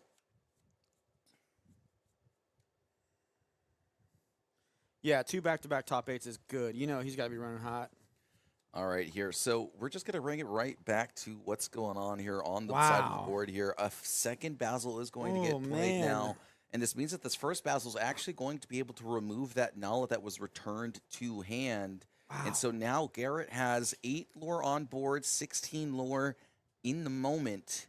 And yeah, Maria's just not going to have enough left in that gas tank there. That Under the Sea proving Wow. to be exactly What we- the yeah. medicine he needed.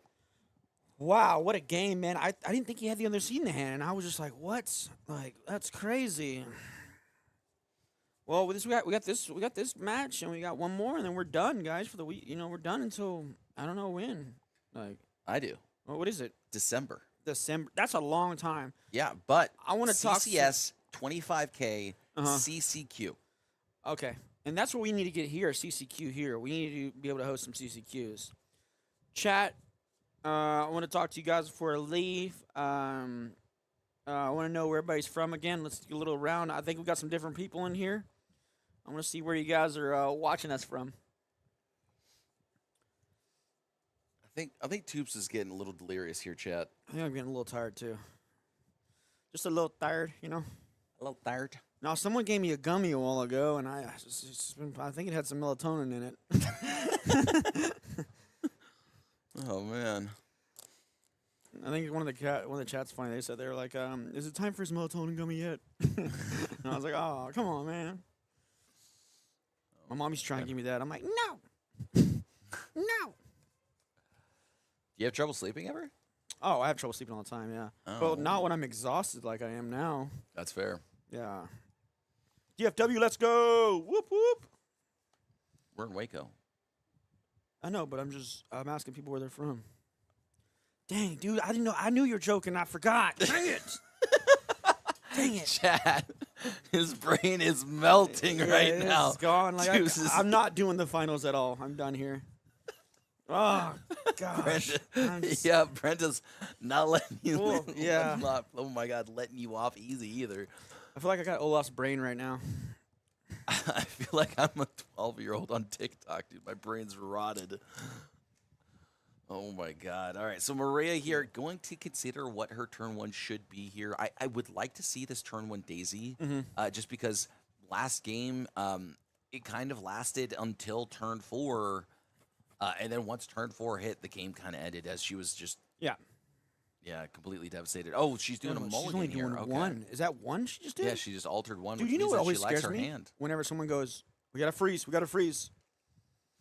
Let me call them up there. Let me see what's going on. Yes, Brent. CCS is a CCQ. Uh-oh. Screen reset. Okay, we're good now, chat. But yes, CCS in December is going to be a CCQ, and it's also going to be a 25K, which is incredible. And then on top of the fact, you'll get to see Toops. Hopefully he won't be so delirious. Oh no, I'll be great. I'll just probably get some coffee, you know, and stuff, and it'd be good. Just talk to me on Saturday. Don't talk to me on Sunday evening. Yeah, that makes sense. So. Yeah, pretty much by Sunday evening, I feel like all of us are just, Yeah, I know. You're pretty a little tired, a little bit. worn Yeah. down. Where's my people from the UK? The UK is probably asleep. Oh, you're right. It's probably like 6 a.m. over there or something. Or like late. Oh, let me Google what time it is over there. I think they're 10 hours ahead. Really? No, they'd be 7 hours ahead from Eastern, so 8. They're 8 hours ahead. Let's see if you're right. I bet you're wrong.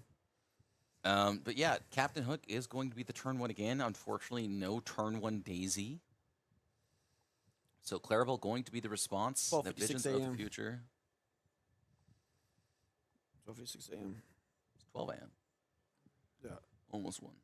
It's the United Kingdom. Wait, that's much less than 8 hours then.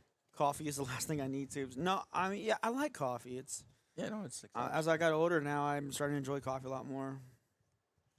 Coffee gets me hyped up, man. I gotta be able to be hyped to do back-to-back interviews like crazy. And All to give right. the people what they want. This Nala is going to be the play now. This is And, a really good card. Yeah, I mean, Nala's been pretty decent so far overall. This weekend, I feel like a couple of players have felt like she's been a little bit lackluster, and I've seen Yeah. some people starting to tech her out. Just because 3 willpower gets answered by a lot of 1-drops. Yeah. There's the But Moana in red, there in Ruby. There's Captain Hook, obviously, which you can see on board. There's also another 3 strength character, Rafiki. Yeah. So it's just kind of a little awkward to get it out when your opponent just drops a turn 1 Rafiki or a turn 1 Cook, and then you're kind of like, oh, I guess this Nala isn't doing too much. But when you are the aggro deck here, you know. You know what's good, better than a Nala? 2 Nalas. You know what's better than 2 Nalas? Oh, don't say it. 2 Nalas and a lady. Yeah. It's really good. Yeah. So question for 3. That's good. She's good. She's doing a really good start right now. Now, I hope he has a shift Baymax thing so we can get that going because we need to start shifting some stuff out there and get some more characters so we can sing, under the sea basically. yeah, I mean, this is definitely a pretty awkward position here for Garrett. I don't think he wanted to not find a second 1-drop to play. I think that's what he was looking for off the sale, but because the sale didn't find him that, he's probably just going to ink this second sale that he has in hand. I know he wants to hold on to it to try and find some ramp or a card later on, but I think just inking it right now is fine. And then you can shift that Baymax like you had talked about and just get rid of that Nala while it's available. This Captain Hook plus this lady will be forced to interact with this Baymax unless she has some sort of contingency plan, I want to say. Something like Pluto might be a good answer. I mean, to they're the what's 12th going floor. on They here. got 12 contingency plans. Oh, Honduras. All right, Timothy. Is it Timothy or Timothy? It's Timothy Honduras, Maine. Oh, Chalamet? I like it. Timothy Chalamet. Honduras. Oh, Maine. that's detrimental. Look at that strength. Just taking that Baymax out. That was pretty bad. actually a Yeah. very That's not something you wanna see. game-changing Strength of Raging Fire, I will say. It just denied him 6 in terms of Sing right here, and then he does actually manage to pick up this Under the Sea. He does have a 3-drop Clarabelle as well that he can develop. So while this Clarabelle isn't going to draw him a card, it does give him a shift target, so if he does find that Clarabelle on the following turn, he will be able to utilize it. So he's going to get sent into the discard here. I like this a lot. I mean, kind of struggle with these inkables here. Yeah. Let's see what we got going on here. We got 2, 1, 3, not 3, 6, 7, 7, 8, 9. They got 18. We'll go to 18. She plays another. She's top deck. She's been top decking some docks today, dude. I've been seeing her do some good stuff with that thing. Watching from an airplane. Brent, we know you are. You the man. All the guy's always traveling, dude. He's always seeing the world. So Jim Deere going to be picked up, which means if this Clarabelle does not shift, she doesn't Maria hesitate, dude. does win this game here, and we'll go on to game 3, and Garrett will be on the play. So Garrett's You're still Welcome playing, is bro. going to get sent to the bottom of the deck. Finds the Clarabelle off the my top gosh. there. Incredible pickup. I believe John Silver is his only inkable in hand. So, yep, that is going to get sent into the inkable, and the Clarabelle gets picked up off the top. Under the my sea. God. What is the most incredible about this all is that this does not even matter, as there's still the Calhoun, which the can Calhoun, attack yep. in. Yeah. And the game is done and dusted. I didn't even see that part. It's been a long day, chat. This Love to see Calhoun doing everything she needs She's to like, here. well, I'll just attack there and I'll get 2. Yeah. He's like, yeah, you got it. Garrett Calhoun, just baby. shrugs. He's like, yep, I forgot about that part too. Calhoun, baby. So, wow. I mean, Calhoun just showing exactly why she's such a valuable piece here. That 3 strength there, just absolutely. Man, I mean, what? God. Okay, it's been a long day. I'm rambling. My brain's starting to melt too. Yeah, it's Toops, you're bringing me into your world here. I'm not sure for it. Yes, the melting brain world. My 2 losses right on stream. Go Maria!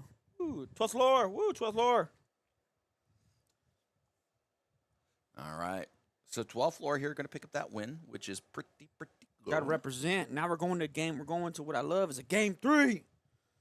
Did you get all the pieces? No, I didn't. Oh, I thought you got all the pieces to get. That's cool. Is it like this? That doesn't look right. Come on, Oh no, man. that's this one right here. He's doing the puzzles for the what's it called? The singer. Powerline. Powerline, yeah. Dude, I'm telling you, I'm out of it. Powerline. I think all of chat And I is think aware. I think you like put you put like another arm somewhere else. That shift. Shoot. Oh, shift. Okay. Yeah, see? You're out of it too, dude. I said shoot. I know, but you said it said shift. That means you didn't read it right. That means you're seeing things. Sasuke needs a gummy and some coffee. Yeah. Well, wouldn't that counteract the two? Yeah, I feel like that would just put me right back to where I'm at. The melatonin would make you good sleep, but then the coffee would wake you up.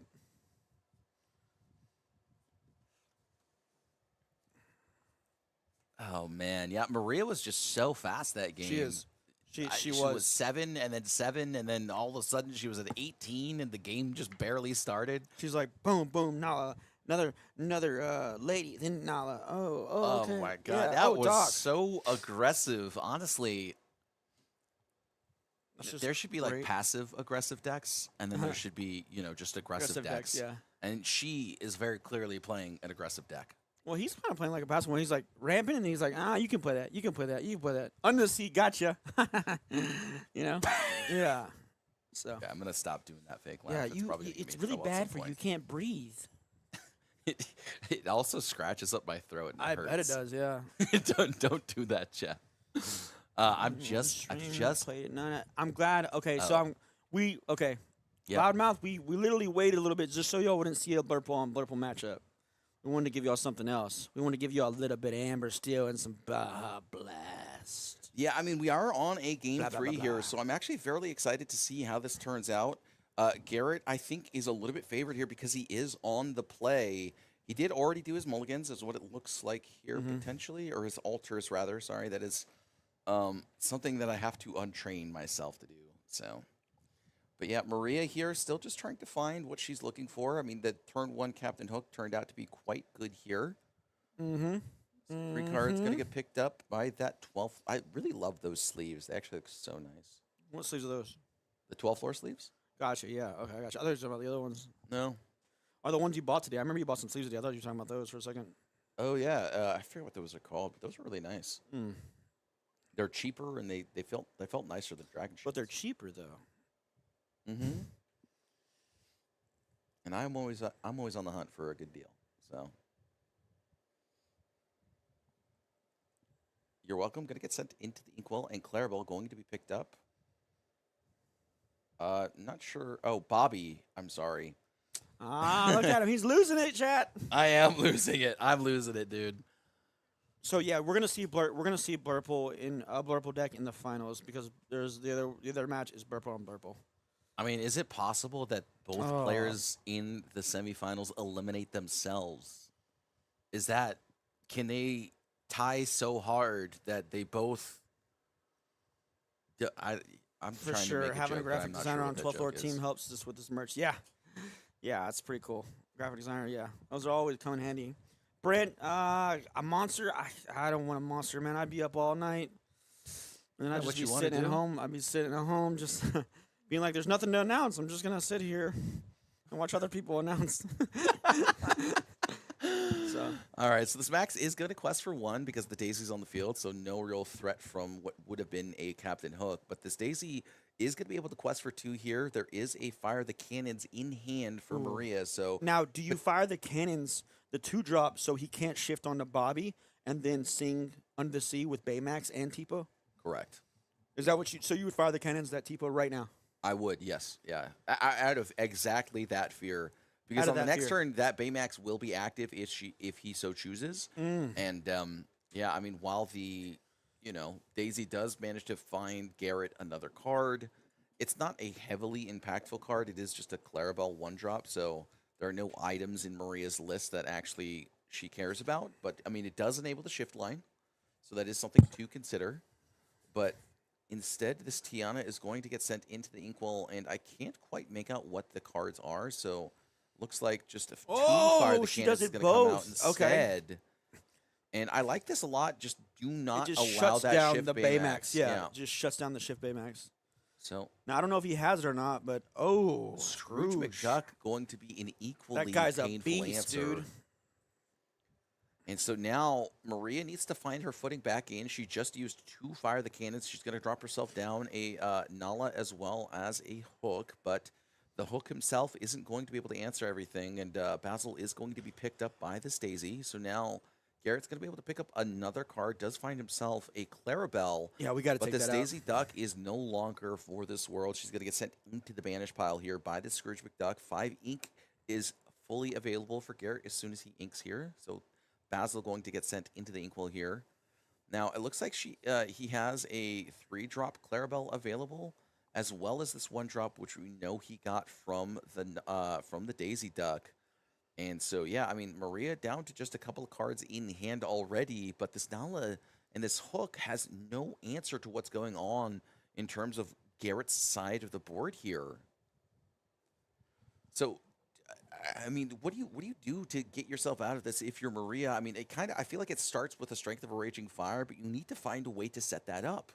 So right now, I think you just kind of played a little bit patiently here. Understand that you're just not going to have the strong board that you necessarily need. It looks like there's probably just another dock in hand. So Maria's just going to quest, understands that Garrett is the slower deck between the two of them. And yeah, I mean, there's no Under the Sea as of yet, but there is a Shift Clarabelle potentially here. So the Shift Clarabelle is going to come down. And it looks like Under the Sea is going to just happen. So brutal. Maria's entire game state is now in shambles here. Garrett in a very commanding position as Maria's at 3 ink with 1 card in hand. For sure. And Garrett's got a plethora of slam removal down tools. that. There it is. There it is. That's it. Woo! I told you she's always got the dock. That girl's running hot. That's another now dock she there drew. is a second dock. She could consider just playing the dock to get rid of the Captain Hook because she has that 2 ink available, but that does mean that Maria still struggles did his to Under find... the Sea go in his deck? I think he put the Under the Sea under his deck. Guys, did y'all see Under the Sea under his deck? I think you're absolutely right here. Let me go get that fixed. I'm going to go do that real quick. Okay, I gotta will fix hold down this. the fort. I can't have cheaters. Judge! Okay, so Vision of the Future is going to get sent here. I believe he's going to pick up that Hades as it is probably his most valuable card. Actually, there is as well that John Silver, so it looks like that is going to be the case. The John Silver is going to get picked up here. Hades and Clarabelle going to be sent to the bottom. And, I mean, honestly, a very good turn for this Visions of the Future. You have a lot of time, a lot of space, and a lot of capability to take over this game here. 5 lore going to get picked up. This lore total is now even. And now Maria needs to find something a little bit more useful than a Calhoun here. This dock is going to pick up another 2 cards, which is nice. But the problem is that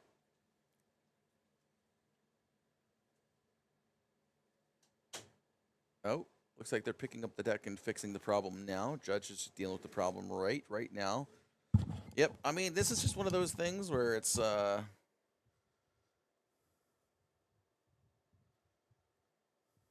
just Judge double checking that everything happens. There it is. Yeah, that's it. That's all there is. We got it, guys. We got it. Okay.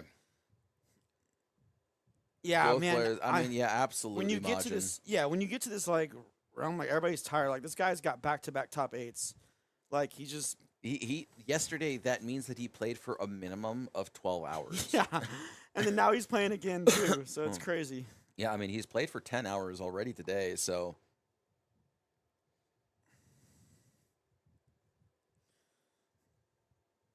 Yeah, I mean, the problem's resolved. You know, it's just one of those things that it happens every now and again. Players get exhausted. They make small mistakes like that, and you just don't pay attention to them because you don't. But yeah, I mean, it's really just a minor issue.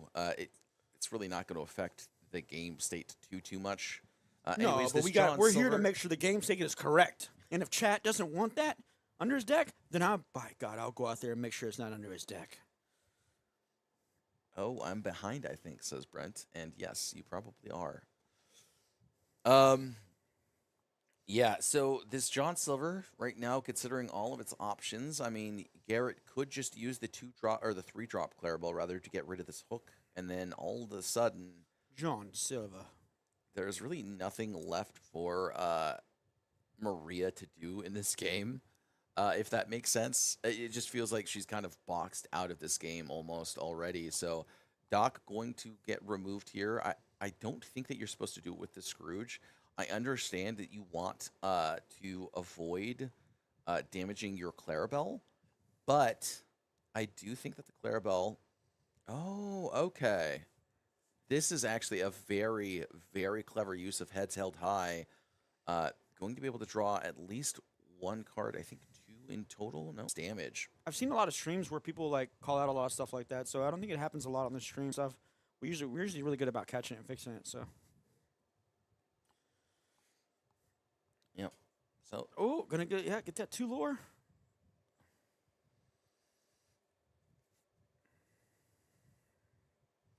wait, why did Doc take 2 damage? I was reading chat. Sorry. Huh? What's going on? Why did Doc Why take did 2? Doc take 2 damage? All right. Yep. We need to stop. Okay. Anyways, Sail the Azurite Sea is going to be developed here. Going to be able to draw a card. Hopefully find something a little bit more useful than what has been going on. What? Yep. Did I miss something? I don't think so. Okay. And then John Silver is just going to make this Rhino reckless here, very likely. Yeah. Um, You have to. You gotta shut that Rhino down. oh, no, ads. Let me see if I can. 1 minute of ads. Sorry, chat. Well, anyways, we are going to play this Clarabelle here. She's going to be able to pick up another card that you're welcome going to get sent into the inkwell, and Develop Your Brain is going to be picked up, which very likely means that this Hades is going right into the hand, and that is going to be the case. So, yeah, I mean, this is a very, very strong set of turns here for Garrett. He's already at 10 lore. There is 7 lore on the field here. Every character that Maria wants to interact with is just that barely out of reach. Oh yeah. Yeah, but you can. Okay, so. Oh, I other see, stuff. I see, I see, Yeah. I see. Okay. Is that Loaf? Is that my boy Loaf in there? Lord kind of Loaf. What's up, buddy? All right. So, Maria, seen the writing on the wall, but she's going to try and claw her way back into this here. There we go. It starts with getting rid of this John Silver, and instead she's just going to pass. 1 card in hand. Yes, the best of 3. Yes, David. So now, We're just questing out, man. We're Yep, just trying to get it in questing there. Yeah, bringing it up to 15. really good. Presenting that Lorthal, and just presenting another threat to make things all the more difficult here. So, going to be able to pick up 1 more card. Don't really need this. You're welcome at this point at all. And, yeah, I don't think Maria has a way out of this game anymore. And so, yep, she's going to scoop it up, shake hands. Great sportsmanship from her. And great sportsmanship from both of these players. It looked like both of these players were at least having a good time with each other and enjoying each other's company, which is something that you like to see. For sure. And, yeah, I mean, Garrett's moving on to the finals. We got Bleen in the finals. Yeah. Let's The we still Bleen got the Hob Blurple on Blast. Blurple matchup, so I lied to them. So we're actually gonna bring that up and take a look at it, see what's going on. All right. Game 3. We don't stop. We don't stop. We keep going. Got to give the people what they want. And they want Blurple on Blurple. Hoorah! Some Hades on Hades violence. Yeah. It's still playing. I think they're in. I think Blurple's in game 1. I'm just kidding. I'm kidding. I'm kidding. They're not in game 1. This is game 3. So.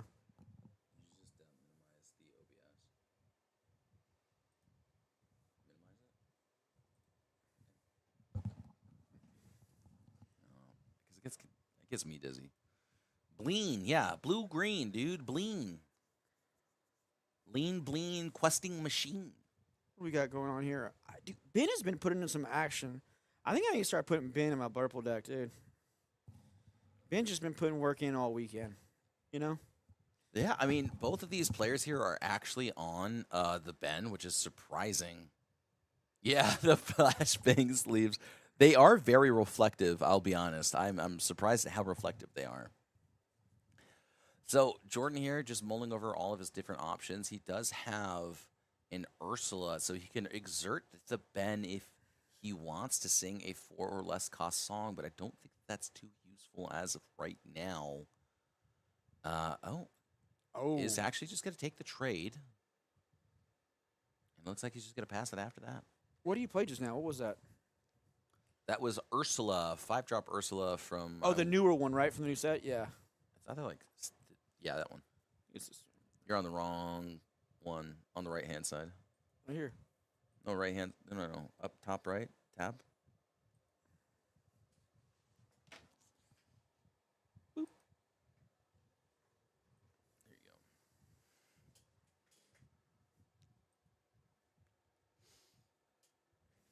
go. All right.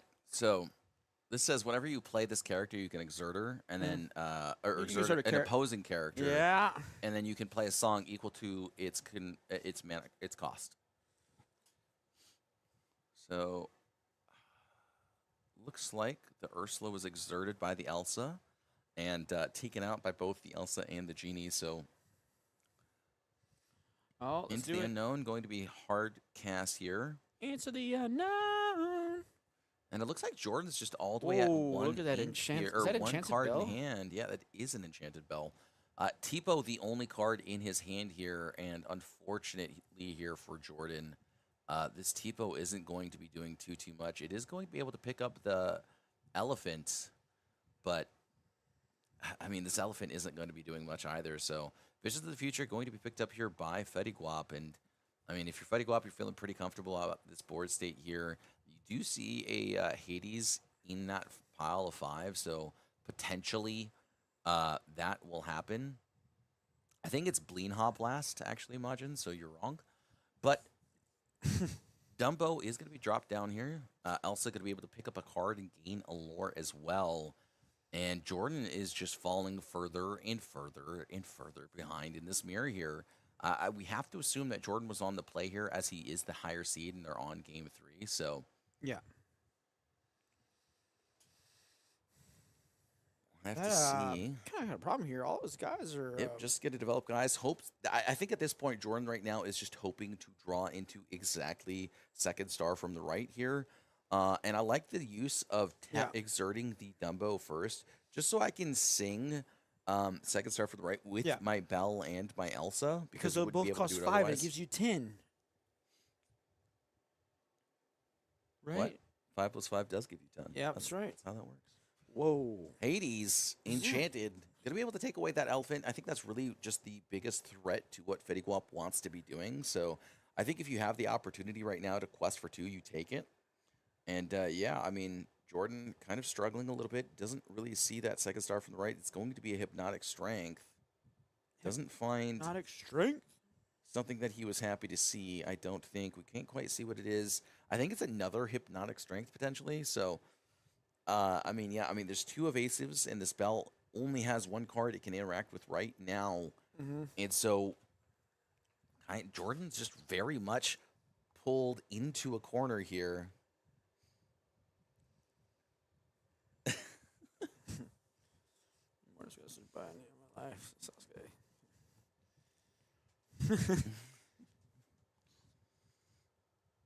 Okay, so that Elsa is going to be picked up. Okay, so it was an Elsa that was drawn off the top there, which means that this Belle is going to be able to get rid of this Hades, which is a pretty big deal here. It's a huge, huge singer. It does have a lot of capabilities to be able to enable those second star from the right. And I think Fetiguap really wanted to be able to utilize that here, and unfortunately he is no longer able to do so. He does have quite a few key pieces here, and that second Hades, man. That second Hades is definitely coming off of that Visions of the Future, and that Dumbo just going to continue to draw and keep Fetty's hand full. And Jordan has to find something quick here because this game is quickly slipping out of control. Yeah, for sure. Man, that Hades was detrimental. This that Dumbo just brings you back. You know, you're drawing all those cards. Oh, Monstro. And there's a handshake. And we got ourselves a final. So we got Blurple in the finals versus... Not Blurple. Yeah. Bleen. No, it's Baja Blast. Bleenha Blast. Whatever. It's not. Bleenha. I don't even know, man. I'm trying to think of like how I can say glue and bleen into one word, but that doesn't work. Doesn't. No. I'm just going to stick with bleen because it sounds terrible. I guess. It just sounds so bad. I think it's funny. That was a good match though. That was a good match. I know we got the finals coming up. I'm gonna have you and Jeebus in here. Yep. It's gonna be pretty great. You guys are gonna be in here. It should be Actually, fun. I'm pretty sure you're supposed to go do 3 more deck techs right now. No, I can't do. No, sir, I can't do anymore. I can't. That was so many. I mean, I'm Yeah. glad we got to get through all those deck techs, but like, I, Dude, I was you can like struggling. see it in my The eye. only Look, thing I could do was you open up can see it booster in my packs, man. I was eyes. like, See, what am they're I? all like, yeah. What am I supposed to talk about by myself? It was terrible. Yeah, I think one time I do an interview this weekend, and I'm like talking, and I just like literally lost. I didn't know what to ask a question. Like I'm like, this never happens. Like, and I'm like, so have you tried the sandwiches?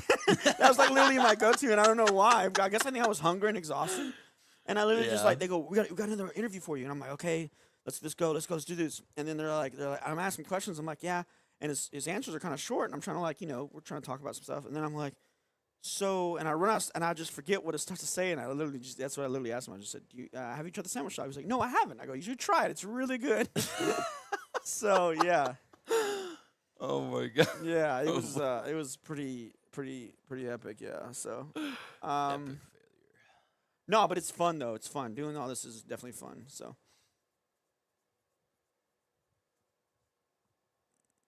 Okay, we're probably about to take a small break, and then we'll have the finals ready for y'all guys here in a minute.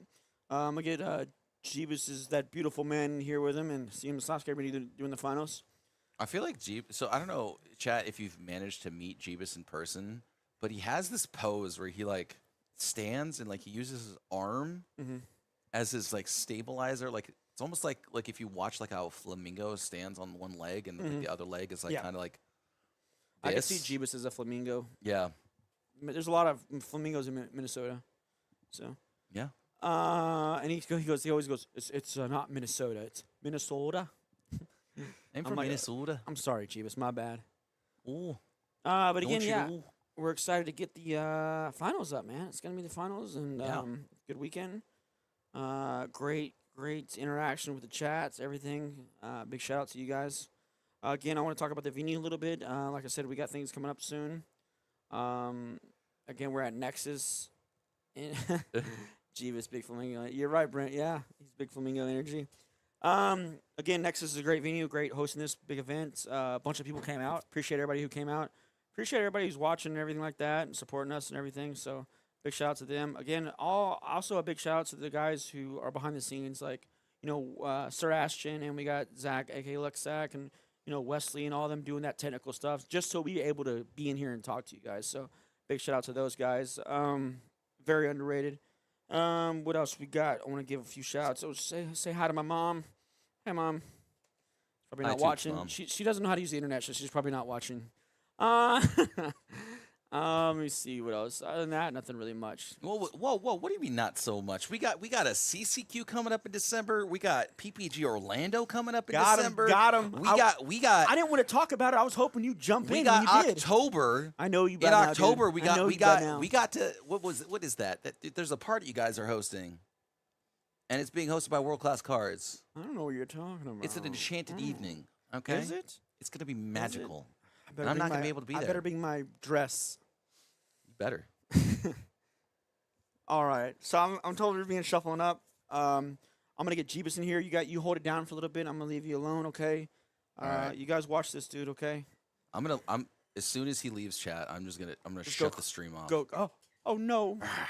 All right, let me go get No Jeebus. one gets to see the finals. Kidding. But I am gonna fix. Hold on. I do have to do a little bit of fixing here. So we're gonna okay, hold on. I'm gonna fix my life here. We're gonna do this. They're shuffling up here, so we're gonna get right back to it. But we need to find ourselves a Jeebus, and Jeebus he's on his way, I think. No, he's not coming. He said he doesn't want to talk to anybody. Okay, so Toop says that Jeebus is no longer coming, which does not sound like Jeebus. Where is Jeebus? Okay, I have no idea where Jeebus is, but he's probably going to be here in a few minutes. Maybe, not a few minutes, but 30 seconds, maybe less, and there he is. Doing his famous pose, which you cannot see. I told him about your famous pose. Yeah. He does. Can confirm he does do that.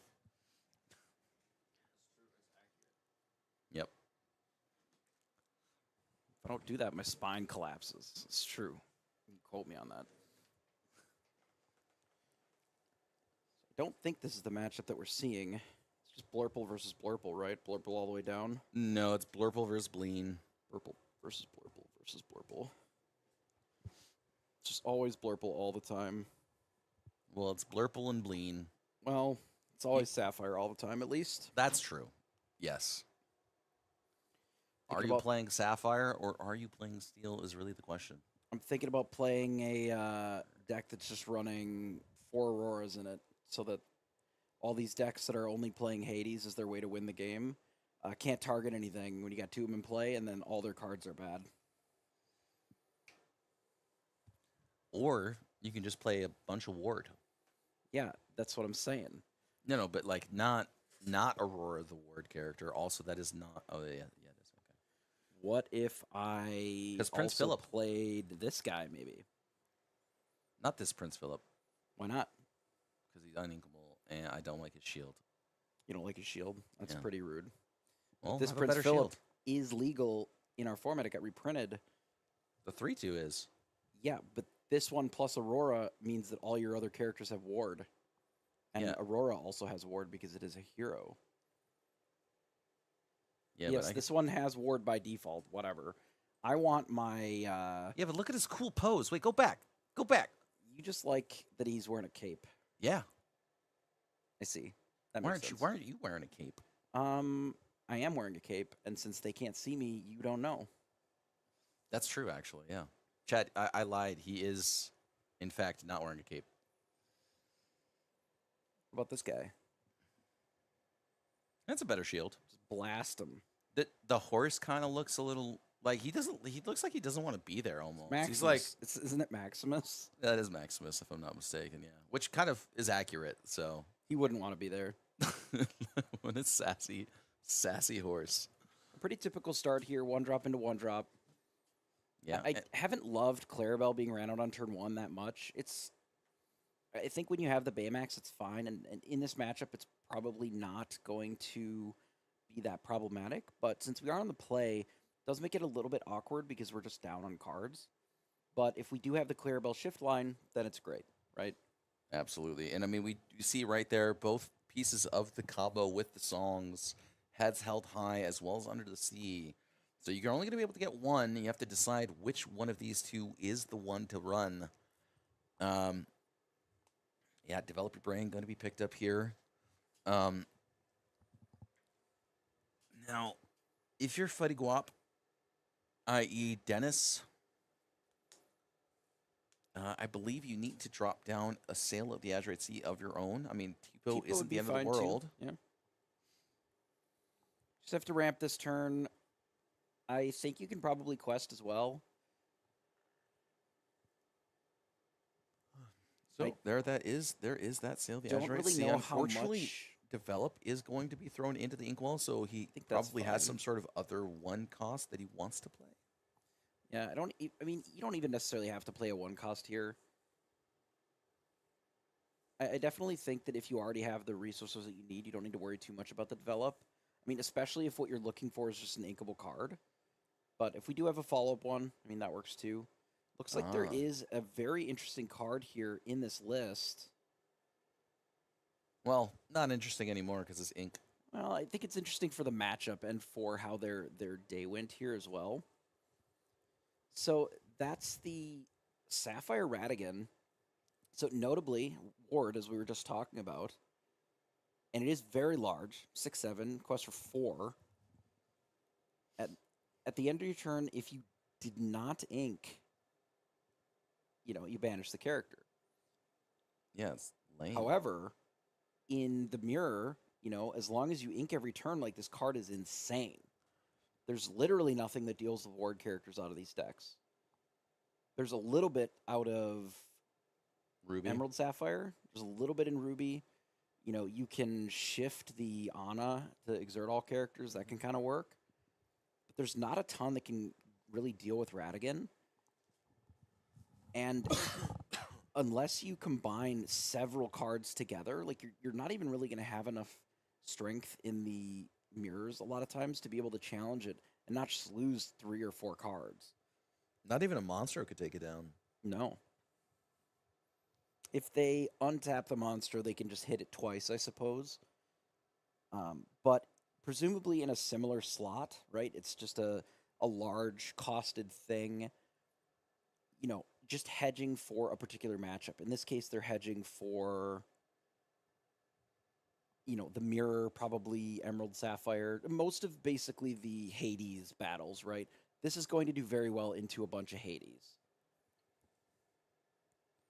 Yeah. I And mean, now- Scourge McDuck, honestly, a very good drop here on turn 3. It is going to be able to challenge this Ben. While that is said here, Garrett needs to find a way to get around this Ben because the support with 4 strength is actually fairly significant. It looks like the Clairville wants to come down in terms of the shift. So I think Garrett has to decide how he wants to ink, or maybe he just doesn't have anything that he can ink right now. And that could be the case here, but I did see visions of the future, so we know he's at least got one option in terms of ink. And he's just going to quest here for 3. Oh, no, he's going to sing You're Draw Welcome some on cards his own here. Clarabelle. So, yeah, that is a Ben. Ben has been seeing a bit more play this weekend than it had previously. As a way to both answer the Amber decks, as well as adding some additional threats to, you know, that are inkable to, you know, sort of that early mid-game range. You know, it is a 4/3. Like, we can quest with the Ben and just have Basil trade with a Scrooge here. You know, that is a possibility, something that we don't normally have the ability to do.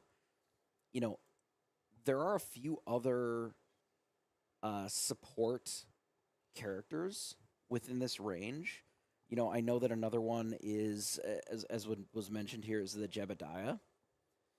I don't actually love the Jebediah, and I will tell you why. It does have a lot of other good words on it. You know, the resist 1 is pretty nice, but breakpoints I think are really critically important. And if you are playing Rafiki, for example, and you have Ben, you know, 3 challenger from the Rafiki itself, and then the Ben giving +4, that's enough to, without paying extra, you know, without paying the 3, you can punch through a Tiana that's exerted and just take it out. And your Rafiki lives, which is even a better bonus. It also lets you more easily punch up through some of the, like, Elephant and Vincenzo and things like that more easily, just because it is a bigger support. Now, there are some cards that are good to actually run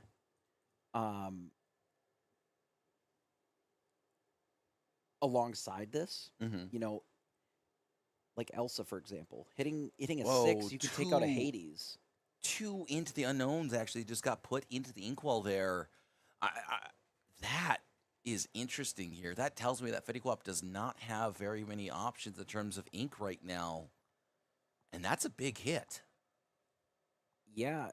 I mean, those are some of the more impressive cards, like, in the deck. Now, this is one downside to something like support, which we don't see as an interaction very often, which is that you need to quest in order for the support to be functional. Now, it's rare that this has come up in the past because we just haven't seen that much support really being leveraged. But now here we're running into this spot where this Elephant normally would have been very favored into these Scrooges, and Ben lives. Now, unless we have a song, which we know we just got rid of 2 of them, this Ben is just going to crash into one of these Scrooges, and that's going to be the end of it. Yep. He's going to knock himself right out. He's going to banish himself. He's like, you know what? I'm going to send myself home right now. And honestly, I mean, yeah, like you had alluded to, John Silver, honestly, I feel like this has been the unsung hero for Emerald this entire weekend. Yeah, and I do think that even from, you know, this is a set 1 card, even from the outset of set 1, I do think that John Silver was very good as a card. However, it was just very overshadowed by Maui. It was overshadowed by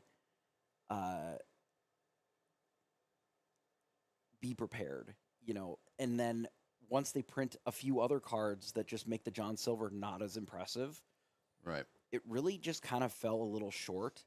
And a lot of the Emerald lists ended up just being much bigger overall, or sorry, much smaller, right? So then Right. you're not really getting to 6 to play John Silver, especially in a world where if you quest with it and they can just Maui and smash into it, like that's pretty rough. Yeah, John Silver definitely loses a lot of value when Maui Hero to All is in the meta. Yeah. I do think that I loved John Silver even still. I thought he was a really powerful effect, and so just gonna go ahead and sing this Under the Sea while you still have it available. It is going to be that 2-for-1 that he's looking for, and the Clarabelle is going to be found as well as a Hades, and he's considering the Clarabelle I and think the we just Hades. take Hades. Yep. Really, the only card that anybody ever wants to be casting right now is just Hades in these Sapphire matchups. It kind of seems like that in almost every matchup. It's just Hades every turn all the time. Which I don't really love that that's kind of what the format has devolved into, but here we are. Right. So, I mean, this Elsa is going to get dropped down here. Hades is going to be the response to this Elsa. Takes it out. 6 more Laura is going to be picked up, bringing Garrett all the way at 11. And now this Rafiki is going to be able to take out the Scrooge McDuck that has been damaged, which is nice, but There's a Ben. That's not bad. that's actually kind of something right now. I don't think it's enough. I think we're still a bit too far behind here. That sale is definitely making things a little bit worse for Ware here. Bobby not using the ability. Just going to use it again to show. I really like the use of these, how far it goes. I know a lot of players here would hold on to it as a removal tool, but you have such a commanding position of the board state. Your opponent has no cards in hand, so you can just continue to play it slow here. And I think just using your, pretty much half of your turn just to do that is fine, right? He uses the Sail of the Azurite Sea, doesn't really find what he was looking So we for, take out a and just Scrooge. keeps digging. Hades will be able to answer this back here, so that is a pretty big pickup, but this Ben is weak to this Hades. But you can also just quest to 19. That's, another option. Yeah, I mean, you just force them to have it, and they have to wipe the whole board. You look at 2 cards, and it's just not going to be able to be enough. Yeah, I mean, if he has to cast this Visions of the Future, the game is over here. So there's no cards that he can find at this point that will be able to save him from this position, as there's going to always be at least one character. Yeah. So just wanted to see what he would be able to find. Finds himself that Hades a little bit too late, and we're going to go off to game number 2. Yeah, Tipo kind of just closes it out there. I mean, that's where you see sort of the power of just the Scrooge, right? Right. Just being a pretty inexpensive 5/5, you just keep dropping them. It quests for 2. Like, this deck has to combine multiple cards to be able to comfortably get rid of it. And especially after we saw 2 of the Into the Unknowns go away, I think if we still had one of those Into the Unknowns, this game would have been a lot different. We would get to sing with the Ben to protect it, and still get rid of the, some of the characters, but keep our elephant. There's just a few things that could have happened in the game that Into the Unknown would have gone a long way. But sometimes Absolutely. your hand is a little awkward. Your draw is not ideal for inkability. The more that these cards improve in quality, especially your inkables, the harder it is to know what to ink every single turn. You just don't know what your opponent is going to play. Sometimes all the inkables that you draw are the best cards in the matchup, but you need to be able to still play spells. Yeah. You need to still be able to participate in the game, and if you can't, it's really tough. Yeah, I mean, absolutely. So, Fetty Guap going to be on the play here. What are the ideal starts? I mean, obviously, Sail the Azurite Sea. Are you just trying to dig in the early game? Do you need the Basil early on? Like, how does the Blurple player win the Bleen matchup? I think you really do want the early Basil. More so that when you get to your 5 ink, that you can potentially combine it with one of your other characters, maybe one of your other characters plus a Tipo, Right. so that you can actually take out one of, whatever they have on the other side a little bit better. Basil is not perfect because it's only +2. So there are some breakpoints like the 5 that it's still a little tricky, right? Right. Yeah, I mean, Rafiki better in this case, actually, I think, than Basil. that's what I was gonna say. Actually, yeah, it's like I think just the 3 strength is probably just overall more useful. Having a 2-1 is kind of a detriment in a lot of cases here. So Depot going to get sent into the inkwell. So he says that the Sail the Azurite Sea is the better choice.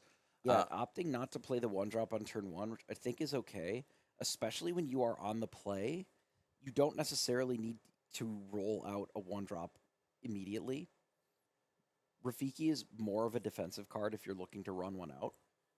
I definitely could see, if they were on the flip side of it, to have done it the other way. Inked the Develop Your Brain, assuming that we had the ramp spell to begin with, and just playing the Rafiki out to slow him down a bit.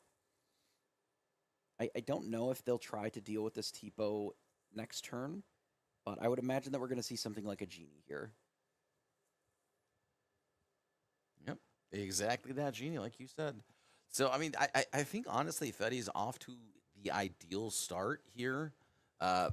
Right, Garrett is going to be able to play this Tipo. I mean, he's not going to be able to quest with it because the Genie is there, so it does have the ability to swing for some amount of damage. Donald Duck is going to be dropped down here, which is honestly a very good effect. Lets both players draw an additional card. It is a May, so they do not have to do so, but it is technically almost always better to draw an additional card unless you are afraid of drawing one specific card because you're like, oh, I have 4 of them left in my deck. But the point is, cycling through the cards is usually better. And yeah, Donald Duck enables you because you get to draw the card, and enables you even further because it forces your opponent to draw a card and you get to force them to discard it. Yeah, it's nice that you're able to give your opponent cards, especially in a Clarabelle style deck, right? You don't mind giving them a card, you give yourself a card. Functionally, it gives you 2 cards then if you have the Clarabelle. As you mentioned, Basil, a great combo with this. Right. Sort of gets them in this lock where if they decide not to draw, that's fine. If they do draw, you can remove it right away with the Basil quest, and it just puts them in this terrible spot where you're getting bonus cards every turn, and they're just really not. Right. Dumbo comes down, chanted, gorgeous. Yeah, that is honestly a really pretty enchanted. But Fetty has a lot of lore pressure now, a lot more than what we would really generally want to see on the other side for Garrett here. Mm-hmm.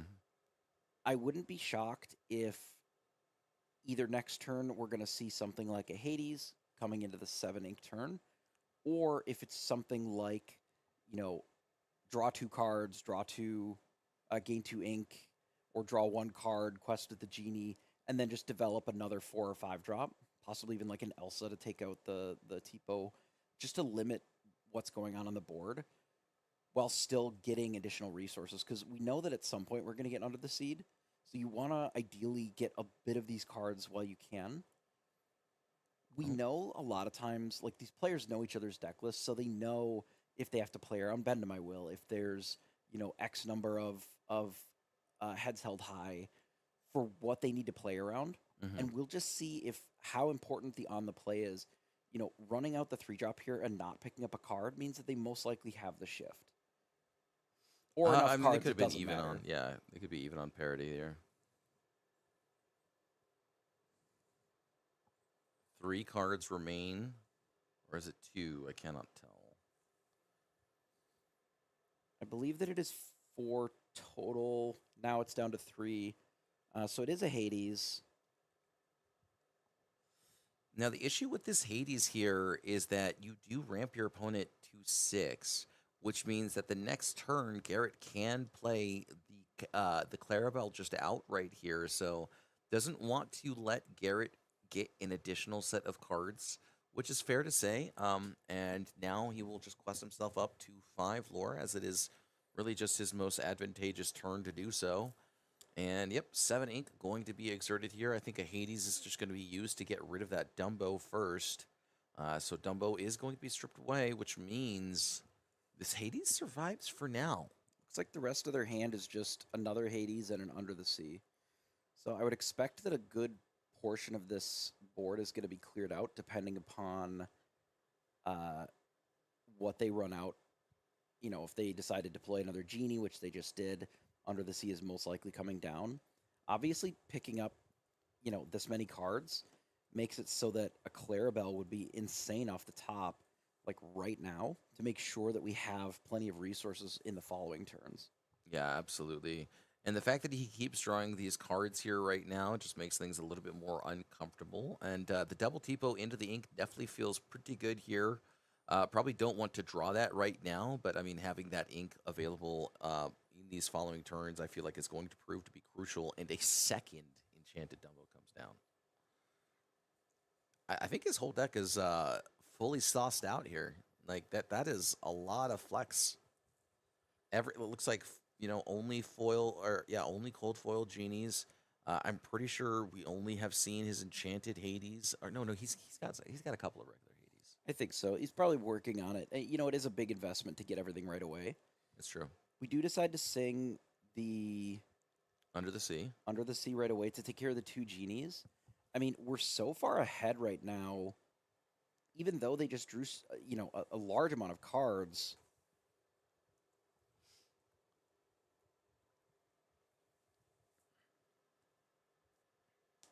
Like, I'm not really sure how we recover super well here. Like, I guess it's not that much lore pressure, and we do have a lot of cards in hand for Fetty here. Okay, rebuying the Hades is probably a good start. When did he get to 11 ink? Well, there were a few turns where we had double ink turns. Oh, that's even right. Yeah, towards last the turn mid game. Right. He's been Hades twice, and then he just ramped sailed twice. like twice. Where you know we played an extra one. You know, with the plan of likely rebuying this Hades. You know, you draw the 5 cards. You have an idea of what your next turns might have to look like. But we've also been Hades a couple of times, so that certainly doesn't hurt. Yeah, I do see a Monstro in his hand as well as a Rafiki here. But it looks like the Hades is just going to come back right down here, bring himself all the way up to 8 ink. So going to at least be able to close that gap a little bit. But this Elephant, I feel like, is going to prove to be a very problematic card. Yeah, I mean, another Under the Sea, You're Welcome, can all be pretty usable in this spot. Clarabelle obviously would be very good. I think we're just singing You're Welcome to draw 2 cards again. Yeah, I've really liked the use of this You're Welcome here. Just using these 1-drops as just these low impact cards to just try and quest and hopefully find something a little bit more useful along the line. And then being able to utilize the You're Welcomes just on your own characters that aren't very valuable feel good, because you just essentially just get to sing, draw 2 cards. It's basically a Friends on the Other Side in a lot of respects. And yeah, I mean, Clarabelle is going to come down here. Another card going to get inked, and another Clarabelle is going to come down. So Tipo's going to quest for 1, bring Garrett all the way up to 4. And now he's going to be able to draw, I think, 4 cards? Yep, 4. Picked up here from this Clarabelle that just came out of his hand. Yeah, getting rid of as many cards as we possibly can here. Monstro plus 1 discard is going to take out both the Tipo and the Hades. It's entirely possible that they also look to... Okay, decides not to take out the... to discard to the Monstro here. I wouldn't hate protecting it, you know, just untapping it, because it is very hard for the Emerald Sapphire deck to get rid of it outside of playing Hades. Yeah, I mean, you have to have heads held high as well as Under the Sea, which we've already seen at least. I don't even. Is that even enough? No, it's not. It's at 6, right? It needs to be 5. Yeah, Monstro's still huge. Look at that. He's a very angry whale. Look at him. Yeah, he's got way bigger teeth than whales. I think the only real way to get rid of it cleanly is... Whales don't have teeth. They got like those weird string things. Some of them have teeth. Monstro has teeth. Well, Monstro isn't real. He can't hurt you. But he can hurt Garrett. True. Whales are real. How dare you? But yeah, I mean, the Monstro's really strong here.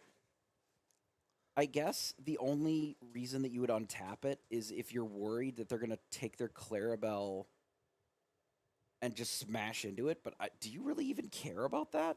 Getting rid of the Clarabelle with the Monstro is like something that you would probably choose to do yourself anyway. Right. So maybe that just doesn't matter here. Heads held high is just not good enough. I mean, it knocks everything else out of the board, which I think is fine. So Basil is going to come down instead. And you know what? I actually think this is a really sick line here. Because even if Fettigwap decides that he has a way to exert this Clarabelle, this Basil's going to be able to quest away. And it's just like, if he finds the heads held high as well as under the C combo here, he's going to feel very good about it. He's going to be able to clear pretty much everything besides this Monstro. So now Fetty has to find a way to really just keep his hand as full as possible, because Garrett's going to try and dump it every single turn here. I do see a John Silver. I wasn't able to see what that second card was.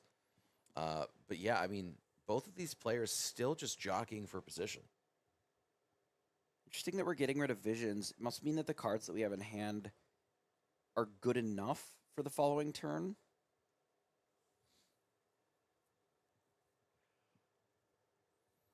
I would not have expected questing with Clarabelle here. It's a Tipo, a John, and a heads held high. Okay. Tipo, John, heads held. Wait, no, there should be 4 cards. Did they still have 4 cards in hand, or did they only have 3 that turn? Fetty had 4 in his hand. So now he's at 5. And now he's at 8 million and a half. I mean, now we're going to really regret allowing this Clarabelle to be threatened here.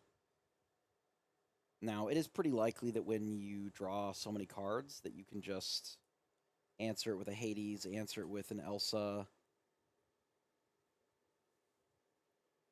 But as it stands, like, this Monstro's looking pretty strong. It's still kind of anyone's game, though. You know, another Clarabelle from the other side, and with the second star to the right, like, it's just a brand new grip. I mean, there's a lot of cards in hand. We know that we have to take this Clarabelle off the field, but it's pretty easy to say, you know, just kind of lose your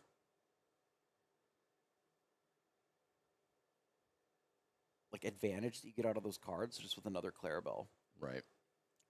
And I mean, if I'm Fetty here, I'm kind of always just discarding at least 1 card to just get rid of this Clarabelle. I drew 800 cards, so there's just no world in which I let it go here. So Rafiki gonna be discarded. I like this a lot. You're basically just discarding this Rafiki, pretending it has rush and can attack for 6. It does mean that this Monstro does get removed and sent into the banish pile, which definitely doesn't feel good. Basil going to be put into the inkwell as well. I believe that is a 3rd Hades played against Garrett here. Definitely does not feel good. Garrett really only getting to see 1 of those Bell Hades would this be game. insane here. It's just a genie, but Bell would have been really good. You take the 3 damage, move it over to Bobby, and then you just take out the Clarabelle and live. That also works. Into the unknown sends it to the inkwell, so we don't have to challenge it. That was a turn. You know, drawing 5 cards really does have the potential to just immediately put things totally out of range. Yeah, absolutely. I mean, this Into the Unknown doing exactly what it needs to do here. So I'm glad he didn't have to ink it this game, because last game it absolutely took him. Like, I feel like it just took the winds out of his sail. Yeah. I wonder if we're looking to protect the Monstro now. I doubt it still. But we do have so many cards in hand. I guess down to 3.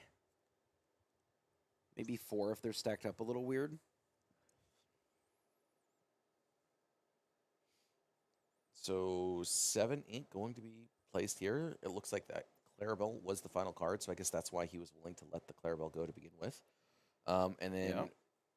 Makes sense. 6 ink going to be used here to play this John Silver. Wonder 2 what you get with cards the John remain in Silver. hand. Elephant, maybe? I don't think I Possibly want to. a genie. I mean, we're not really questing with anything. It's just you hit something that's 2 lore, I suppose. The genie, I think, is the best choice just because it's evasive and you have no way to interact with it Yeah, as of just yet. hit a genie, delay it a little bit. I mean, they can still gain 2, 4, 6, 7 this turn. Lose our Clarabelle again. But at this time, now I think he's actually in that 14 ink range. He is at exactly 14 ink here. So Elsa is going to exert this John Silver. I would like to see a Bell, but I don't think he has enough ink remaining to interact with this. So another Into the Unknown in hand. I don't think you remove the John Silver with the Into the Unknown, but it looks like that is going to be the case from Fetty. I think you just take everything out, just remove anything that you can while you can, and then just quest. You're at a 1-turn clock, right? There's no reason not Right. to remove it, I think. You just hit it, say go, like, down under me, or it's over right now. I thought I saw the heads held high. I guess he just doesn't have the Under the Sea, as he did see 2 of them this game already. So doesn't find it. He's going to look again just for the funsies of it all. But I think at this point, he just does not have enough ink to be able to cast something like that. So finds himself a Baymax, interestingly enough. So maybe he shifts the Baymax. You could shift Sings Baymax the head. if you found the Under the Sea as well. I don't know if we have enough to play it. Oh, nope. I think he's just going for all the lines he has available to him here, so he's just going to exert that. I think he has the Baymax, so he's just going to trade, interestingly enough. And yeah, Yeah, it's still just there's still just way too many two lore questers on the field. so game 2 here, going to go to Fetty Wap. So the play draw did matter there a little bit. We fell some behind, but really resolving that second star on the right kind of for free, like being able to sing it, still develop a couple of threats and take out any threats on the other side. Like we didn't get much Clarabelle value. We like ideally just hitting your own characters with your welcome is okay, but it's really just card neutral. You're not gaining any cards. You're just turning one of your removal spells or potential removal spells and a mediocre card that's already, character that's already in play for 2 different cards. Well, it's like a slightly worse Hiram, right? You don't get the lore, it doesn't go to the banish pile. You also But you do can't get to reuse shuffle. it. You do get to shuffle, which does have value. Yeah, it's like a one-time use Flaversham that reduces your board instead of growing it. Which I never really thought that using Flaversham just once was particularly exciting. It's no Finders Keepers. It's no, Second star from the right. yeah. Like second star is just such a massive swing when it's happened that you really need to have the Clarabelles at a convenient time to be able to take advantage of it. Otherwise, you're just going to fall too far behind in the card race Right. and then get buried by Hades like we saw. Yeah, absolutely. So now Garrett here.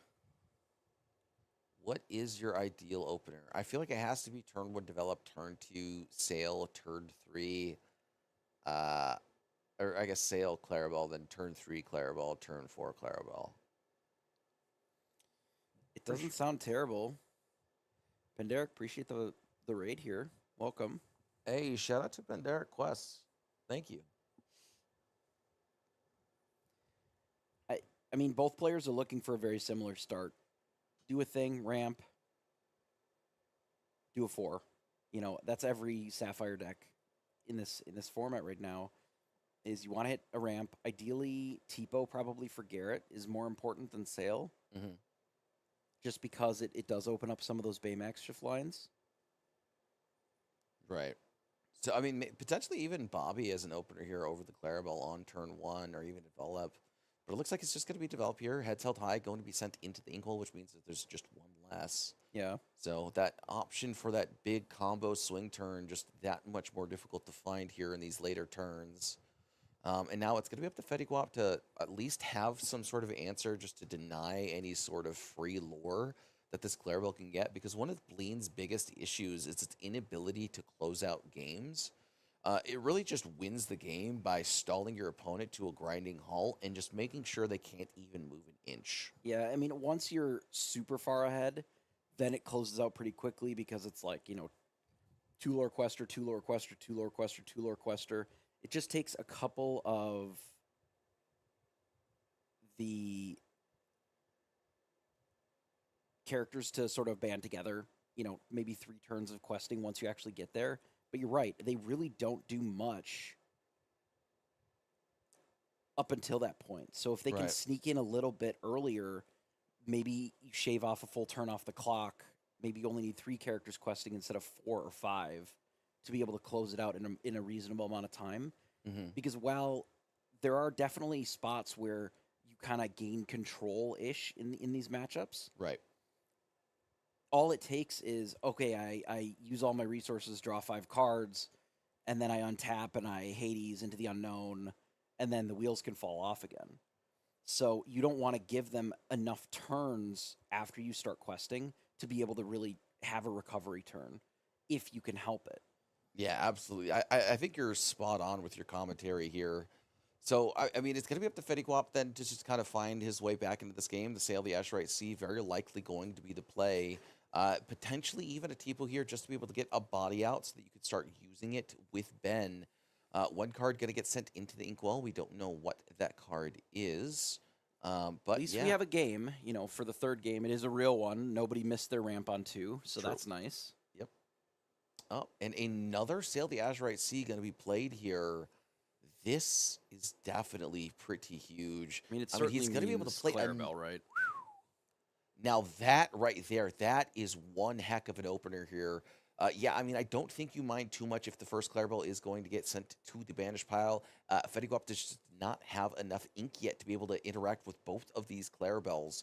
So Tipo, not enough strength in its wheelhouse to be able to get rid of the Clarabelle, which means that this 2/3 Clarabelle is very likely going to survive. I do think the 1/2 will also survive, but just the fact that he's got 2 of them out is a very significant deal. Yeah, there is a world where if you put this Clarabelle up, to be vulnerable, that they just hypnotic, they second ramp themselves, they hypnotic, your Tipo crashes into the 1-drop, takes it out. Playing a second Clarabelle means that that's not even an option anymore. Now, Fetty is really on the plan of, like, what do I do to deal with this inevitable Clarabelle here? Yeah. I mean, this is the ultimate nightmare scenario for Fetiguap here. He's stuck at 5 cards in hand. He already inked for the turn, and he doesn't have any sort of really semblance of ramp yet. I mean, he's just double visions the future right now, and that doesn't feel great. I mean, yeah, you get a neat card on these extra turns, but your opponent's going to be able to draw like 5. Oof. I don't know if we can fully empty our hand like that, but even picking up 4 cards is like a big problem. So one of those cards was a sail, so we did get to send a second Ben into the inkwell there. Oh, it was yeah. Wait, The first one was a sail. It was sail into visions. So we Bobby first, gives us the most information to work with. right. Also gets it out of our hand. Maybe we don't have the Clarabelle yet. Maybe we don't. Now, if that is the case, I think Fetiguap's very happy about this scenario, but I just don't believe that to be true. I don't see it. It's not there. I don't see it either. We're thinking pretty hard about what to get rid of. We just ditch a Hades. Like, That doesn't feel good. yeah, the draw looked real powerful right up until we just didn't have. We didn't have it. We didn't have it. So I don't know how much I love getting rid of Hades here, but we just don't have the ink for it. Yeah, I mean, it looks like Garrett at this point is just going to try and race as fast as possible, and I don't think Fetty is prepared for this here.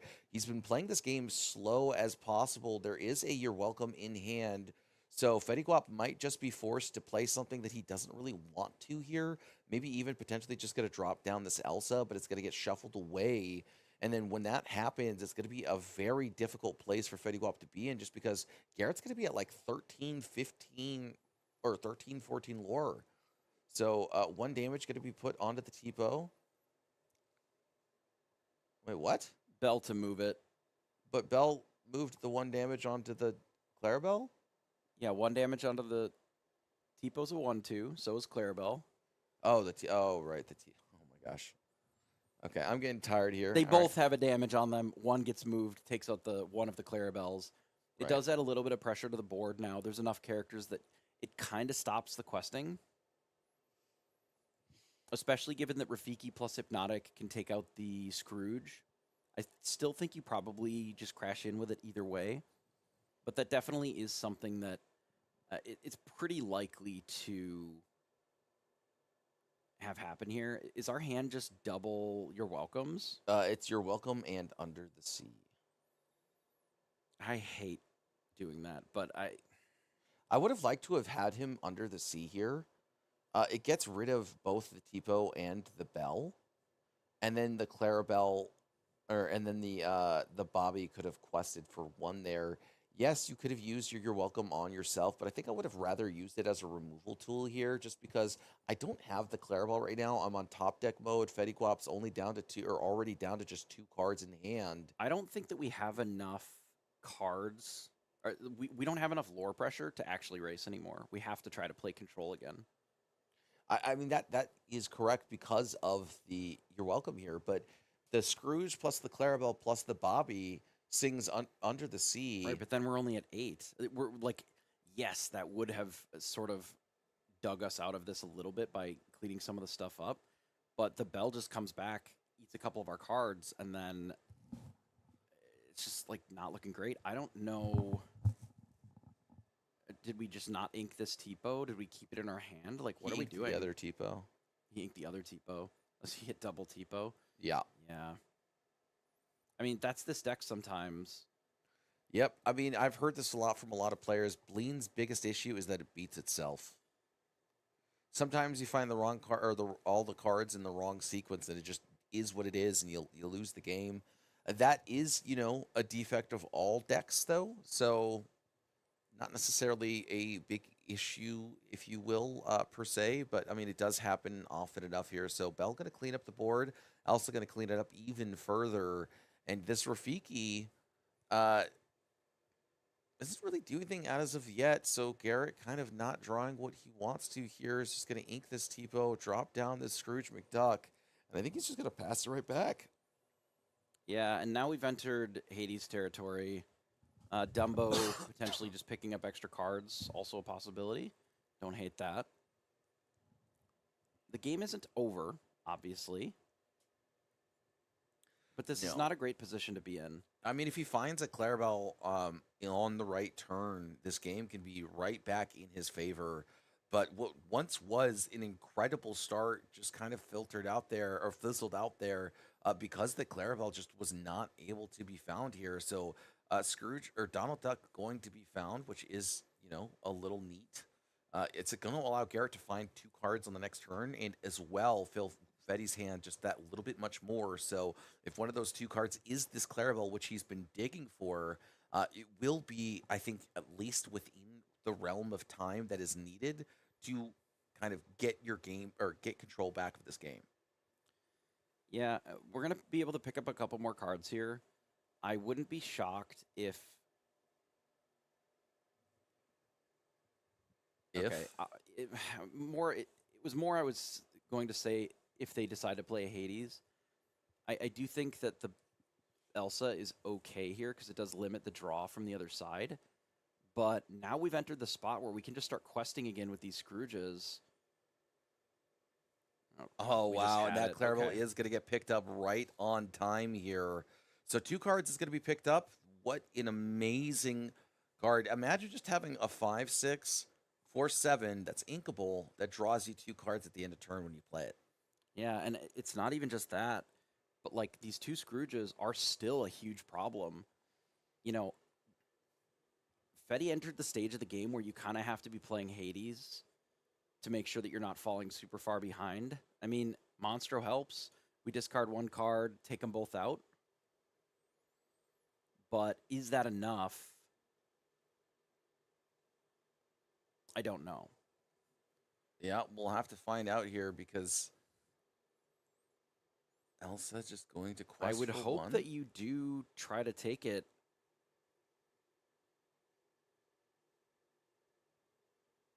I mean, I guess you don't have to. Bell can be a good follow-up on the next turn. You know, move some damage from your Monstro, but I feel like you almost have to take out the Scrooge. You know, letting Garrett get up to 15. Okay, gets rid of second star. Interesting.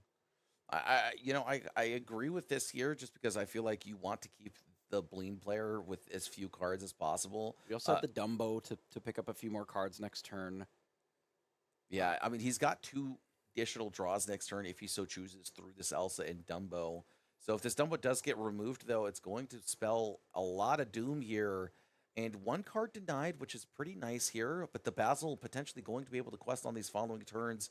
I think you just hold on to your ink here.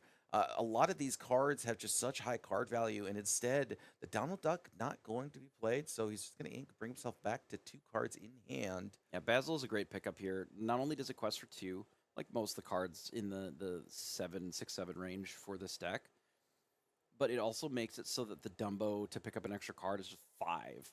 Right. Instead of 1, which is a huge disaster. I really don't think that you can afford to take that much time off unless you hit an Into the Unknown. You can get rid of the Clarabelle with Into the Unknown and still have some ability to play the Dumbo and just like pick up a card or whatever. But I think if you're not doing that and you're not doing like double Hypnotic on this Elsa, it's going to be pretty rough. So Dumbo here. Going to do that draw that he does. Yeah, I mean, hopefully he finds that Into the Unknown. Doesn't look like it as of yet. Looks like Basil's going to be the play. And I think he's considering just passing here, which tells me he's got 2 fairly expensive cards in hand, at least 4 cost. And I cannot quite make out what those are. So, yeah, I mean, if you're Fetty Guap, you're not happy about this because this Basil's going to be able to remove one of those cards in your hand, and very clearly are these high-value targets. Yeah, another Under the Sea would be pretty devastating still. So Visions can really set us up. There's another Basil. I think I like the Basil here more than anything. Just like bounce more cards, have double discard. We do have a Hades. Hades would also probably be... I think Hades... Okay, I guess Hades is probably the overall better choice. Just because you are going to be able to get rid of the Dumbo permanently. But no, looks like it is going I'm to be that okay with Basil. them spending their whole turn to replay it and draw 1 card. Like, that just doesn't do anything. Alrighty, Radigan. Okay, so one of those 2 fairly expensive cards. So Interestingly, they probably picked it up off of like their last draw, like off of the Elsa, because otherwise, I think you just slam Radigan. yeah, I mean, he was at I think he was at 9 ink there. So yeah, it must have been picked up by that Dumbo. And now Hades finally going to answer that first issue here, and this Basil is going to be able to get rid of Basil. So. Notably at 17 already, though, which is the problem. Because any random thing or 2 things is just going to... The game is just going to be done. Yep. And, yep, 5, 6. I think it's a John Silver here. I think it's actually going to be John Silver. Oh, no, inked. Oh, it's going to be Hades and Scrooge. Yeah, Yeah. I didn't... We must have drawn the Hades for turn. If we didn't have the Hades, it would have been probably the other 2. And an Elsa. Yeah, Elsa got hit. He's like... Yeah, I mean, wonderfully played here. What an incredible Game 3. It looked like Garrett had it from the start, but that mid-game, he just completely fell off and then finally found that Clarabelle in that last last moment where it was available, manages to find the win, brings it home. Bleen going to be able to win a 5K here, which means that Garrett actually also gets a little bit of extra cash on top of the fact. I do believe that originally they were not going to split, and then one of the players said, if first place gets a little bit more, then I'm willing to take the rest of the split and can all take a minor cut for that. Sure, so sure. Congratulations to Gary. He's going to walk home with a little bit richer. And I mean, wow, what an incredible weekend. A very well navigated game. I mean, obviously had to get a little lucky, just like Yeah. you always have to do to win a tournament, any tournament. In really any game that has variance in it, you have to be on the better side of it to make a deep run, to actually close it out. Right. Skill can take you pretty far, but if you are not lucky at all, it sometimes just doesn't work out. Right. His opener, if we just have a Clarabelle in the hand, this is just a non-question. The game is just over. Yeah. Right? He has the perfect opener. If it's shift Clarabelle, it's like draw 5 cards. The game is already just over. But instead, we have like the perfect run out into air. So it was trying to figure out the rest of navigating that game up until we can get back into it. You're right. It looked pretty bad for a little bit there. Clarabelle came down. It only really picked up like 2 one cards to card, start. 1, 2 cards. Like 2 cards are good, but that's not necessarily enough. But on the flip side of it, they didn't have enough gas to really deal with a bunch of 5/5s. Yeah. That's what's been bullying out of these Emerald decks. That's what's been bullying the Amethyst decks all weekend. Is just like, what if I have a bunch of 5/5s? Yeah. What do you do then? What now? The Ben helps. Certainly, it lets you quest in and give a bigger chunk of support. Right. But like, they just don't have. They have the Hades, which we know about, but so Right. does the Emerald versions of the deck. Every Sapphire deck is just running Hades now. They have the Into the Unknown, but then you're ramping them a little bit more, which can be pretty scary when all of a sudden they're just like, oh, here's Clarabelle, draw 3. Send some of your cards to your hand, you draw 2 more. All right, now I draw 6. And then, you're answering one at a time because all of these decks are really like one threat that is also a response per turn. Right. Here's an Elsa, tap your thing. Now I have a 1 lore quester in field. We've got an interview for them already lined up here. All right. So we're gonna go ahead and jump over to that shortly, and then get some thoughts on how the deck performed today, what sort of tech choices that they had brought with them for this, and we'll get it kind of right from the winner's mouth here. Really a good game though. Sapphire, definitely the deck to beat, whether it's really paired with anything. It seems to be the boogeyman. So I'm going to go ahead and cut you over. They're going to talk about that right now.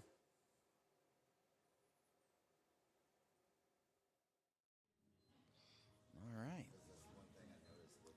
Hey, guys, I am here with the winner, Garrett. I mean, you have had an incredible run this weekend. Top 8'd both nights. And here you are, first place, day 2, on the Bleen list. Yeah. Yeah, I mean, It was a blast. So a Baja blast? Yeah, it was a Baja blast. There we go. It was good. Yeah.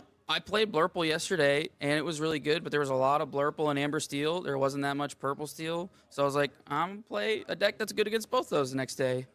And it worked out. Yeah, absolutely here. So any particular tech choices that you might have picked for this for today for the Bleen list? Not really. I just I didn't play online a little bit, but I couldn't figure out if I wanted to play Pleakley or Scrooge. And one of my friends is a really good Scrooge enjoyer, so I was like, you know what, I'm gonna play Scrooge instead and play Pleakley. And it was insane. Just play 5/5 quest for 2, 5/5 quest for 2. Yep. Play John Silver 5/5 quest for 2, and it was good. That Scrooge and the Baymax and the John Silvers were all good all day. Yeah. I mean, it seems like Blurple's biggest issue is just dealing with the fact that there's so many 5/5s that quest Yeah. for too. I mean, that's pretty much what just happened, especially here in game number 3. Yeah. The mid game was looking incredibly difficult for you, but you managed to find a 5/5, and then you managed to find a 5/5, and then you found the Clarabelle at the right moment, and then it was and crazy. then it started snowballing. Yeah, because like they can't really deal with 5/5s unless it's always a 2-for-1 for me. So I can play and start questing, and they have to get rid of 2 characters or try to support some stuff. But and even then, every time they take something out, I'm gonna take something out with it, so I Right. can kind of get ahead. So you're kind of ahead on tempo. But yeah, it was an awesome weekend. Yeah, absolutely. So for the Amber Steel matchup, we got to watch you in the semifinals. Game 1, kind of an absolute blowout. Game Yeah. 2, you got blown out. I got blown out. And then game 3, it felt like it was a little bit back and forth up until that Under the Sea happened. Yeah. And then I guess that's just kind of how that matchup goes. So that matchup, you have an ability to go play like 1-drop, Tipo, and then you can shift Baymax onto the 1-drop and then sing Under the Sea on turn 3. Right. So those games that they don't have a Fire the Cannons for your 1-drop or 2-drop, you can just blow people out by having Under Sea on turn 3 or turn 4. Right. But if they have any interaction, it gets a little bit dicier because if they just go like 2-quester, Nala, 2-quester, 2-quester, and they have like a strength or something, it's hard to get that Under the Sea off. So that matchup kind of just rides on if they have an explosive start and if you have the Under the Sea or not. But it's pretty fun. Otherwise, if like they don't have removal and you don't have an Under the Sea, you can kind of get there by just playing a bunch of 5/5s and John Silvers, but it's a lot harder. Under the Sea is kind of the game winner in that matchup. Okay. Are there any other matchups that you felt like Blue-Green was really powerful into? I know there was a couple of rogue decks here today. We got to see a couple of Ruby Amethyst players. And so any... I didn't play Bend to my will. I was trying to just like play more of a linear list. I was just playing 5/5s at the board and then some Hades in there for the big top end. But no, I really just wanted to try to beat Blurple and Amber Steel, and I did. So it was pretty good. I played like 2 blue-green mirrors. A lot of people switched to blue-green today, so there was a lot of blue-green. So I played 2 blue-green mirrors in the Swiss, and then 1 in the top 8. So it was a good time. Yeah, great. I assume in the mirror, though, the heads held high plus Under the Sea is really the mirror breaker, or is there any other key pieces that help out? It's kind of really just like getting your opponent off tempo. Again, the 5/5s are really good in that, and like if you have your nut roll where you can like play Clarabelle on turn 4 or ramp, like triple ramp into Clarabelle on turn 4, because you can play a natural Clarabelle on turn 4 if you ramp 3 times. That's really more important. The heads held high and Under the Sea is pretty good, but it's kind of honestly who Under the Sea is first. So like if you do that same line again against your Amber Steel opponent where you Under the Sea on turn 3, you can get rid of all your opponents like Clarabelles and drops, and then they can't contest your board. And then you have like a 5/5 and they have no board. So Under the Sea is really good in that matchup too. So, yeah. All right, fair enough. Well, any quick shout-outs you want to give? Oh, no, just my buddies. I just recently moved to North Carolina, and this showed up, so we came down here, and I flew into Dallas and rode with my buddies, and it's been a super fun weekend. We just rented out an Airbnb, and it's been awesome. So just my little crew this weekend and my family back home. My wife back home, she's watching. She's blowing up my phone right now. But it's been awesome. It's been a really fun weekend. Well, glad to hear it, man, and congratulations again on the win. Thank you. Can't quite see what the mat looks like here, it's but it does awesome. look really beautiful in It's person. really cool. Whoever got these designed, they're awesome. It's really sweet from the Goofy movie. the Powerline stage is awesome.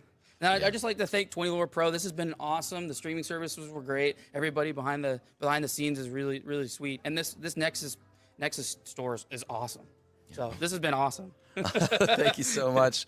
All right, Really well, with fun that, weekend. we'll send it back off to the casters and close it out from there. All right. Well, that wraps it up. A pretty interesting weekend where we have Blurple running amok, but it wasn't able to take it down on either day. You know, Emerald really showcasing how powerful it can be, both with Amber and Sapphire here. I think the true winner is probably Bobby. Bobby in both lists. That makes sense. Nothing else matters. Just play Bobby. But yeah, a very good weekend. We got a lot of cool lists, some interesting tech, some interesting takes on the format leading into sort of the DLC and the Set Champs season for everybody to sort of take away. All of the deck lists for this will be up shortly. All of them are generally up on Inkdex for us when the players sign up. So they will be up either tonight yet or early tomorrow. It has been a very long weekend. Actually, I do believe we have another to one. Your point that the Lumineers has posted the deck list. I think it's on Twitter.